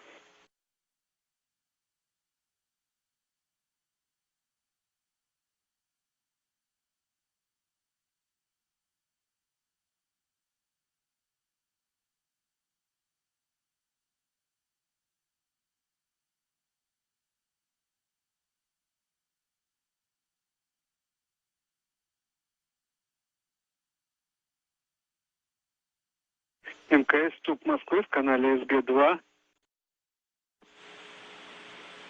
ISS, MCC Moscow on Space to Ground 2.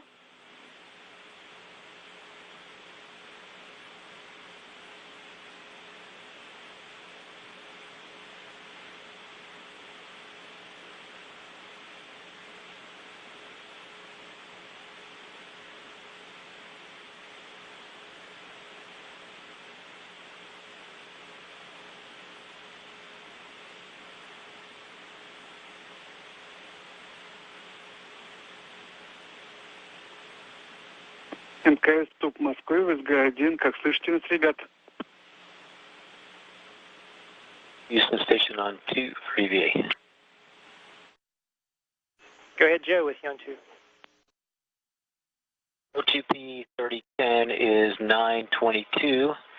O2P for 3011 is 921. Those numbers look good. If I can take the UIA oxygen closed, I'll do it.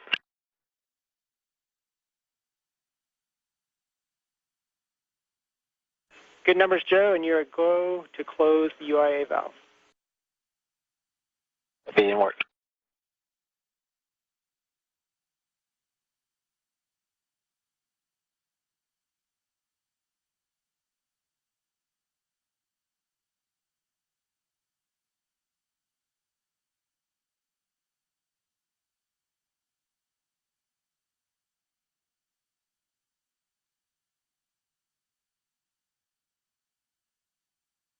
Houston Station on 2. Can you guys do step 43?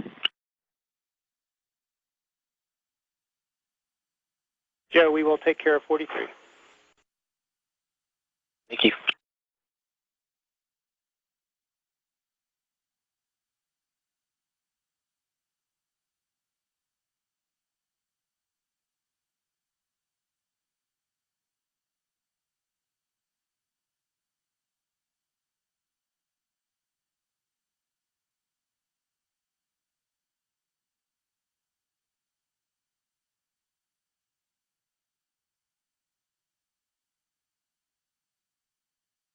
And Houston Station on 2. If you guys can give me a reminder about the RWS teardown, I'll get that when I'm done here. But if I forget, just I'll give you a call when I finish it. So if I don't, give me a call. Will co, Joe. Thank you, sir.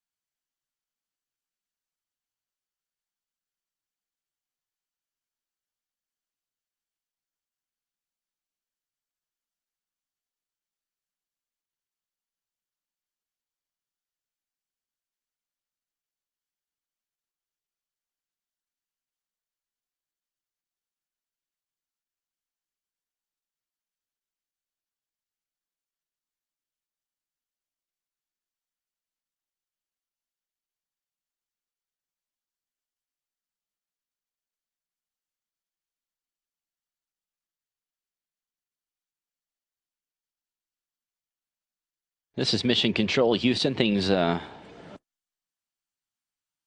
becoming more quiet here inside the flight control room as the spacewalk got wrapped up. The crew is back out of the Quest airlock.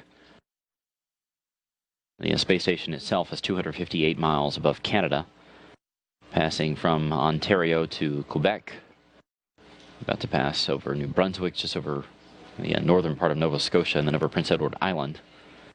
And then out over the Atlantic Ocean. As a reminder, coming up in just a few minutes, we'll have a mission status briefing from here at the Johnson Space Center. That'll begin at 1:45 p.m. Central Time, 2:45 p.m. Eastern Time. If you're a member of the media and would like to participate in the briefing, please contact the Johnson Space Center newsroom no later than 1:30 p.m. Central Time. So you have another 7 minutes or so before you need to do that. But Mike Sofrodini, the space station program manager, as well as Ed Van Sise, who was the flight director on console today, as well as Keith Johnson, who was the lead spacewalk officer, will all be in that briefing talking about the spacewalk today, how things went, and what's up next for the space station crew as operations return to normal, at least for a few days, until the departure of half the crew is coming up later on toward the end of next week. Noah Kaba and Sergei Revin and Gennady Padalka are getting ready to come home aboard the Soyuz that brought them up to the station. Their landing will mark the beginning of Expedition 32 once they undock. But here's the schedule of events coming up. Beginning Saturday, September the 15th, there will be a change of command ceremony that we'll have live here on NASA television. That will ceremoniously hand over control of the station to the incoming commander, who will be Sunny Williams. She'll be in charge of Expedition 33. And then operations in earnest begin on Sunday, September the 16th at 2:30 p.m. Central Time. We'll have the farewell and hatch closure coverage as the crew bids farewell to their crewmates aboard the station. And then at 2:55, that is when the crew will actually close the hatch between their Soyuz, the TMA-04M that brought them up to the station. And then at 5:45 p.m., our live undocking coverage will begin. The undocking itself will take place less than a half hour later at 6:11 p.m. Central Time. And then our landing coverage will begin at 8:30 p.m. Central Time. The times have been updated just a little bit. These crew members are going to be landing in the northern zone near Kustanai in the cities of Arkalek. They'll be landing Sunday, September the 16th at 9:54 p.m. Central Time or 10:54 p.m. Eastern Time. And, of course, live coverage of all of that here on NASA television.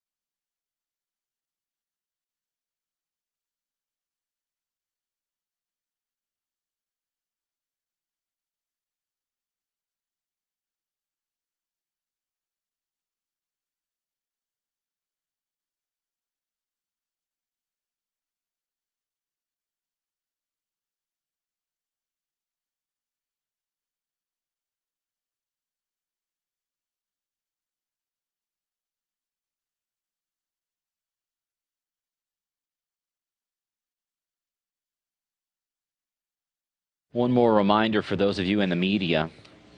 The mission status briefing is coming up here in just a few short minutes at 1:45 p.m. Central Time, 2:45 p.m. Eastern Time. Now is the time to contact the Johnson Space Center newsroom if you're a member of the press and would like to participate in the briefing today. So go ahead and contact the JSC newsroom, and you'll be patched into the phone line so that you can participate in the briefing today with Mike Suffredini, Ed Van Sice, and Keith Johnson. That's coming up in about 15 minutes here on NASA television.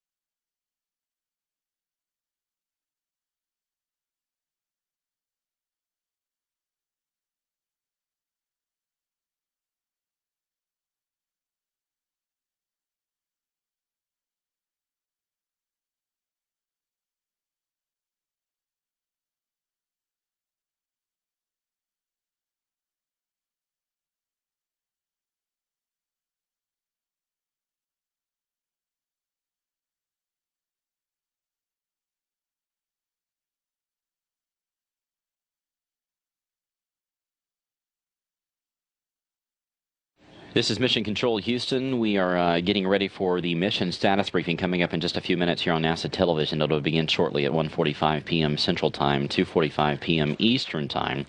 And with that, we are going to wrap up our live coverage of today's spacewalk. But once again, everything went pretty much according to the plan, with the crew wrapping up a 6-hour and 28-minute spacewalk, and Sunny Williams herself setting a world record for most time spent spacewalking by a female. She now has 44 hours and 2 minutes to her name. So it's been a good day all around for both the ground teams and the teams up on orbit as Expedition 32 gets back to normal tomorrow on board the International Space Station. We want to thank you for joining us both last week and today, as we brought you live coverage of these two marathon spacewalks by the team. We invite you to join us again tomorrow at 10 a.m. Central Time, 11 a.m. Eastern Time here on NASA television for updates during our ISS update show live here on NASA TV. But for now, the mission status briefing is up next. We want to thank you for joining us once again. Until next time, this is Mission Control Houston.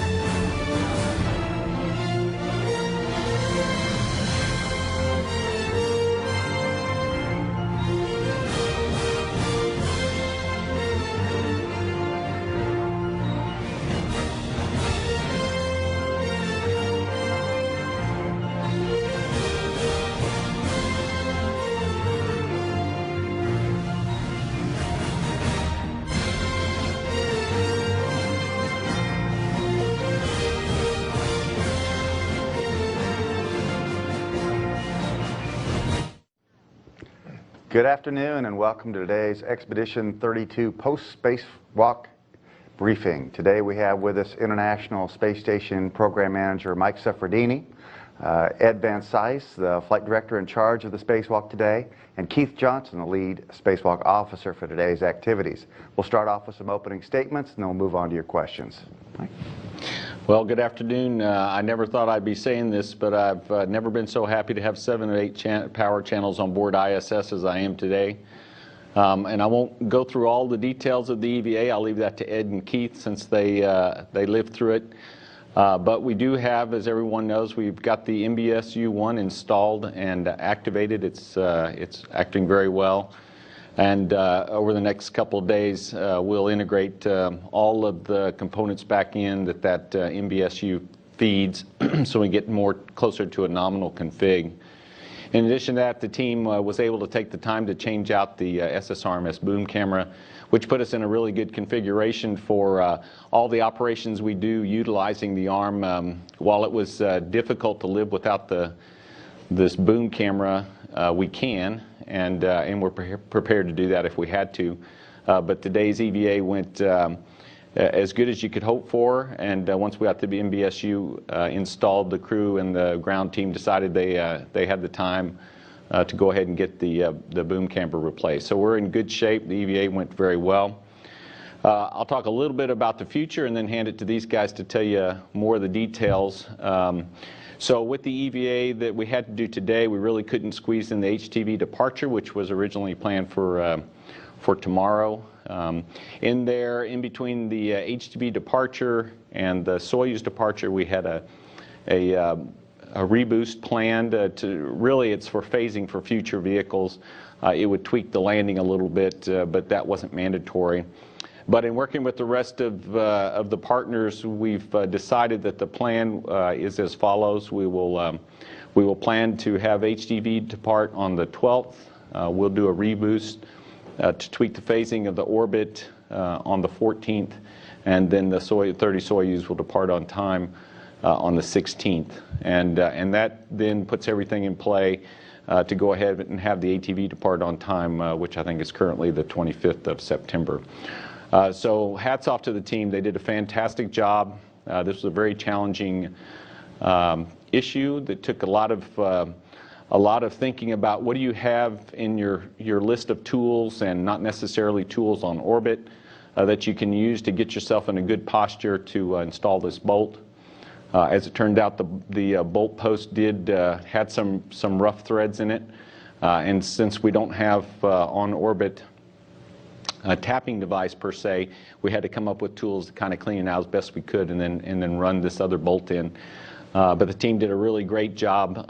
The crew did a fantastic job outside today, and as a result of that, we're back in really good shape on orbit. And so with that, I'll hand it over to Ed. Well, thank you, sir. I'll start with the end of today. Obviously, getting MBSU 1 installed and activated. Doing that successfully is a broad team across several organizations throughout the program and across the partnership to make that all happen. And I'm extremely proud and impressed with all the work of all the people that were involved in putting this together. Not only the EVA team, but as they're the ones that are out in front pulling this together for the crew, but all of the different flight control disciplines that are involved, all the engineers, analysts, the folks at Kennedy Space Center that actually installed the MBSU into S0 before it launched. The press conference we had last week, Mr. Suffredini talked about going back and pulling paper on the actual initial installations. We did that. We talked to everybody we possibly could to understand what was going on, and that paid off here today in the end. I'll talk briefly about what's happened over the last 6 days. If you can believe it, today is only the 6th day after the end of the third longest EVA in U.S. history last Thursday. Since that time, even Friday morning, we had a skeleton plan of what we would do on a EVA that turned out to be today. We came with a bunch of questions. First, obviously, what happened, and wanted to understand as best we could what happened last Thursday. And then we went from those questions to try to, in broad terms, say what needs to be done to make us most successful on doing it again. So of course that meant go take a look at the failed MBSU, the MBSU we had been trying to install, and see if it had been damaged or if there was anything on that MBSU that might tell us some clues about what had happened. We also needed to clean that up and get it ready for installation. Go inspect the cold plate on the S0 work site where the MBSU gets installed. Make sure, see if there were any smoking guns out there to show us what had happened, but then also get that all cleaned up and ready for an installation task. From that point, the engineers and all the various flight controllers went from those questions to finding ways to get answers to those questions. So of course we looked at paperwork, we looked at previous tasks that had similar types of installations. For example, the battery charge-discharge units, the BCDUs, we've installed some of those in our past, and they have a similar configuration. We went and talked to all the people involved with those activities to learn what we could. We also, like Mr. Suffredini mentioned, we went and invented new tools that we could take outside to help us clean and chase the threads in the posts of the S0 cold plate, to blow out any debris, to look for damage, and to make sure that we fully understood and could correct the best we could the situation there at S0. We also had several very long discussions with all of our engineering counterparts to take the questions as far deep as we possibly could. What if we find such and such out at the worksite? What are we going to do? If this method doesn't work, what's the next step? So we really completely developed as much as we could what we call the crib sheet, or the what do you do if this happens paperwork. And that went very smoothly. Developing that was a long process. Several meetings went into that, but today's success shows the results of all those meetings and how fruitful they were. We had a great set of documentation. We didn't have to stray from it, and it enabled us to be successful today. So we call it a Team 4 effort, and that's because we're pulling out a separate team to go focus on all these, and it really was an amazing experience to be a part of and to watch as this entire team came together with its resolve to fix the singular issue. And then we did so with enough time left that we could go pick up one remaining scheduled task from last week's EVA, and that was replacing the boom camera. So I'm glad we could get that done as well. And over the course of these 2 EVAs, we were able to get all of our primary objectives for the EVA-18 accomplished. So I'm very, very happy with the success of the EVA, and I'll let Keith go into any more details he wants to. Thanks, Ed.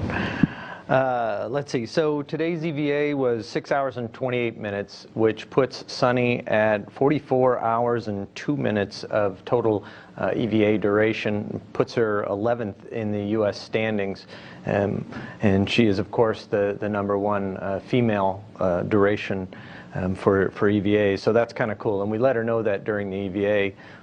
She sloughed it off and said, "I'm just out here doing a job, and I'm in the right place at the right time." So that's a wonderful attitude to have, to know that she's out there to do her job. Aki, that was his second EVA. It makes his total 14 hours and 45 minutes.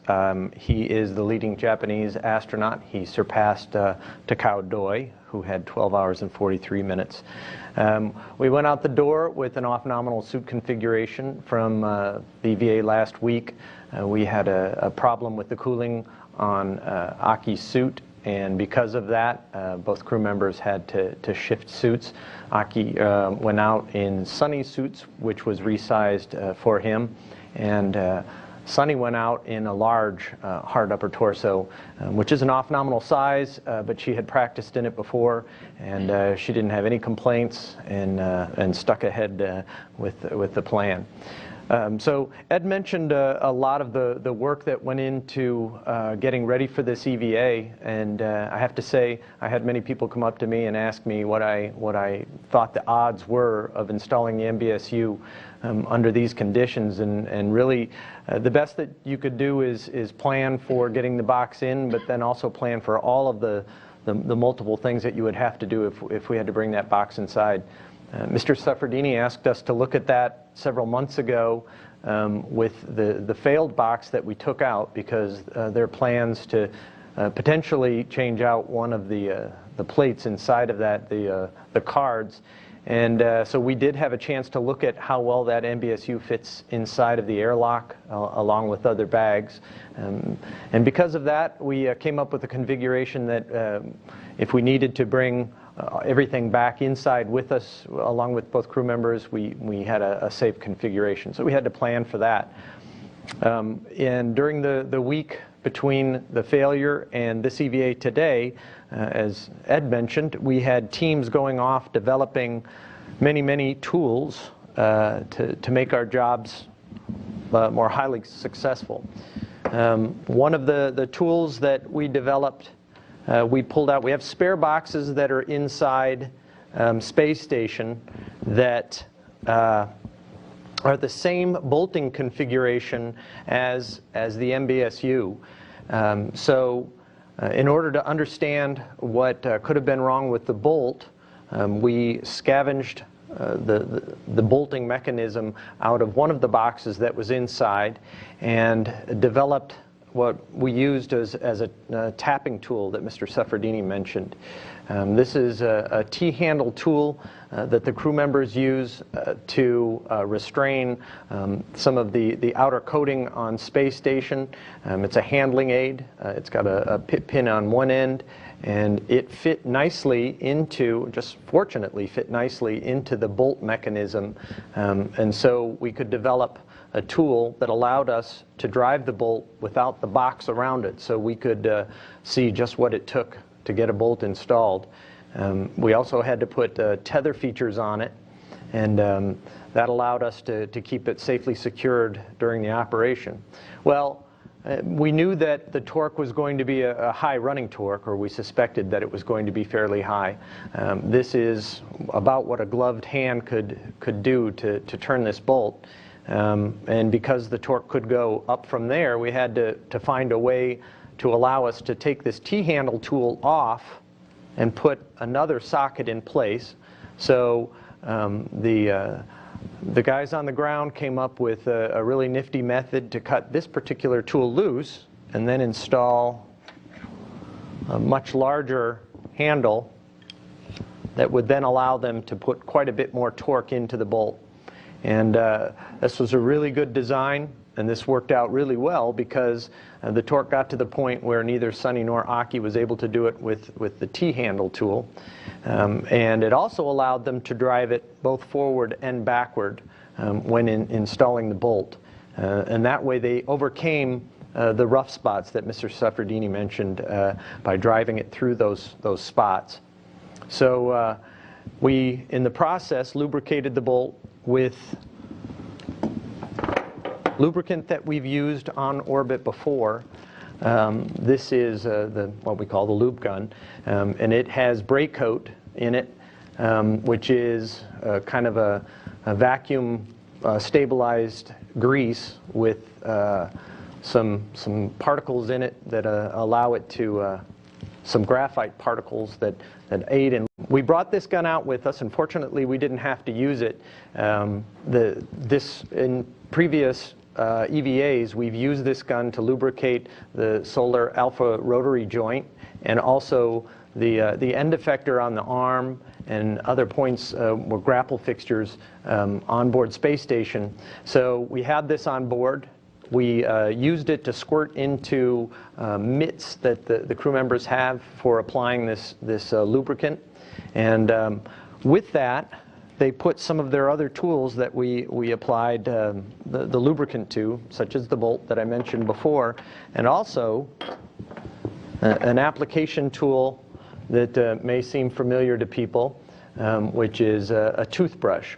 So while we were IVA, the crew took this toothbrush, attached it to another T-handle, and then put it in the grease and prepared it to go EVA.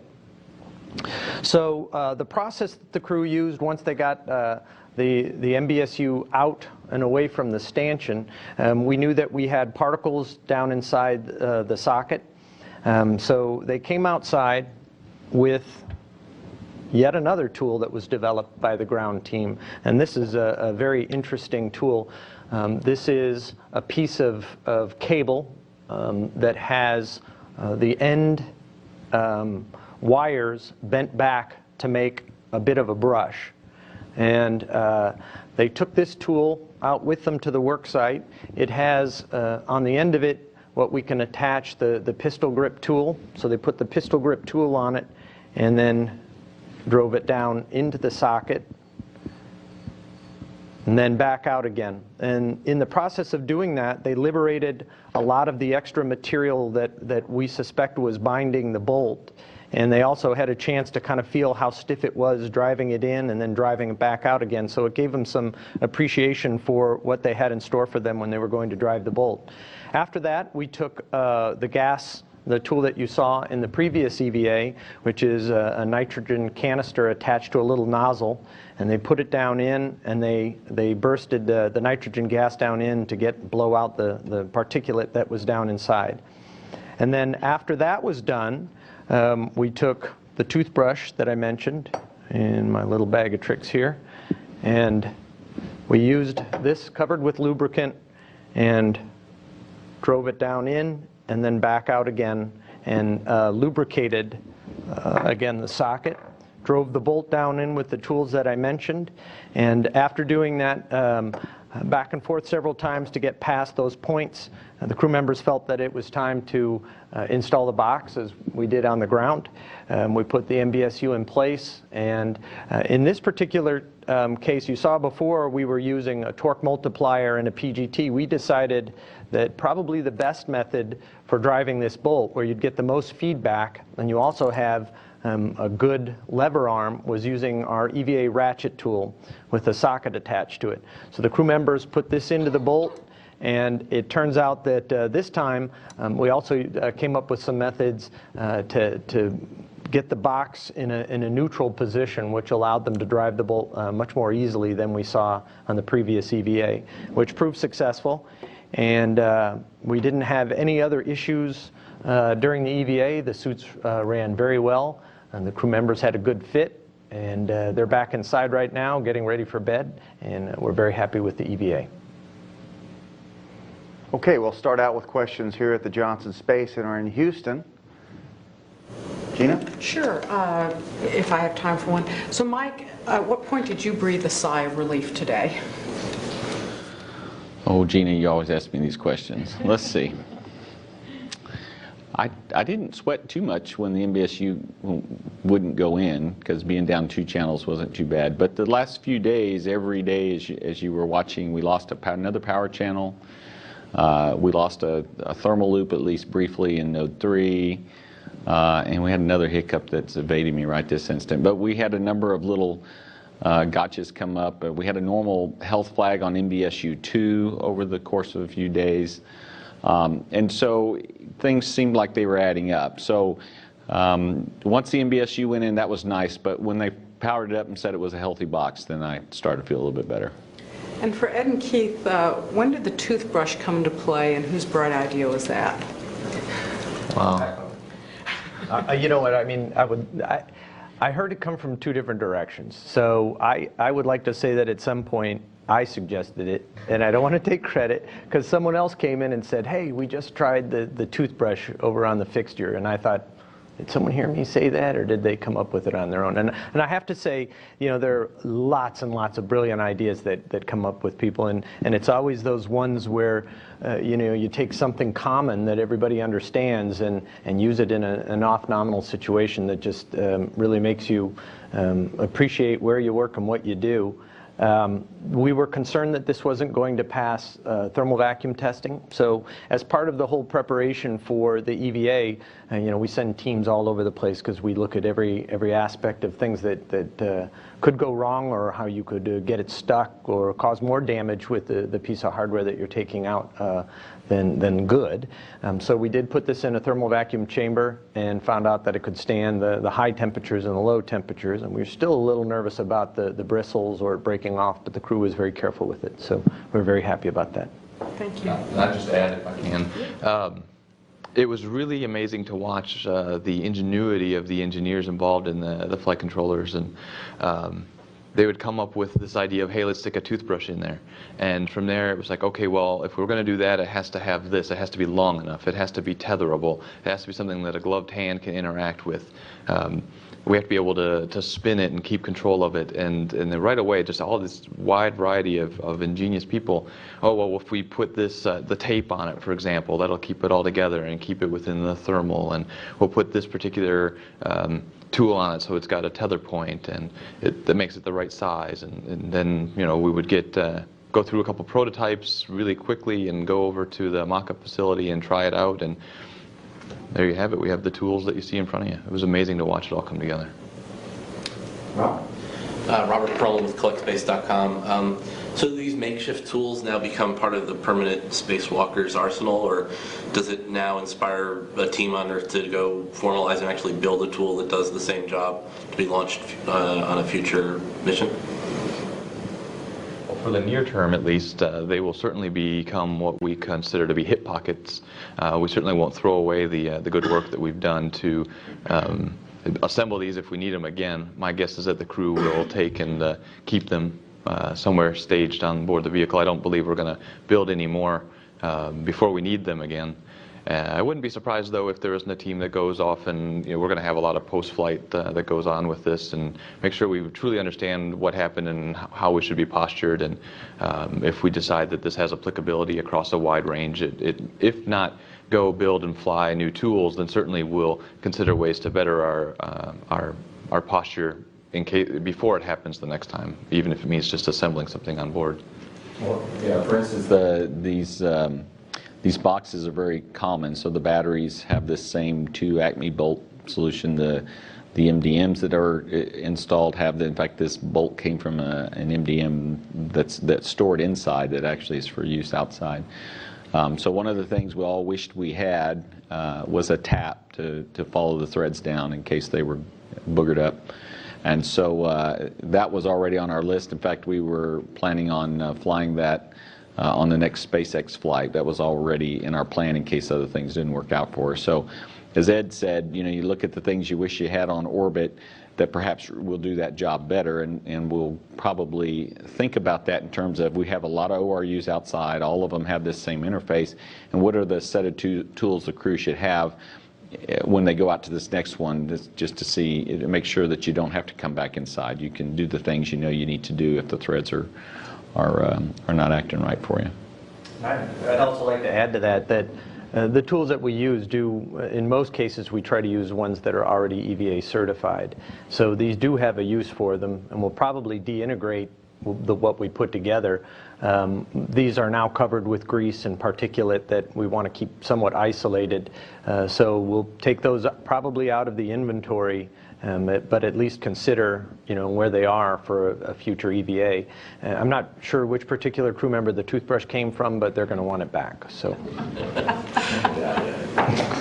And just in a larger sense, more than 10 years into the station's life and 165 spacewalks, did you at all anticipate that bolts were going to still be an issue this far into the program? And what does it say for looking out, you know, towards the out years? Well, you know, we didn't really talk to you too much about what causes this problem. So during the EVA, the team got to the point where they were trying to use technique to get the box down, and this is not the first box like this. We did 6 batteries which have the same interface, and so really this was a combination of technique, but that the bolts, we found this particular bolt, as you may have noticed watching the EVA, this particular bolt about 4 turns in got stuck, and we really couldn't get past about 4 turns during the last EVA. And when we ran this bolt down, we found this spot in this area. So this doesn't have to do with how long it's been on orbit. It really has to do with when we installed them. When we installed these particular MBSUs, and this one in particular because of the face of the truss it's on, and I think I mentioned this before, this really, we weren't able to rotate the S0 truss. So the ground crews had to get on a scissor jack. They lift up as high as they can. It's a 220-pound ORU. and they're in a 45-degree face facing up, and they're trying to get it up here, and then they're trying to torque it and wiggle it and torque it. So we're not completely surprised that the threads could be a little gummed up. Again, you can't cross-thread an Acme bolt, but we think we galled the bolt, which is not an uncommon thing to have happen if you put torque, off-center torque on it while you're trying to torque the bolt down. So we believe, just as a normal course of installing some of these ORUs, particularly the ones where we couldn't put the truss in a position where it's easy to lower. In the case of the batteries, we always rotated the truss and we lowered the batteries down and put them in place and then torqued them down. But in the case of these MBSUs and some other components, we weren't able to do that. So part of what we'll look at as the future is which ones do we expect to have trouble with, which ones might have slightly galled bolts, so that we'll know to, just expect to plan the EVA around chasing the threads or whatever else we think is the technique we need to use. But this isn't an age issue. This just has to do with the way we had to install on the ground and what it ultimately does to the interface when you install it that way. Okay. That's all our questions for now here in Houston. We'll go to the telephone lines. I think in order of call-in, Jim Oberk with NBC. Yeah, hi Mike. Let me turn off the TV here. There's a little delay.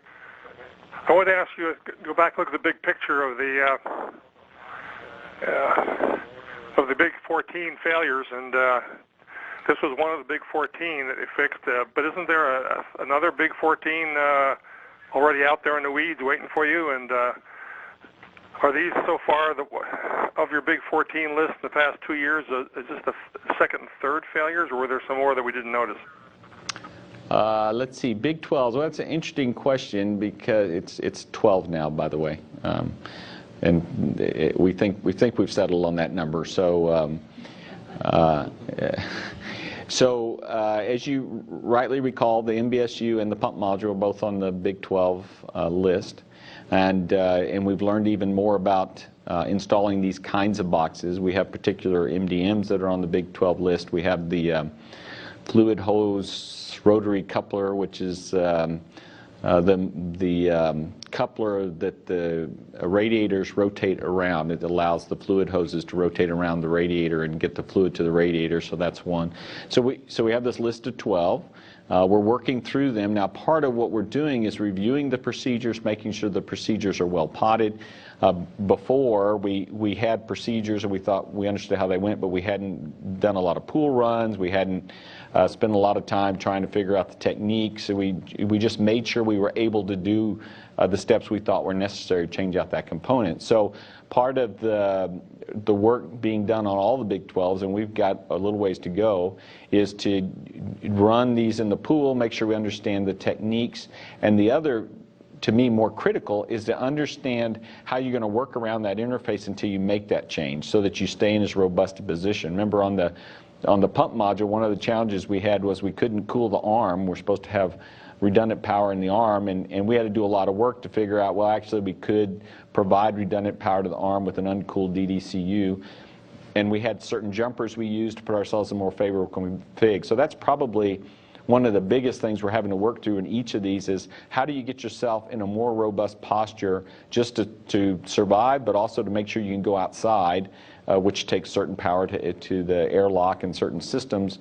So you can get yourself in posture, go outside, use the systems you normally use to do the change out. So whether we've done more than 2 of the Big 12s, I don't remember off the top of my head. I don't think so.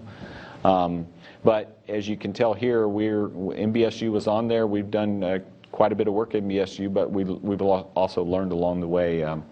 I think this EVA taught us more. I don't know if that gets at what you were pulling on, Jim, but hopefully that helps. Switching unit that's failed, that used to be on the list I had, but maybe it's been taken off. Which one?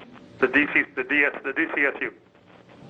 I don't remember if the DCSU is on there. SSU and DCSU are on there? We took it off. Took it off, yeah. There you go. Well, we're living through a DCSU down actually right now. Yeah, it's not completely down, but an RBI is down. But I just don't remember the conversation, but I suspect it has to do with prior to that, we weren't as robust. We had very few power channels in the early days.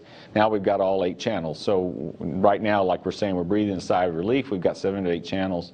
And so one channel down is not it's not a position we want to be in, but it's, you know, it doesn't send you into really worrying and having to rush out the door. Mike, we're just checking it out, but again, hats off to the IFM group, miracle workers in the great tradition.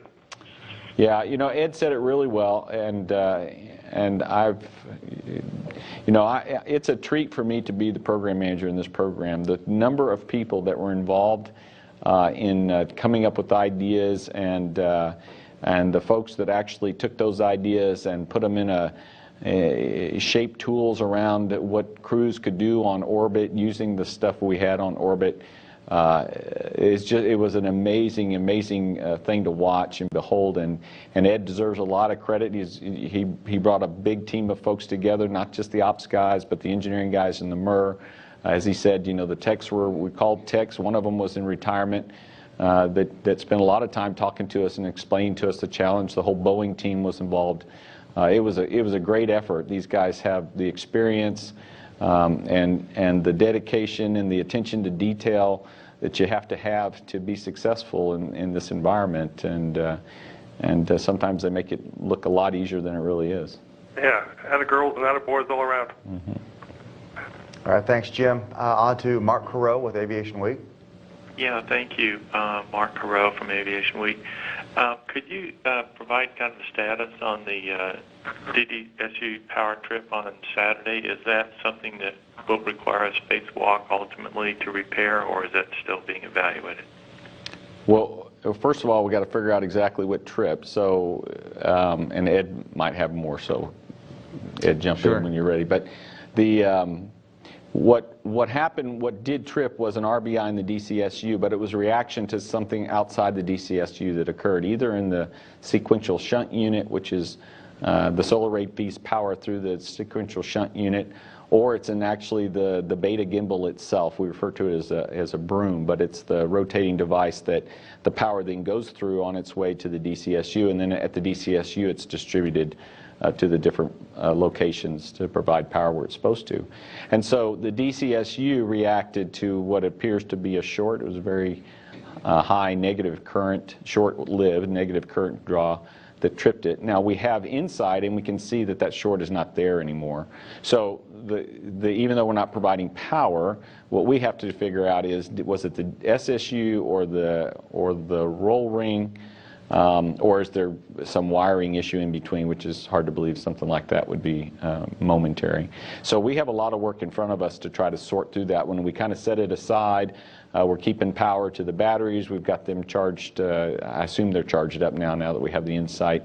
And we're keeping all the systems on the IEA in good shape while we wanted to get through this EVA and then think about what we need to do there. So whether we have to go outside or not, I don't know. We'll have to finish going through the fault tree and see what we think the cause was, whether or not this temporary occurrence is something that is now we can assume won't happen again, or if it's something we think is about to happen again, what posture we need to be in for the future. So we've got a little bit of work left to go on that one. I give you a little history on the operations that we went through from the time of the trip until right now.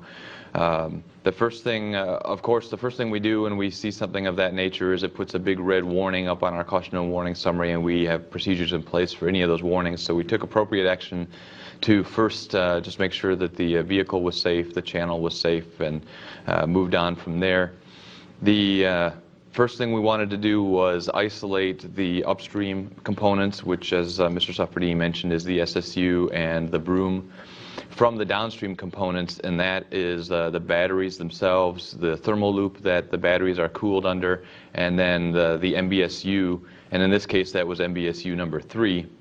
And in this particular situation, we're talking about DCSU 3A is what we're referring to, and the DCSU is the box out right under the solar array that routes all the power down to the different loads.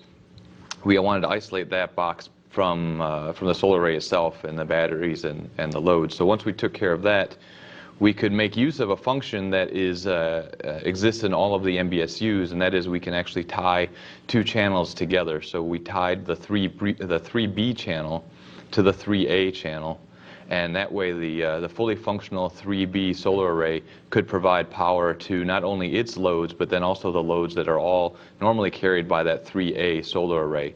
And that included not only powering the loads underneath that MBSU, so all of the end loads, but it also let us send power back up into the truss, and we could actually, like he said, charge the batteries under the 3A solar array.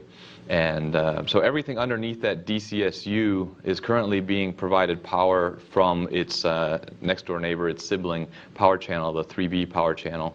And the solar array itself is still being controlled. Its computer is called the Electronics Control Unit, the ECU. And that is still functional. The array is still tracking, but is currently in a mode that we call being shunted, in that none of its solar power is actually being routed anywhere. So it's not actually collecting and converting power for our use. But it is tracking just like we want it to. And so it's in a safe configuration. And that's what we were really going for to get ready for the EVA today. We wanted to get 3A safe, be able to power all of its loads. And then we wanted to understand how to operate the vehicle with 3 power channels offline, the 2 serviced by MBSU-1 and then the 3A channel. So we got that, all of that worked. We looked for any problems that we might have with that going into this EVA. It only required some minor changes to our plans for doing power downs, but then we were able to press into today's EVA. And the goal was, as soon as this EVA was done, start doing all the work that Mr. Suffredini talked about in assessing how we can get the 3A channel back and what needs to be done there. It wouldn't be surprising to me if the team isn't already meeting to start looking at that problem now that we've got MBSU-1 up and running. That's just the engineers involved and the team involved, is that once the problem's behind us, we just move on to the next thing that we have to take care of, and we keep the laboratory running. Okay. Anything further from you, Mark? I'm good. Thank you very much. Okay. On to Marcia Dunn with AP. Yes, hi. I was wondering, when do you expect to be back up to where you were, so to speak, not counting this latest problem? Just, you know, do you expect to have all the systems back to be on the proper circuits in a day, or are they already on that way now? Well, I can talk the near-term plan as far as reconfiguring the systems. The immediate response, we've already got the MBSU up and running and providing power to the DC converter units underneath it. Like we talked about last week, some of those converters are the only provider of power to some of our avionics, and in other cases, those converters share loads with what we call parallel DDCUs being powered from other channels. So when you have the 2 DDCUs together sharing the loads, we have repowered those DDCUs, and now that 1A and 1B power is jointly feeding all of the loads, and so that is a nominal configuration. That's normal. 2 of our primary load carriers are DDCU 1 Bravo and then also S0 1 Alpha, and what that is, one side powers half of the avionics in the US lab. The other side powers things like one of our external thermal loop pumps and one of our S-band strings. Right now, all of those loads are being powered through jumpers, and we talked about those last week and how we've rerouted power through those jumpers. Now, over the next 2 days, we'll be removing those jumpers, and that will get us back into the standard configuration. So tomorrow, we're going to remove the internal, the jumper that's providing power to the internal loads, and then on Friday, today's Wednesday, on Friday, we'll be removing the jumper that provides power to the external loads, and then we'll be back in the normal configuration for the MBSU-1 serviced loads. Thank you. And one other question. I think I may know the answer, but did you say that this was a defect that was introduced on the ground prior to launch, the fact that all these metal shavings were in there jamming the socket? I'm just trying to get a handle on how this actually happened to begin with. Well, it's, yeah, I don't know if I'd call it a defect. As a result of how we had to install it, we think we probably galled the bolt as we were installing it, and so the result of that is you damage the threads a little bit and you leave shavings behind, and that's likely the source of the shavings that we found and the trouble we had with the post threads. That's speculation, but it's a pretty good guess. It'd be hard to do that kind of. We just removed the bolt on orbit, so it'd be hard to leave that kind of that number of threads. That amount of shavings that we saw with the little bit of work we did on orbit. So that's the speculation. Thank you. Okay, next is Todd Halverson from Florida Today.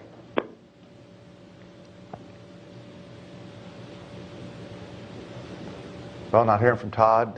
Denise with Space.com. Hi, thank you. I think it was Jack Fisher in Mission Control, once the unit had been installed and powered up, he said that when he was congratulating the crew and the team, that it felt a little bit like being on the set of Apollo 13. I was wondering, Ed or Keith, if you could describe what kind of tension you were feeling in Mission Control today and also in the days leading up to the EVA. I'll start. There's one thing with Apollo 13 and the issues that they faced. Obviously, that was life-threatening to the crew, and the efforts that they were working through then was how to get the crew home safely alive. We obviously weren't in that situation. But what the similarities really were there, though, to watch how the team came together. Just the scene that comes to mind from the movie, and we did make jokes and talk about Apollo 13, and failure is not an option. It certainly is something that I mentioned a couple of times because we had to get this thing installed. But the scene where the engineers came in and dumped a box full of, here's the stuff they've got on the vehicle, let's figure out how to make this work for their CO2 scrubber. We didn't use any socks, but we pretty much pulled a bunch of different pieces out of our pantries and put together an amazing set of tools. And the free flow of ideas from any corner that might have helped us. It was just like it was in the movie and then also in real life. The dedication and professionalism of everyone involved. And something else that I don't know if it's easy to pick up in the movie, but if you watch the movie or if you know about the real life story, the age of the flight controllers, these are all young kids that are doing this amazing work. And the same was true in our story. The younger generation of flight controllers that were pulling these things together, assisted by the seasoned veterans that have been through things that included first element launch, watching them pull together the amazing things that we did, that they pulled together that allowed us to do what we did today. Really did come similar to what it must have been like to experience Apollo 13, although we weren't allowed to smoke cigars in the end, so I think they still had it a little better. Anything else, Denise? No, that's it. Thank you. All right, we'll move on to Phil with NASASpaceflight.com. You guys already covered everything for me. Thanks. All right, Bill Harwood, CBS. Yeah, just one more DCSU question for Ed, I guess. Are there any operational constraints to being one channel down or one array down, I guess? Do you have to manage anything because you don't have all 8 running, or is it just transparent at this point? Thanks. Well, you know us, so we have flight rules for everything. So there are definitely constraints for operating in the configuration that we're in right now. The constraints are a lot lighter now that we have MBSU 1 up and running, and once we get back into that fully normal configuration, we will be in good shape. We talked a lot last week about power balance and power loading, and we're still going to be in that situation where we have to manage the amount of power that we put on the channels and make sure we don't do something that might trip off either the 3A channel or the entire 3A and 3B channel, because now we have those two things tied together.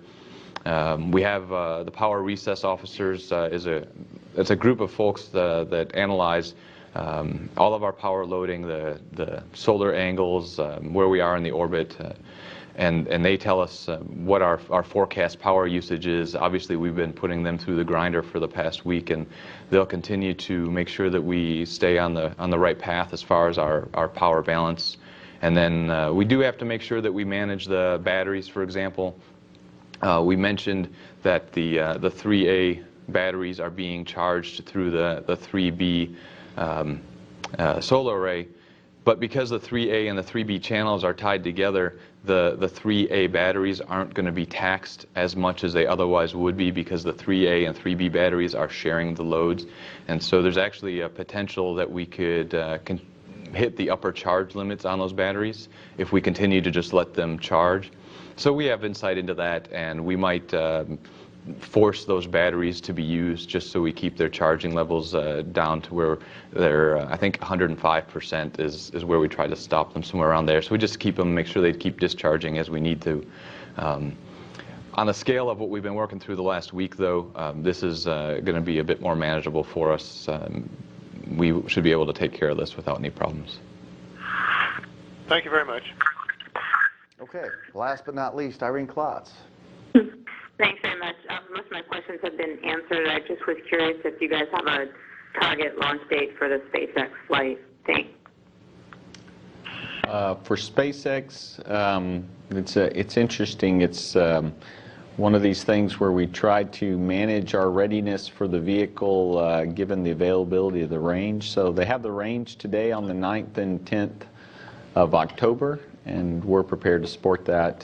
However, they could fly sooner, and we prefer them to fly a little sooner to just keep ourselves deconflicted from the Soyuz flight that's coming up. And if they slip from the 10th, we've got to go to the other side of the Soyuz flight. So what we'd like to do is try a little earlier if we can. I think there's an Atlas on the range. So we're ready to fly. They'll be ready to fly, as my understanding, as early as the 5th of October.